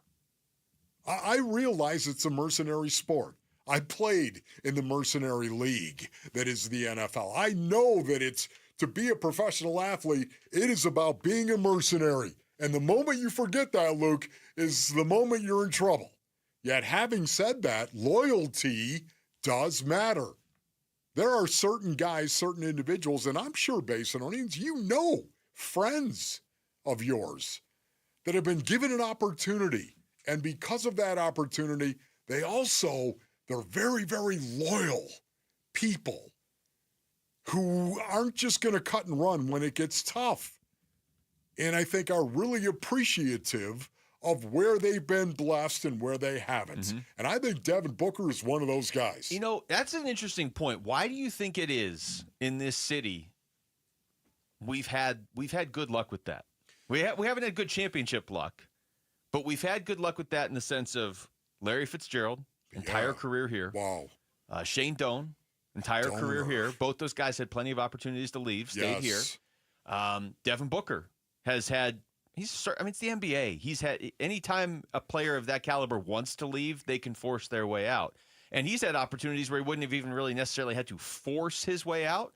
And look, I don't know if he plays his whole career here or not. I tend to think he will because of what you just said. He is just a loyal guy. Now you got to give him the pieces, though, to go out and finish as well. I mean, that will at some point, I think, probably become important to him. When? 32, 33, somewhere in that vicinity? I don't know. I don't know when. But for me, I just don't ever think of it because of Devin Booker and the loyalty that I think he has for this organization. That's why these moves that they're making now are so... We have heard this before. We have heard this before about Devin Booker. Oh, my goodness. And we're going to have to keep hearing how he was going to ask out, and he never came to fruition. Remember all those years of, he wants to go play wherever D'Angelo Russell is. Oh, yeah. Why? Oh, yeah. Why would he want to do that? I have friends that work in other companies. I don't necessarily want to go work with them. We're going to have to get used to hearing this again just because if the Suns aren't in the playoffs, it doesn't compute for a lot of people why Devin Booker would want to stay loyal to his team. But it's sort of a reminder right now that these moves, hiring Brian Gregory to be your GM when he's extremely inexperienced, hiring Jordan Ott to be your head coach when he's extremely inexperienced, those moves have to work out. You don't have to hit on every draft pick. That's what a lot of people are pointing to, I think. They're thinking to themselves, oh, man, can you imagine being Devin Booker in this situation right now, going through this total rebuild? And, oh, by the way, we went from the big three, and, oh, my goodness, we're going to spend more money than anyone else in the history of the NBA to, man, now we're just going to have a bunch of young guys that are going to be out. Yeah. They're just looking at the evidence. And Brian Gregory has never been a general manager. You're going to bring Jordan Ott, this new head coach, in, and would you want to do that? That's why. I mean, that's what they're pointing to. That's why I think a lot of people got nervous at the end of the season when Matt Ishbia said all that stuff. We got to make these changes. We got to do this and that. That all made sense. But the part where it was like, we're going to do this like my way now. It's like, well, if you're trying something new, you got Devin Booker here hanging in the balance. Like, you still have something to lose. So if you're going to try something new, fine. It's your team. You're the one spending the millions and millions and millions of dollars. But it needs to work. They did go out on a limb, making Brian Gregory their GM and making Jordan Ott their head coch. And those moves need to pay off. Otherwise, this becomes, a much louder conversation in 2 or 3 years. But I don't think it's a conversation now at all. No. All right. I don't either. Just shot that down. Take that. Know. How about it? What else can we shoot down? All right, when we come back, are we starting to see the Diamondbacks injuries taking a toll on their starting lineup? That's next. It's Wolf and Luke on Arizona Sports, the local sports leader. Friday afternoons at 2:30 on Arizona Sports. Burns and Gambo talk Diamondbacks baseball with Dbacks manager Torey Lovello. Brought to you by Estrella Jalisco. Don't miss Burns and Gambo with the skipper. 2:30 Friday afternoon. Listen on the Arizona Sports app and 98.7. Hi, Zoe Saldana. Welcome to T-Mobile. Here's your new iPhone 16 Pro on us. Thanks. And here's my old phone to trade in. You don't need a trade-in. When you switch to T-Mobile, we'll give you a new iPhone 16 Pro. Plus, we'll help you pay off your old phone up to $800, and you still get to keep it. There's always a trade-in. Not right now at T-Mobile. I feel like I have to give you something in return for karma. That's okay. I don't really have much in my purse. Oh, let's see. Hand sanitizer. It's lavender. I'm good. Seriously. Let me check this pocket. Oh, mints? Really, I'm fine. Oh, I have raisins. I'm a mom. Wait one sec. I've got cupcakes in the car. It's our best iPhone offer ever. Switch to T-Mobile. Get a new iPhone 16 Pro with Apple Intelligence on us. No trade-in needed. We'll even pay off your phone up to $800. With 24 monthly bill credits, new line $100 plus a month on experience beyond finance agreement $999.99 and qualifying forwarded. For well qualified plus tax and $10 connection charge. Pay off via virtual prepaid card. Allow 15 days. Credits end and balance due if you pay off early or cancel. See T-Mobile.com. This is the story of the one. As a safety manager at a manufacturing plant, he does everything he can to keep his coworkers safe. From finding ways to reduce risks to keeping safety supplies in stock. And for that, he relies on Grainger. Grainger offers a broad range of quality products and next-day delivery, so he can always play it safe.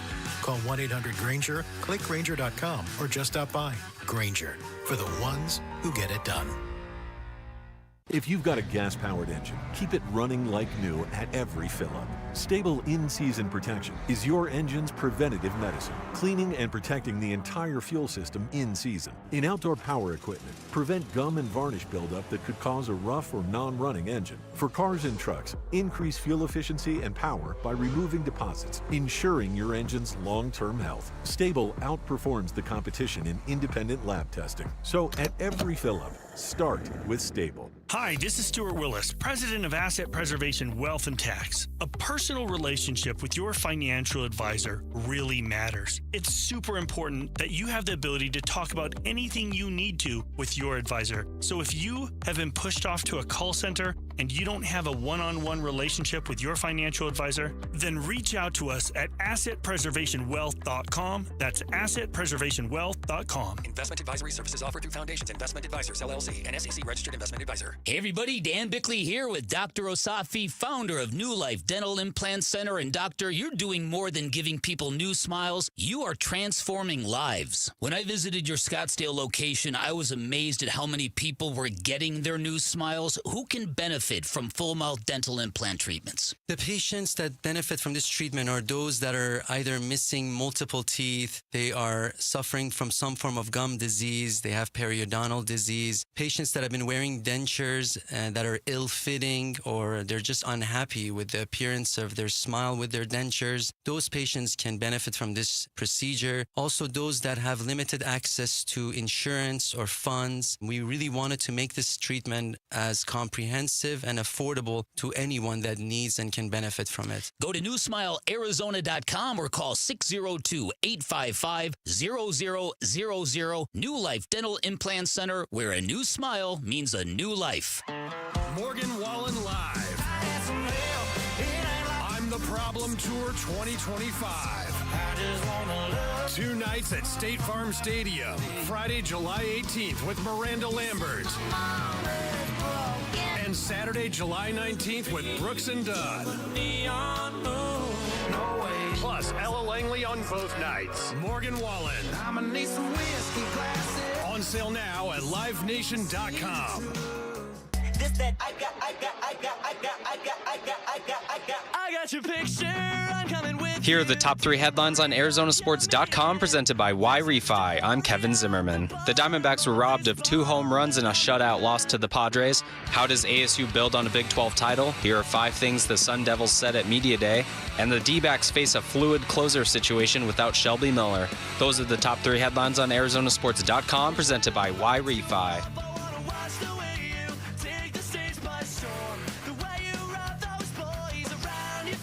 All right, Wolf, I'm going to throw another stat at you. And by another stat, I mean a stat I already threw at you once. I'm going to throw it at you a second time. Okay.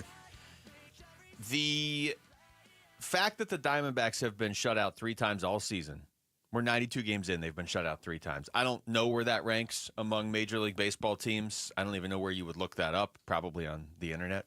But it's got to be pretty low. However, 2 of those 3 have been since Sunday. So, do you read anything into that? And by anything, I mean the idea that all of these guys in and out of the lineup is starting to catch up to them? Or is it simply they ran into really good defense last night and just had an off day on Sunday? Into Pavetta. Yeah, and Pavetta. That's what they ran into. Because even against Robbie Ray, they scored. Yes. Know?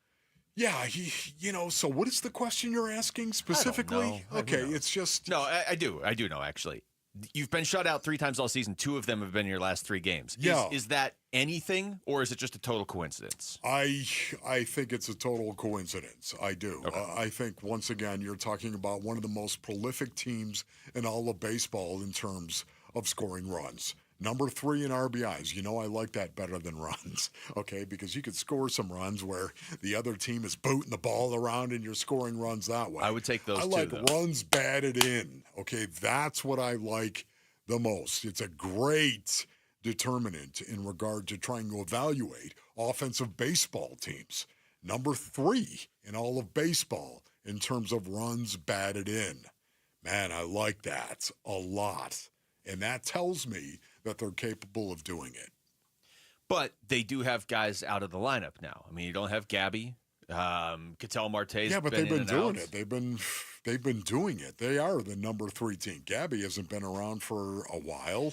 So I guess wouldn't that kind of be something you'd put in the column for not selling at the deadline? If you have an offense that's this elite, wouldn't you just kind of ride this out and see what you can do with it? Yes, I would do that. I would look at this and just think, what's amazing about it?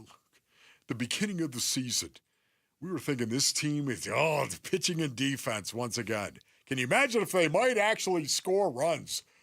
Anywhere close to the clip, they scored runs last year. How much better is this team going to be?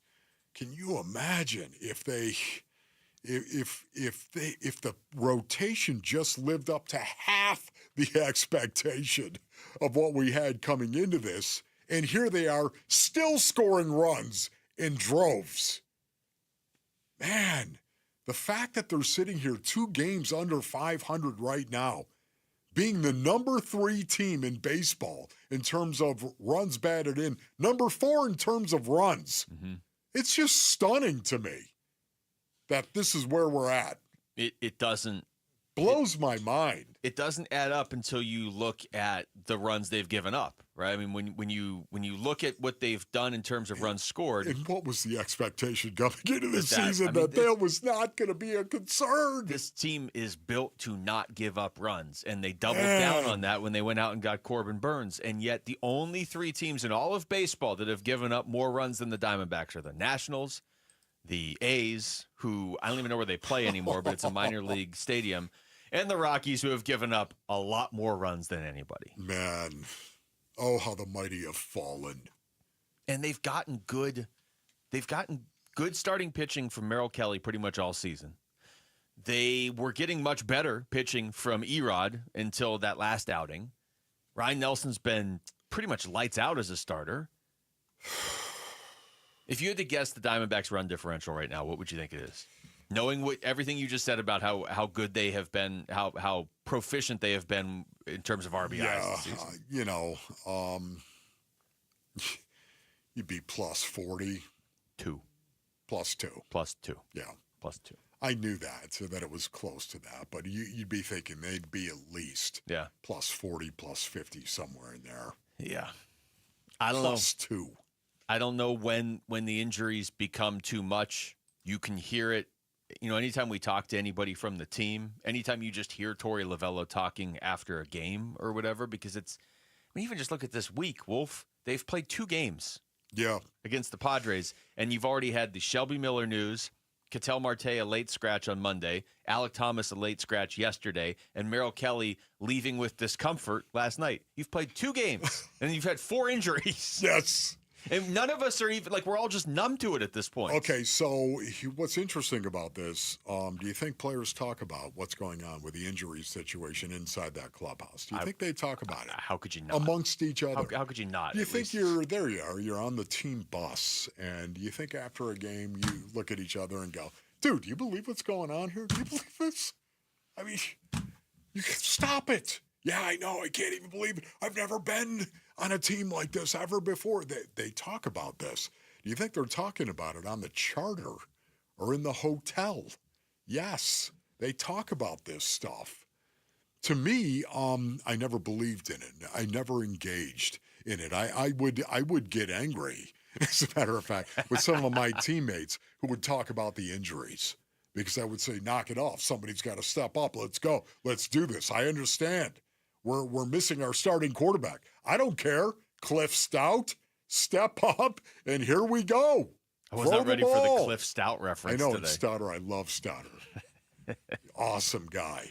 Great teammate. Great football player. Great teammate as well. But, you know, again. I feel like you're saying that within the context of it being an excuse, though. If guys are looking to you. Because, like, if we came in here to the radio station every day, and every day 2 or 3 more people were just out, and we would, if nothing else, we would be joking about it, right? Like, hey, where is everybody every day?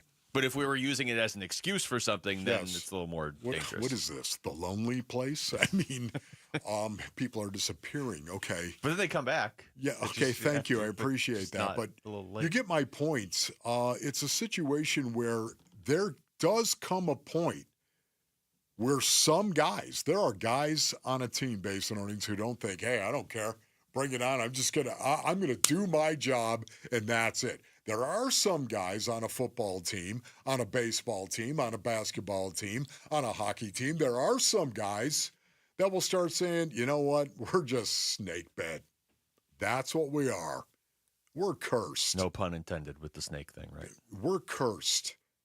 There are guys that would believe that, and it would demoralize them. And it might even impact how they're playing. And it might even impact collectively how they feel about their team. There are guys, there are human beings who feel that way. I just didn't happen to be one of them. All right. And typically, when you don't have talent, that's how you're going to feel, like I did. I don't care what our situation is. Don't tell me about the storm. Just bring the ship in. Do your job, bro. Okay, that's all I cared about myopically. But there are guys who care about winning as a team collectively, like that have talent, that are like, we're just snake bit this year. So if you've seen that, it sounds like you've seen it firsthand. I have. And I know it's a different sport, but if you've seen that, do you see it with this team yet? Because I don't see it with this team yet. I don't see it. I don't. But again, there are guys inside that clubhouse who know what I'm talking about. Yeah. If it is going on, there are guys inside the clubhouse that, man, you're sitting here, you get it 3. There are 3 guys, and you're like, do you believe what's going on here? Have you ever seen anything like this? Wherever you've been in the bigs for 10 years now, have you ever seen anything like this? No, I haven't seen anything like this. It's just so frustrating. Can't get anything going. All these guys that we're missing now, and how many times they talk about this stuff because they're human beings. They're not impervious to it. At some point, you just look at the guy maybe and think, yeah, we are snake bit. Look at this. This is a mess.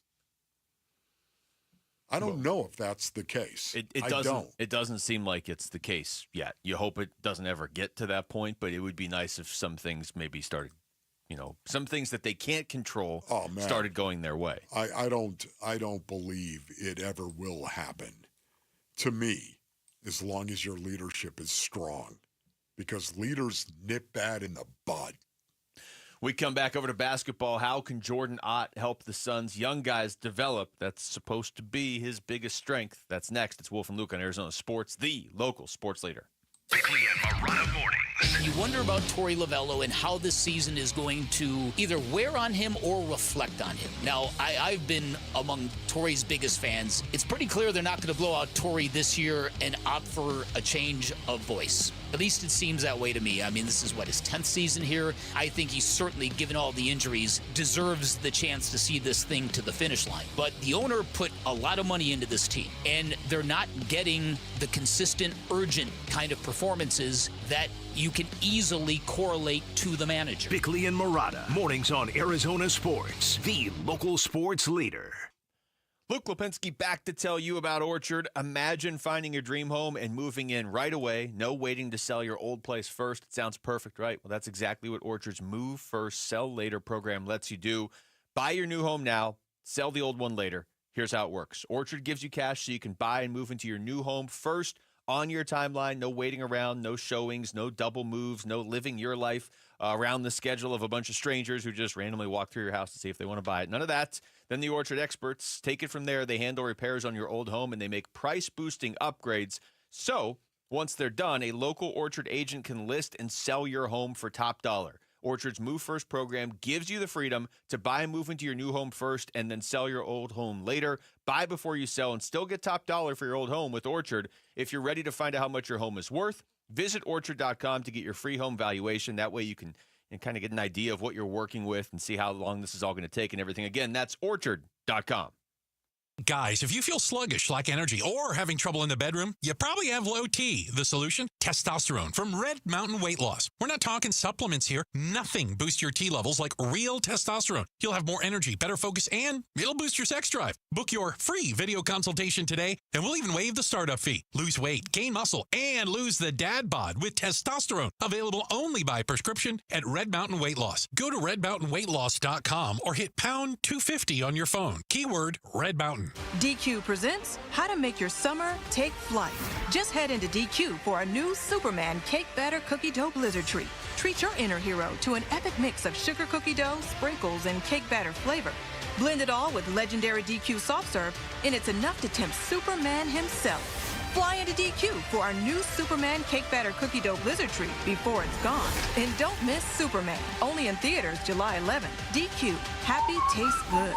Only at participating locations. ZipRecruiter is the place. ZipRecruiter is the place for talented teachers, savvy software developers, and master mixologists. ZipRecruiter is the place where you meet all these people and more. That's because ZipRecruiter is the place for job seekers who are looking for new opportunities. In fact, ZipRecruiter helps 10 million people with their job search every day, so you can find the right candidates right away. Try ZipRecruiter for free at ZipRecruiter.com/free. That's ZipRecruiter.com/free. This is the story of the one. As a lineman, he does whatever it takes to keep the power on in his community.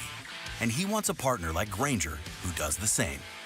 Grainger offers the professional-grade products he needs, from voltage detectors to harnesses to hard hats, plus fast, dependable delivery, so he can rise to every challenge.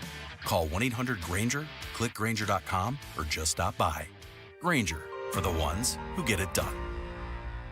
Hey everybody, Dan Bickley here, and if you live in Arizona, you know the desert sun can do a number on your windows, and if you've been here a while, chances are you need your windows replaced, which is why I am stoked to tell you about Advanced Window Products, a great company that is family-owned and locally operated, a company that treats customers like friendships. They are Arizona's premier window replacement company. They are co-owned by former Utah great and NFL linebacker Nate Orchard, and they offer the most affordable, high-quality custom windows in the state. And that is because there is no middleman. They are the manufacturers. They build it, they install it, they guarantee it for life. Even better, Advanced Window Products running a great summertime special. Buy 10 or more windows and you'll get a $2,500 discount. So call today and beat the rush. 480-764-2002 or online at advancedwindows.com.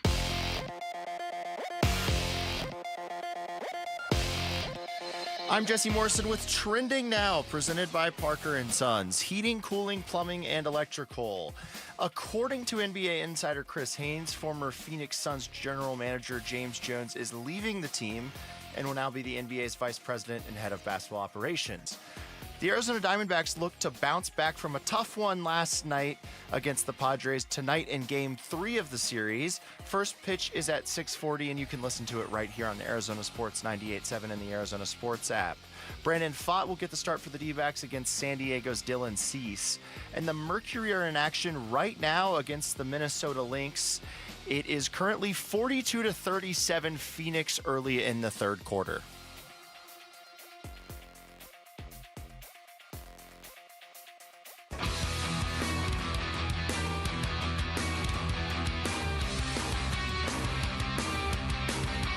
Hey everybody, it's Burnsy. Can the Diamondbacks keep up in the National League's arms race if they keep running out of arms to pitch? We'll talk Dbacks on today's Burns and Gambo show, starting at straight up 2 o'clock. All right, Wolf, I'm looking at the YouTube live chat. Okay. Seems like, and of course you can always watch the shows now live on YouTube Live as well. Seems like people are on board with the no more talking about the Bradley Beal lack of movement. Okay. But it does seem like people do want the news to happen. They just don't want to talk about. Patricia wrote in there, all the Suns need to do is hold a news conference to announce to the world that Beal will never play for them again. And then you can just sit him or do whatever. So we are going to talk Suns here, but we're not going to talk Beal because Jordan Ott spoke yesterday. And if you are looking to get on board with what the Suns are doing, and to do that, you have to get on board with the Jordan Ott hire, certainly. If you're looking for reasons to do that, one of his biggest strengths seems to be player development. And now he's got a pretty young team to work with. So here we go. He was asked yesterday what he has seen from Kaman Malwatch so far. You know how big and long he is. It's obvious. His ability to run just creates a different dynamic. The vertical spacing that he has above the rim, and then just the overall size and rim protection. You can feel it every second he's out there. I think, again, just you saw it yesterday, even at the press conference, like his spirit, his upbeat personality, and he communicates on the basketball floor, which will be great because in Summer League, because there's not a ton of people there, you'll be able to hear him. So, we're learning more about him, just like he's learning about our system and his teammates. But he's been great.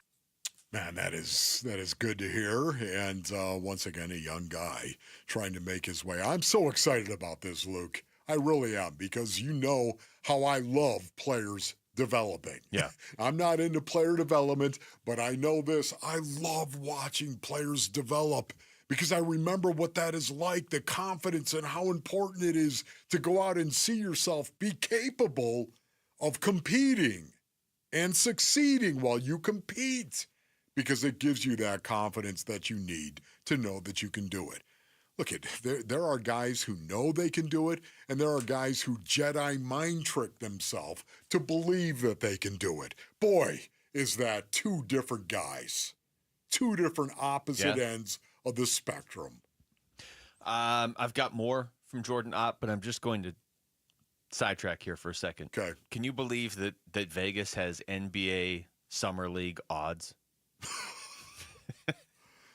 No, I Call the can't. hotline, folks. Call the hotline. And then, so I'm looking at that, and I'm like, man, this is ridiculous. Why would anybody do this? And then I'm looking, and the Suns are 66-1, right there near the bottom. Yeah.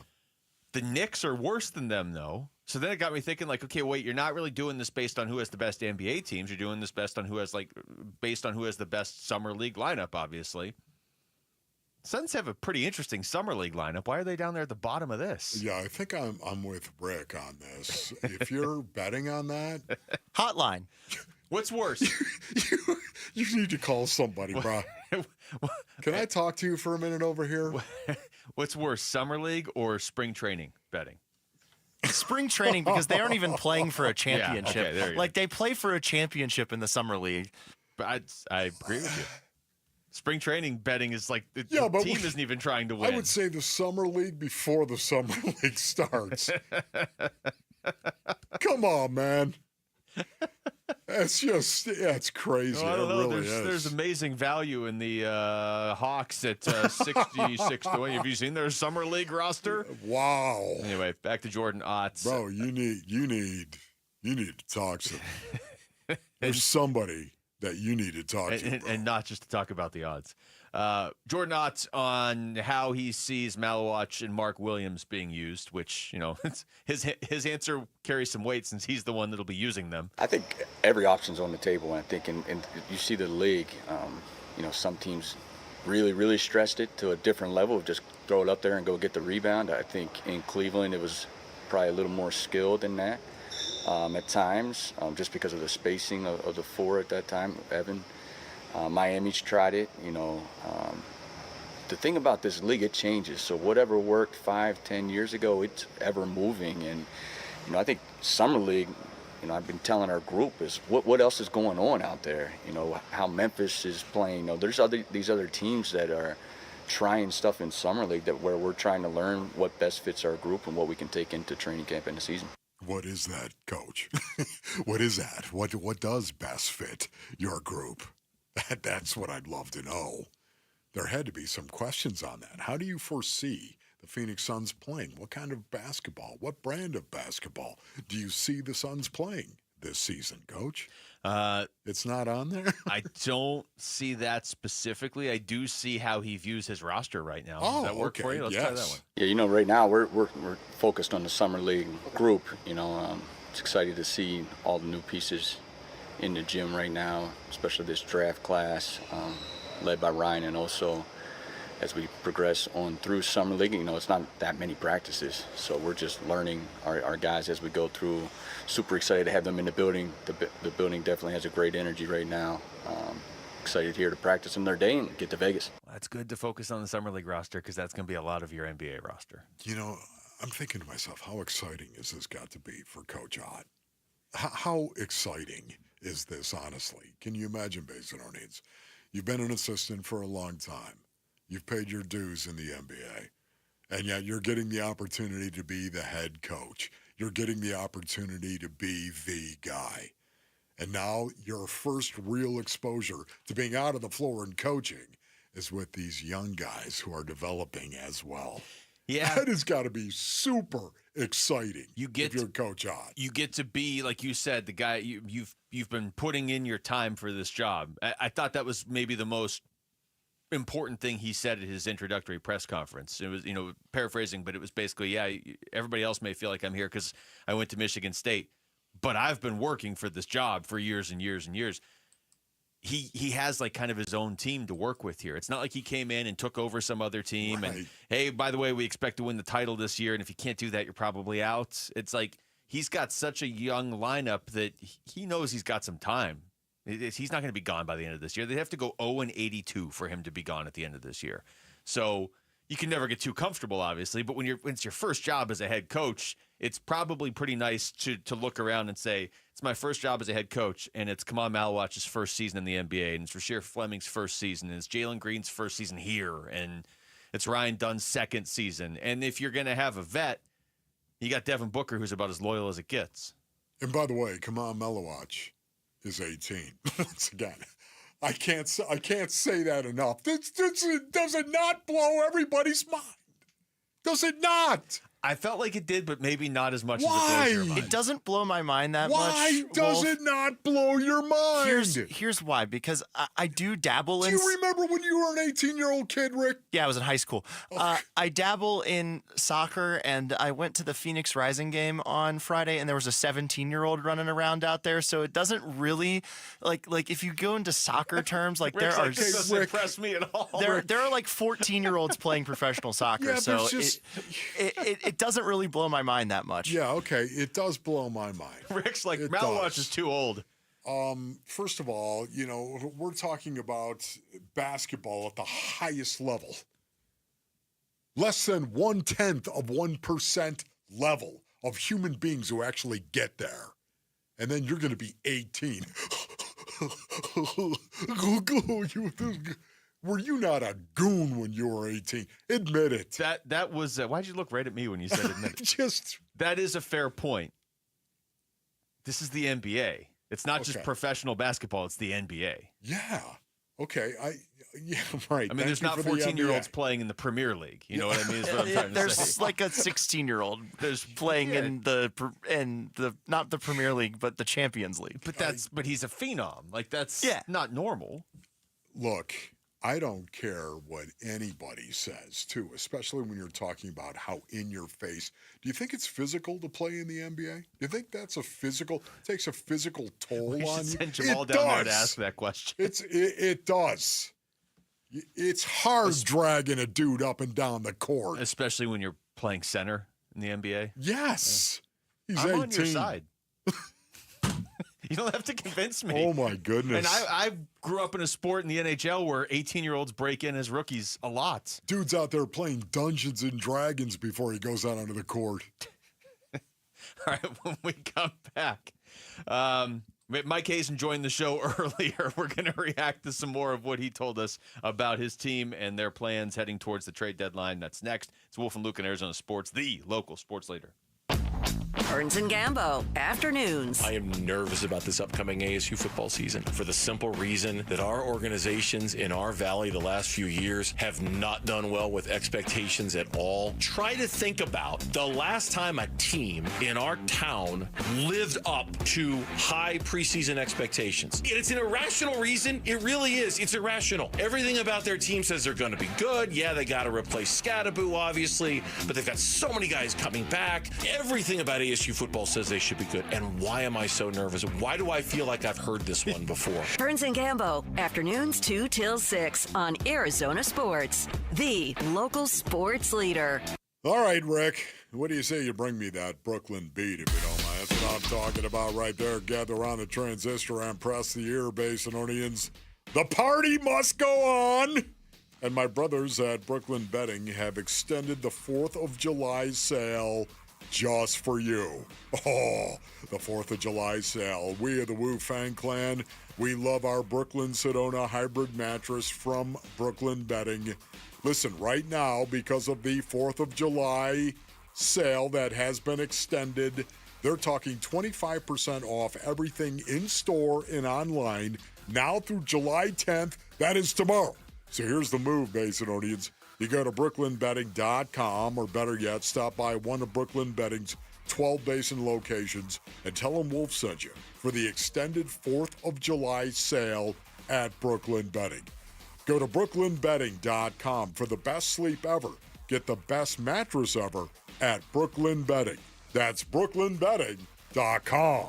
Dan Bickley here for Parker & Sons, and summertime in Arizona means triple-digit temperatures and hours spent indoors, which means now is a great time to get your air conditioning unit tuned up by Parker & Sons, which can prolong the life of your system, save you up to $30 a month on utility bills, and give you the peace of mind you need entering the long, hot summer ahead. Call 602-2REPAIR. That's 602, the number 2, then REPAIR for Parker & Sons. I'm John Morgan of Morgan & Morgan. Why should you hire America's largest injury law firm for your case? There's lots of reasons. Just like there's a reason millions of people called us last year in their time of need. When it comes to fighting for justice and compensation, millions of people across the country trust us to go to battle for them. We became the largest injury law firm in the world for a reason. There's only one Morgan & Morgan, forthepeople.com. Injured? Dial pound law or visit forthepeople.com for an office near you. A summer, it can be a four-letter word in Phoenix. We get it. No, not during the Ford Summer Sales Event going on right now at our Desert Ford dealers. Yep, it is here, and it is a great time to buy a Ford. Paul Calvisi here. That is exactly what we did late last summer. Bought my wife a brand new Ford Explorer at our Desert Ford dealers. My daily driver, my Ford Edge. Love the versatility, the capability. And you know what? Check out Ford's full lineup, because during the Summer Sales Event, it is on, like the legendary Ford F-Series trucks with all that capability you need to get the job done, or a tech-savvy SUV like the all-new 2025 Ford Expedition with that Ford digital experience and panoramic 24-inch display. And don't forget the Bronco family, making adventure more epic every time you go out on the road. Work or play, the power is yours. Or get plugged in, or do a little bit of both. But hurry, the Ford Summer Sales Event won't last forever at our Desert Ford dealers. Click buyfordnow.com. There has never been a better time to join Global Credit Union than right now. Dave Burns here, proud member, and at Global Credit Union, they're all about eliminating fees, no-fee checking and savings accounts, or for accidentally going over your account balance. It's easy to join with 10 branches across the valley, and you can always reach a live person 24 hours a day, 7 days a week. Explore the benefits of becoming a member at globalcu.org, your world of financial possibilities. Free checking and no monthly maintenance fee. Only apply to core checking accounts. Direct deposit required for early payday. Other fees may apply. Need cash to remodel your home or pay off high-interest debt? A HELOC from Lund Mortgage could be your smartest move yet. Tap into your home's equity today. And if the feds drop rates in the future, your HELOC rate automatically goes down without you lifting a finger. Upgrade your home, knock out that credit card debt, all without touching your low first-rate mortgage. Take control of your finances and your space. Call Lund Mortgage Team today and unlock the power of your home.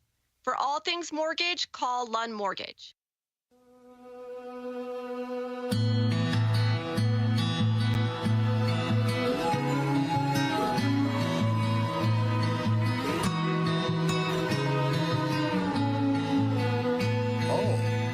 This has to be something you requested. This has got to be a perfect circle, correct? Yes. The song is called 3 Libras. What up, Maynard? This is a little more. It sounds like Tool, but like alternative version of Tool. Yeah. It's got like 3 different bands or something. Maynard, James, Keenan. 3 bands, 3 names. Yeah, interesting. Living up north, of course, in Arizona. Loving Arizona, I might add. Hanging out in Jerome. Jerome! I think that's where he is, right? Yeah. Probably. Built into the side of a mountain. Jerome, Arizona. Wait, the whole town's built into the side of a mountain? Oh, man, have you never been? Never been to Jerome. Oh, my goodness, dude. It is literally, you are going up a mountain. That's kind of cool. It's the S curves all over the place. Okay, I'll check that out. This is a good time of year. There we go. Mike Hazen joined us earlier in the show, and we talked about just where his team is. Basically 3 weeks to go now before the trade deadline. That's what he said. I'm not proud of where we're standing in the standings right now. Nobody is. But I am proud of that this team comes ready to play every day, gets news like they do it on Monday night, and plays a very good baseball game. And then, I can't explain last night, to be honest with you. Like, we played one of the best baseball games we played all year against a very tough starting pitcher on the road and a very good bullpen. And I can't explain why there's robbed home runs like that. It was Merrill was unbelievable. But that's sort of been kind of the way our season's gone. We have to find a way through that, and we have to find a way out of that and start stringing wins together. Because I think this team is too good to not be able to do that at some point. Man, that was so frustrating last night. It was watching that game. I know we all felt it too, Diamondback fans, on the edge of your seat, watching Mel Kelly go out there and take the ball and just produce a masterpiece at that point in time. And then to see not one, but 2 home runs robbed, especially the Corbin Carroll. Oh, my goodness, that would have been a 2-run shot. And to see that robbed from the Diamondbacks. And then even later in the fourth inning and in the seventh inning to have the bases juiced. And you've got names like Eugenio Suarez, Lourdes Gurriel Jr., and Ketel Marte at the dish. Those three guys specifically in the situation to come through with a base hit or more and to fail in a 1-0 loss, that's brutal. This is why this is such a tough call that they're going to have to make at the trade deadline. You've got these assets that it's really tough to just let them walk. When you're talking about guys that are key pieces for your team, when you're talking about Gino and Josh Naylor and Zach Gallen and Mel Kelly, it's tough to just let them walk at the end of the season. Now, again, they probably have a better idea internally. We're not letting them walk. We're going to bring so-and-so back. Or we're going to bring these two or these three guys back at the end of the year. As much as you can know, I mean, you're in Major League Baseball. Some other team could just wildly overpay for one of your guys. The Mets might need a backup first baseman and wildly overpay for Josh Naylor because it's Major League Baseball and there's no rules when it comes to that. I think the Yankees might be the team that does that potentially with Gino, because I don't know if you saw this, but Jeff Passengers reported that they are DFAing DJ LeMahieu, who was playing second base for them, but they have now moved Jazz Chisholm from third to second and are playing Oswald Peraza at third. I think Gino might be a bit of an upgrade from Oswald Peraza. So I think I would keep an eye on the Yankees. But you're talking about for a trade, right? Not to sign at the end of the year? No, for a trade. Okay. Yes. Yeah. Oh, boy, that'd be so Yankee-like. Yeah, it would. Too. It cracks me up that the Mariners are the other team apparently interested in him when the Mariners are the team that traded him to the Diamondbacks. Interesting. Do you think the Mariners would just stop making trades with the Diamondbacks? Just wondering if Eugenio was standing that way back then when he was playing for the Mariners. I don't know. Maybe now the Mariners are like, hey, he changed his approach. Let's go ahead and let's bring him in right now because whatever it is, it's working greatly. If they're saying it like that, then I trust everything they're saying, obviously.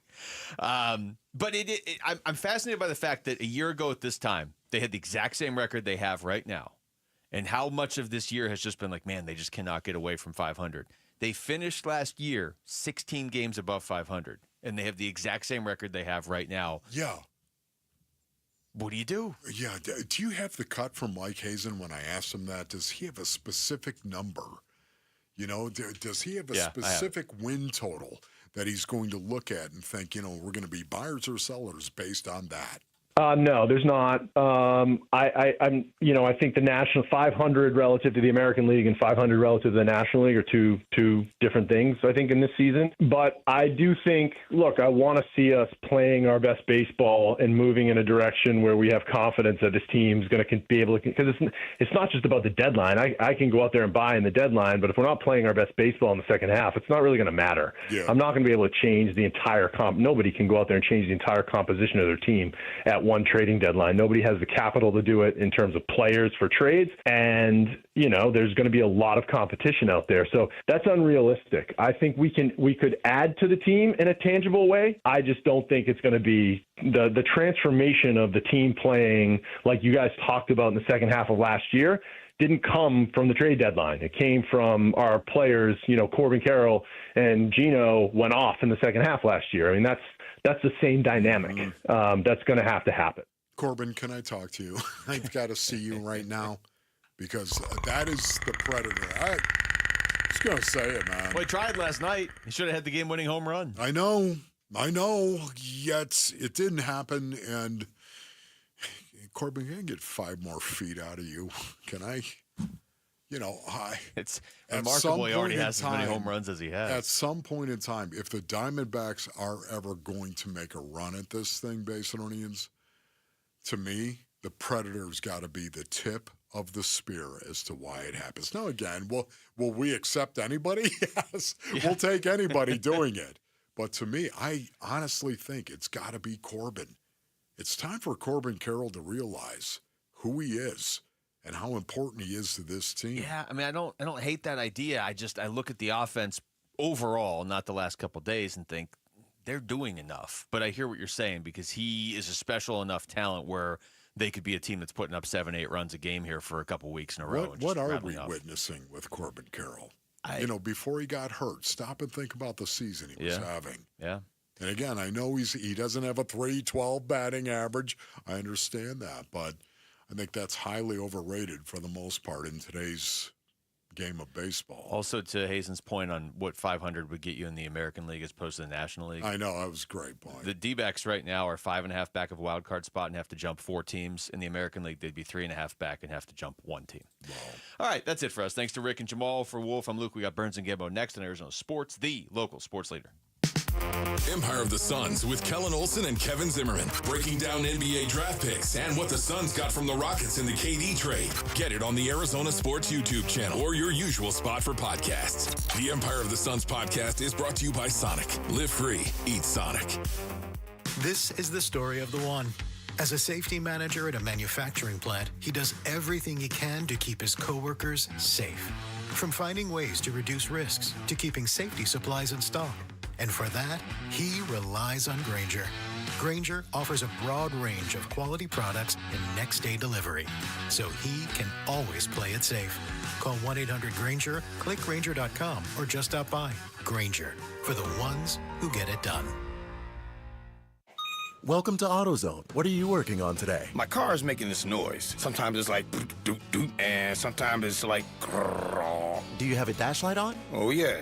Then we don't have to listen for clues. With the free Fix Finder service, we can read a check engine, ABS, or maintenance light to find the likely fix and even recommend a local shop if you need one. So you don't need to hear the grrr. Not with Fix Finder. Everything you need, nothing you don't.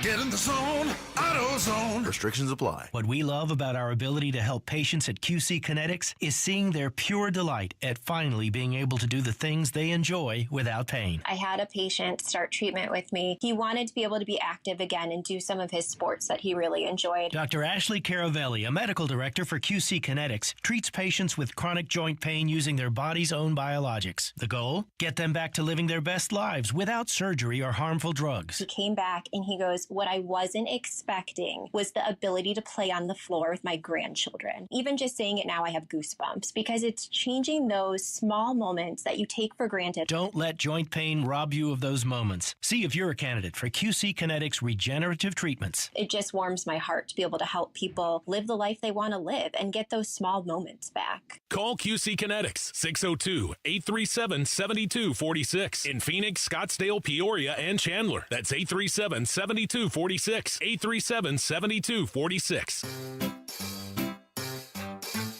1877 Cars for Kids. KARS Cars for Kids. 1877 Cars for Kids.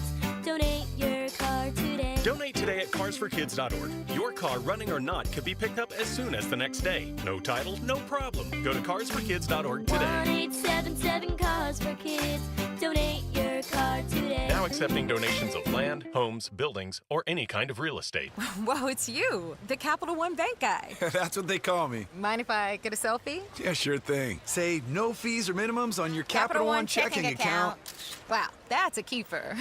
So, where are you heading? I'm off to spread the good news that Capital One helps people keep more money in their wallet with no overdraft fees. Oh, you're the best Capital One Bank guy. Hey, mind if I get a selfie? Sure. Say, Capital One, what's in your wallet? Terms apply. See CapitalOne.com/bank for details. Capital One NA, member FDIC. This is the story of the one. As a lineman, he does whatever it takes to keep the power on in his community. And he wants a partner like Grainger who does the same. Grainger offers the professional-grade products he needs, from voltage detectors to harnesses to hard hats, plus fast, dependable delivery, so he can rise to every challenge. Call 1-800-GRAINGER, click Grainger.com, or just stop by. Grainger, for the ones who get it done. Market volatility isn't slowing down. If you're nearing retirement, now is not the time to wait and see. Every day of uncertainty can put your future at risk. It's time to diversify. I'm Jeff Jr. with Trajan Wealth, and I want you to know you can create certainty, locking in guaranteed income for life. This means predictable, stable cash flow, even in turbulent times. You've worked too hard to leave your retirement to chance. Right now, there are options to receive up to 30% upfront or annual growth of up to 10% for retirement income. That's up to $30,000 up front or up to $10,000 per year on $100,000, all guaranteed for retirement income. Don't wait. Call Trajan today at 480-990-3300. That's 480-990-3300. Annuity guarantees are based on the claims paying ability of the issuing insurance company. Any examples provided are hypothetical. Annuities are issued with prospectus and sales brochures and should be reviewed carefully before funding as features and benefits vary. DBA in most states as Trajan Wealth Insurance Solutions. KMVP FM Phoenix. Arizona Sports, the local sports leader. On the Arizona Sports app and on 98.7. I'm Mitch Vareldis with Trending Now. It's presented by Parker & Sons Heating, Cooling, Plumbing, and Electrical. The Phoenix Suns' former general manager has found himself a new role. It was announced that James Jones will be headed to the NBA's league office and serve as the executive vice president and head of basketball operations. Jones fills the void recently left by Joe Dumars, who now heads basketball operations in New Orleans. Jones was transitioned to a role of senior advisor with the Suns back in the beginning of May. The MLB trade deadline is now weeks away. General manager Mike Hazen of the Diamondbacks, a guest of Wolf and Luke today. He wouldn't set a definitive record they would need to meet to be buyers, but it said it doesn't matter unless the team plays better. I want to see us playing our best baseball and moving in a direction where we have confidence that this team's going to be able to, because it's not just about the deadline. I can go out there and buy in the deadline, but if we're not playing our best baseball in the second half, it's not really going to matter. You can listen to that full interview right now on ArizonaSports.com. And the Diamondbacks on the field look to claim Game 3 of 4 against the San Diego Padres. Brandon Pfaadt will captain tonight's outing. He opposes right-hander Dylan Cease. First pitch is at 6:40. Pre-game coverage starts at 6. You can listen to it all right here on 98.7 FM and the Arizona Sports app. This report is brought to you by Blue Sky Pest Control. Worried about scorpions? Blue Sky Pest Control gets results. Call 602-BLUE-SKY. Hello, Blue Sky. Goodbye, scorpions. Arizona Sports, the local sports leader. Burns and Gambo starts now. Straight up to the claw on this Wednesday afternoon. Good afternoon, and welcome into today's edition of the Burns and Gambo Show here on Arizona Sports, the local sports leader. My name is Dave Burns, alongside, once again, the one, the only, Tim Ring, filling in for John Gambador. Hi, Ringer. Good afternoon, Ringer is, like the rest of us, all loaded up on sugar for today's edition of the Burns and Gambo. Everybody on their sugar high? Lauren, you on your sugar high? Yes? No? What's wrong with you? What? Okay, you haven't had it yet. Mitch, you on your sugar high yet? No? Sugar high. Well, so it was either the sugar option that came with my lunch, it was the sugar option that was so politely dropped off for us at the office today, or it was the sugar option of our boss wheeling around different types of ice cream. Yeah, so I had plenty to choose from today. And that's where we all are today as a show. So apparently we got a nice basket dropped off from Flower Child today, filled with all sorts of brownies and cookies and goodies and things. So there's sugar option number one. Sugar option number two, every now and then our boss, the general manager of the station, will walk around like an ice cream vendor pushing like an ice cream cart, the right? good humor man. Yeah, he is. He needs that little jingle to go along with his little cart. Or the Van Halen song Ice Cream Man playing as he walks up and down the halls. How many companies do you see the most powerful man in the building? Walking around handing out ice cream. So between the cookies and the ice cream and whatever sweet treat Mitch got in his lunch, we're all hopped up, and we're all going to crash from the sugar by about 3:15. So enjoy the ride, folks, because it's not going to last very long today. I'm kidding. We'll do the best we can. Top story of the daytime here on the Burns and Gambo Show. Burns and Gambo, the weigh-in. I got an email from a listener a couple of days ago who had asked me, hey, has you heard anything about James Jones? What's going on with James Jones? I said, well, his contract expired at the end of June. I haven't heard anything official, but I can't imagine he's going to be around the organization much longer.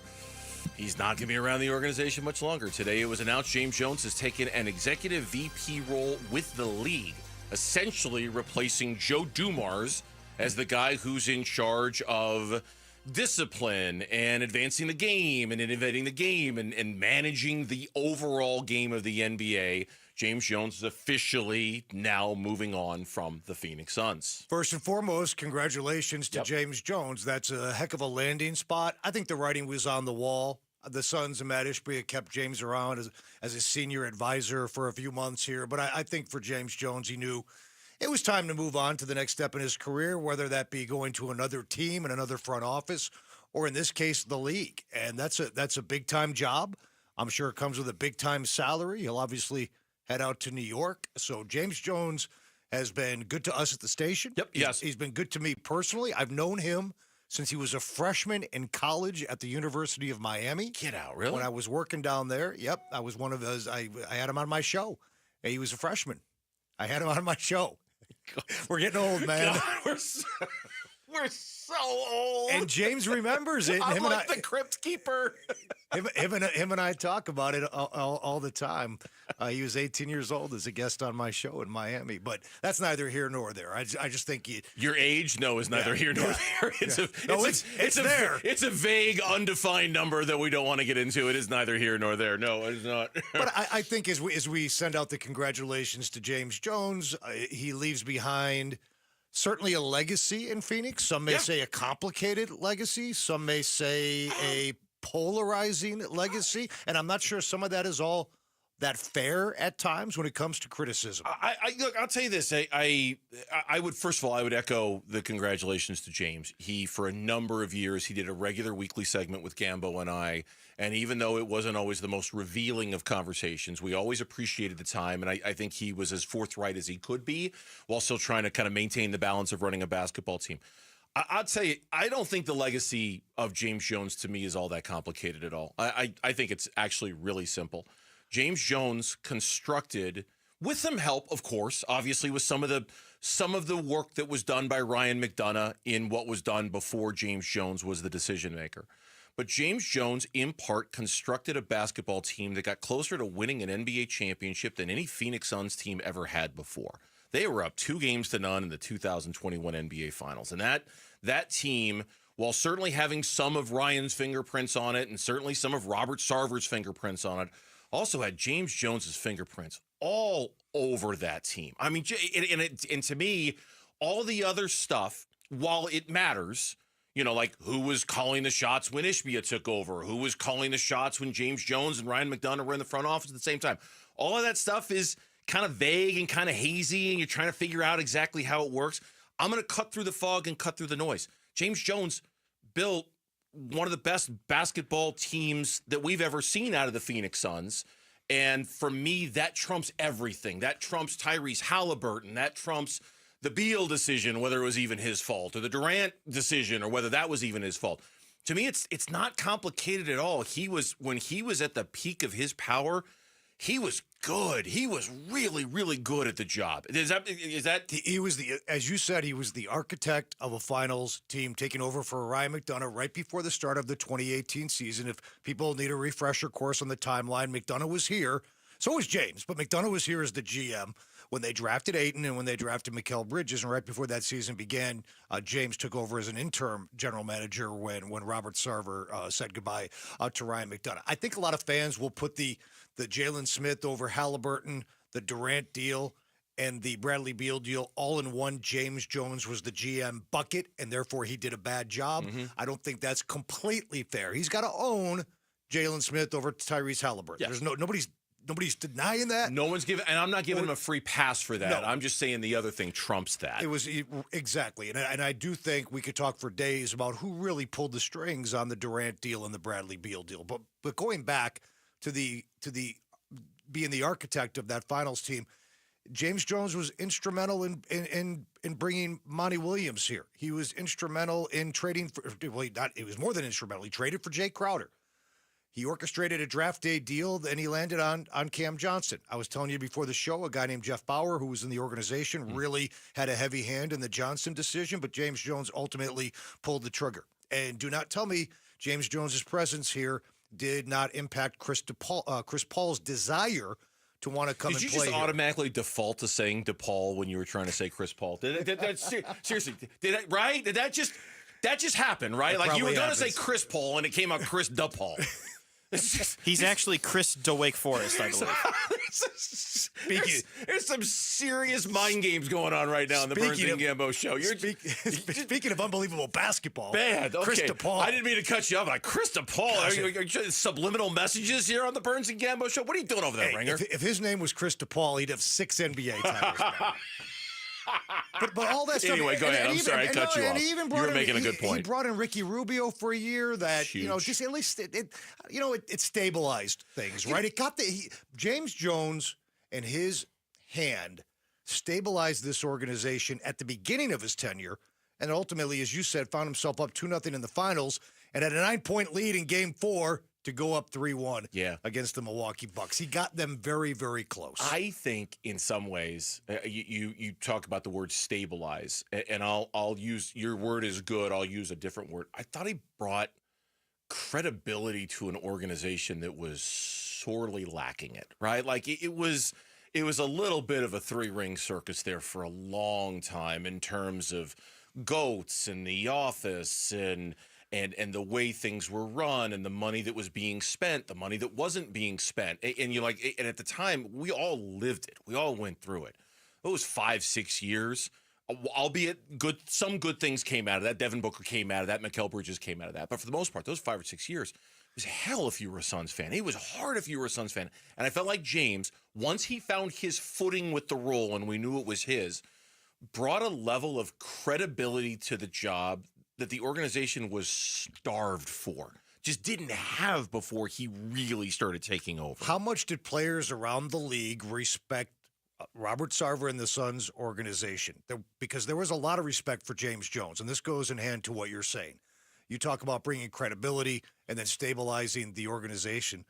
I thought during his time, especially in the first portion of his tenure as GM, I thought he did a lot of good things. And he's got a bright future ahead of him now, I presume, with the NBA league office for a long time. Yeah, congratulations to him, and we wish him the very, very best. Immerse yourself in the worlds of PlayStation like never before at PlayStation The Concert. This revolutionary live experience takes you on a journey through the most celebrated scores in gaming history. Head to the contest page now for your chance to win tickets to PlayStation Live in Concert on January 31st at Arizona Financial Theater. Not one, but 2 home runs robbed last night. That's not really why the Diamondbacks lost, or is it? That's next on the Burns and Gambo Show. The Dbacks Ketel Marte. Just a laser-beamed home run by Ketel Marte. Will be starting for the National League at the MLB All-Star Game next week. Now the 2 on that is smoked to second. Diving catch Ketel. The home of the Arizona Diamondbacks and All-Star Ketel Marte is Arizona Sports 98.7. The app, YouTube channel, ArizonaSports.com. Hey, it's Gambo back to tell you about asset preservation, wealth, and tax, and my fiduciary, Stuart Willis. So you worried about volatility in the market? We've seen a lot of it lately.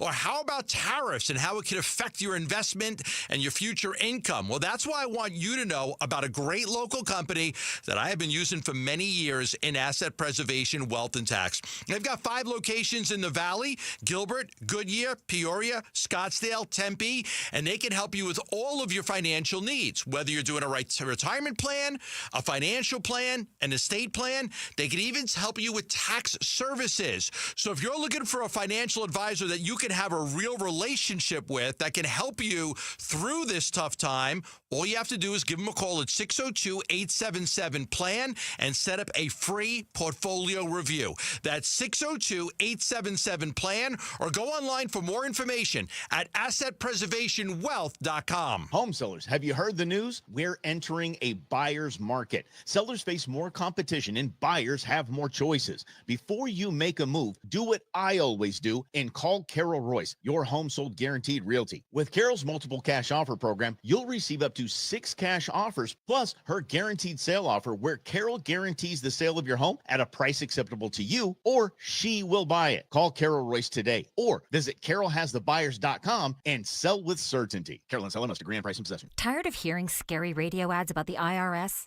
Tax Relief Advocates is different.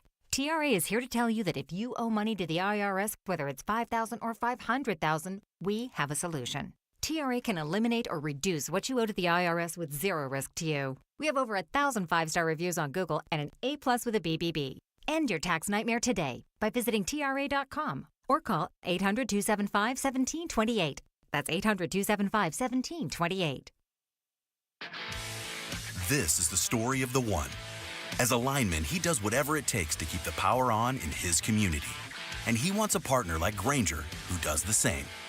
Grainger offers the professional-grade products he needs, from voltage detectors to harnesses to hard hats, plus fast, dependable delivery, so he can rise to every challenge. Call 1-800-GRAINGER, click Grainger.com, or just stop by. Grainger, for the ones who get it done. Hey everybody, Dan Bickley here, and last year during the heat of summer, I had an air conditioning bill of $666, and I thought it was proof that we live in purgatory. In reality, that obscene bill arrived because my windows are shot, and I cannot wait to get them replaced by Advanced Window Products, a great company co-owned by former Utah great and NFL linebacker Nate Orchard, and the highest-rated window company in Arizona. They also offer the most affordable high-quality custom windows in the state, and they can do all of this because there is no middleman. They have their own factory in the valley. They build it, they install it, they guarantee it for life. And get this, Advanced Window Products currently running a great summertime special. Buy 10 or more windows, and you'll get $2,500 off. So do what I'm doing. Call now and beat the rush. 480-764-2002 or visit advancedwindows.com. Monsoons, wild winds, roof destruction, driving rain. Is your roof prepared? Hi, I'm Lori Clark, owner of Right Way Roofing. We offer free estimates and up to 12 months, same as cash. Let's get your roof ready before the storm strikes. Remember, there's only one way, the right way. The right way roofing, we do it right. We'll always keep you watertight. Speeding while driving gives you less time to react. Another car could turn out in front of you. A pedestrian could be walking their dog. Follow the speed limit to keep them safe. Speeding catches up with you. Paid for by NHTSA.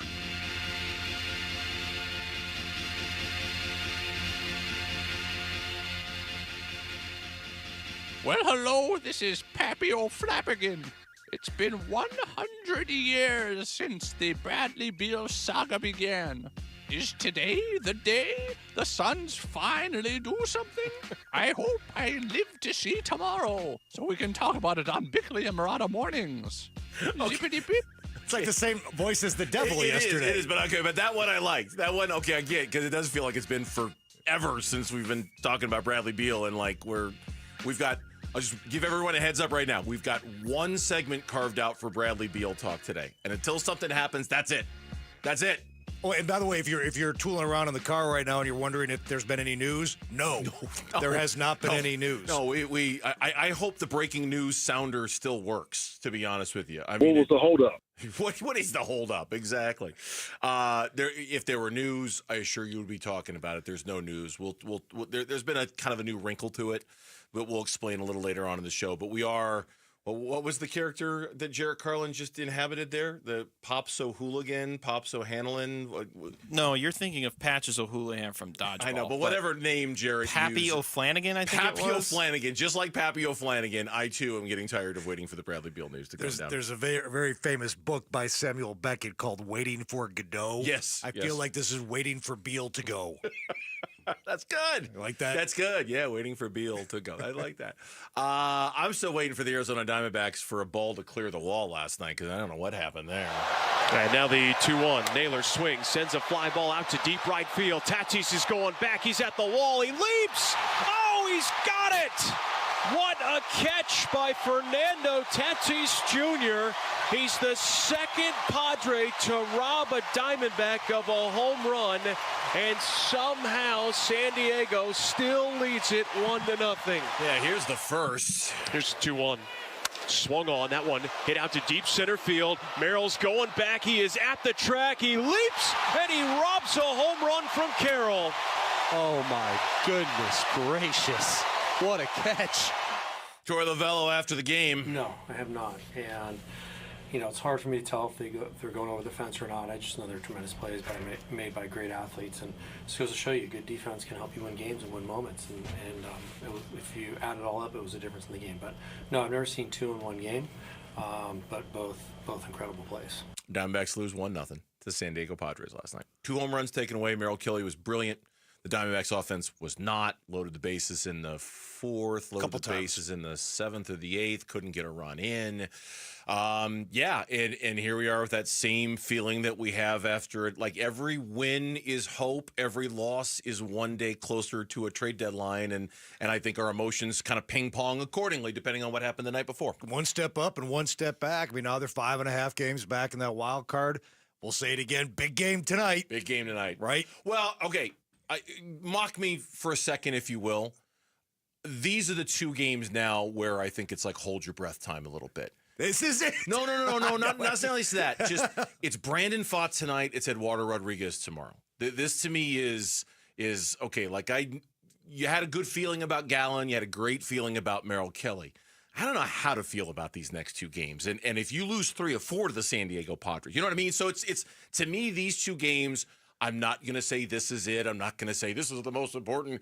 But I think there is a little bit extra to these 2 because I don't know how much I trust these starting pitchers going into tonight. But, and to lose 3 in a row after winning the series opener and having a lot of hope after that game.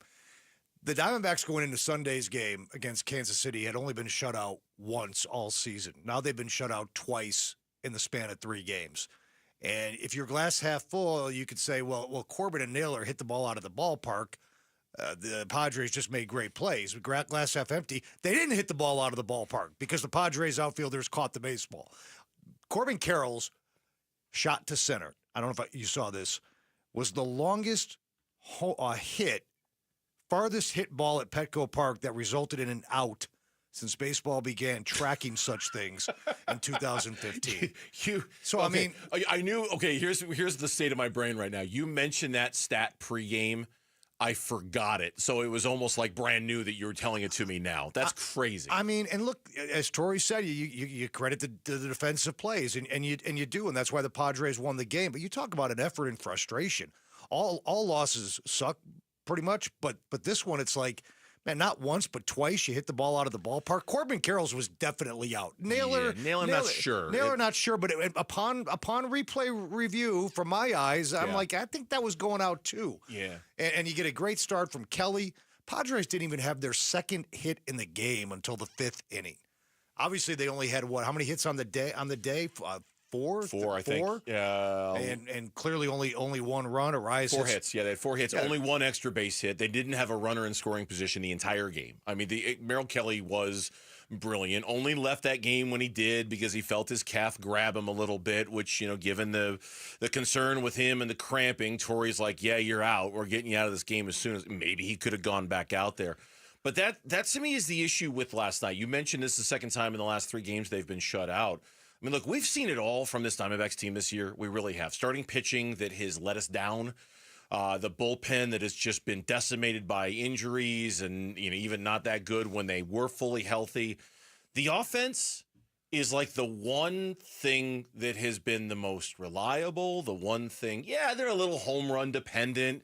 They go through these little droughts where if they're not hitting the ball over the fence, they have a hard time scoring run. They've scored the 3rd most runs in baseball. I mean, the offense is so to have that be the reason you don't win games is uncomfortable because if that part is going to break for you, you are screwed. You know what I mean? Like if that part's going to get faulty, you've got 0 chance in this. They have to score. Like look at Sunday's game. You got 4 runs combined allowed by Bryce Jarvis and Anthony DeSclafani. You got to win that game. Get that win. You got to win that game. They're opening the door for you to win that game. You got to win that game. But if you're not scoring enough runs, it's weird to have that be the letdown factor. Yeah, and Kelly, again, he kicked the door open for a victory last night, and multiple times, twice, with the bases loaded. One of those times, I believe it was in the 7th inning, the bags were loaded with 2 out, and you had to tell Marte up. You can't ask for more. Obviously, you have to get a hit to get that run home, unless you get a wild pitch or something. But there were opportunities to win that game, aside from the 2 home runs that were taken from the top of the fence. And I hate to say, like, I just think you wasted an opportunity, or you wasted an outing from Mel Kelly where you had a shot to win a baseball game and start a 4-game series on the road with San Diego with 2 wins to go up in the series 2-0. So again, it goes back to just the frustrating season, almost in microcosm. You get the pitching, you don't get the hitting. And unfortunately, they've been a top 5 offense in pretty much every metric. Across the board. And if Corbin Carroll's ball goes out, it doesn't guarantee a win, but it certainly guarantees at least the possibility of a different outcome than what we saw last night. If Cattell comes up with a big hit, if Suarez comes up with a big hit, if Gurriel comes up with a big hit, maybe we're talking about something different.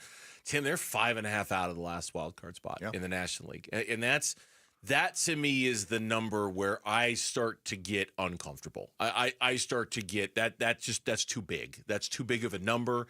They're only 2 games ahead of the Miami Marlins from another team jumping them in the standings. And this to me is where these next 2 games, we'll see how the pitching does when we haven't really been able to rely on Brandon Pfaadt or Eduardo Rodriguez. Then you got 3 more games against you. Still have 4 series at the end of the All-Star break before the deadline. But you start talking about a 5-game deficit, 5.5-game deficit, 6-game deficit. It's obvious. It's staring you in the face. You're certainly not going to buy, and then you have to start thinking about what you're going to sell when you're that far out. It's just, and we'll hear from what Mike Hazen had to say about this. He was on with Wolf and Luke, but it's 5.5 is the kind of number that kind of dictates what you're going to do. Could be 7.5 by the All-Star break. That could be 3.5 too. Yeah, and if you don't buy. You're right. The question is, do you sell? Or do you just stay put? Do you stand pat? You just do nothing. And hope your crew can just get hot in July and August. Yeah, that's like they did a year ago. I don't know. When we come back on the Burns and Gambo show, as I referenced a second ago, Mike Hazen, the general manager, was on with Wolf and Luke earlier today. And he addressed all of the stuff Diamondback fans are thinking about right now. And you will hear what he had to say about it next on the Burns and Gambo show with Tim Ring filling in. You and your phone have the key to the Arizona sports universe with the Arizona Sports app. Bickley and Murata, Wolf and Luke, Burns and Gambo, live streaming shows and podcasts.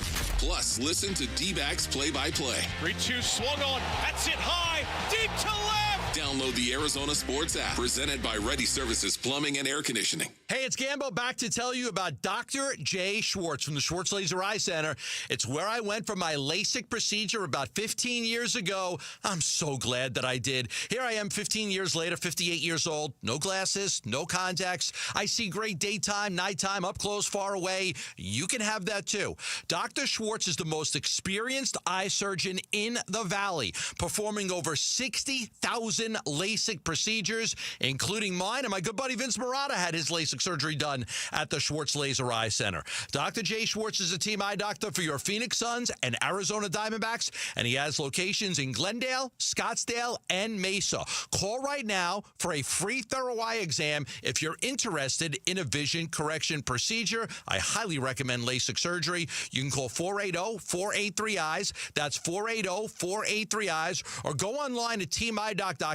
And don't forget to ask about 2 years of interest-free financing. Dan Bickley here for Parker & Sons, and summertime in Arizona means triple-digit temperatures and hours spent indoors, which means now is a great time to get your air conditioning unit tuned up by Parker & Sons, which can prolong the life of your system, save you up to $30 a month on utility bills, and give you the peace of mind you need entering the long, hot summer ahead. Call 602-2-REPAIR. That's 602-2, then REPAIR for Parker & Sons. If you've got a gas-powered engine, keep it running like new at every fill-up. Stable in-season protection is your engine's preventative medicine, cleaning and protecting the entire fuel system in season. In outdoor power equipment, prevent gum and varnish buildup that could cause a rough or non-running engine. For cars and trucks, increase fuel efficiency and power by removing deposits, ensuring your engine's long-term health. Stable outperforms the competition in independent lab testing. So at every fill-up, start with Stable.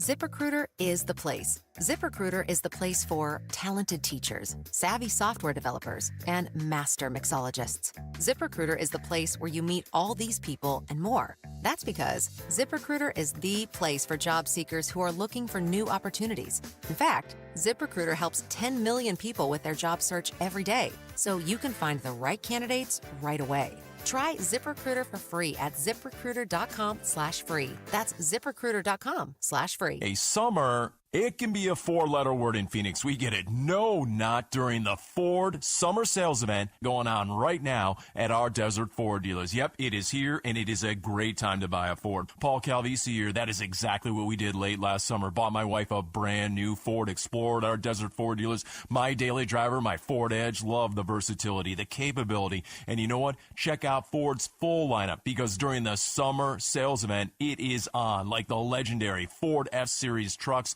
with all that capability you need to get the job done, or a tech-savvy SUV like the all-new 2025 Ford Expedition with that Ford digital experience and panoramic 24-inch display. And don't forget the Bronco family, making adventure more epic every time you go out on the road. Work or play, the power is yours. Or get plugged in, or do a little bit of both. But hurry, the Ford Summer Sales Event won't last forever at our Desert Ford dealers. Click buyfordnow.com. Is that knee, hip, or shoulder pain not getting any better, and now they're talking surgery? Before you go down that road, hit pause for a second. Hey everybody, Dan Bickley here, and I want to tell you about something that's helped a lot of people get their lives back, including me. It's QC Kinetics, the leaders in regenerative medicine, where they use treatments like advanced cellular therapy and platelet-rich plasma, all designed to actually help your body heal itself. And this is critical. 92% of patients report satisfaction with their results, and that's not just a number.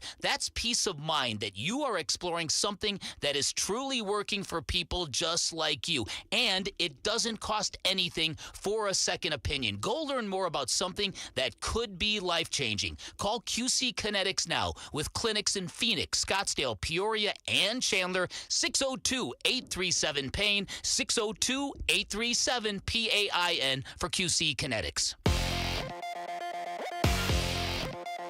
I'm Mitch Vareldis with Trending Now. It's presented by Felisa. Trending Now is brought to you by Parker & Sons Heating, Cooling, Plumbing, and Electrical. News out of the NBA today. Former Suns GM James Jones is filling a void in the league office. He will serve as the executive vice president and head of basketball operations. Jones fills the void that was recently left by Joe Dumars, who is now in charge of basketball operations in New Orleans. MLB trade deadline weeks away, and general manager Mike Hazen, he was a guest of Wolf and Luke today.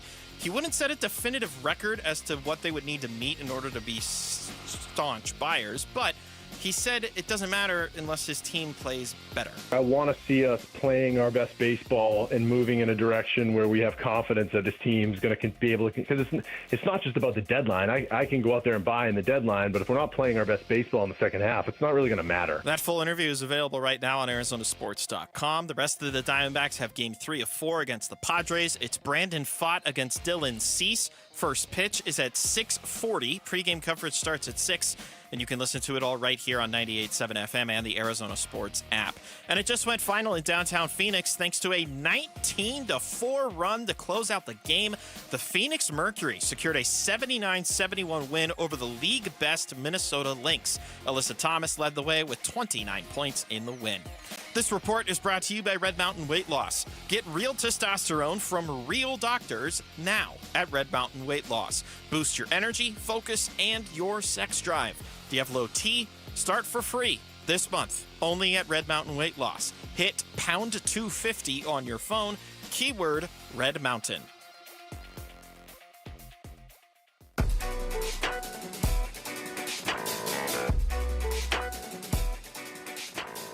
Hey, this is Jarek. Can the Diamondbacks bounce back versus the Padres and avoid one entire game where someone doesn't get injured?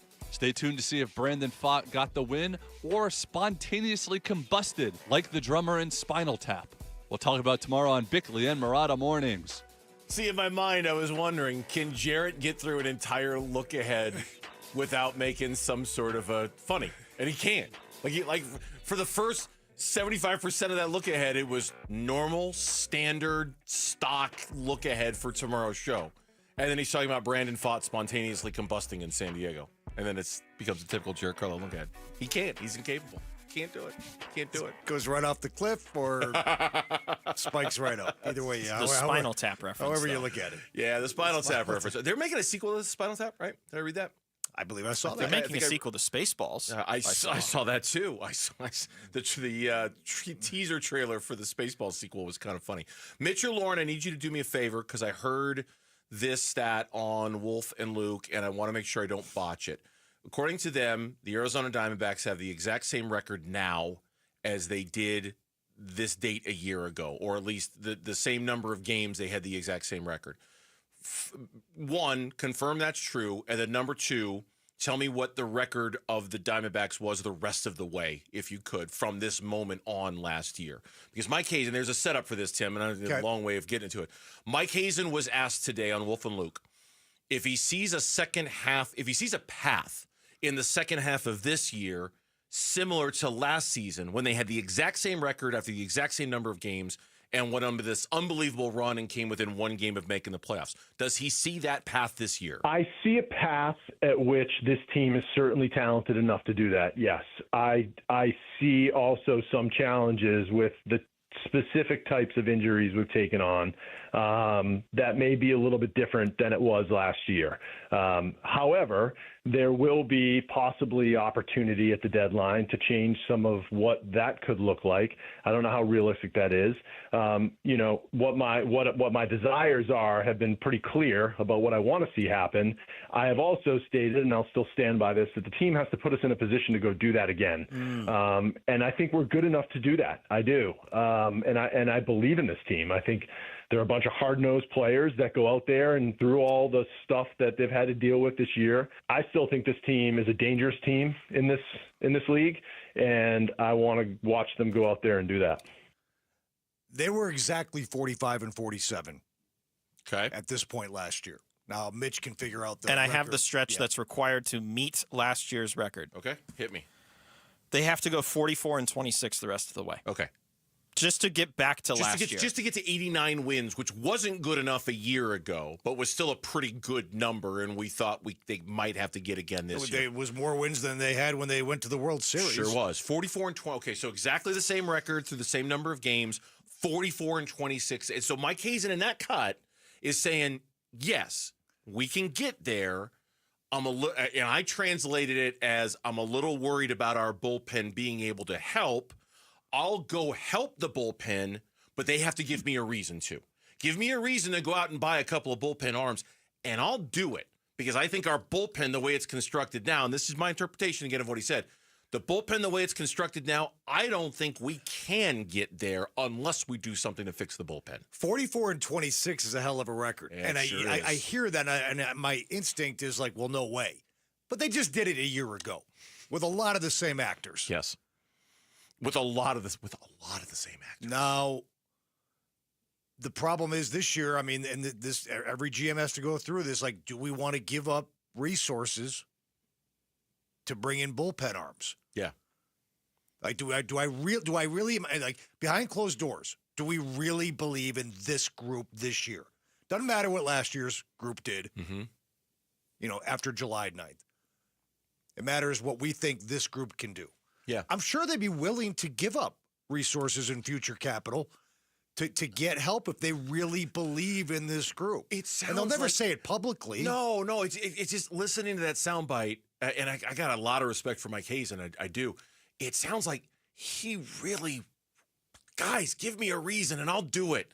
I'll do it. I swear, I'll do it. Just be better than 5.5 out, right? Like show me a reason to invest in a couple of high leverage bullpen arms, because clearly that's where our soft spot is, and I'll do it. You just got to give me that reason. And every time they lose a game like last night, every time they lose a series like the Royals or get swept by it's just one more reason for Mike, to your point, to go, you know what?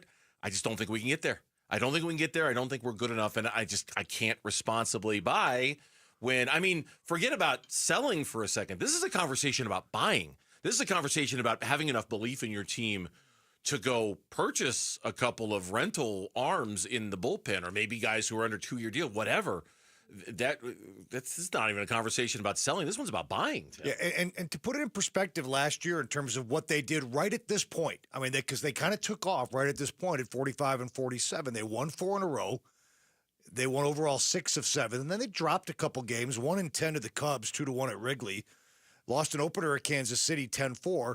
But then they went on another run where they won 8 of 9, lost a game, and then won four more in a row. So this team does something similar to that, and suddenly you're maybe at the trade deadline going, well, we're certainly not going to sell. It's just a question of how much we're going to buy. But it took some unbelievable baseball over the next 3 weeks for the 2024 team. Yeah, and I'm listening to you, and I was also looking up 2023 because I kind of want to remind myself what happened going into the deadline in 2023. That team, I mean, now granted they had a lot more runway to work with because they were 52 and 40 when the second half of the season started after the All-Star break. But that team lost, and I'm just eyeballing it here. It looks like they went about 4 and 12. I'm sorry, about 4 and 12 before the All-Star break, and yet Hazen still went out and got Paul Sewald. Now, again, that team was 6 games over 500 at the deadline, so there was a reason to, okay, we're still in it. We got to go get a guy. But that team was floundering and faltering going into the All-Star break, and Mike Hazen decided they needed reinforcements. So, yeah, I mean, to your point, if we're going to compare it to last year, the push happened now. It happened right now. The reason for Mike Hazen to buy happened last year over these next 3 weeks. The exact same record again last year, 45 and 47. I just did the quick math in my head. They went on a stretch where they went 24 and 6. They won 24 of their next 30 games. Now, Grant, that's how you get to a 44 and 26 finish. Clearly, they won some games. You have a real good pocket like that. You have a real good pocket like that. Is this team capable of doing something even remotely close to that? Honestly, I hear you say that, and the answer in my head is no. But we didn't. I would have said the exact same thing a year ago. That's is the point. team capable of winning 24-30? Of course they're not. No, you're not going to go. What was they're 2 games under 24 and 6. Is that what you said? Yeah. Or 20? Okay, yeah. No, this team's not going to win 24 of 30 games, and yet they did. And that's where Mike. That's why he makes the big bucks. That's why he's the decision maker over there, because he's going to have to ascertain based off of the evidence in front of him whether he thinks this team is capable. With to your point, and I mean cut you off. Generally, the same cast from a year ago. Outside of your bullpen. Your bullpen's a little... You added A.J. Puck at the deadline, but you had Martinez, you had Thompson, you had Ginkel. Like, the bullpen was still... you had Sewald, although he wasn't real good this time a year ago. You still kind of had a functional bullpen. This bullpen is just... It's such a mess. That part, to me, is not what's similar from a year ago. Yeah, it's being held together by bubble gum and Band-Aids right now. Yeah. I mean, you're pulling guys from the airport to go pitch an inning as soon as they get to the ballpark. I mean... It's crazy. It's crazy. When we come back on the Burns and Gambo Show, all kinds of stuff happening in the NBA, including the DeAndre Ayton-Luka Doncic partnership, and Nikola Jokic says no to an extension. We'll tell you about it next on the Burns and Gambo Show. Quickly and Marana mornings. Kenny Dillingham creating a lot of excitement in a sport now where Nick Saban is no longer the big dog, where there's a little bit of shifting going on. This guy might become the face of the entire sport. And expectations are going to be the albatross. They're going to be the shadow over this football team, and we all know it. He is smart enough to embrace it, to not run from it, to not try to mitigate it. You can't meet great expectations halfway. You got to go full on, right into them. And he's smart enough to know that. Bickley and Murata, mornings on Arizona Sports, the local sports leader. All right, back here to tell you about V's Barbershop, and here's one thing I can say with confidence, having been a loyal V's customer for the 25 years they've been around. I have never, not once, walked back to my car after a haircut at V's and sat in the driver's seat, looked at myself in the rearview mirror, and said, oh, man, when is this haircut going to grow out? This haircut can't grow out soon enough. This was a mistake. I shouldn't have done this. They botched it. They did this. Every single time, because we've all been there, right? Like we walk back to our car and how's it look? Let me see. And you look at it, and there have been those moments where you look at your haircut and go, oh, yeah, that's a terrible haircut. I can't do that again. Never. Not once. Never happened at V's. Best barbers in town. It's the reason why they've been named Best of Phoenix, Best of the Valley they've been around for 25 years, at least 19 times, probably more than that. They're great at what they do. And that's not even talking about the hot lather shaves or the old school, old-fashioned environment that they have at V's. It's just great. Can't find anything like it. Walk in today or book online by going to vbarbershop.com for your haircut at V's.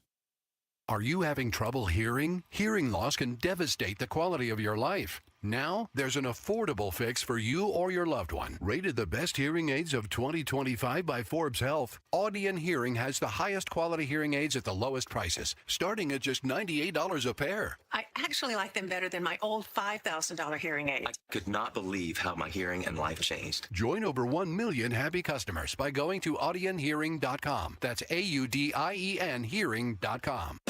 When you're hiring, have you ever felt like you're missing out on meeting great candidates? Well, they're not hard to find when you go to ZipRecruiter. ZipRecruiter helps 10 million people with their job search every day. People who are actively looking for jobs like yours. So it's easy to find the right person fast. 4 out of 5 employers who post on ZipRecruiter get a quality candidate within the first day. Try ZipRecruiter for free at ZipRecruiter.com/free. That's ZipRecruiter.com/free. Ready! Hi, my name is Brent Sanderson with Ready Services Plumbing and Air Conditioning. What makes Ready Services Plumbing and Air Conditioning a great choice for customers is that you know when Ready comes to your home, you're going to get an honest assessment, a positive experience from start to finish, a very comfortable, no sales experience. Our mission is to come in, assess the situation, troubleshoot, and solve your problems and leave you smiling. ReadyServices.com. Ready. Hey everybody, Dan Bickley here, and we all know July can be really hot in Arizona, but not as hot as the smoking deals you will find at Chapman BMW. I'm talking about 2.99% financing for 60 months on the X1 and the X3. They're beautiful compact luxury SUVs, and you can lease the X1 for just $499 a month. You can always shop online at ChapmanBMW.com. That's Chapman BMW, 2 great locations, 1 great experience. As the old saying goes, size matters. At Morgan & Morgan, we have over 1,000 lawyers and nearly 6,000 people on staff. But at the core, this is and always has been a family business. Our family watching out for your family. Call us or email us 24 hours a day, 7 days a week, even on a Saturday or a Sunday. And if you ever have a problem, call our mom. Morgan & Morgan. For the people and your family. Injured? Dial Pound Law or visit forthepeople.com for an office near you. Morgan Wallen Live. I'm the Problem Tour 2025. 2 nights at State Farm Stadium. Friday, July 18th with Miranda Lambert. And Saturday, July 19th with Brooks and Dunn. Plus, Ella Langley on both nights. Morgan Wallen. I'ma need some whiskey glasses. On sale now at livenation.com. The Burns and Gambo Need to Know Social Poll. Presented by Sanderson Ford. I don't know what today's poll question is. I haven't seen it. So that was my best Shatner. I don't know. Mitch! What today's poll question? Not read today's poll question. I haven't read it. I don't know what today's poll question. Sorry. I'm so old. I'm Star doing date. William Shatner impersonations on this show. Lauren, what is today's poll question? I don't know. The poll question today is, what grade do you give James Jones for his tenure as GM of the Phoenix Suns? A. I would go B+, and but I hold him in the same regard. I'm not trying to make anybody look bad. I just think that Jalen Smith over Halliburton just knocks it down a half a grade. Okay.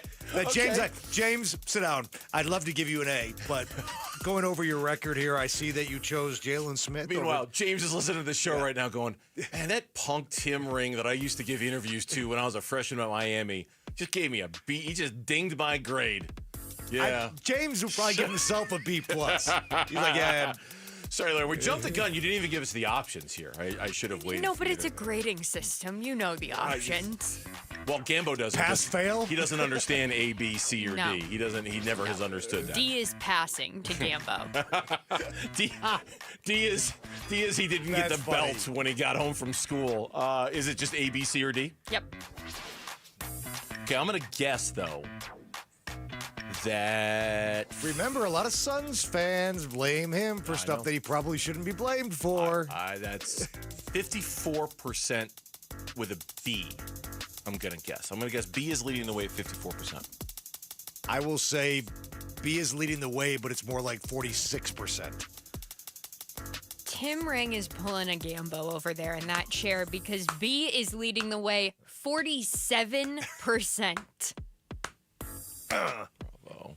If the poll question was a competition, Tim Ring just won. Eat my dust.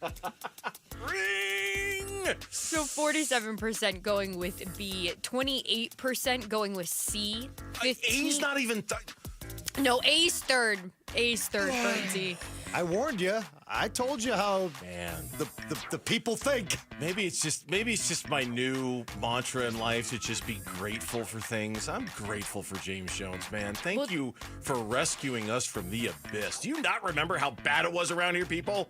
Do you not remember how bad it was? Well, then tell me what's more infuriating to you. Is it that 15% are going with A or that 11% are going with D? Gratitude, people. Try it on. Try it on. It helps. Well, the 11%, they blame Jones. They blame James Jones for Beal and for Durant. Yeah. And what the heck? We'll throw the Ayton trade in there too. We're going to swing around and have a couple more conversations about James Jones. The next time we do, we're going to have a conversation about the things that James Jones gets blamed for that maybe he shouldn't be. Not maybe, he shouldn't be getting blamed for. And I think that poll question is a good shining example of that. Thank you, Lauren. We appreciate that. Thank you. Thank you, Lauren. I love William Shatner. I do. I think he's terrific. I just don't know why I talk like him sometimes. Sorry. It's the sugar high. This is what the bosses get for walking around with an ice cream trolley.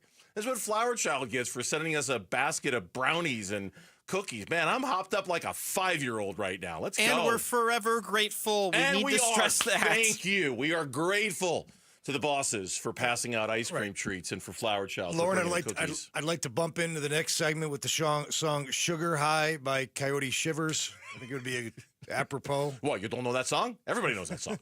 That song's so popular. I'm the only one who knows that song. How can I be that? It's from the classic movie Empire Records. That's a very Gambo move right there. That's a Gambo. The guy sitting in that chair would demand certain songs. That's a Gambo flex right there. Okay, so a lot going on around the association that frankly has nothing to do with the Phoenix Suns. DeAndre Ayton in his introductory press conference. Boy, tell me if you've heard this one before. I'm just going to read you how this soundbite is slugged. I've been wanting to prove the world wrong and show what I'm really about in 3, 2, and 1. It's a different type of drive that I've been wanting to express for a long time. And I think this is the perfect timing, here in the purple and gold. And it's a platform that I cannot run from. I can show what I really am and just be around some greats to really emphasize that for me as well. And it is a lot of fuel in me, to prove the whole world wrong. If I were in the seriously, if I were in the front row of that press conference, I would have had to stifle laughter. I'd have been like, I mean, is he serious? After all this time, we're still saying this kind of stuff? Yeah. He might as well have busted out the Tesla battery quote. Shaq and Kobe 2.0, bring that one back. I mean, I wish him no ill will, but come on, man. How many times are you going to play that card? How many times are you going to... I'm going to turn it up. Man, this is it. This is the moment. I've been waiting for it. Here it is. I've been wanting to prove the world wrong. I'm misunderstood. This is my real chance to do it now here in the purple and gold. It's just like, okay, roll the play with some great players. Like, he didn't play with great players here. Yeah, like you played with some of them. So many opportunities. I didn't watch a ton of Portland Trailblazer basketball when he was part of that organization, because why would I? Mm-hmm. But he had ample opportunities there and wore out his welcome. Ample. but not only through his play, through his actions off the court, which has always been a big part of the knock on DeAndre Ayton. Yeah, he gets you 18 and 10, but it's just the nonchalant, that kind of island tropical upbringing, like, whatever. Play video games till 5 a.m. Sometimes I'm tired. Well, maybe this will actually work out in L.A. because he says being on the same team with Luka feels like a video game. It's truly, I'm speechless, to be honest. And, knowing that Luka is a one-time generational player I know what type of player I am, and I just know the type of things we can do on the floor together. It would be astonishing to see. It felt like a video game, build this up together, putting us two on the same team, and, just trying my best to really think about this pick and roll, how things are going to go with this two-man. So maybe this will work because it feels like that, what's he home said the same thing about Booker before the draft. I just referenced it. He said, we're going to be Shaq and Kobe 2.0. I know what kind of player he is, and I know what kind of player I am. You do? Sadly, the rest of us know what kind of player you are, too. And I tell you, I will own this because I was a big Ayton guy early on in his career because I saw the skill set, I saw the God-given ability, and I always believed that the light bulb was going to go on. Yeah. So I wasn't wrong about the ability. I was wrong about the light bulb. It's never gone on, and he's never made himself a better player. As Mitch points out in our team's chat here, it should also be pointed out, Shai Gilgeous-Alexander went 11th in that draft for what it's worth. I mean, that was, you talk about some teams. Now, a bunch of teams missed on him too, but he did that. Speaking of the Thunder, Chet Holmgren agreed to a rookie max extension with OKC. 5-year deal that could reach $250 million. Don't look now, but when the Jalen Williams extension happens, and at some point it will, the Oklahoma City Thunder are going to have to start making some of those hard choices about second aprons and who to keep and who not. They're not there right now, but they're going to get there one of these days soon. And if nothing else, that might be the thing that short circuits that potential dynasty than anything else. In theory, that should be the NBA's next dynasty. They should win 3 of the next 4, 3 of the next 5 or whatever. But when they start having to pay that bill and they get in the second apron, then we'll find out, right? It's an example. You're talking about Jokic, right? Like the Nuggets issues weren't exactly like second apron related completely. But when the Nuggets won, we kind of thought that was shaping up to be a dynasty. Like, look at that starting 5. They're all young. They're all under contract. Yeah, but just taking away certain elements of the team. Bruce Brown. KCP, like it eroded their chemistry to the point where they have not been back to the finals since winning that championship. Back-to-back quality outings from Zach Gallen and Mel Kelly in San Diego. It certainly helped the Diamondbacks win at least one of those games. Does it help the Diamondbacks in another way as well? The kind we don't want to talk about, but we're going to anyway. Next on Burns and Gambo. Dbacks decision makers from the team's front office join Wolf and Luke Wednesday mornings at 11:45 for Dbacks Front Office Focus. Brought to you by Canvas Annuity. The home of Arizona Diamondbacks baseball is Arizona Sports 98.7 and the Arizona Sports app. 4th of July savings all month long at Liberty GMC. Don't think for a second that because you missed the 4th of July weekend that Liberty GMC doesn't have the deals for you, because they do. We all know GMC makes the very best trucks, the very best SUVs. Nearly 250 trucks in stock right now at Liberty GMC, and there's some amazing deals, and they're going on all month long. $12,500 in savings on a new 2025 Sierra 1500, $7,000 in savings or 5.9% APR for 84 months on a new 2025 Sierra HD. Tons of inventory, lots of choices, a lot of trucks to get moved. 250 in stock, and that number is just going up by the day. So you're going to have plenty of options and plenty of deals waiting for you when you go see my friend Chris Scott at Liberty GMC. All month long, the savings are lasting. 87th Avenue and West Bell Road in Peoria. Shop and buy online all the time at libertygmcaz.com. GMC, we are professional grade.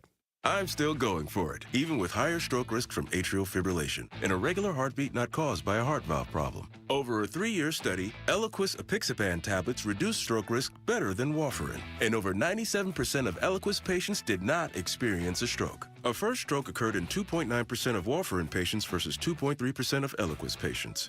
Don't stop prescription Eliquis without asking your doctor. Stroke risk may increase. Eliquis can cause serious and potentially fatal bleeding. Don't take if you have an artificial heart valve, abnormal bleeding, or antiphospholipid syndrome.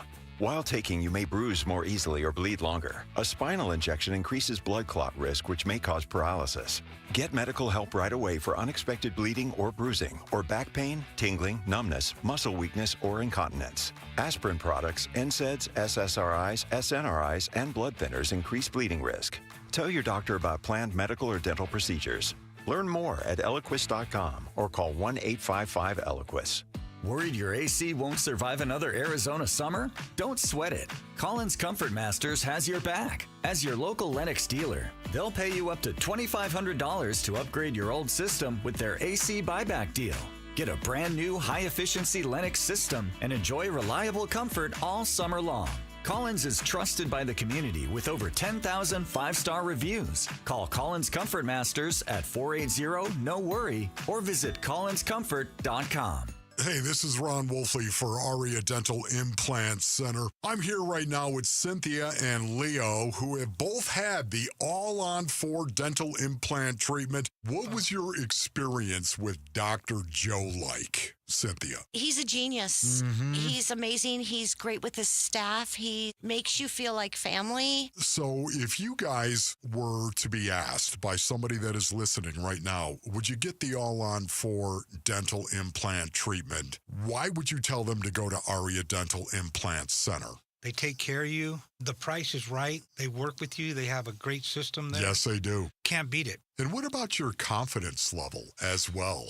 You remember when you used to be really confident in your 20s and 30s? Yep. Well, you gained that back. Big time. Don't listen to me. Listen to Leo and Cynthia. Go to AriaDentalImplantCenter.com. That's ARIA DentalImplantCenter.com. Hi, this is Megan, your friend and jeweler from Shane Company. Did you know not all warranties are created equal? At Shane Company, our free lifetime warranty is all-inclusive and even protects the diamond in your engagement ring. We can offer such an incredible warranty because our rings are crafted to last a lifetime. As your friend and jeweler, our gift to you is peace of mind. At Shane Company, we also cover unlimited repairs, resizings, and cleanings for free for life, saving you thousands over time. Because a friend always has your back. Shane Company, your friend and jeweler. Dan Bickley here with Mike Freeland, owner of Turf Monsters. And Mike, so many people rave about the quality of your work. What's your secret? It's very simple, Dan. We're accountable. We do what we say we're going to do, and we do it right the first time. We're a one-stop shop that builds everything in your backyard from the pool tiles up. At Turf Monsters, we take great pride in our customers, and our finished products is what separates us from our competitors.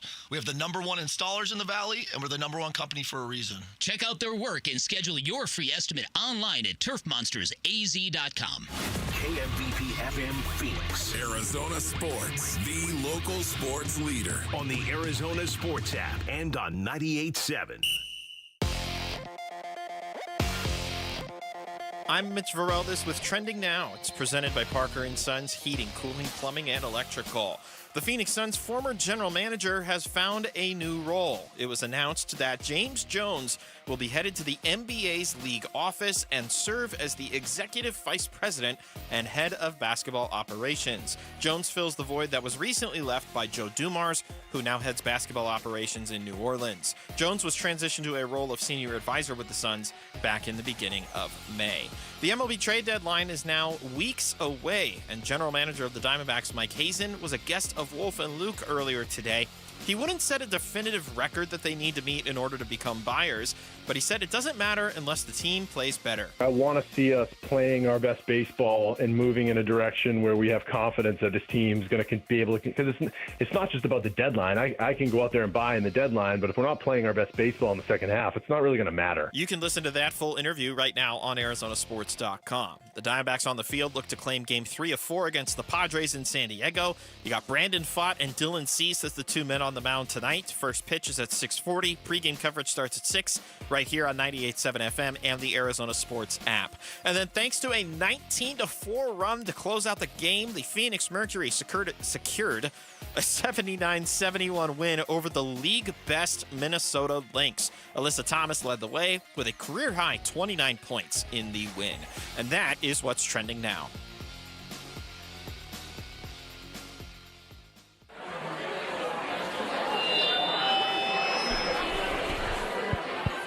We got some really groovy tunes coming through for you and your lady on Burns and Gambo's Spot Rock. 2-2. Strike three called. Got him with the inside fastball that time. And for Fott, his fifth strikeout. Fott throws. There it is. Strike three looking. Back-to-back breaking balls. And Fott now with a half dozen strikeouts in his outing. The 1-2. Curveball swung on and missed. Oh, he just made Kim look silly. Have you ever experienced a Fott Rock day here on the Burns and Gambo Show? I don't think I have. Oh, welcome to Fott Rock, baby. The whole concept is foreign to me, but I kind of like it. Well, we just, the similar sounding words, yacht and Fott. Yacht Rock, Fott Rock gives us an excuse to play some smooth 70s rock and roll. Fott Rock. Of course, the bit was a lot funnier when Brandon Fott was pitching well. Now it's like I hear it's a sinking ship over here on the SS Brandon. I hear the Fott Rock and I'm going, oh God, it's a Brandon Fott night. I hope he does okay. I'm a little nervous. I'm hearing Yacht Rock on my radio. Mostly just because, we're mostly the same age. Man, this music just reminds me of being a kid. My parents... FM or AM radio tooling around in a big old Buick. Yep. Listening to this, listening to Christopher Cross, exactly. Baker Street. God, make it stop. No, I actually enjoy it. It kind of reminds me of being a kid. Well, Guardians of the Galaxy brought it all back. Absolutely. Absolutely. So my kids walk around, thanks to James Gunn in that movie, they walk around singing all this stuff. No doubt. So thanks to Lauren and Mitch for reminding us that today's a Brandon Fott day and kind of reminding us of the tension that now comes with a Brandon Fott day where you just, for the first month and a half of the season, it was great. He was doing great. We were reveling in the success. And now it's just kind of through gritted teeth and like half-covered eyes. Okay, here comes Brandon Fott. What has he got? What's he going to do? He gets the start tonight. Eduardo Rodriguez gets the start tomorrow, and that's where it takes this kind of important series against San Diego and adds a kind of a new ring. Okay, you're done with Zach Gallen. You're done with Mel Kelly. Now you get to the part of your rotation where you just don't feel that comfortable and you don't feel that. Ryan Nelson's going to pitch against the Angels. This is kind of grit your teeth time for the Dbacks rotation taking on this important series in San Diego. You talked about it on Monday. You said, kind of wish Ryan Nelson was pitching against the Padres. And now that we're in Game 3. Now we're here, right? Don't you kind of wish it's like, I kind of wish he was taking the ball tonight or tomorrow night, but he's not. I mean, the entire pitching staff, SI had an article of kind of their mid-season grades today, and they crunched some of the numbers a little bit. I'll give you the writer's name, give him his credit. But, they're 26th in the majors in team ERA. Mm-hmm. The relief ERA is 5.03. I mean, but the starters, Fott, Gallen, and Rodriguez are all north of 5.00 ERA. So the strength of the team was supposed to be the pitching staff, and it hasn't had. Alex DiAgostino, by the way, is the author of that column today. So, it's been very frustrating. The good news is that 5 of Rodriguez's last 6 outings were really good. Yes. Unfortunately, the one that wasn't was the last time he pitched on Saturday. I thought Mel Kelly was outstanding last night, even in a loss, and Zach Gallen's been fantastic for 2 straight. He has, and that unfortunately leads us to the conversation that, I joked in the email, like I don't even really want to have this conversation, but I think this at least needs to be brought up a little bit, is that it is, and I'm not saying this as a glass is half full kind of a thing, I'm just saying it as kind of a general observation. If the Diamondbacks ultimately do decide that they're sellers when the deadline comes, at least Zach Gallen is pitching well and Mel Kelly is pitching well. And I saw somebody on Twitter, on X today, suggest that, I think it was Arizona Diamondback Stats and Info, that Mel Kelly's value at the deadline might be at its peak moment right now with how well he pitched. And certainly in the context of the season, I think we could say the same thing about Zach Gallen. Now, I'm not saying I'm rooting for that to happen. Of course I'm not. I'm just saying that if it comes to pass that the Diamondbacks wake up, 72 hours before the deadline and they're 5.5 out of the last wild card spot, and Mike Hazen says, "Yep, you know what? I gave this team every single inning I possibly could, and there's just nothing there. I got to sell." At least Zach Gallen and Mel Kelly are pitching in a way where you can maximize your returns if you decided you were going to move them. I mean, trust me, I don't like saying this. I know it is a Gallen. I don't. And there's a Gallen contract component to this entire discussion too, and it's tough because What we know about the Diamondbacks is I'm going to guarantee you they're 5.5 back of the last wild card right now. I bet you come trade deadline, they're still 5.5 back because that's what they do. Or give or take a game. Give or take a game, yeah. But they're going to be right there. And it's going to come down to Mike Hazen. Hazen and Lavello are fighters, though, man. I can't see them walking into that clubhouse saying, guys, we're throwing in the towel. Like looking into the eyes of their play. Now, if they're 9 back, well, then the players get what they get, right? Yeah. But if they're right here and now where they're at, right here and now, Ringer, you're so right, and that's the part about this that I think. Yeah, Mike Hazen's a super smart guy, and I think he'll be able to. I think he'll be able to think his way through his emotions. He's a highly competitive guy. Torrey's a highly They toiled for 2 years in 2020 and 2021 with some really bad baseball teams, and now they're in a position where they have a team with expectations and a payroll and a belief with good players on it. I don't see. Which is why I'm starting to wonder, is forget about buying and forget about selling. Is it just going to be standing pat? Is it just going to be, now that might be reckless and that might be irresponsible to take things that are commodities on the market and not trade them. But I just wonder if they're so competitive that they'll say, well, we can't justify buying, but I'm just not ready to commit to the concept of selling. So maybe we'll move one of the 4. But we're not going to move 4 of the 4. How about that? If Zach Gallen is here, are you okay with the Diamondbacks paying him top market value on another long-term deal?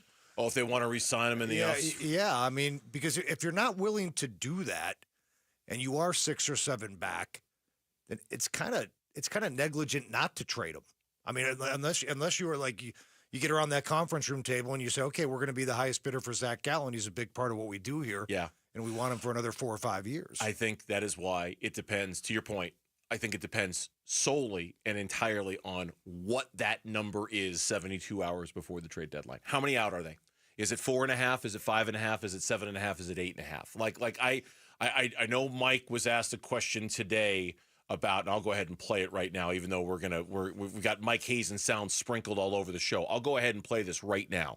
Is there a certain win or loss total that determines whether you're buyers or sellers? Here's what he said. No, there's not. I think the national 500 relative to the American League and 500 relative to the National League are two different things, I think, in this season. But I do think, look, I want to see us playing our best baseball and moving in a direction where we have confidence that this team's going to be able to, because it's not just about the deadline. I can go out there and buy in the deadline, but if we're not playing our best baseball in the second half, it's not really going to matter. Yeah. I'm not going to be able to change the entire nobody can go out there and change the entire composition of their team at one trading deadline. Nobody has the capital to do it in terms of players for trades, and there's going to be a lot of competition out there. So that's unrealistic. I think we could add to the team in a tangible way. I just don't think it's going to be the transformation of the team playing like you guys talked about in the second half of last year.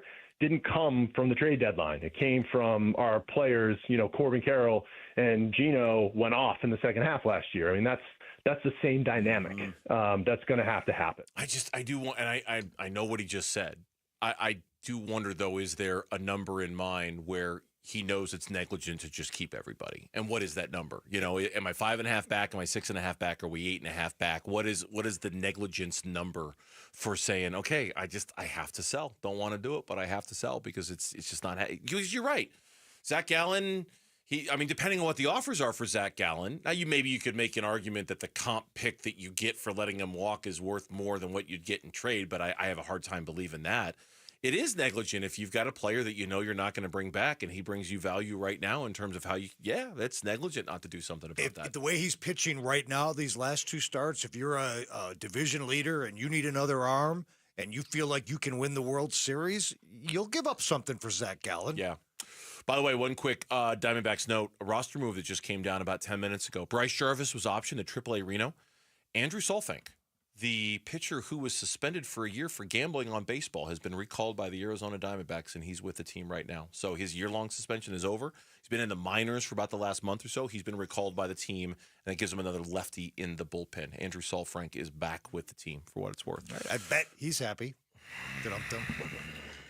No, seriously. He might be their safest. Never mind. Hey, good for him, though. That's a redemption story. It is, and now we can't. Let's see how he can contribute to what's going on down there. Any day now, all caps, any day now, Bradley Beal will not be a Phoenix Sun. Has he already figured out where he's going next? That's coming up in Burns and Gambo. Wolf and Luke, middays 10 to 2. Why is Marvin Harrison Jr. so central to what the Cardinals do offensively, and how are some of the other teams that face the Cardinals viewing him? We got numbers. Next, yeah, we do. We have actual cold hard data. Next. Data? Yeah. Data? Whatever. Wolf and Luke, middays 10 to 2 on Arizona Sports, the local sports leader. Bank of America is the nation's leading business lender, and we're ready to help with your next goal here in Phoenix. That's why we have over 3,700 local business specialists across the country. Because with the right team, your business and community prosper. What would you like the power to do? Learn more at bankofamerica.com/local business. Bank of America, official bank of FIFA Club World Cup 2025. Bank of America Corporation, all rights reserved. Something new is happening at Cox. Now the price of your Cox internet and mobile plan won't go up for 3 years, and Wi-Fi equipment is included. So no frustrating price changes, just a lot more of what you want, like a pizza with extra pineapple.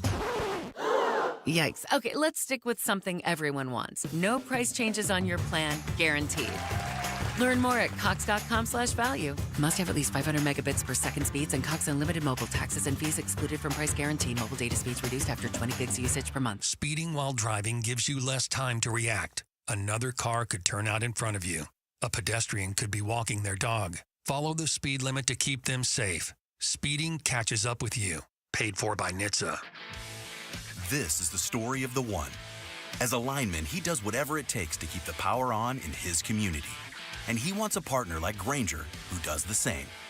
Grainger offers the professional-grade products he needs, from voltage detectors to harnesses to hard hats, plus fast, dependable delivery, so he can rise to every challenge. Call 1-800-GRAINGER, click Grainger.com, or just stop by.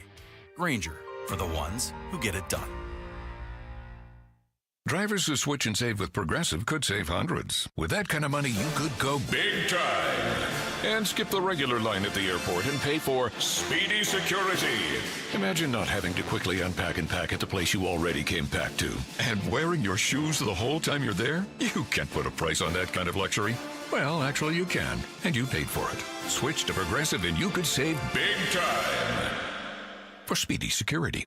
Progressive Casualty Insurance Company and affiliates, not available in all states. Potential savings will vary. Dan Bickley here for Parker & Sons, and summertime in Arizona means triple-digit temperatures and hours spent indoors, which means now is a great time to get your air conditioning unit tuned up by Parker & Sons, which can prolong the life of your system, save you up to $30 a month on utility bills, and give you the peace of mind you need entering the long, hot summer ahead. Call 602-2-REPAIR. That's 602, the number 2, then REPAIR for Parker & Sons. If you live in the desert, you gotta have shade. All Pro Shade Concepts is celebrating 20 years in the basin in 2025. We were out of the pool the other day. The family was there, the fun was there, and the comfort was there because of All Pro Shade Concepts. Our roll-down patio shades block out the sun, reduces glare on our television, and provides privacy. It's 1:15. Stop melting outside and get your All Pro Shade Concepts estimate today. Go to allproshade.com for more information. That's allproshade.com. Every day, savings, energy efficiency, rebates. Every day at APS, you have ways to save energy and money. We know how important it is to keep your bill as low as possible. That's why we offer programs to help you manage your energy use. Schedule a home energy checkup for savings recommendations tailored to your home. Find rebates on smart thermostats. Compare your rate plan options and switch to the plan that would have saved you the most money. Find ways to save at aps.com/brighter.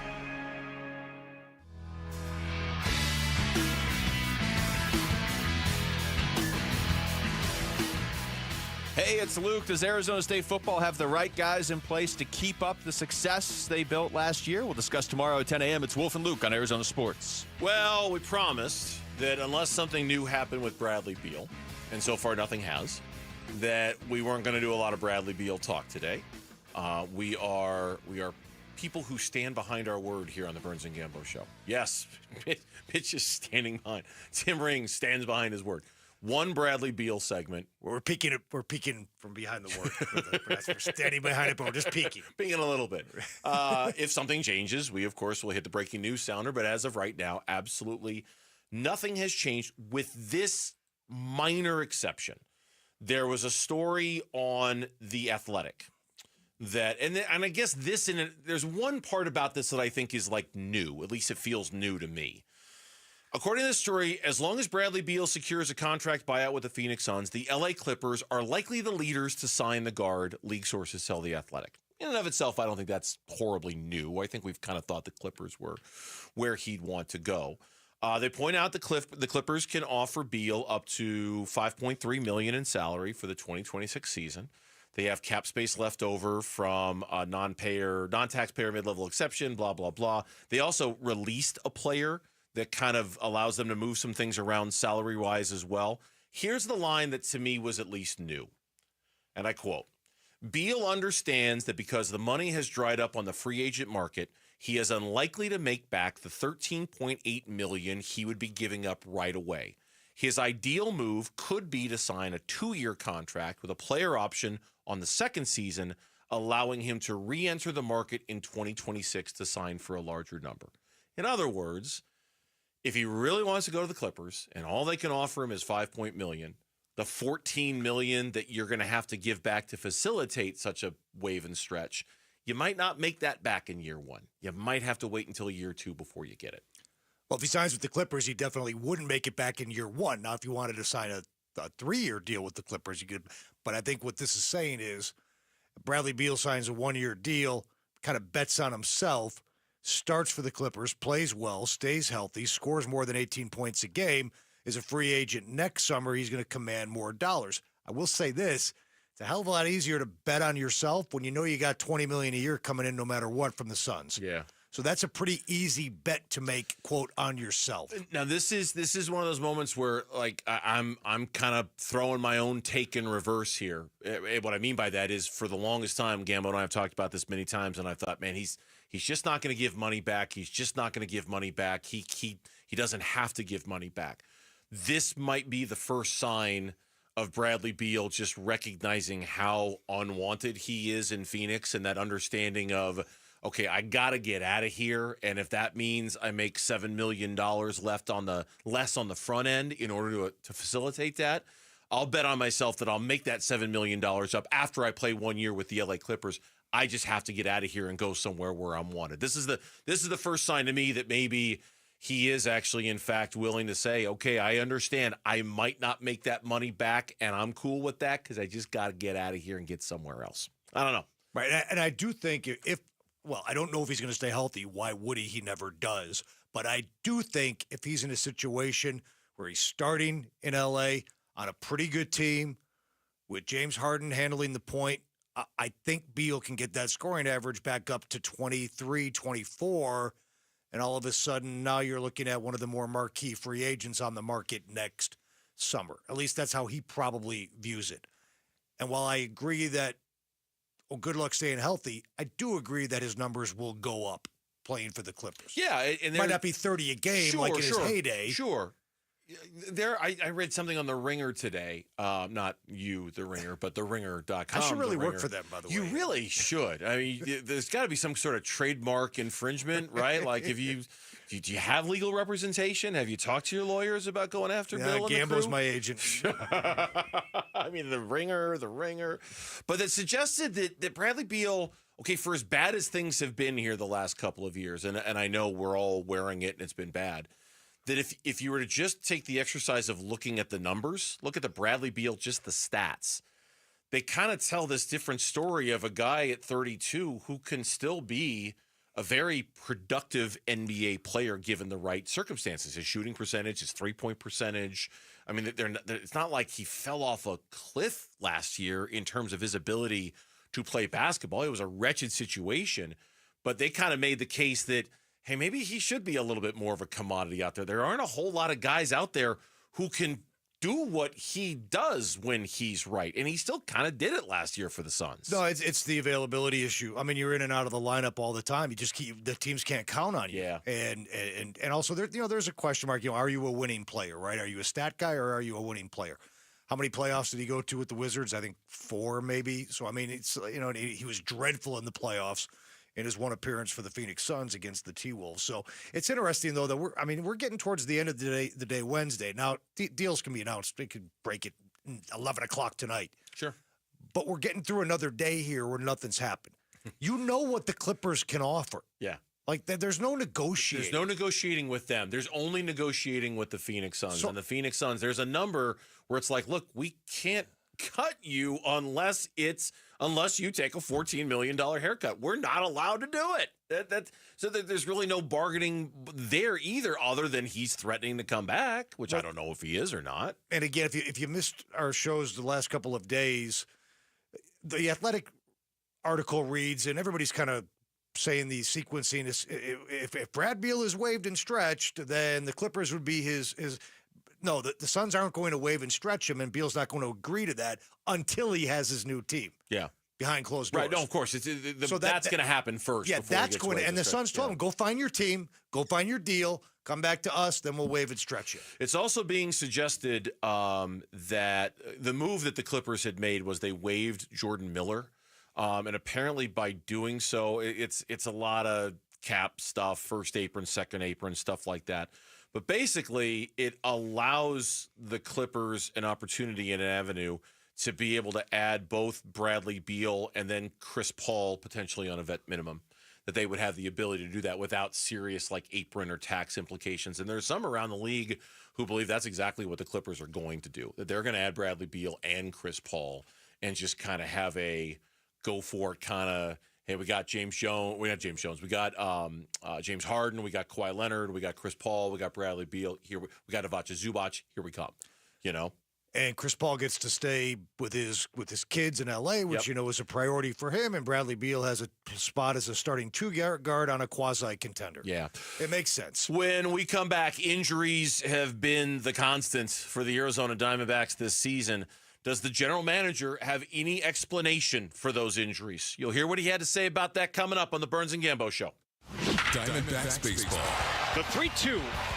Swing and a foul tip, and that's your ball game. The Padres hang on, and they shut out the Diamondbacks by a final score of 1-0. A 1-1 series heading into Game 3. Dbacks at the Padres tonight at 6 on Arizona Sports 98.7 and the Arizona Sports app. Hey everybody, Dan Bickley here with a real-life story from Life Changer Loan. So one of our listeners is in the pool business. His wife stays at home with their kids. They're far from wealthy, but they're responsible with money. They owed over $500,000 on their home at 6.5%. They changed to a Life Changer Loan. They're paying off their home in 8 years, saving over $490,000 in interest. Find out what Life Changer Loan can do for you at 480-504-0844, online at lifechangerloan.com. Hi, I'm Dustin, your friend and jeweler at Shane Company. If you're shopping for an engagement ring, we want you to feel like a kid in a candy store. All of our diamonds are in stock, in-store and online, so you get to use your eyes, not your imagination. Come in and look at marquee-shaped diamonds right next to ovals and pears. As your friend and jeweler, you can trust you'll get your dream diamond at an everyday competitive price. We have the widest selection in-store and at shaneco.com, because a friend knows choosing a diamond is personal. Shane Company, your friend and jeweler. Hi, Zoe Saldana. Welcome to T-Mobile. Here's your new iPhone 16 Pro on us. Thanks. And here's my old phone to trade in. You don't need a trade-in. When you switch to T-Mobile, we'll give you a new iPhone 16 Pro. Plus, we'll help you pay off your old phone up to $800, and you still get to keep it. There's always a trade-in. Not right now at T-Mobile. I feel like I have to give you something in return for karma. That's okay. I don't really have much in my purse. Oh, let's see. Hand sanitizer. It's lavender. I'm good. Seriously. Let me check this pocket. Oh, mints? Really, I'm fine. Oh, I have raisins. I'm a mom. Wait 1 sec. I've got cupcakes in the car. It's our best iPhone offer ever. Switch to T-Mobile. Get a new iPhone 16 Pro with Apple Intelligence on us. No trade-in needed. We'll even pay off your phone up to $800. With 24 monthly bill credits, new line $100 plus a month on experience beyond finance agreement $999.99 and qualifying ported. For well qualified plus tax and $10 connection charge. Payout via virtual prepaid for below 15 days. Credits end and balance due if you pay off early or cancel. See T-Mobile.com. Investing successfully requires full-time focus, strategy, and teamwork, much like baseball. I'm Jeff Jr., CEO of Trajan Wealth, and we're proud to be the financial team for our hometown baseball manager, Tori Lavello. Hey, Jeff. Yes, you get it. Baseball isn't just a game. It requires dedication. Every play needs your complete attention. That's how you win. And off the field, I need a team I can trust. A team that understands the importance of focus and strategy. At Trajan Wealth, we recognize that your focus should be on your passion. Our passion is going above and beyond to help you build a secure financial future. That's why I choose Trajan Wealth. They understand the dedication required to build a legacy. We provide peace of mind, allowing you to focus on what matters most. Call Trajan today at 480-990-3300. 480-990-3300. Advisory services offered through Trajan Wealth LLC, an SEC registered investment advisor. Paid advertisement. This is the story of the one. As a safety manager at a manufacturing plant, he does everything he can to keep his coworkers safe. From finding ways to reduce risks to keeping safety supplies in stock. And for that, he relies on Grainger. Grainger offers a broad range of quality products and next-day delivery, so he can always play it safe. Call 1-800-GRAINGER, click Grainger.com, or just stop by. Grainger, for the ones who get it done. Keeping your engines healthy means protecting them in season and out. Experts trust Stable to do that, and third-party testing confirms it. Stable is the industry leader in preventing fuel-related issues, no matter if you use it in your car, boat, or outdoor power equipment. In season or out, at every fill-up or when you store, start with Stable.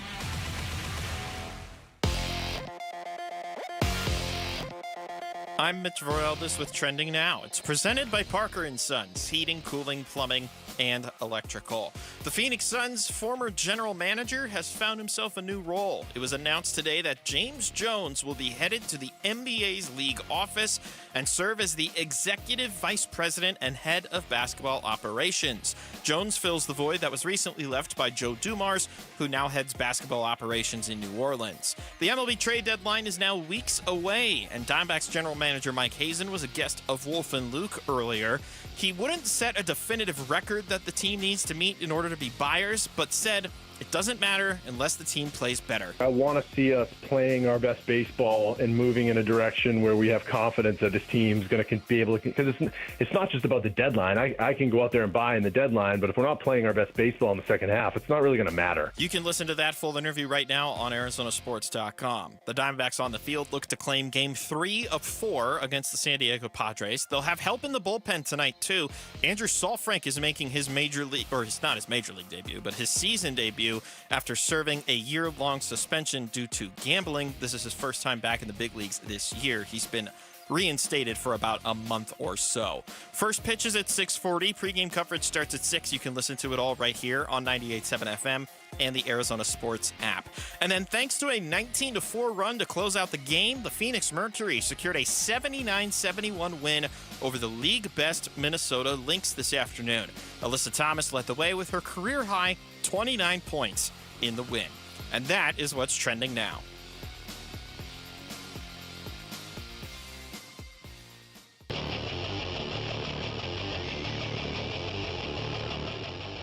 Hey, it's Wolf. How important is Ryan Dunn to the success of the Phoenix Suns this season?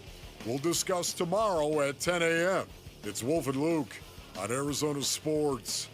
Tim Ring filling in for Gambo today. He'll be back in again tomorrow as well. Diamondbacks baseball coming up tonight. You heard Mitch there in What's Trending Now. Andrew Saalfrank has been reinstated and recalled by the team after his year-long suspension. The lefty obviously was an essential part of the Diamondbacks postseason bullpen back in 2023. We'll see if not he alone, but if he can be somewhat of a stabilizing presence in that bullpen, because obviously things right now are a little bit chaotic right down there in the bullpen. The injury factor, and we kind of you and I had this conversation on, what was it, Monday when we found out about Shelby? Yeah, it was Monday with about a half hour to go. And then we talked about it yesterday. Like, what is going on with the injuries and what sort of internal audit needs to happen with why these things are happening and what's going down. When Mike Hazen was on with Wolf and Luke today, he was asked about, the volume of work on the players' bodies and the injuries. I do think the volume in baseball, I know everybody thinks it's baseball, it's not, non-contact or whatever. There's a lot of volume, and these guys are out on the field for 6 to 8 hours a day in various forms, taking reps, hitting and taking their ground balls, and then going out and playing games and traveling at night.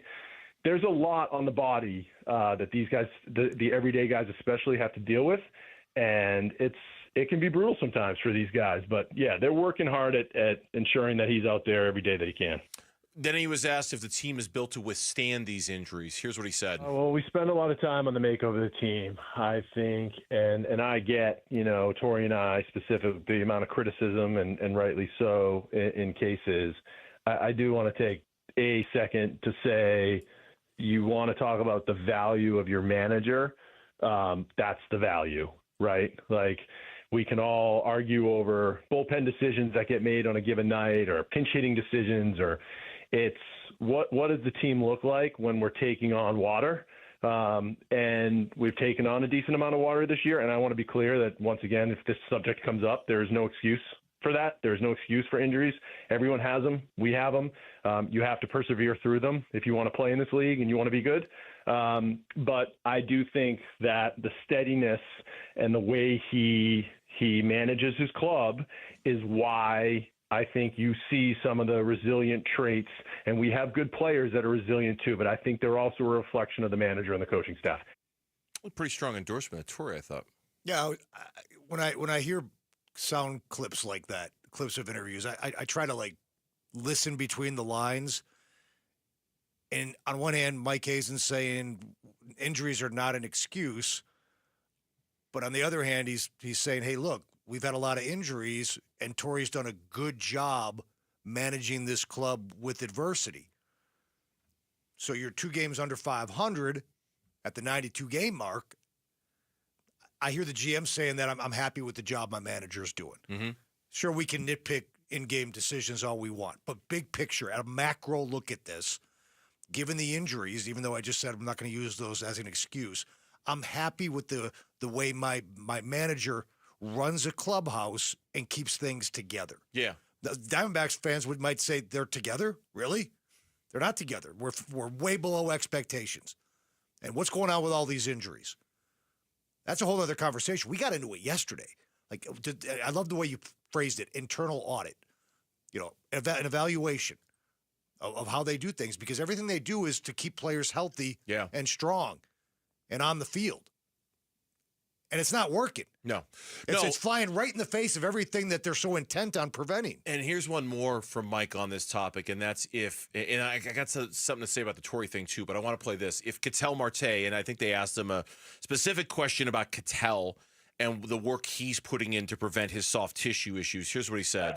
He's had some soft tissue injuries, yes. I think if we evaluate the entirety of the contributions that this player makes to our team, I think it's he's one of the best players in all of baseball. I'm not saying that, Mike.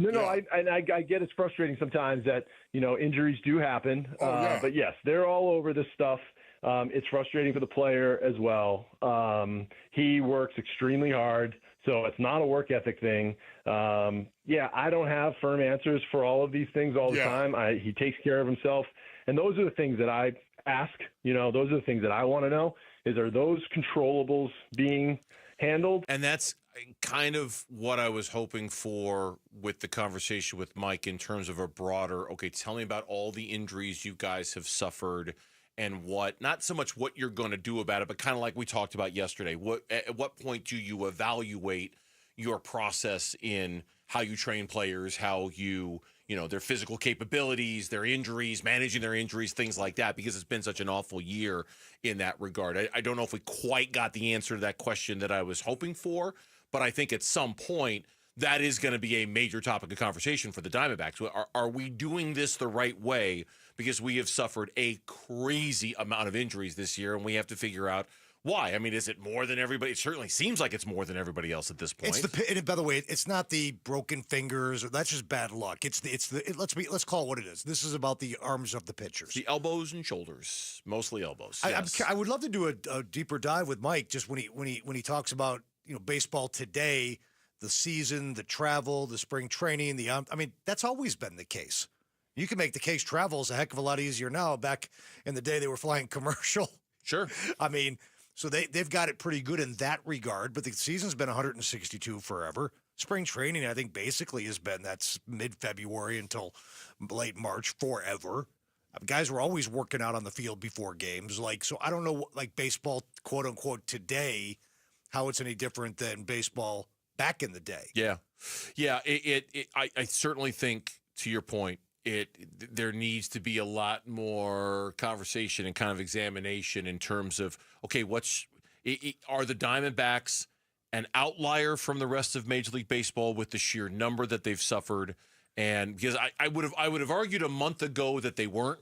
I would have argued a month ago that actually they're probably kind of average when it comes to the team suffering injuries and how many injuries they're suffering. But just the recent rash of all the Tommy Johns and the elbows and the things, and how it just seems to keep happening, it just makes me wonder, are they actually the outlier when it comes to this, or is this the norm? Is it just bad luck? Are they having a bad stretch? Is there something else going on? I mean, those are all the things, and like we talked about yesterday, I'm not going to sit here and tell the doctors or the trainers how to do their jobs. They know 100% more about this than I do. It's just the kind of thing that warrants, I think, some sort of, okay, let's just make sure. Let's make sure what we're doing is the right thing to do here, and that we're not putting anybody in jeopardy with the way that we're doing things around here. Right. This could be a baseball-wide deep dive, and I don't have any answers. I'm literally throwing this stuff out on the table in terms of possibilities, right? We talked about certain things yesterday. Kids today don't play multiple sports. You know this. If when you're 8 years old, you pick your sport. That's the way it's done now. Yeah. So are these kids, instead of playing football and basketball in the off season, playing baseball year round? So those arms and those ligaments and those elbows and shoulders are taking a baseball beating from the time that they're 9 years old, 12 months a year. Again, I'm just throwing this out there. And I'll throw another one out there too. And I know that in today's Major League Baseball, pitchers are throwing breaking pitches harder than they ever have in their lives. They're not just fastballs, but I mean all of it, the sliders and the sweepers and the curves and everything. Everything's up. Everything's faster. And certainly there's a price to pay when it comes to that. As far as the Torrey thing goes, I'll just circle back to that real quick, because I thought that was a pretty passionate defense of Torrey by Mike. Has this season failed to live up to our expectations? Absolutely, of course.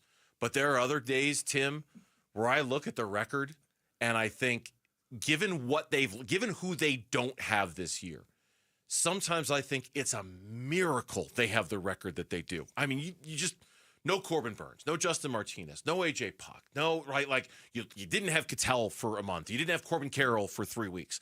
And you're still where you are. Now, I'm not saying Torrey deserves all the credit for that. They're still in it. But I mean, I think at some point we kind of have to balance, yes, we had really high expectations, and yeah, they're really letting us down with, have you seen everybody they've lost? I mean, look at their record and ask yourself if you would have thought that was even possible with the number of players they've lost off that pitching staff and the key players that they've lost off of that pitching staff. That, to me, is the defense of Torrey Lovullo in the job that he's done. And I think that's what Mike Hayes is saying. We don't want to use injuries as an excuse, but given what this team has had to deal with, the manager's done a pretty good job keeping it together. You mentioned Marte. Burns, he's missed almost 30 games. And look at his numbers. And he still has 19 homers and 40 RBIs. Yeah, he's missed time, and he's still putting up good numbers. When we come back, the Arizona Cardinals didn't do hardly anything at all to their offense this season. So how good is that offense when compared to the rest of the league, if this is how it's going to be? That's coming up next here on the Burns and Gambo Show. As the NBA Summer League gets going, what's next for the Phoenix Suns? Empire of the Suns with Kellen Olson and Kevin Zimmerman. Get it on the Arizona Sports YouTube channel or your usual spot for podcasts. The Empire of the Suns podcast is brought to you by Sonic. Live free, eat Sonic. Back here to tell you about Global Credit Union and their locations all across the Valley and your opportunity to sign up and be a member of Global Credit Union. It's a great time to do it right now. Global Credit Union has 10 branches throughout the Valley. They have an easy-to-use mobile app that always puts you in control of your finances. It is a better way to bank at Global Credit. They offer everything a bank offers. You got the checking accounts, you got the savings accounts, you got the loans, all that stuff. It's better because there's a real commitment to reducing fees. Global members pay low to no fees on their accounts. There's a real commitment to higher interest rates, better interest rates you can get at Global than you can get at a bank. Because of that, Global members collectively saved about $195 million last year between the fees and the interest rates.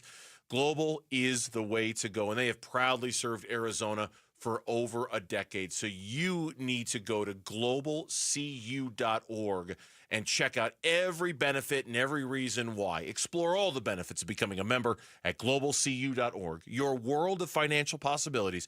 Free checking and no monthly maintenance fee. Only apply to core checking accounts. Direct deposit required for early payday. Other fees may apply. At the UPS Store, we ensure your small biz stands out with a variety of high-quality paper stock options, banners, posters, brochures, and more. Most locations are independently owned. Product services, pricing, and hours of operation may vary. See Center for details. The UPS Store. Be unstoppable. Come into your local store today and get your print on. If you have unfiled taxes or are in debt to the IRS, this is important news. Did you know the IRS has programs specifically designed to help people struggling with tax debt? Powerful tax assistance programs that can save you thousands if you qualify. No one knows these programs better than the experts at Optima Tax Relief, America's most trusted tax resolution firm. A-plus rated by the Better Business Bureau, their award-winning tax attorneys and licensed professionals have resolved over $1 billion of tax debt for their clients. One call to Optima can start the process, helping to put an end to your worries about wage garnishment, asset seizure, and other aggressive IRS actions. Find the best options to solve your tax problems. Call the experts at Optima Tax Relief today for a free consultation. Call 800-343-6460. 800-343-6460. 800-343-6460. Optima Tax Relief.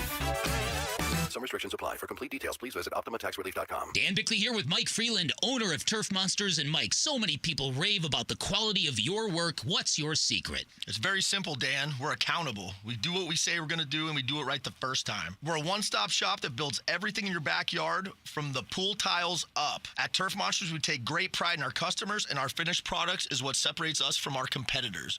We have the #1 installers in the Valley, and we're the #1 company for a reason. Check out their work and schedule your free estimate online at turfmonstersaz.com. Hey, we can use vacation days, or every day can be that escape with a brand new pool from California Pools and Landscape. And this month, they're celebrating 37 years of creating backyard bliss with a free water feature. A free water feature with your new pool. Hey, Casa Galvici is one of more than 36,000 projects that California Pools and Landscape has built. They have an A+ rating with a Better Business Bureau, and they're making a donation to Phoenix Children's for every pool sold this year. See my backyard transformation at calpool.com/Paul. I'm Ultima Morgan of Morgan & Morgan. Every time one of my children started driving, it was terrifying. I am quite aware of the dangers being on the road. Thousands of accidents happen across the country. We see it every day. These families' lives will be changed in an instant. We fight for these families as if they were our own. We've become America's largest injury law firm by winning cases just like these.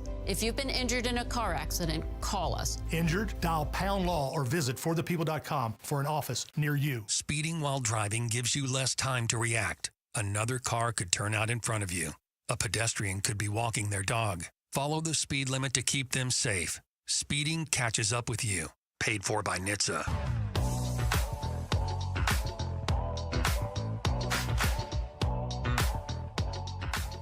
Dbacks at the Padres tonight at 6 on Arizona Sports 98.7 and the Arizona Sports app.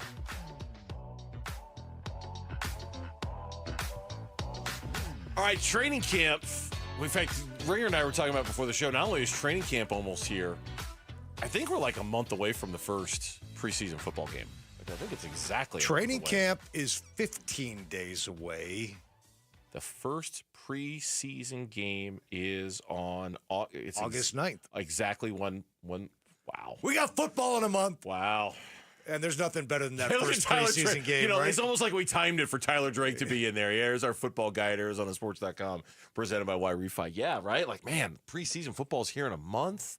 Training camp's here in, 15 days? Yeah, it's just about time to go on an Arizona Cardinals team that has, it's funny, there's anticipation, there's expectations, not like ASU football expectations, but there are expectations. We talked about that a little bit yesterday about Gannon and, this idea that was it FanDuel or DraftKings has him as like the 5th hottest seat in the NFL, at least in terms of the odds of whether he's going to get let go or not, which we both think is ridiculous. We don't think he's on any kind of a hot seat. But there's certainly expectations for the Cardinals this year of a certain level for them to reach. Again, it's not as high as the Diamondbacks. It's not as high as the Suns was this time a year ago or even ASU football. But it's there. I mean, there are real expectations for this team. Sure. Burns, we talked about it a little bit yesterday. It's year 3 now, and nobody sets rebuilds in stone, but we've seen quicker rebuilds than 2 years.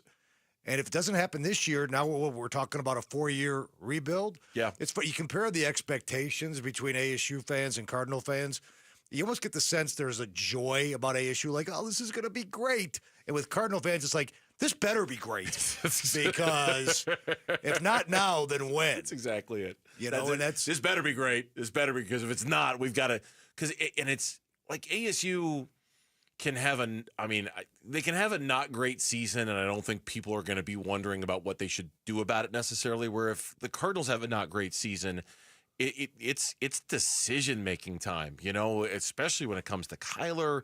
It's decision making time when it comes to the direction and the future and all. Like in that regard, it's a critical year for Cardinals football. Like you better be better than you were a year ago. Otherwise we've got some question marks about it. And along those lines, one of the key guys to making them better is Marvin Harrison Jr. I mean, I think we can all agree he's going to be one of the most watched players on the roster to see if his impact can be greater than it was a year ago. Bill Barnwell, noted NFL writer at ESPN.com, did this, and he does this every single year.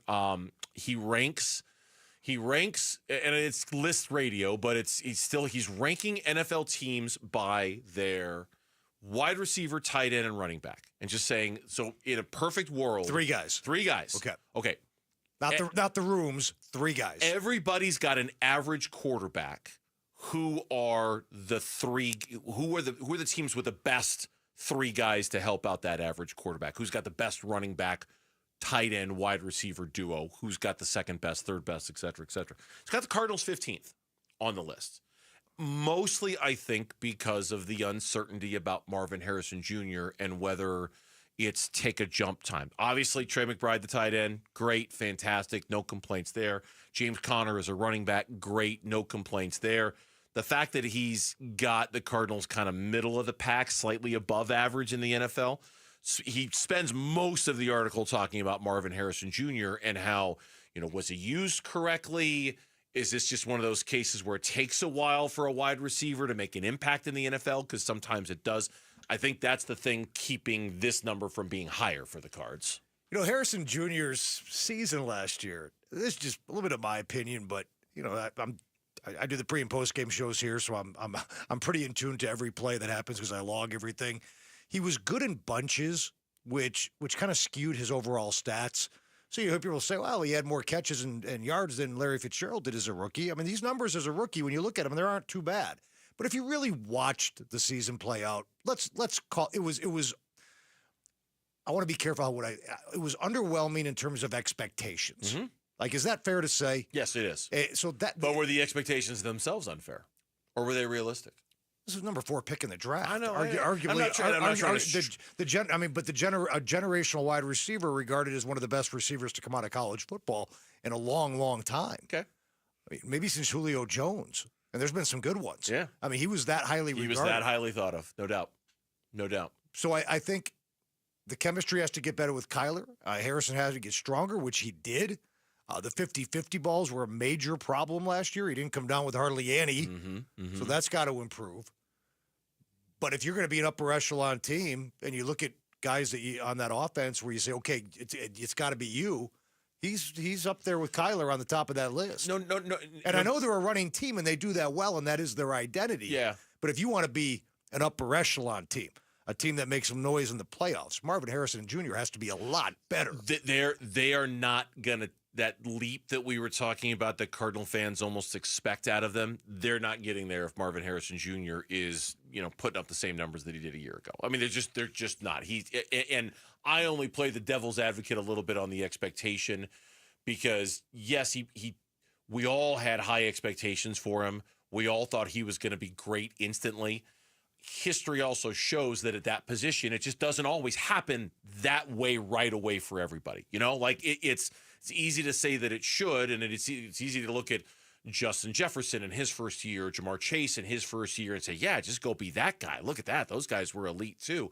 But history is filled with receivers who were, not as highly thought of as Marvin Harrison Jr., but certainly highly thought of. And it took him at least a little while to kind of figure it out. Now, if it takes him I'm going to start to worry if we're halfway through this season and Marvin Harrison Jr. is still 3 catches, 41 yards, 2 catches, 50. You know what I mean? And he's not impacting games. Yeah. Then it's absolutely time to go, oh boy, I hope they didn't screw this up, and I hope they got it right, because so much is riding on it. I don't think that's going to happen. My expectations are very high for him this year, and I expect him to take that leap. But also at the same time, you're dead right. If it doesn't happen this year, it's fair to wonder, is this who he is? Yeah. Now, what are we waiting for year 3? And this is something else Barnwell brings up too. And this requires a sharper football mind than I, somebody who really looks at like film and breaks down routes and things like that. There's this other line of thinking that maybe the Cardinals didn't use Marvin Harrison Jr. quite the right way last year. And that I know that's been, and again, that is a little bit beyond my grasp in terms of the information I have in front of me right now, but I know I've read that. Barnwell even alludes to that a little bit in this article about, I know there's some questions about where they lined him up, the kind of routes they had him run, are they utilizing all the skills available to him, things like that. And that's something where I can only hope Drew Petzing and crew are kind of looking at themselves in the mirror a little bit and just making sure, hey, we've got this generational wide receiver who can do it all. Let's make sure we're giving him the opportunity to, in fact, do it all out there. And there's other ways to get guys the ball than throw in jump ball fades down the sideline or looking to the deep ball. Warren Sharp, I don't know if you ever read his work. I do. He's very smart. Yeah, he goes deep into the numbers. And he talked about this a while back. I mean, it was several months ago. But Kyler Murray, when it comes to throwing the deep ball, is very inaccurate. And Sharp has the numbers to back it up. Over the last 3 years, he's 30th in the NFL in deep ball accuracy. But here's where I'm going with this. Sharp, right after that analysis, says, yet Marvin Harrison Jr. didn't get one single screen pass as a rookie. And when you were talking there, it reminded me of Sharp's analysis in that one particular element of a football game. Yeah. You got a quarterback who's not accurate throwing the ball downfield. You have a specimen at wide receiver. Give him. It doesn't have to be just Greg Dortch getting screen passes. Get the ball to Marvin Harrison Jr. Let him go. See what he can do. Yeah. See what he can do. 4 o'clock. It's reset time here on the Burns and Gambo Show. Lauren will tell us what's going on in sports next on Arizona Sports. Friday afternoons at 2:30 on Arizona Sports. Burns and Gambo talk Diamondbacks baseball with Dbacks manager Torey Lovello. Brought to you by Estrella Jalisco. Don't miss Burns and Gambo with the skipper. 2:30 Friday afternoon. Listen on the Arizona Sports app and 98.7. Temperatures are rising, and so are AC costs. But Collins Comfort Masters is here to help you stay cool without breaking the bank. Right now, get a brand new high-efficiency Lennox air conditioning system installed for as low as $99 a month. That's serious comfort at a seriously cool price. Collins has been taking care of the Valley for over 40 years. Call Collins Comfort Masters at 480-NO-WORRY or visit collinscomfort.com to schedule your appointment today.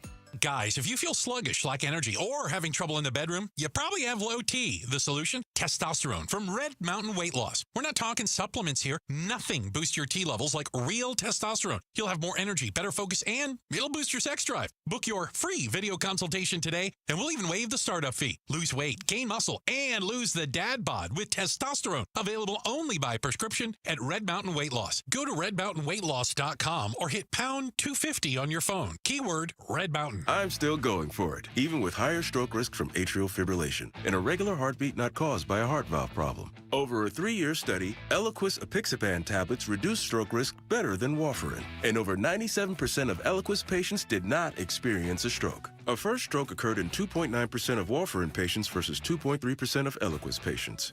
Don't stop prescription Eliquis without asking your doctor. Stroke risk may increase. Eliquis can cause serious and potentially fatal bleeding. Don't take if you have an artificial heart valve, abnormal bleeding, or antiphospholipid syndrome. While taking, you may bruise more easily or bleed longer. A spinal injection increases blood clot risk, which may cause paralysis. Get medical help right away for unexpected bleeding or bruising, or back pain, tingling, numbness, muscle weakness, or incontinence. Aspirin products, NSAIDs, SSRIs, SNRIs, and blood thinners increase bleeding risk. Tell your doctor about planned medical or dental procedures.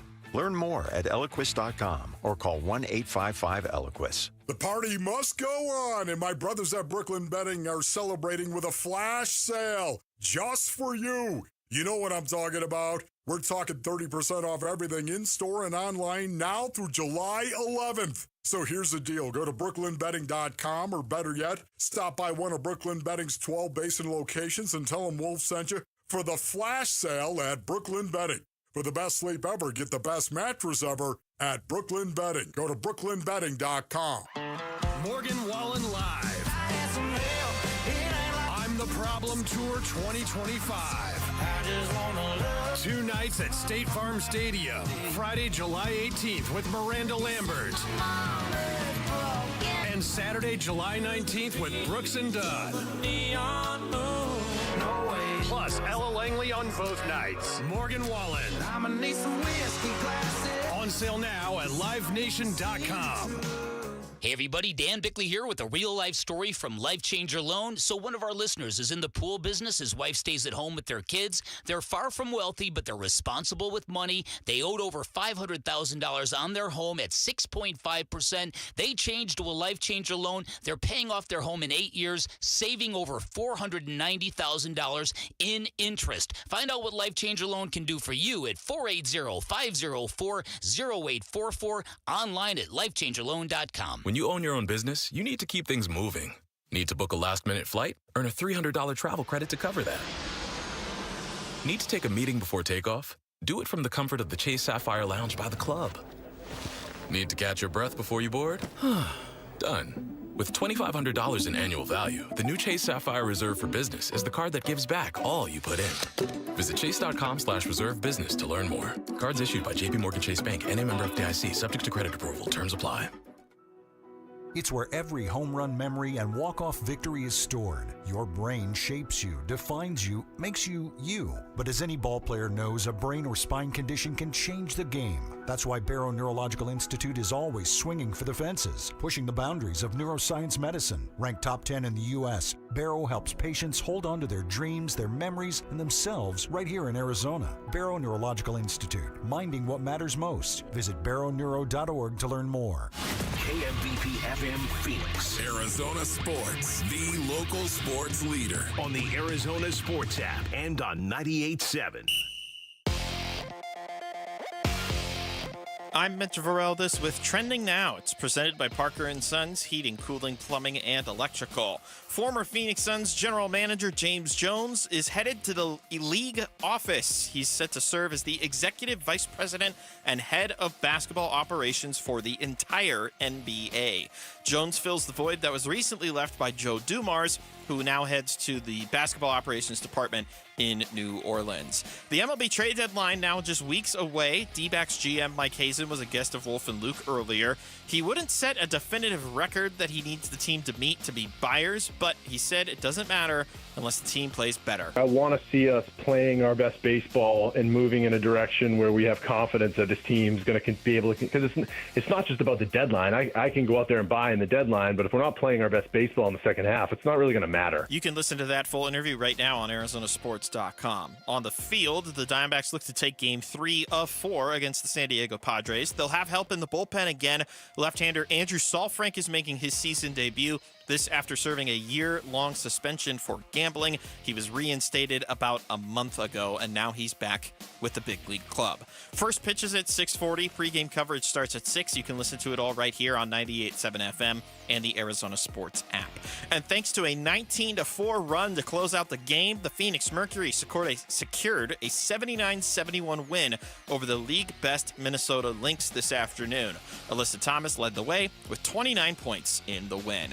This report is brought to you by Blue Sky Pest Control. Worried about scorpions? Blue Sky Pest Control gets results. Call 602-BLUE-SKY. Hello, Blue Sky. Goodbye, scorpions. Arizona Sports, the local sports leader. Burns and Gambo, the 4 o'clock reset. 4 o'clock reset.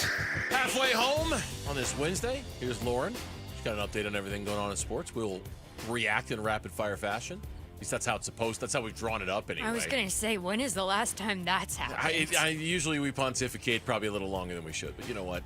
We're long-winded guys in here. We're in charge of the reset, too, Yeah, so... exactly. Yeah, we can do whatever we want. It's up to us. It's up to you, Lauren.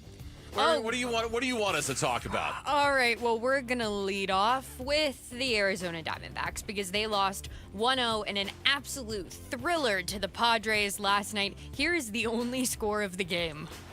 As now the 2-0 swung on. That is a high, deep drive towards right field, and that's on its way and gone. Luis Ariz, a solo homer. That's his 5th, and the Padres take a 1-0 lead late. Now, that being said, the Dbacks were robbed not once, but twice last night. Everybody, Mel Kelly, Corbin Carroll, Torey Lovello, all basically said the same thing. I've never been in a game where it's happened twice. Usually that's just a one-time deal where a guy gets robbed at the wall like that. I can't recall a game that I've ever watched where it's happened twice, but then I've watched a lot of baseball, so maybe I've seen it before, maybe I haven't, but it was pretty unusual to see. It stings a little more when you lose 1-0 too, when either one of those home runs would have made obviously a big difference in the game. Kelly pitched well. I mean, that's a game that the opportunity was there. Was it a wasted opportunity? I mean, you credit the Padres for making the plays, but the D-backs had other opportunities to score outside those home runs, and they didn't do it. I think I'm actually more upset about that than I am about the home runs getting robbed. I think it's more of you had the bases loaded twice, one time with only one out. I mean, you just 0 for 8 with runners in scoring position. I mean, forget about the stolen home runs for just a second. And just wasted opportunities last night. And losing games like this in ways we're just not accustomed to watching the Diamondbacks lose games. Bullpen blow-ups, okay. Starters not very good, fine. They've been shut out in 2 of the last 3. That's not the Diamondbacks this year. They score runs, and when they don't, that's when I really get uncomfortable because that's just not their thing. And get your Rice Krispies and Red Bull ready because Andrew Saalfrank is back with the Arizona Diamondbacks. He's been called up. Bryce Jarvis has been sent back to Reno. I don't know, Tim, if he's familiar with the Rice Krispies and Red Bull. I am about to be. You are about to be. We had, during Saalfrank's run with the Dbacks in 2023, we had him on a couple times on the show. And it was revealed that his favorite in-game snack was Rice Krispie treats and Red Bull. And, very superstitious about it. Like, in the top of the 5th or the 4th or whatever. He has the Red Bull. The 7th, he has the Rice Krispie treats. Exactly, Snap, crackle, pop. There you go. And I can't tell you the last time I had either a Rice Krispie treat or a Red Bull. Couldn't tell you. It's certainly been a Rice Krispie treat that I've had more recently. I haven't had a Red Bull in a long, long time. You remember the rumor when you were kids that if you mix Coca-Cola and Pop Rocks, your stomach would explode? Yeah. That's what it reminds me of. That what a Rice Krispie treat and a Red Bull does? It makes your stomach explode? Well, better than Josh Beckett's fried chicken and beer in this 5th inning at Fenway. That's true. That's true. Yeah, Saalfrank back. They hustled him through the minors pretty quick. His suspension only ended less than a month ago. Obviously desperate times, and let's see what he can bring, because they obviously need all the help they can get down there.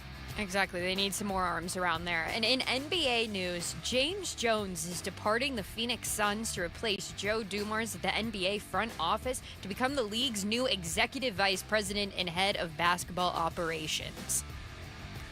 Yeah, great move for James. I think the writing was on the wall when the decision was made to move Brian Gregory into the GM role, and James slid to that senior advisor role. His contract was up this summer, so you just got the feeling that James Jones at some point would be moving on from the Phoenix Suns. He leaves behind a legacy that's certainly worthy of a lot of discussion. Yes. And Suns fans are all over the map. Dave and I, Burnsy and I are here to tell you, overall, James Jones did a heck of a good job during his run here as GM. And yes, we are aware of the Halliburton Jalen Smith decision. Sure. We are very well aware of it. Yeah, and I think in the next segment of the show, we're probably going to get into some of the things that James Jones is held responsible for with this team and whether that's fair or not. I thought he did a phenomenal job, and it's I think he set a really high bar for Brian Gregory and Matt Ishbia to clear in terms of the success of the Phoenix Suns. A really high bar. Well said, Burnsy. And it's a shame Gambo's not here, because the NBA Cup groups got announced, and we know how much he loved that last year. I don't understand it. I don't. So is this a cup game or not a cup game? I don't know. Does it matter? Are they going to play harder because it's a cup game? I don't know. What are we going to do?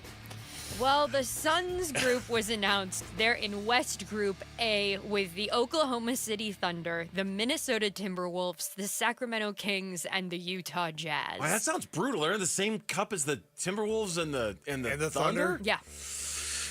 You like the cup? I don't mind the cup. Okay. I do feel at that time of the year it gives a little extra something to regular season games earlier in the season. I don't actually, it's funny. I really don't love the courts. Really? You know, some of them I really like. Some of them are like, I can't look at that for 1 second. But some of them are like, those are really cool. I'll give you that. Some of them are okay. But I don't mind the idea of something a little different. Like that, it doesn't bother me that much. It's this might be a little hot takey, but like for the last couple of years, I could have cared less about. I mean, I really didn't care that much about the NBA Cup. It didn't mean anything to me because the Suns had a higher aspiration than that, or so I thought. Now that they don't, I do wonder if the NBA Cup is going to mean a little bit more to us here, because it actually gives you, like it gives a young team something to kind of play for. You know what I mean? Like the Suns aren't competing for a championship. Can they compete for this? And not that this championship means anything, but at least it gives you something that's kind of attainable versus the real championship that is not. And I just wonder if that'll increase our interest in it a little bit. In theory, the problem is, are the Suns actually going to be able to compete? Even for the NBA Cup. For the NBA I know. Cup. I mean, especially when you're with the T-Wolves and the Thunder now. It's a carrot that's dangling a little bit lower for the Suns as opposed to the NBA championship, which is a carrot they cannot reach. And I just wonder if that leads to them playing for it a little more spirited. That's all. Maybe not that hot take after all. No, we'll have to see. And in NFL news, the Arizona Cardinals are offering a new Cardinals Premier travel package, which kicks off on their Monday Night Football game against the Dallas Cowboys at AT&T Stadium. This experience includes amenities such as round-trip private transportation, 2-night hotel accommodations, game tickets, team merchandise, and more. The Cardinals are offering 3 different tiers for this package. It starts at $2,500 and goes up to $6,000, each providing different levels of airfare and accommodation. I know there are groups out there. It was a Bird Gang Travel Club, I think. If I botched their name, I apologize. I should know it off the top of my head because I talk to them every now and then. There are groups out there that will organize travel to road games for the Cardinals, right? And they'll organize like parties and things like that. Florio made a really good point today on Pro Football Talk, in which he said, I'm really surprised a team hasn't got into this business sooner. The business of organizing a road trip for its fans, and for this fee, you can get on this plane and we'll put you in this hotel and we'll give you these tickets and we'll give you these goodies and all that stuff. And I mean, it left me with the impression that it's really the first time a team has actually organized travel like this for its fans, and I got to think if that's the case, that other teams are going to jump on board real quick. And then once Florio learned that the Cardinals were the team to do it, he said, "That's a terrible idea. That organization doesn't know what the hell they're doing." Noted Cardinal hater Mike Florio. But Mike has a good point, though. Listen, if you can drive some revenue up and also act as a, let's be honest, if you feel like you're on, you're not on the Cardinals' dime. It's your dime, but you're on kind of their program. Yeah. A lot of fans might find some value in that. Like I say, that there are plenty of organizations out there, Bird Gang in particular, that I know that they organize all kinds of road trips and parties and things like that. So it's not like a completely untapped market, but it does seem like a relatively untapped market for the actual team to do it. And that's what, when he wasn't ripping the Cardinals, I think that was the point Florio was trying to. And he didn't rip the Cardinals, by the way. He didn't have anything bad to say about the Cardinals. But he often does. So you were partially true. And finally, we'll end with our Wimbledon update of the day, which is the semifinals are set. Jannik Sinner will face off against Novak Djokovic, and Taylor Fritz, the lone American, will face off against Carlos Alcaraz. Yeah. Tim, I have nothing to say about this, Dave. Take it away, tennis boy. You know what? I'm not going to say anything about it. I'm going to take my ball and go home. I'm going to take my tennis ball and go home. I did watch a little bit of that match this morning. Novak match? No, the Skinner one. The Sinner match? The Sinner match, yeah. He looked dominant. He looked very, very good. Whatever he got shot up in that elbow of his after his MRI worked out. Looked pretty good. Yeah, and with that, that's your 4 o'clock reset. Thank you so much. Good job, Ritzy. Thanks for We talked a lot about Kevin Durant's legacy in Phoenix. What about the man that brought Durant to Phoenix? What is the legacy of James Jones in Phoenix now that he's no longer a member of the Phoenix Suns? We'll talk about that next. Ringers in for Gambo here on Burns and Gambo. The Dbacks Ketel Marte.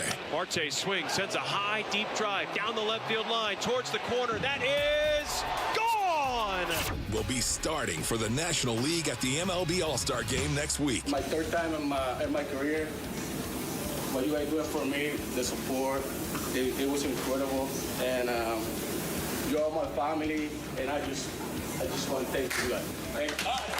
The home of the Arizona Diamondbacks and All-Star Ketel Marte is Arizona Sports 98.7, the app, YouTube channel, ArizonaSports.com. Hey, it's Gambo back to tell you about the Lund Mortgage. If you're renting right now, this is a great time to buy. So many homes on the market. That means that buyers have more choices. Sellers are moving out because they're buying another home. What does that mean for you? Home prices are dropping. That's a good thing. You don't want to play the waiting game. You may miss out. Once it turns, there's a lot more competition. Right now, it's a buyer's market. Don't wait until it becomes a seller's market. Take advantage of seller concessions, and don't worry about interest rates. You can always negotiate a better interest rate. But right now, a lot of houses on the market. That means it's a good time for you to make an offer and get your choice of house at the right price. Remember, this is a home, not a stock. All you have to do is contact the Lund Mortgage team to get pre-approved for a mortgage. They do it for free. Call them at 623-889-0130. That's 623-889-0130, or go to lundmortgage.com. On Friday, September 5th, enjoy a post-game concert featuring Flo Rida, presented by Coors Light Bird's Nest. Get your tickets and VIP field passes today at Dbacks.com. DQ presents How to Make Your Summer Take Flight. Just head into DQ for a new Superman Cake Batter Cookie Dough Blizzard Treat. Treat your inner hero to an epic mix of sugar cookie dough, sprinkles, and cake batter flavor. Blend it all with legendary DQ soft serve, and it's enough to tempt Superman himself. Fly into DQ for our new Superman Cake Batter Cookie Dough Blizzard Treat before it's gone. And don't miss Superman, only in theaters July 11th. DQ, happy tastes good. Only at participating locations. Tired of fighting for your store's last bottle of water or lugging hundreds of bottles of water each year from the store to the car to the fridge to the recycling? For less than $1 a day from Parker & Sons, you can have an unlimited supply of bottle quality water right at your tap. Drinking water keeps you healthier, aids in weight loss, keeps skin hydrated, and flushes your body of toxins. Call Parker for your free estimate on a reverse osmosis system at 602-2-REPAIR or visit parkerandsons.com. Ready to order? Yes. We're earning unlimited 3% cash back on dining and entertainment with a Capital One Saver card, so let's just get one of everything. Everything? Fire everything. The Capital One Saver card is at table 27, and they're earning unlimited 3% cash back. Yes, Chef!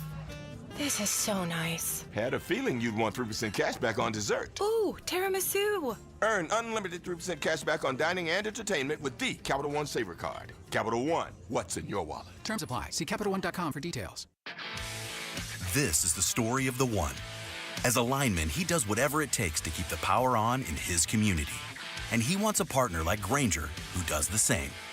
Grainger offers the professional-grade products he needs, from voltage detectors to harnesses to hard hats, plus fast, dependable delivery, so he can rise to every challenge. Call 1-800-GRAINGER, click Grainger.com, or just stop by.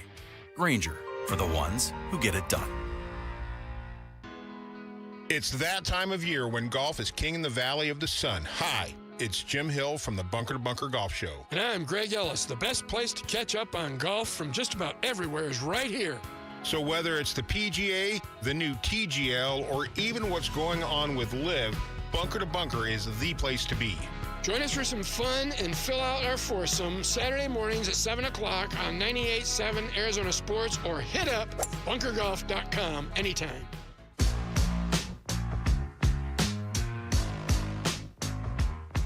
Here are the top 3 headlines on Arizonasports.com, brought to you by Why Refi. I'm Tyler Drake. James Jones departs Suns to join NBA league office. Cornerback Garrett Williams says Cardinals have enough talent for increased takeaways in 2025. And should Kyler Murray be on your fantasy football radar in 2025? Those are your top 3 headlines on Arizonasports.com, brought to you by Why Refi. James Jones has made it official. He has left the organization. Not a surprise. He was demoted to senior advisor on May 1st. Everyone knew his contract was going to expire at the end of June. It did. We didn't know if he was going to stay on with the Suns. It was obviously going to be in a vastly reduced capacity. But he made it official today. He is leaving to join the NBA league office as an executive vice president and head of basketball operations. It was the role previously filled by Joe Dumars, and now he's running things with the New Orleans Pelicans. So he'll be in charge of You meant ruining things with the New Orleans Pelicans. Yeah, not running, ruining. Yes. Developing playing rules. Mitch, what? Over, under Draymond Green fines that James Jones has to be quoted on this season. 2.5. I'll take the over. You think James will rule with an iron fist in that regard? I don't know, but I just the number of times he has to He's rule. got some heat culture in his blood. I think it's possible. He's going to develop playing rules, interpretations, conduct and discipline, policies, procedures. He'll engage with players, coaches, team executives, referees, et cetera, and that's the role he's going to play. Tim and I had a conversation about James's legacy with the Phoenix Suns to open the show, and we both agreed, he's largely responsible for the success that they've encountered. We also talked about some of the things that he gets dinged for, some of the things that are held against James Jones in terms of what happened with the Suns. Now, we each gave him a grade. You gave him B+, I gave him an A for the work they did with the Suns. I'm willing to ignore almost all of the transgressions that he made because I thought the positives he did were so positive that they make up for the mistakes. I think we need to have a conversation, though, about the things James gets blamed for and whether it was actually his responsibility or not. And that's namely the Kevin Durant trade that didn't work out, the Bradley Beal trade that didn't work out. I Googled looking for some inspiration about James Jones, and I found a story. I won't even say where because it doesn't really matter. Just here are the 5 biggest mistakes James Jones ever made as general manager of the Phoenix Suns. I'm not even sure half of them were actually his responsibility, to be honest with you, because it was the Durant trade and it was the Beal trade. Yeah, Tyrese Halliburton was on there, but does he get unfairly dinged by Suns fans for things he actually was not in charge of? I mean, well, first of all, not for the Jalen Green, Tyrese Halliburton decision. Obviously, he's got to own that and wear it. I'm sure he does, actually. I know where you're going with this, and I agree. I monitor the social media landscape with Suns fans. I always care about what they think. I'm always concerned about what they think. I always consider it part of my job here and elsewhere. But you would always see like terrible GM, the Durant trade, James Jones got to go, the Beal trade. I'll even throw the Ayton trade in there. I'm not sure did the Suns win the Ayton trade? I get it. He was persona non grata and you had to go, but how did that trade work out? Yeah, That's a whole other conversation, but it's like, I don't know if Suns fans completely understand. James Jones wanted Kevin Durant. Who would not have wanted Kevin Durant as long as the price was right? James Jones was James Jones was hanging on for his price with Durant. And Gambo's talked about this a ton. It was either the players or the picks in the mind of the James Jones-led Suns front office. I'll give you the players, not the picks. I'll give you the picks, not the players. You can't have both. Or maybe the players in one pick, but you're not getting the whole kit and caboodle. And then, Matt took over, and then that trade got pushed through. You remember, you read articles by Woj in the aftermath of the trade. It's Matt Ishbia and Joe Tsai, the owner of the Nets, hammered this deal out in the wee hours of the morning. Yep. So, let's just do the math on that one. Matt came in and wanted to make a splash, and a lot of people agreed with that trade and making that splash. I was all for it, yeah. It didn't work out, and that's fine. We don't got to revisit that. But to put that all on James Jones, I think, is completely unfair. Yeah, I agree. And I feel the same way about the Beal trade, to be honest with you. I mean, I just think that – and that's why I was bothered, quite frankly, by that internal memo that went out from Matt, when they made the changes about a month ago, in which he kind of basically sounded like, I was listening to everybody else. I was doing it the way they wanted to do it for the first 2 years, and now we're going to do it my way, and I'm going to take a more advanced role in how we're going to make decisions. And I found that to be like just not vibing with reality, whereas the reality, were you involved in every single decision that was made by the organization the last 2 years? No. But you're going to tell me that Kevin Durant, I've got a story from Woj here that says how involved you were in the Kevin Durant stuff. The Bradley Beal thing, the same thing. And that's why... Well, the Bradley Beal thing was also engineered in part by Mark and Josh Bartlestein. Of course, the father who represents Beal and the son who works for the Suns organization. And that's great. That's fine. But don't blame James for it when it goes bad. Don't suddenly, and I'm not saying the organization did necessarily, but if you're a fan, it's probably not fair to say, man, what a terrible Bradley Beal trade that was. How could they possibly do that? Well, was he really the one who did it, or was that orchestrated by the people above him in that organization? Same thing with the Kevin Durant. And that's why I guess I don't hesitate to give James Jones a high, and I know you don't either, a high mark for his time with the Suns, because I feel like the transgressions that he might have committed, not the only one, but the really glaring one is the Jalen Smith, Tyrese Halliburton. Not even considering Tyrese Halliburton at that spot. Like we tell the story all the time on the Burns and Gambo show. Gambo on draft night, like, guys, they're not interested in him. And Vinny Marotta was beside himself. Like, how could they not be interested in Tyrese Halliburton? How could he not at least be on their list? And Gambo insisted, he is not on their list, guys. Okay, that you can hold against James. If you want to hold Landry Shamet against James, okay, maybe, probably. That didn't work out real well. They gave him some money, and he wasn't a good enough player to justify that. But the Durant trade, the Beal trade, I just don't think you can. It's just not fair to say that that's James Jones and he should be held responsible for that. Completely agree. And I think, and I know we talked about this more at the 2:00 hour, but we have a minute or so here. Let's remember all the good things he did. He took over an organization that candidly was a bit of a mess. And it was right before the season began in 2018. Ryan McDonough got fired. James Jones takes over as an interim GM. That April of 2019, he gets the job. He's instrumental in hiring Monty Williams. He's instrumental in bringing Chris Paul here. And Chris Paul also, let's remember, Chris Paul wanting to come here to play with Monty Williams and Devin Booker. Okay, so all those are tied to decisions that James made. Orchestrating the draft day trade and finding Cam Johnson along with a guy named Jeff Bauer who was in the organization at the time. Trading for Jay Crowder. Building a team, essentially, that was a couple of wins away from winning the NBA championship and obviously a Western Conference champion. Yeah. I mean, there's a lot of good there, too. There's a lot of good there. And you'll hear the poll question at 4:45. We'll revisit it. I was shocked at the results of it. And you weren't as much as I was. I was shocked by what I presume to be some of the things that Suns fans hold James Jones responsible for. I just don't. It just doesn't vibe with the reality for me and how I experienced the last 5 years of this team. It just doesn't. Hey, you want to say that everybody in that front office needs to be accountable, including James Jones? I will buy that. Was James Jones absolutely the one and only guy making all the decisions that ultimately failed? Yeah. Come on. When we come back, year one of Jordan Ott. What exactly are our expectations and where exactly are we setting the bar? Are we even setting a bar? That's next on Burns and Gambo. Bickley and Marotta mornings. Now, when you talk about the second apron, I've said this repeatedly, but I always reference this as a sign of our dumb luck in Phoenix. Isn't it crazy coming out of the miserly era of Robert Sarver, getting an owner who is more than willing to spend every dollar he can on the product, even if it's irrational, even if it's foolhardy, he's willing to go all in and then some. And just when we get that guy in Arizona, we get this system full of guardrails and constraints. Bickley and Marotta, mornings on Arizona Sports, the local sports leader.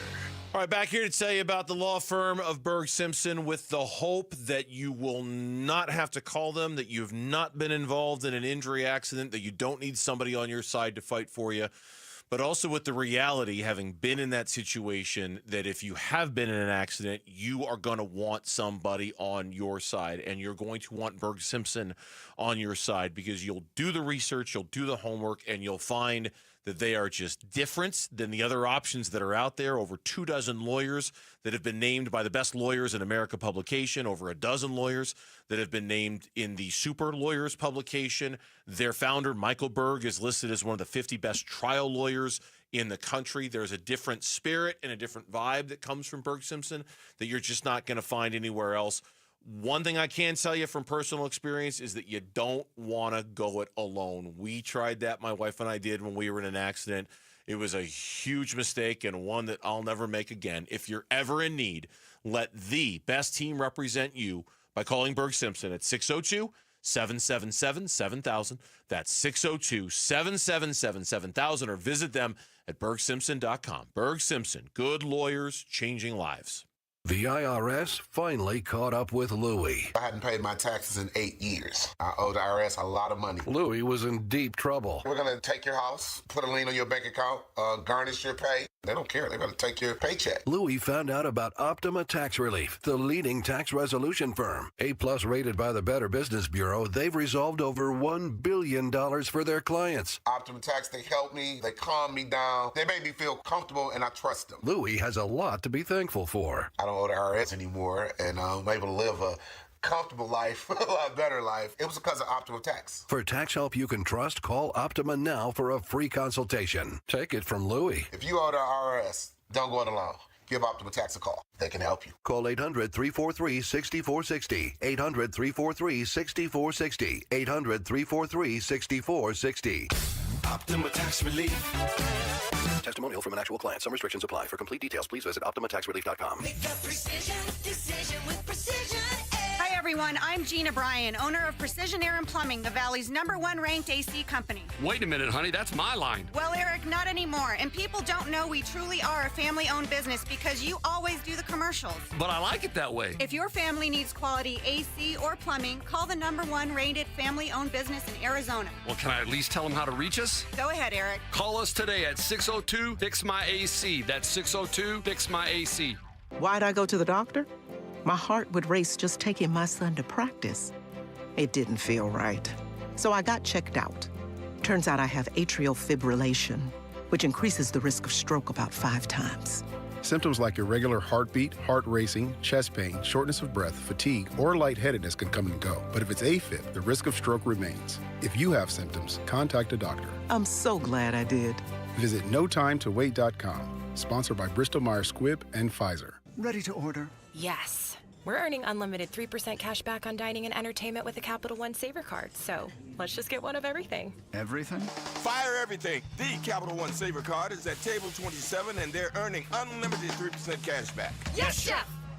This is so nice. Had a feeling you'd want 3% cash back on dessert. Ooh, tiramisu. Earn unlimited 3% cash back on dining and entertainment with the Capital One Saver Card. Capital One, what's in your wallet? Terms apply. See CapitalOne.com for details. Hey everybody, Dan Bickley here, and we all know July can be really hot in Arizona, but not as hot as the smoking deals you will find at Chapman BMW. I'm talking about 2.99% financing for 60 months on the X1 and the X3. They're beautiful compact luxury SUVs, and you can lease the X1 for just $499 a month. You can always shop online at ChapmanBMW.com. That's Chapman BMW, 2 great locations, 1 great experience. I'm Mitch Varel. With Trending Now. It's presented by Parker & Sons Heating, Cooling, Plumbing, and Electrical. Former Phoenix Suns general manager has found a new role in the NBA's league office. James Jones has been hired today as the executive vice president and head of basketball operations for the entire league. He fills the void that was recently left by Joe Dumars, who now heads basketball operations in New Orleans. MLB trade deadline is now just a couple of weeks away. Diamondbacks general manager Mike Hazen was a guest of Wolf and Luke earlier. He wouldn't set a definitive record that the team needs to meet in order to be buyers, but said it doesn't matter unless the team plays better. I want to see us playing our best baseball and moving in a direction where we have confidence that this team's going to be able to, because it's not just about the deadline. I can go out there and buy in the deadline, but if we're not playing our best baseball in the second half, it's not really going to matter. You can listen to that full interview right now on ArizonaSports.com. Diamondbacks on the field looking to claim Game 3 of 4 against the Padres. They've also got help back in the bullpen. Left-hander Andrew Saalfrank set to make his season debut at any point from here on out, really. He has been recalled for the first time this year after serving his year-long suspension due to gambling. He was reinstated about a month ago. First pitch is at 6:40 right here on 98.7 FM and the Arizona Sports app. This report is brought to you by Blue Sky Pest Control. Worried about scorpions? Blue Sky Pest Control gets results. Call 602-BLUE-SKY. Hello, Blue Sky. Goodbye, scorpions.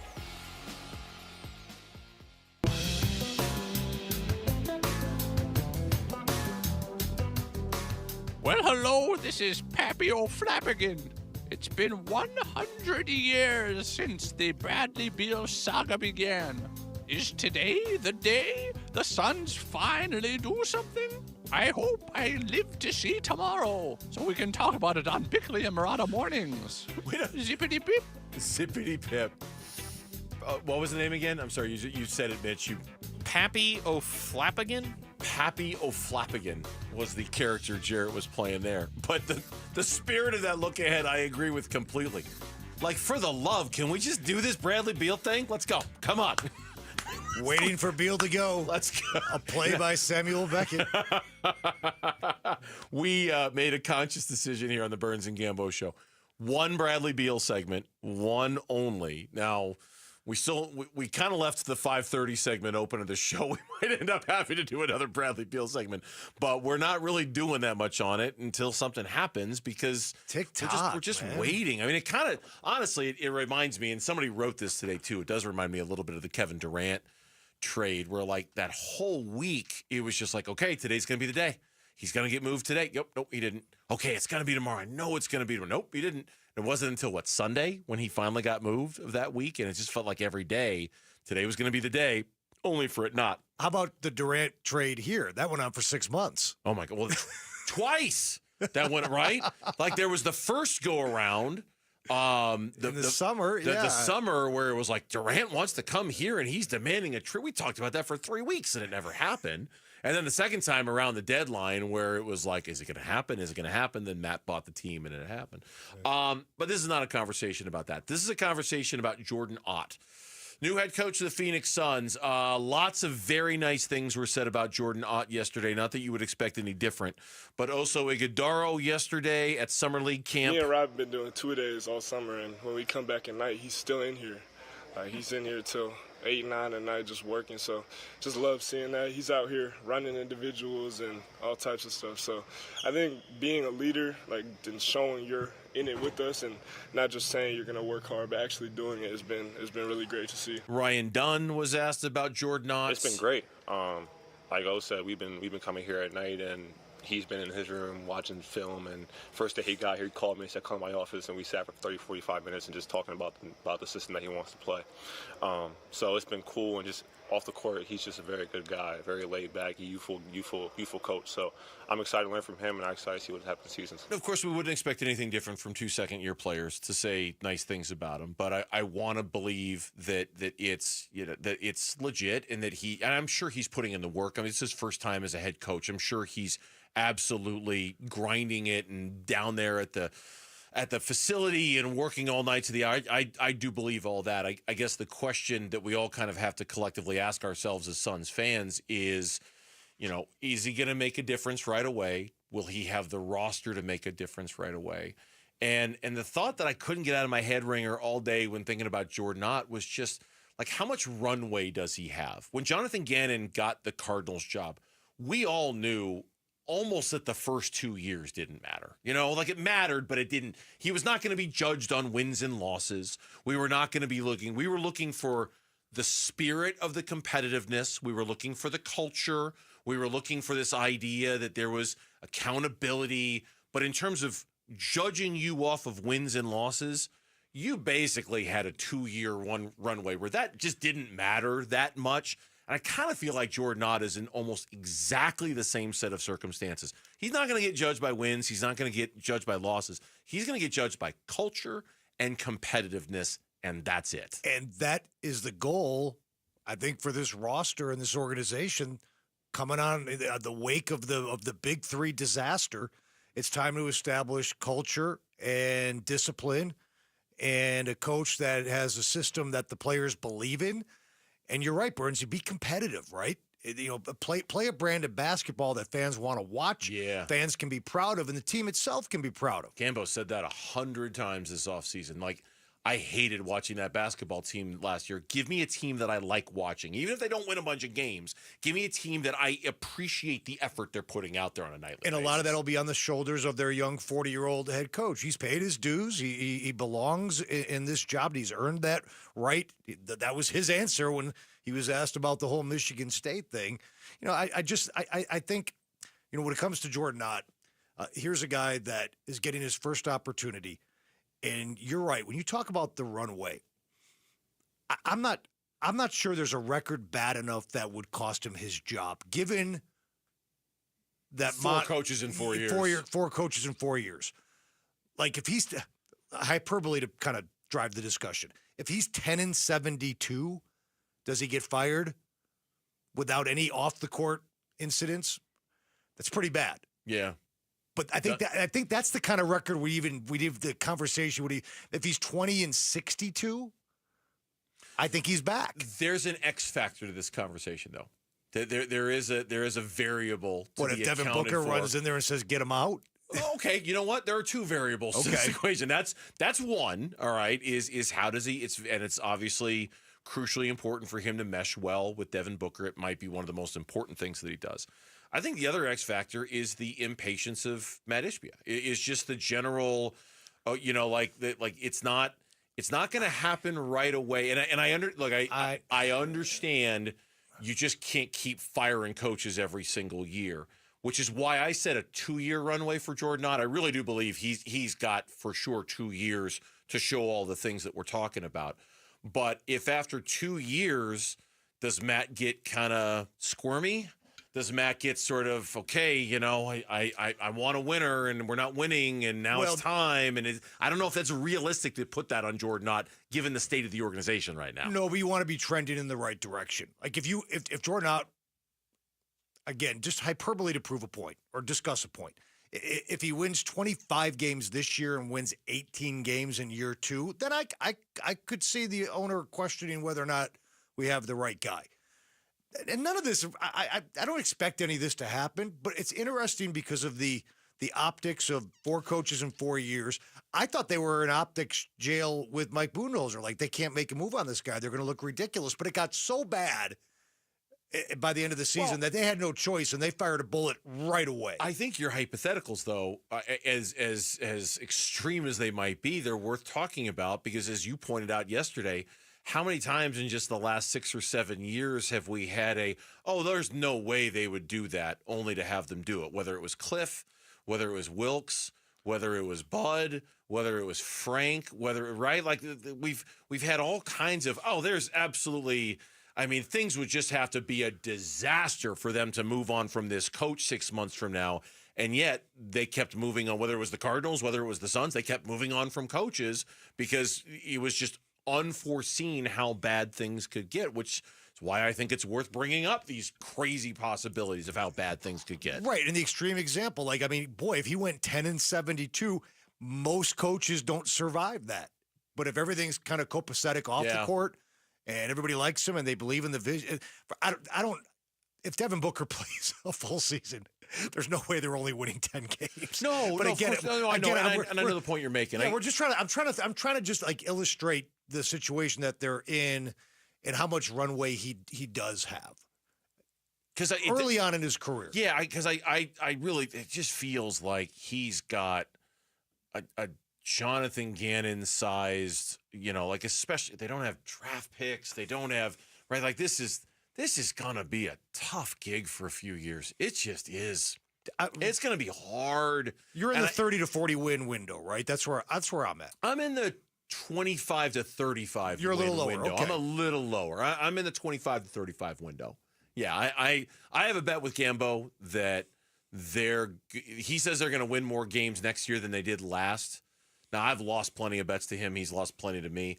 I feel really good about that bet. I mean, I think it's going to be really tough for them. I really do. Just given the talent and where they are. Hey, whether you win 30 or 40, it's nothing to, plan the parade about, obviously. Yeah. So it's not great either way. What grade are we giving to the Arizona Diamondbacks after their first half of the season? Grading on a curve? Are we grading on expectations? You'll find out next on the Burns and Gambo Show. The Dbacks, Ketel Marte. Just a laser-beamed home run by Ketel Marte. Will be starting for the National League at the MLB All-Star Game next week. Now the 2-1, that is smoked to second. Diving catch Ketel. The home of the Arizona Diamondbacks and All-Star Ketel Marte is Arizona Sports 98.7. The app, YouTube channel, ArizonaSports.com. 1-877 Cars for Kids. KARS Cars for Kids. 1-877 Cars for Kids. Donate your car today. Donate today at carsforkids.org. That's cars with a K. Your car can be picked up as soon as the next day. Receive a tax deduction and vacation voucher. 1-877 Cars for Kids. Donate your car today. Now accepting donations of land, homes, buildings, or any kind of real estate. Guys, if you feel sluggish, lack energy, or having trouble in the bedroom, you probably have low T. The solution? Testosterone from Red Mountain Weight Loss. We're not talking supplements here. Nothing boosts your T levels like real testosterone. You'll have more energy, better focus, and it'll boost your sex drive. Book your free video consultation today, and we'll even waive the startup fee. Lose weight, gain muscle, and lose the dad bod with testosterone. Available only by prescription at Red Mountain Weight Loss. Go to redmountainweightloss.com or hit pound 250 on your phone. Keyword Red Mountain. This is the story of the one. As a lineman, he does whatever it takes to keep the power on in his community. And he wants a partner like Grainger who does the same. Grainger offers the professional-grade products he needs, from voltage detectors to harnesses to hard hats, plus fast, dependable delivery, so he can rise to every challenge. Call 1-800-GRAINGER, click Grainger.com, or just stop by. Grainger, for the ones who get it done. Get in the zone, AutoZone. Welcome to AutoZone. What are you working on today? Hey, that's the spirit. Right now, we're celebrating free with a free STP oil filter when you buy 5 quarts of oil and free Duralast brake pads when you buy 2 rotors. Like always, free battery testing, charging, and recycling at every store. Celebrate free at AutoZone, now through July 28th. Get in the zone, AutoZone. Restrictions apply. Hey, we can use vacation days, or every day can be that escape with a brand new pool from California Pools and Landscape. And this month, they're celebrating 37 years of creating backyard bliss with a free water feature. A free water feature with your new pool. Hey, Casa Galvicia is one of more than 36,000 projects that California Pools and Landscape has built. They have an A+ rating with a Better Business Bureau, and they're making a donation to Phoenix Children's for every pool sold this year. See my backyard transformation at calpool.com/Paul. Morgan Wallen Live. I'm the Problem Tour 2025. 2 nights at State Farm Stadium. Friday, July 18th with Miranda Lambert. And Saturday, July 19th with Brooks and Dunn. Plus, Ella Langley on both nights. Morgan Wallen. I'ma need some whiskey glasses. On sale now at livenation.com. Hey, it's Wolf. You've been hearing me talk about Tim Hovick's Santan Ford for years now, and for good reason. The people are awesome, and they don't leave. It's more than a great place to work. Santan Ford is where you can build a career, and they're hiring right now, looking for a few good salespeople. Maybe you. Experience or no experience, the requirement is to be a good person. If you're interested in joining the Santan Ford sales team, just give them a call and ask for a sales manager. That's why I say I am Santan Ford. On Saturday, July 19th, pick up a special Cattell Marte bobblehead courtesy of Casino Arizona and Talking Stick Resort. Get your tickets today at Dbacks.com.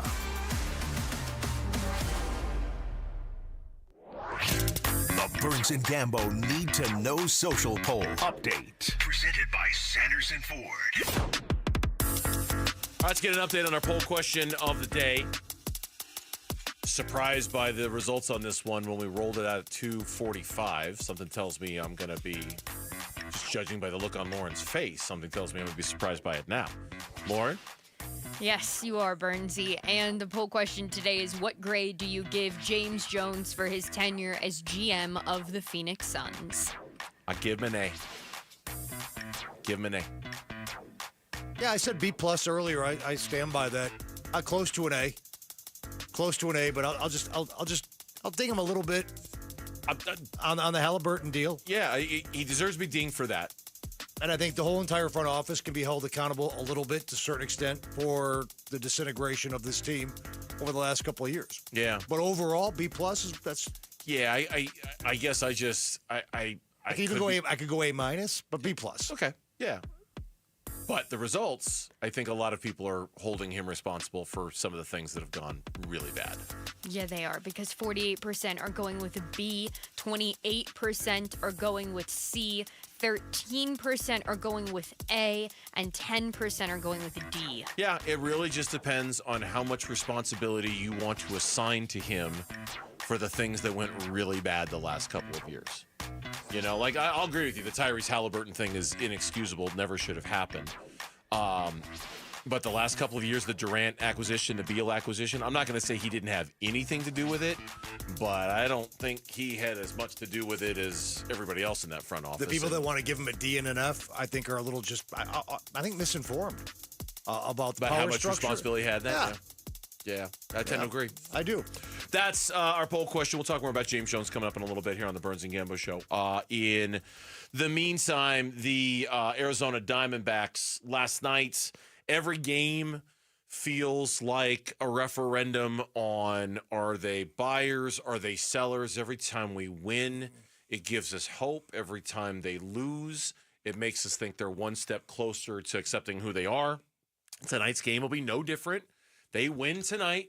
We're back in here tomorrow, and we're feeling, okay, hey, maybe, and it's this, and it's then that. They'll lose on Thursday. Right, and but then yeah, you know, and that's how it's going to be. Mike Hazen was on earlier today. I'll replay some of that a little bit later. ESPN.com today graded each team, and like at the midseason point. We're a little past the midseason point, but we're kind of at the All-Star break, which is the de facto halfway point.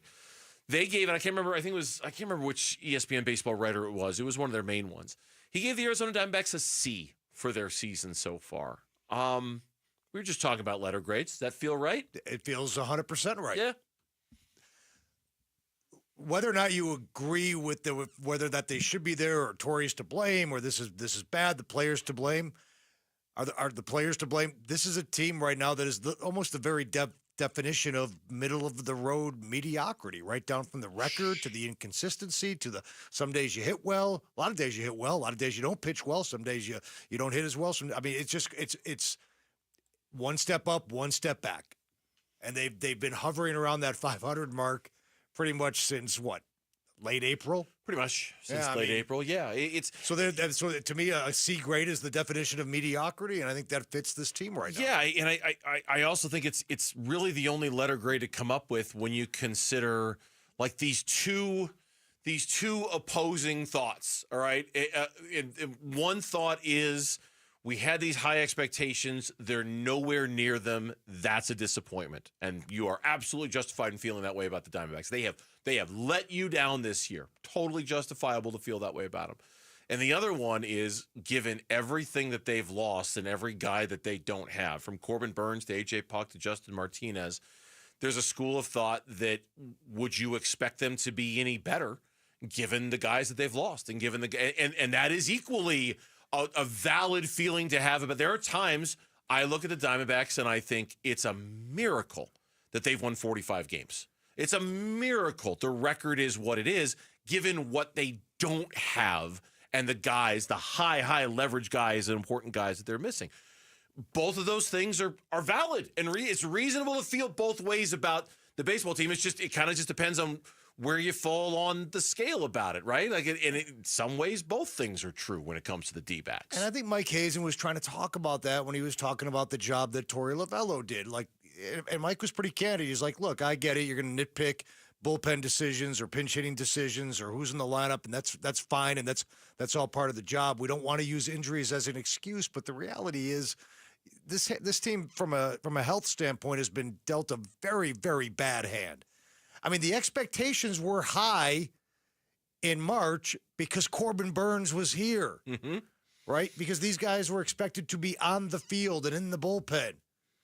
And yes, the starting pitchers have underperformed. Of course. Of course they have. That's again. But nobody expected Corbin Burns. If somebody would have told you in March, Corbin Burns is going to make 11 starts and then be out for the year with Tommy John, what would your expectations be then? Probably not as high. Yeah. You know, the teams don't. Quick story: teams don't want to use injuries as an excuse, even though they will sometimes bring it up. Remember BA, Bruce Arians, the whole next man up, and hey, next man up. I was told privately, like on Mondays and Tuesdays, BA would walk into the offices and he'd be like, "Man, can you believe we're winning with these guys?" Right. So, like, a lot of this is like, you know, bravado to the public and to the fan base. But at the end of the day, nobody likes to hear about injuries and nobody wants to blame them. But they are a reason why you falter. Here's that cut that you were talking about. This is Mike Hazen earlier today with Wolf and Luke. I'll just play this here. Well, we spend a lot of time on the makeover of the team, I think. And I get, you know, Torey and I specifically, the amount of criticism, and rightly so in cases. I do want to take a second to say you want to talk about the value of your manager. That's the value, right? Like, we can all argue over bullpen decisions that get made on a given night or pinch hitting decisions, or it's what does the team look like when we're taking on water? And we've taken on a decent amount of water this year. And I want to be clear that, once again, if this subject comes up, there is no excuse for that. There's no excuse for injuries. Everyone has them. We have them. You have to persevere through them if you want to play in this league and you want to be good. But I do think that the steadiness and the way he manages his club is why I think you see some of the resilient traits, and we have good players that are resilient too, but I think they're also a reflection of the manager and the coaching staff. Yeah, and here's why the C is the only letter grade that you can give them, all right? If they were perfectly healthy and they had this record, it's an F. It's an F. It's an F. I mean, non-negotiable. If they're perfect, if they're mostly healthy, and this is the outcome, it's an F, and it's non-negotiable. If they're beat to hell like they are right now and they're leading the wild card race, it's an A, right? Non-negotiable. They've overcome everything, every bad hand they've been dealt. They've overcome it all to lead the National League in the wild card race because they are where it's a C. It's just right down the middle. It's a C. They've had expectations. They've failed to live up to them, and there's a very perfectly legit reason why they failed to live up to them. C. And if you're wondering if Torey Lovello will be back next year or should be back, I think Mike Hazen gave you a pretty good answer on that today. That was about as strong of a endorsement as you could get for why Torey's still going to be the manager of the team. Now, you know, it's next year. Who knows? Who knows what the makeup of this team is going to look like? When we come back, James Jones is not working anymore with the local team. He's now working for the NBA. How will we remember him and the job that he did some of the highlights of his work. We'll talk about it next on the Burns and Gambo Show with Ringer filling in. You and your phone have the key to the Arizona sports universe with the Arizona Sports app. Live streaming shows and podcasts. Plus, listen to Dbacks play-by-play. And on score! Download the Arizona Sports app, presented by Ready Services Plumbing and Air Conditioning. Hey, it's Gambo back to tell you about Sanderson Ford. They're on 51st Avenue in Glendale, just south of Glendale, and Sanderson Ford is America's most awarded Ford dealership. I've been shopping Sanderson Ford ever since I moved to the Valley. The late, great Al McCoy first told me about Sanderson Ford. I've been shopping there ever since. My good friend Luis Gonzalez, Gonzo, also shops at Sanderson Ford. So if you're looking for a new car, truck, or SUV, they've got a great selection with about 700 vehicles on the lot right now. You'll always find what you're looking for at Sanderson Ford. Whether you want an Edge, a Bronco Sport, or how about the best-selling truck in America, the F-150, Sanderson Ford is going to have what you're looking for. You can go online at sandersonford.com and comb through the inventory and see what you like, or just head on down to Sanderson Ford. Again, they're on 51st Avenue in Glendale, just south of Glendale, America's most awarded Ford dealership, Sanderson Ford. For more info, go to sandersonford.com. Hi, I'm Trisha, your friend and jeweler at Shane Company, where we're all about you, your style, your budget, your dream engagement ring. Are you looking for a style that's classic, modern, vintage, or something in between? Not sure? At Shane Company, we're here to help. We have so much style under one roof because a friend knows you like options. Drop by or visit us at shaneco.com.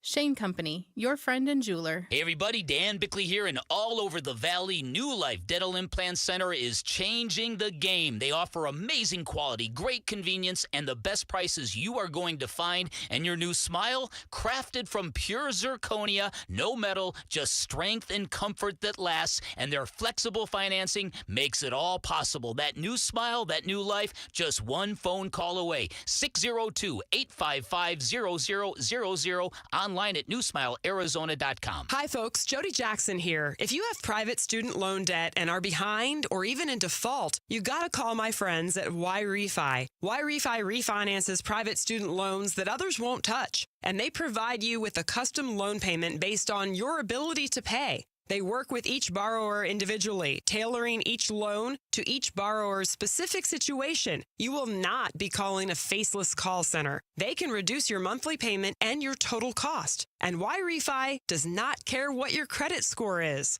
I've been to their offices and met with them. They're great people. And YRefi is not a debt settlement company. You'll receive a low fixed interest rate that you couldn't get anywhere else. And you'll finally have a pathway to making all that stress and worry come to an end. Just give them a call at 888-YRefi-34. That's 888-YRefi-34. Or go to YRefi.com. That's YREFY.com. And make sure you tell them Jody Jackson sent you. Message and data rates may apply. Hey, this is Dave Burns. And John Gambadoro. And every year we hear far too many heartbreaking stories involving children in water. Please take 2 seconds out of your day to help prevent these tragedies. Learn life-saving water safety tips and enter to win swim lessons from the YMCA and a pool alarm from Life Buoy. Go to Fulton2seconds.com or text SWIM to 620-620. And never forget that 2 seconds is too long to take your eyes off kids near water. This is Doug Fulton of Fulton Homes, proud to partner with KTAR to keep your kids safe around water. Luke Lipinski back to tell you about Orchard. What if you found your dream home and you could just move in right away without getting bogged down by all the complications of waiting to sell your old place first? Sounds perfect, right? Well, that's exactly what Orchard's Move First, Sell Later program lets you do. Buy your new home now, sell the old one later. How's that for freedom? It's the best way to do it. So here's how it works. Orchard gives you cash so you can buy and move into your new home first on your timeline. No waiting around, no showings, no double moves, no extra hassles. You don't need those right now. Take care of all of that. Then the Orchard experts are going to take it from there. They're going to handle repairs on your old home and make price-boosting upgrades. So once they're done, a local Orchard agent is going to be able to list and sell your home for top dollar. Orchard's Move First program gives you the freedom to buy, move into your new home first, and sell your old home later. Buy before you sell and still get top dollar for your home with Orchard. Still getting top dollar is a huge part of this equation. So if you're ready to find out how much your home is worth, visit Orchard.com to get your free home valuation. That's Orchard.com. KMBP FM Phoenix. Arizona Sports, the local sports leader. On the Arizona Sports app and on 98.7. I'm Mitch Vareldes with Trending Now. It's presented by Parker & Sons Heating, Cooling, Plumbing, and Electrical. The Phoenix Suns' former general manager has found himself a new role. It was announced that James Jones will be headed to the NBA's league office and serve as the executive vice president and head of basketball operations. Jones fills the void that was recently left by Joe Dumars, who now heads basketball operations in New Orleans. The MLB trade deadline is now just weeks away, and Diamondbacks general manager Mike Hazen, well aware, he was a guest of Wolf and Luke earlier today. He wouldn't set a definitive record that the team needs to meet in order to be buyers, but said it doesn't matter. The team just needs to be better. I want to see us playing our best baseball and moving in a direction where we have confidence that this team's going to be able to, because it's not just about the deadline. I can go out there and buy in the deadline, but if we're not playing our best baseball in the second half, it's not really going to matter. You can listen to that full interview right now on ArizonaSports.com. Diamondbacks on the field looking to take Game 3 of 4 against the San Diego Padres. They're going to have help in the bullpen in the form of left-hander Andrew Saalfrank. He's up for the first time this season. He was just reinstated about a month ago from his year-long suspension due to gambling.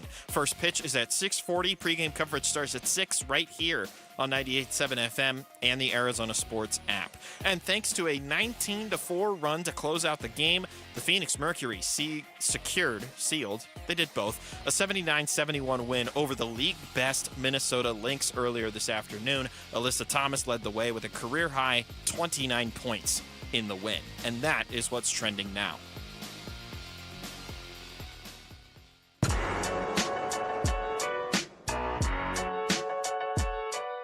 Hey, it's Wolf. How important is Ryan Dunn to the success of the Phoenix Suns this season?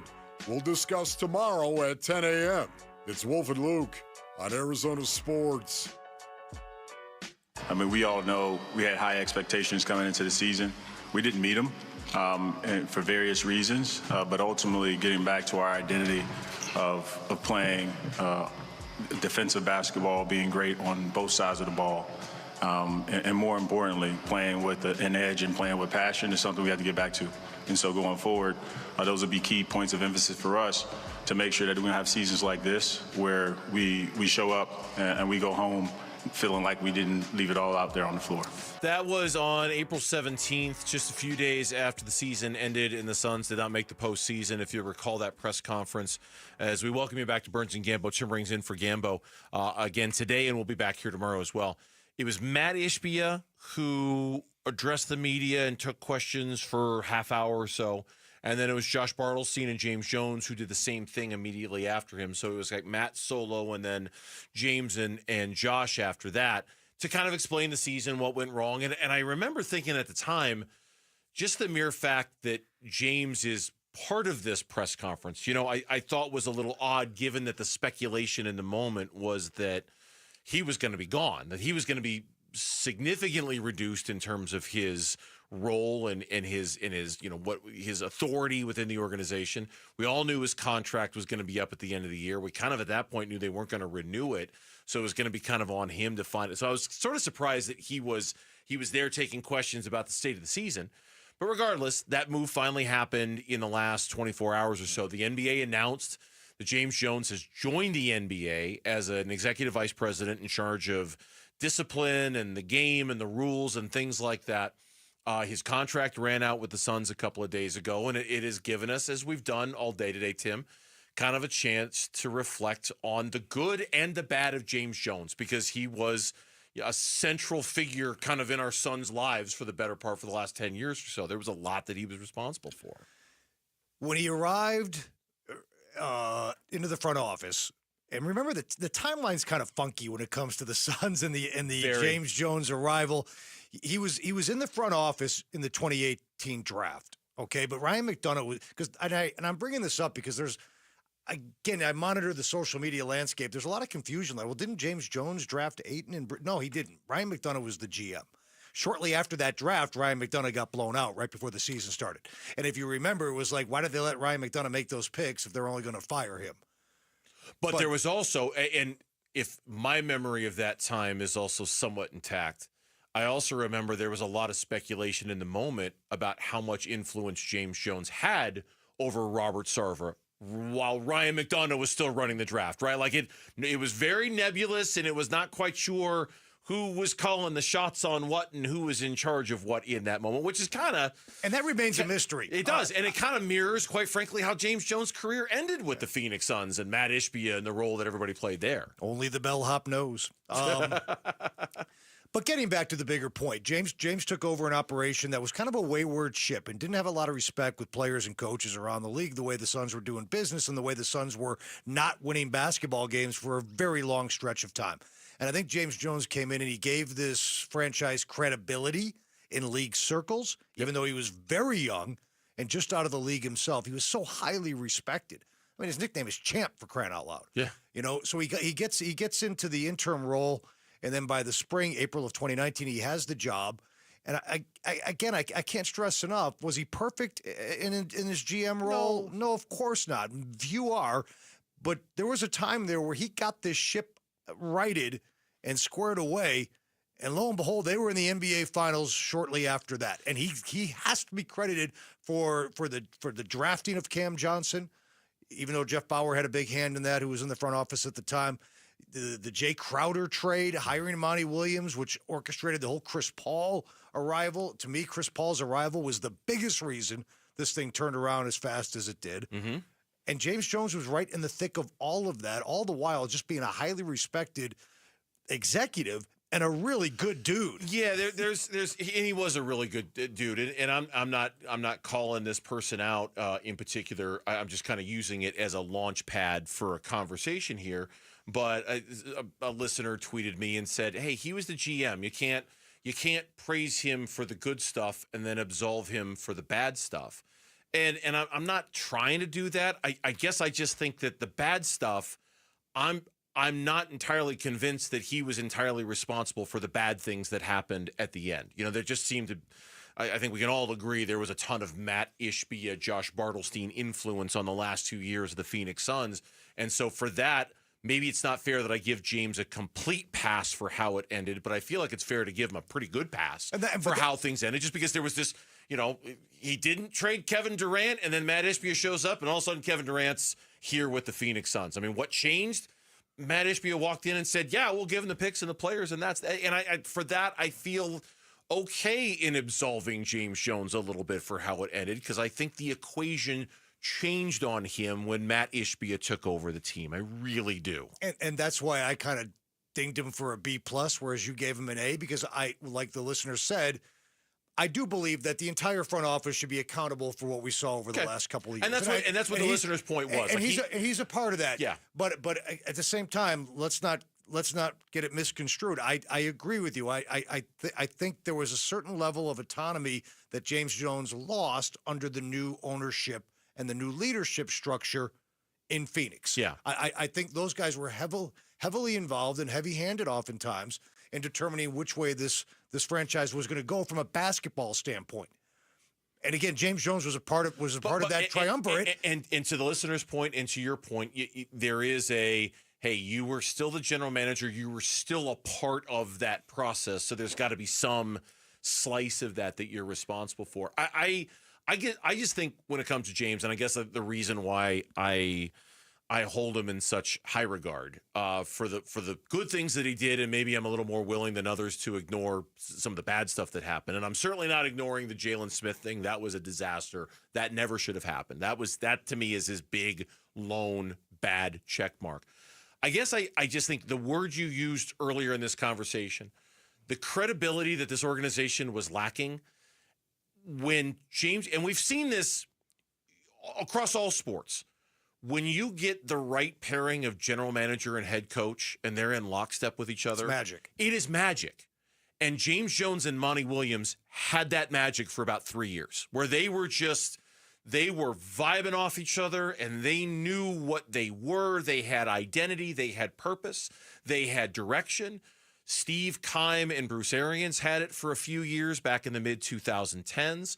I think Torey Lovello and Mike Hazen have it now. It is maybe one of the most important things you need for a successful arrangement is a general manager and a head coach who understand how the game is played, how things are done, and how they're on exactly the same page as to how to do it.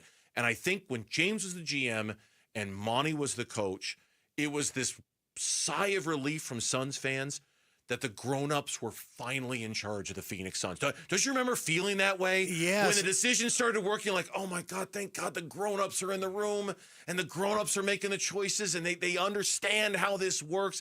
It was magic. It was great. Those are some of the best times of my life as a Suns fan, watching those two cook and building that team the way they did. And James in the early days, had to navigate an ownership that was de-emphasizing scouting and getting rid of the G League team up in Prescott and not wanting to put resources, i.e. money, into that portion of building a team.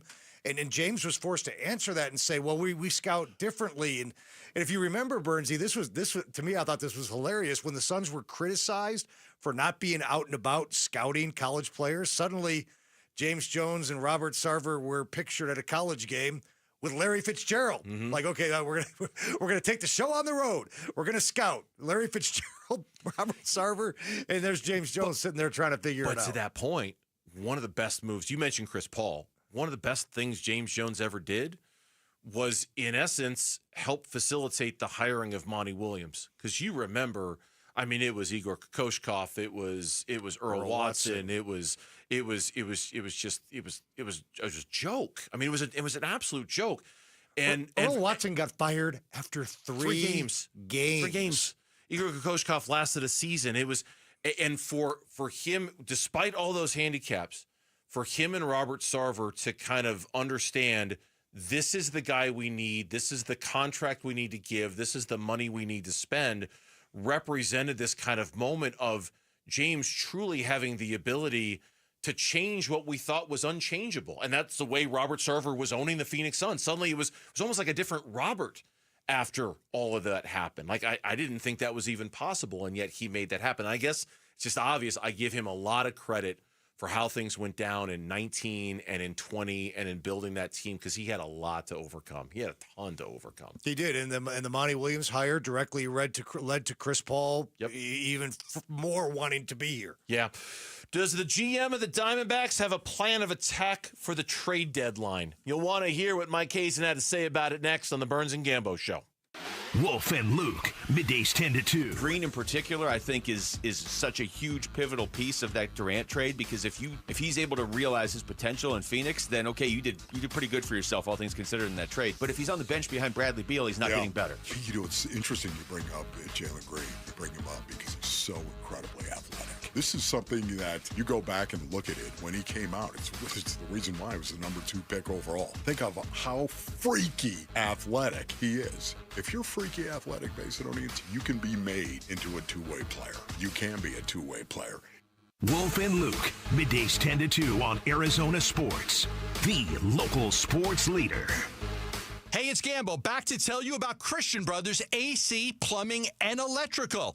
If you're not happy with a price quote you just got from an AC company for a new AC unit or a repair, thought all you needed was a repair, and they're telling you, hey, you need a new AC unit that's going to cost upwards of $10,000, $12,000, $15,000, more often than not, it may be a tech trying to upsell you. Well, before you sign on a dotted line, do what so many in the Valley are doing, getting a free second opinion from Christian Brothers. It's quite possible that all you need is a repair that may cost a few $100 instead of a whole new unit. So make that one extra call to 602-222-3535 or go to cbrothers.com. Don't forget, Christian Brothers can also help you with any and all of your electrical needs and your plumbing needs as well. So if you need a water heater flush or you've got a drain that's backed up and you need to get that taken care of, just call Christian Brothers at 602-222-3535 or go online for more information at cbrothers.com. Millions of Americans take medicine like Ozempic and Zepbound. Many of them are overpaying by thousands of dollars a year. These GLP-1 medications for diabetes, weight loss, and more may not always be covered by your insurance, but GoodRx can help. GoodRx helps you save every month on prescriptions at over 70,000 pharmacies nationwide. Best of all, it's free to use. Check GoodRx to save on GLP-1s. Just go to GoodRx.com/GLP. That's GoodRx.com/GLP. GoodRx is not insurance, but can be used instead of insurance, including Medicare and other federal and state-funded programs. Some things can steal your sunshine. Ugh, I just got my hair done. Sorry, the cooler's broken. Anyone see my flip-flops? Anyone? But COVID-19 can steal a lot more. I just took a COVID test. Ugh. Prescription medications for COVID exist. If you test positive this summer, ask your doctor if they're right for you. Visit PfizerForAll.com/COVID-19 to learn more. Sponsored by Pfizer. When you work with All Pro Shade Concepts, you're working with the most trusted local shade company available. Voted #1 by Ranking Arizona for patio shades in 2024. They have an A+ rating with a Better Business Bureau. And check out all their 5-star reviews on Google. These shades are commercial grade, industrial strength, hundreds of colors and durable fabric to withstand the Arizona sun. Go to allproshade.com for more information. That's allproshade.com. You know, I couldn't stop talking about it to my family and friends. My knees are my trouble spot. But for me to tell them now that I'm doing so much better, they were amazed, and I've been amazed. QC Kinetics Cellular Therapies. Yes, it is amazing how these non-surgical treatments deliver joint pain relief for patients like Dr. Eric Williams, a successful chiropractor. Each week, I just started noticing that I could sleep and not have pain. I could play pickleball. I could do a CrossFit exercise routine. QC Kinetics revitalizes your joints so you can move again without the pain pills or invasive surgery. You know, I'm 60 years old and I want to stay competitive as long as I can. And QC has allowed me to do that. They did me right and really made a difference in my life. Book your free consultation with QC Kinetics today and experience the difference for yourself. I like to go, move, move, move. QC Kinetics. Call QC Kinetics, 602-837-PAIN. That's 602-837-PAIN. 602-837-PAIN.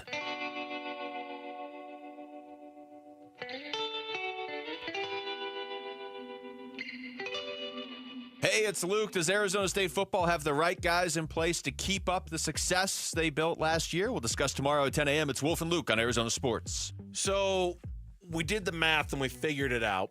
And it wasn't difficult math to do, by the way. The Arizona Diamondbacks, it wasn't. Trust me, there's no hard math on this You should be very proud of us. Very proud of us. We added and we subtracted. We didn't multiply. We didn't divide. Nobody can stop us. And subtracted.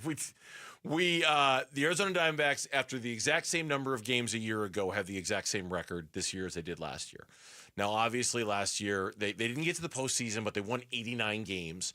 We ran the numbers. We did the math. Last year, they went 44-26 in that final last 2 months of the season. So for them to finish with 89 wins, which would give them a puncher's chance of being a playoff team again this year, they would also have to go 44-26. So Mike Hazen, and that number seems big, you know, it seems like, wow, 44-26. But as you pointed out so astutely earlier in the show, we probably didn't think they were capable of it a year ago, and yet they did it, you know? So Mike Hazen was asked today on Wolf and Luke, the general manager of the Dbacks, does he see a path in the second half similar to the one they walked last season? I see a path at which this team is certainly talented enough to do that, yes. I see also some challenges with the specific types of injuries we've taken on that may be a little bit different than it was last year. However, there will be possibly opportunity at the deadline to change some of what that could look like. I don't know how realistic that is. You know, what my desires are have been pretty clear about what I want to see happen. I have also stated, and I'll still stand by this, that the team has to put us in a position to go do that again. And I think we're good enough to do that. I do. And I believe in this team. I think there are a bunch of hard-nosed players that go out there and through all the stuff that they've had to deal with this year. I still think this team is a dangerous team in this league, and I want to watch them go out there and do that. I hear hesitation in his voice when he talks about this team being able to replicate what last year's team did. Remember, right at this time when they were 45-47, that's when they took off. I mean, you mentioned the 44-26. And that's, by the way, losing 5 of their last 7. They still had that record. But they won 24 out of the next 30 at this point last season. So you know, that's a big 24-6 run. That's a big time run. I do hear when he says like hey, we could refortify some of the spots that are being hurt by injuries, but I got to see it. That tells me between now and the trade deadline, this team has to show them something. Yeah. Like they have to. I don't know if they have to go 24-6, which obviously would extend beyond the trade deadline. But do they have to come out of the chute and win 9 out of 11 right now? That I don't know. But clearly, the general manager all but said it right there. Yeah, he did. They got to see it. They got to show me something between now and the deadline. It was the second time I've heard that soundbite. I guess third time if you count it live. So he basically said, no, we can't duplicate what we did last year because our bullpen injuries are so bad. But I can fix our bullpen injuries if our team gives me a reason to. In other words, like right now, the way we're built, no. Yeah. We've got injuries that just make it different from a year ago, and it's going to be hard to do it. I'll be more than happy to address those issues. I want to address those issues, but I got to see it from the team. And so it's kind of like it's really the classic chicken and an egg kind of scenario. Can the Diamondbacks show Mike Hazen what he needs to see without those changes, or does Mike Hazen need to see those changes before he's gonna bolster the bullpen? And he made it very clear there in that soundbite. He said, show me that you're gonna compete, show me that you're in this thing. And it's almost like, guys, I want to be a buyer. I want to fortify our bullpen. Just give me a reason. Show me the sign. Show me the sign that you're going to be in this enough for me to go out there and do it. Because right now, they're not showing him the sign. Well, they've got 3 weeks. Yeah. They've got 3 weeks. Tick-tock, tick-tock. You've got 3 weeks to show him what he's looking for. My fear is that it'll be very obvious if they give him a sign. Like, okay, they go out and they roll and they win however many games it is. Let's say it's 19 games. Mm-hmm. You win 13 of 19. That's a sign. You lose 13 of 19, that's a sign. My fear is the way the Dbacks play. There will be no sign. There'll be no sign. Yeah. They'll be right where they are today, which is like 4.5, 5.5 out of that wild. And then Mike's got to make that decision. That's my fear as well. I mean, my fear is a lack of clarity. My fear is, and I think it's pretty reasonable at this point to just assume that there's gonna be a lack of clarity on this. I mean, unless, and that's why. Look, we've been mocking it all week. This is the biggest series of the year, and oh my God, this is a really important road trip. I know we've been mocking that kind of narrative, but I told you this earlier, and I really do believe this. These next 2 games have me nervous. It's Brandon Pfaadt tonight. It's Eduardo Rodriguez tomorrow.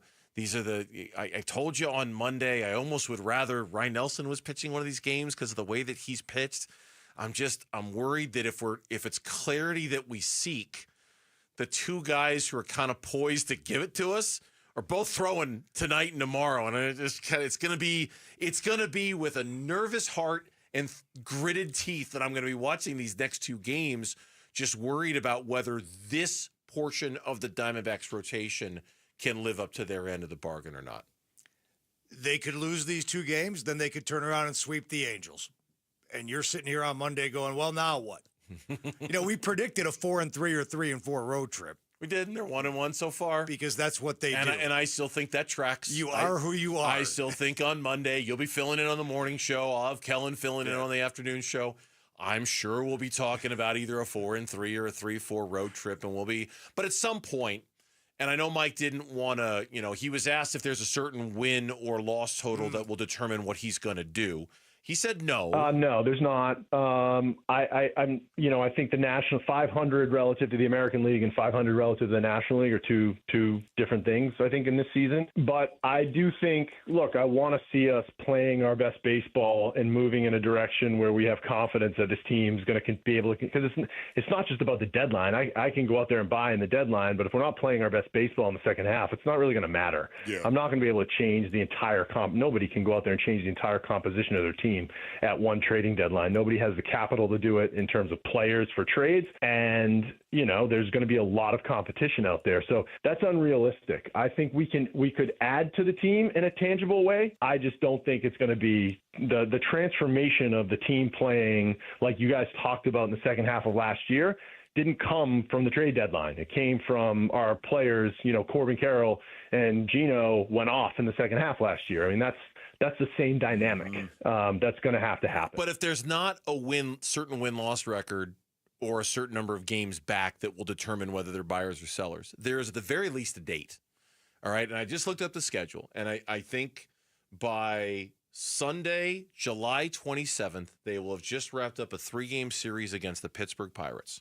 If by Sunday, July 27th, I mean, that is this is who we are. This is what our record is. I have to act off of this, and I do not have time anymore to acquire any more opinions or any more data about what we are. We are what we are on Sunday, July 27th. And on that date, I have to decide whether we're buying or whether we're selling or we're not doing anything, because the trade deadline's 3 days away, and you're there. There's no more time for you to acquire any more games as knowledge in terms of what you should do. It's trending towards continuing to hover around 500, continuing to be about 4 to 6 games out of the wild card spot, the last wild card spot.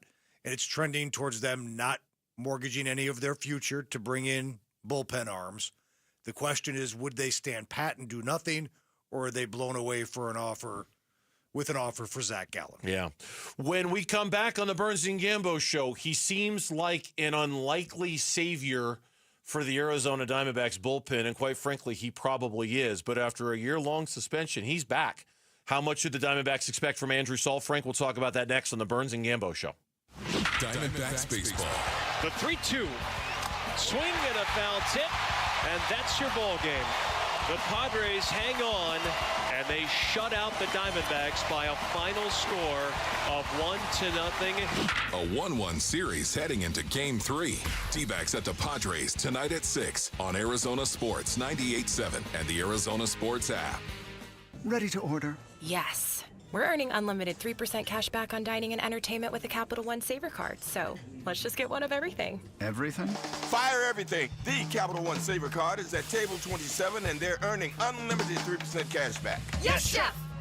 This is so nice. Had a feeling you'd want 3% cash back on dessert. Ooh, tiramisu. Earn unlimited 3% cash back on dining and entertainment with the Capital One Saver Card. Capital One, what's in your wallet? Terms apply. See CapitalOne.com for details. If you've got a gas-powered engine, keep it running like new at every fill-up. Stable in-season protection is your engine's preventative medicine, cleaning and protecting the entire fuel system in season. In outdoor power equipment, prevent gum and varnish buildup that could cause a rough or non-running engine. For cars and trucks, increase fuel efficiency and power by removing deposits, ensuring your engine's long-term health. Stable outperforms the competition in independent lab testing. So at every fill-up, start with Stable. Hey everybody, Dan Bickley here, and if you live in Arizona, you know the desert sun can do a number on your windows, and if you've been here a while, chances are you need your windows replaced, which is why I am stoked to tell you about Advanced Window Products, a great company that is family-owned and locally operated, a company that treats customers like friendships.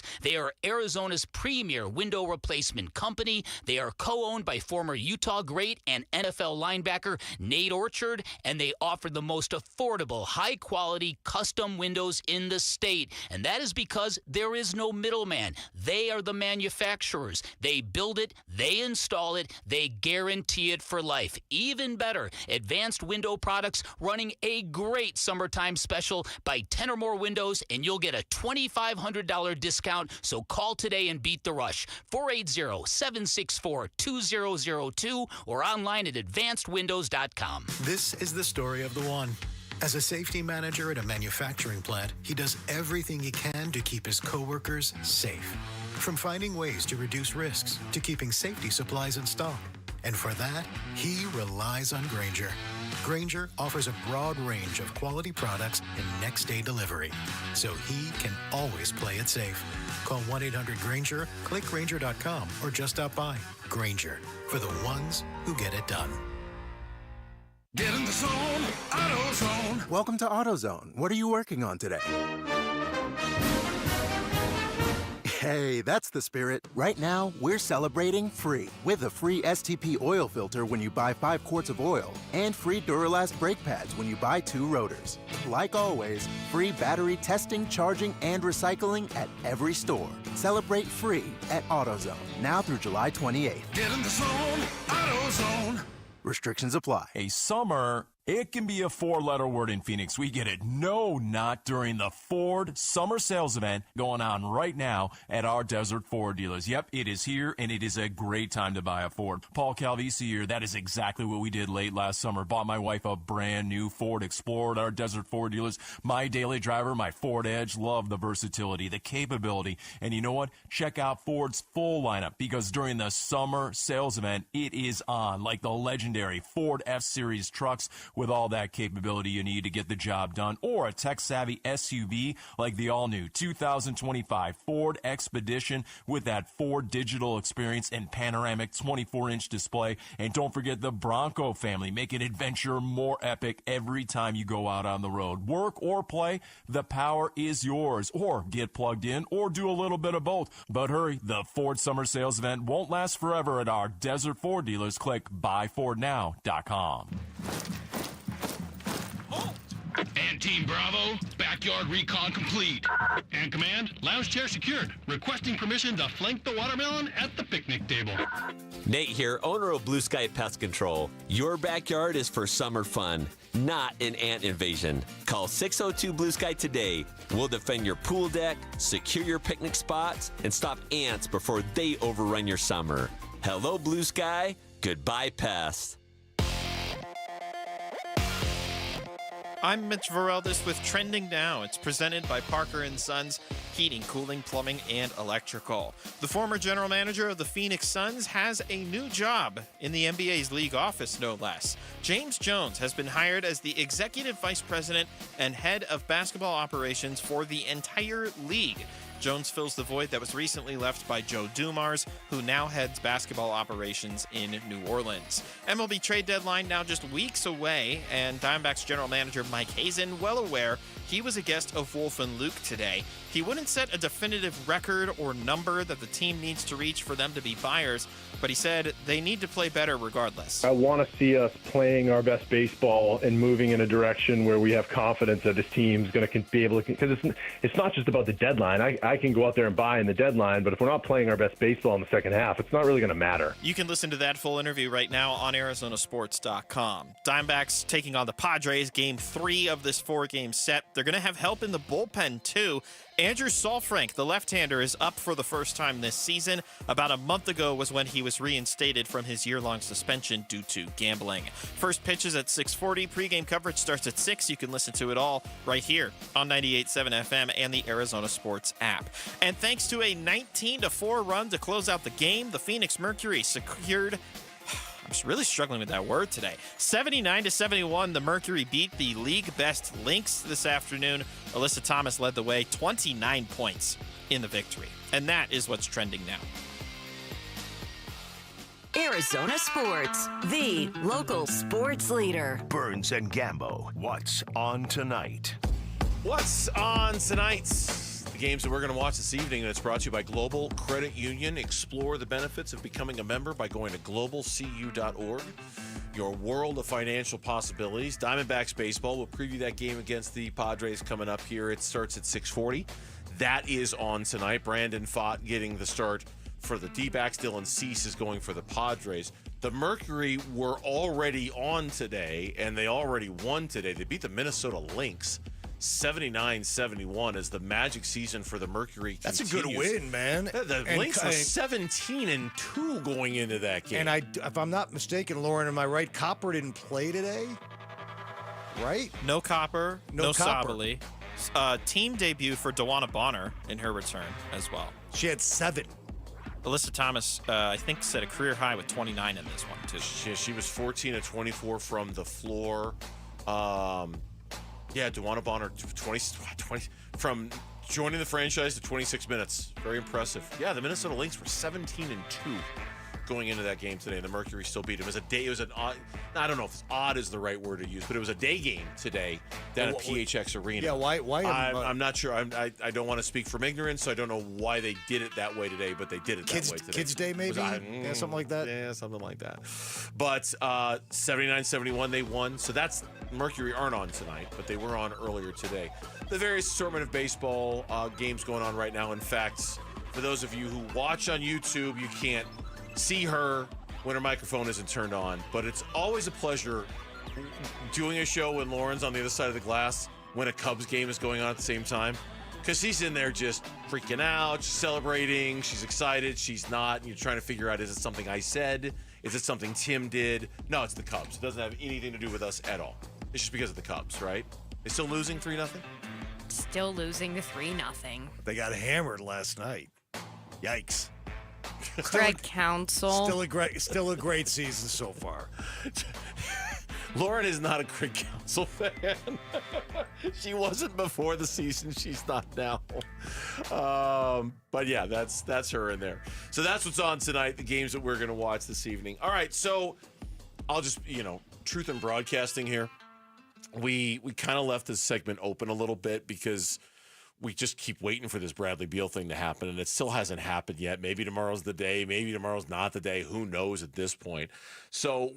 But something did happen today, and it's probably worth a couple minutes of our time. Not because we're expecting him to be the savior, but it is an interesting story in what happened today with the Diamondbacks. Andrew Saalfrank was activated, was called up from the minors. Bryce Jarvis was sent down. And that kind of ends the story and then begins the story for Saalfrank's journey back to the bigs, who was suspended a year by Major League Baseball for gambling years ago on Major League Baseball, the ultimate no-no. And the only reason he's still actually around in the game was he wasn't betting on Diamondbacks games. He was betting on other, as like part of parlays. He was betting on other baseball games. He was a minor leaguer in the system for the Diamondbacks back in the day. They suspended him for a year. He was activated off his suspension about a month ago, started pitching in the minors. He's back. Now, it's a lot to put on the shoulders of the kid, but anybody who remembers 2023 remembers Andrew Saalfrank was a big part of that postseason. Like he played a very important role for that team as part of that bullpen hierarchy. He was basically the trusted left-hander for Torey Lovullo throughout the entire postseason. It was a huge role for him. Well, he was a September call-up, if I'm not mistaken. I believe you're correct. And he was lights out. I mean, he was fantastic. He's definitely a D-backs pitcher because he's already had Tommy John. He had it back in 2021. But he was called up in September. Sorry. I was listening to you, but I just got the joke. He's definitely a Diamondbacks pitcher if he had Tommy John. No, but he was called up in September, and he was great. I just looked it up. He didn't seed an earned run in September upon being called up, and then furthermore, big part of the magical postseason run. So look, I know you called him a kid. He's 27 now. After sitting out for that year, well, he's a kid to an old man like me. I guess they're all kids, right? But I say that in a good way because even though his major league experience is limited, he's been around the block now in professional baseball. He's proven that in high leverage games he can get the job done. Mm-hmm. So maybe there's something like they need bodies, they need arms, they need outs, and there is we said it yesterday a little bit, and it didn't so much come into play with last night's game. Last night's game was a very different deal with the home run robberies and the leaving the bases loaded a couple of times. Every out of the bullpen feels like a mountain to climb. Not every inning, every out of the bullpen just feels like this, okay, can you just get this out and then see what happens next? At this point, there is an absolute level of desperation to try just about anything on for size and see if it works and see if it fits. And if Andrew Saalfrank gives them a even somewhat trustworthy arm down there, man, they are in such short supply of trustworthy arms down there, people that you believe in when they walk in through the door. Maybe he can do that. He talked today about being back with the big league club. It's a long time coming, and I think the last year you kind of envision it a certain way, so just getting back here and seeing the guys and seeing the familiar faces and being back where you want to be, I think is a really fulfilling feeling, given kind of all the hard work put into last year, and just super blessed for the opportunity, to say the least. He was asked if he had some dark days. Unfortunately, there was a lot of dark days, and with said dark days, it's just like you don't know what's going to be on the other side of this. Obviously, you're training and prepping to be in a situation to play the game, but super fortunate that the Dbacks gave me the opportunity to even stay, in the first place, and then to get to Reno and keep playing, and we're here, and it's where obviously you want to be, and just try and head down and just, do my job. maybe he can get an inning and be a guy. Yeah. You know, you need a lot of bodies down there. You need a lot of arms. But at the end of the day, sometimes you get into a role, you need a 7th, 8th, and 9th guy. You know, when Ryan Thompson came over, he was pretty much discarded by the Rays. He wasn't highly thought of. It was kind of just a guy that showed up in the bullpen one day. Key guy in 2023. And he was key. He got the 7th inning, and he owned it. Yeah. And it was like, where did this guy come from? Maybe Saul Frank can do the same thing. Troy Lavello spoke about him pregame. First of all, I'm so proud of Andrew, right? It's been a long journey for him. He's missed a lot of time, and he's figured out a way to stay active, stay involved. And I go all the way back to that original conversation. He took ownership for what he did. He made all of his phone calls. I'll never forget the phone call that he made to me when we connected for the first time after the suspension. And like I said, he knew that he made a mistake, and he was gonna serve the penalty. He did, and through the process, he continued to believe in himself, continued to stay connected with his teammates. I tried to stay in touch with him the best way that I could.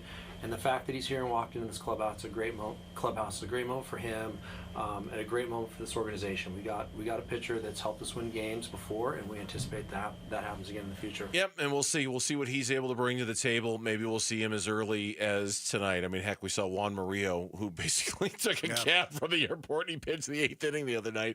I would imagine Saul Frank certainly is in the queue and could pitch tonight if they needed to. Yeah. When we come back, we'll preview this game and whether the Diamondbacks can get a win behind Fott Rock. Brandon Fott getting the start this evening. That's next on the Burns and Gambo Show. Bickley and Marotta mornings. I think what Jonathan Gannon has done in 2 years has been absolutely remarkable given the lack of success. They have not had a winning record yet, and yet they have somehow built and sustained a culture that really seems to appeal to guys. When you look at the difference in the NFLPA report card, where the ownership and the amenities and the weight room, they're all getting Fs, and then the coach gets an A. If the Cardinals had another 8-9 season, and it's because Kyler Murray can't play well in December, I think the Cardinals move on to a second quarterback, but I think Jonathan Gannon survives. Bickley and Marotta, mornings on Arizona Sports, the local sports leader. Are you afraid of running out of money in retirement? If so, you're not alone. In fact, studies show it's people's #1 concern, but there is a solution. Canvas Annuity offers a retirement savings product with one of the most competitive crediting rates in the country, up to 6.2% per year. The best part is you can get access to these industry-leading rates online in a few simple steps by visiting canvasannuity.com. Great rates, simple online products. Tim Lee, founder of Moving Team 6. We're in the people business, right? I mean, a service business is a people business. So it's all about relationships. It's the relationships from our customers, and it's the relationships from our staff and our team that cares about those customers. My business model has always been give the customer more than what they pay for. And if you can do that, you'll never fail. Built on ethics and service. MovingTeam6.com. Your move is our mission.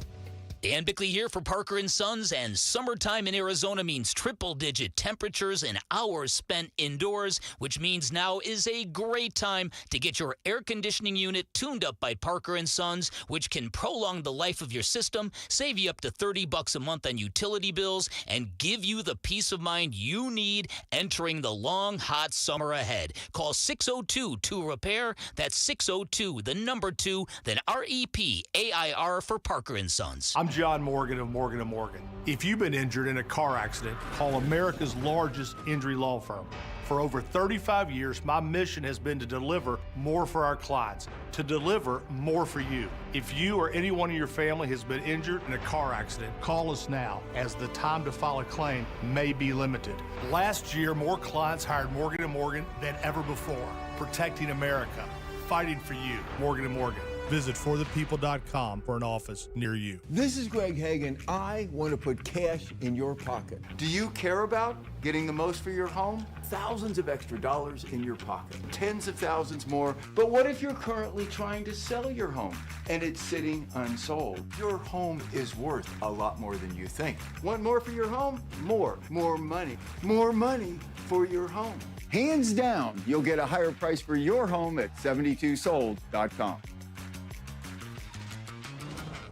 At Sonic, we've unleashed the pickle with our Big Dill Meal, a Sonic smasher with Grillo's pickles and Dilly Ranch. Nice, you'd think, but there's more. It comes with pickle seasoned tots. You think, oh, we're pickling now. Thirsty? Good. Try the Pickle Rita Slush. You realize we've hit the edge of pickledom, but that Pickle Rita Slush is filled with pickle-flavored bubbles. Welcome to the deep pickleverse, friend. The Sonic and Grillo's Big Dill Meal. Live free, eat Sonic. Limited time only at participating Sonic drive-ins. Dave Burns here with Liberty GMC General Manager Chris Scott. Chris, 4th of July is here, and there's great savings all month at Liberty GMC. Absolutely, Dave. 4th of July is here. You can lease a new train right now for just $299 a month or purchase with $4,000 in savings. We also have the popular 2025 Yukon and Yukon XLs arriving daily, so it's a great time to get a truck or SUV. For the best 4th of July deals, visit Liberty GMC in Peoria or shop online all the time. LibertyGMCAZ.com. GMC, we are professional grade. Protein, protein, protein. Everyone is trying to get protein in their diet, but we need fats too. Healthy fat, that is, like the rich, natural peanut and almond butters found in G2G protein bars. Most bars don't have it because, well, most bars aren't real food or refrigerated. Fortunately for you, we aren't most bars. At G2G, you'll find a balanced helping of protein and healthy fat. The fact that they're delicious is just a bonus. They're fast, easy, and perfect for on-the-go families. G2G protein bars. Find them in the refrigerated section at Costco or your local Bashes. Arizona Sports, the home of Arizona Diamondbacks baseball. We're checking in on the Diamondbacks as they warm up for the game's first pitch. Dbacks on Deck, brought to you by Sonic. Live free, eat Sonic. And by 72 Sold. 72 Sold. Get a higher price for your home. All right, Diamondbacks baseball is coming up next here on Arizona Sports. To stay with us for that, it is going to be Game 3 of this 4-game series between the Dbacks and the San Diego Padres. And your pitching matchup for today is brought to you by the Window Depot. More than a window store, visit one of their 4 Valley locations where you can find everything you need for your home remodel. The right-hander Dylan Cease getting the start tonight for San Diego. He is 3-8 on the season with a 4.62 ERA. Brandon Pfaadt getting the start for the Arizona Diamondbacks tonight, the 26-year-old righty. 8-6, but with a 5.42 ERA, Tim. Brandon Pfaadt, last 2 starts versus the Padres. The team is 2-0 on the road July 6, 2024. Home September 29, 2024. 1-0 is Pfaadt against the Padres in those 2 starts with a 1.86 ERA. Very uneven results as of late for Brandon Pfaadt. His last time out against San Francisco, he went 6. He gave 4 earned runs, struck out 8, walked 2. Like, it was good. It was better, but it's just been his ability to get deep into games, his ability to give up hard contact, his ability to get swing and miss. We got kind of spoiled by thinking Brandon Pfaadt. A lot of people were anticipating, myself including, that he was going to have this big breakout moment this year, and it looked like it was happening for the first month and a half of the season. And ever since then, there really is just very much you just don't know exactly what you're going to get start out from Brandon Pfaadt, which is a shame because, like, for the first, like I say, 6 or 7 starts of the season, he was rolling. He was cooking. He looked like, in some ways, the best pitcher on the staff outside of Corbin Burns in many ways to start the season. It feels like a while ago since that's happened. Well, no better time than the present to get it back. D-backs are 30-14, Burnsy, when their starting pitcher works 6 or more innings. I seem to remember thinking that was, I believe, the key to the game yesterday, and Mel Kelly did the thing and went exactly deep into the game. He did exactly what needed to be done, and it didn't really matter when it was all said and done. We know the D-back situation going into this one, a split so far in the series. We've talked a lot about the D-backs today, in that you and I both fully expect that there's not going to be a lot of variance from the Diamondbacks, that there's just been too large of a sample size with the schedule so far. They're a 500 team. They've played like a 500 team all year long. They need to go on a long, sustained run for all of us to believe that they've turned some sort of a corner. But if there's kind of one thing that we've learned about the Diamondbacks for the last 2 months, it just don't, whether it's injuries or otherwise, they just don't seem capable of that really long, sustained run of excellence. And I just don't know if any of that's going to change anytime soon for Arizona. They don't often put it all together. Pitching, defense, hitting. When it all comes together, if it does, they can go on a run. But again, like last night, Mel Kelly gives them a great chance to win a baseball game, second straight quality start by their starting pitcher, and the bats go dormant again. And the Padres took away 2 home runs. We just talked about it in the last segment. Andrew Saalfrank is back with the team after the year-long suspension for the gambling. That suspension was lifted about a month ago. He's been working his way through the minors. The Diamondbacks, of course, need all the help they can get in the bullpen. So Andrew Saalfrank, has been activated and is available tonight. Bryce Jarvis was sent back down to Reno. The injury report is brought to you by Barrow Neurological Institute. Learn more at barrowneuro.org. Tim, the major injury report that I have here outside of the roster move with Saalfrank is going to be this pregame update from Torey Lovullo about Shelby Miller. Here's what he had to say. It's not going to be 15 days, right? If it's anything, it'll probably be probably 4 weeks before we see him again. That's what I'm anticipating. So I'll build it from there. If it's better than that, I'm going to take it. If it's not, then clearly we're gonna miss him. But overall, we're really excited that he spoke up, got the MRI. If there's anything that is damaged, he probably limited the potential for making it worse. So we're glad that he did that. Did you make that noise? Yes. Okay. I wasn't looking at you, but I heard a noise. And I'm like, did you do that? Where did that come from? 4 weeks, and something tells me Torey's being optimistic with that. If you're already saying it's 4 weeks. Yeah. Something tells me he's being optimistic about it, too. It could be 6.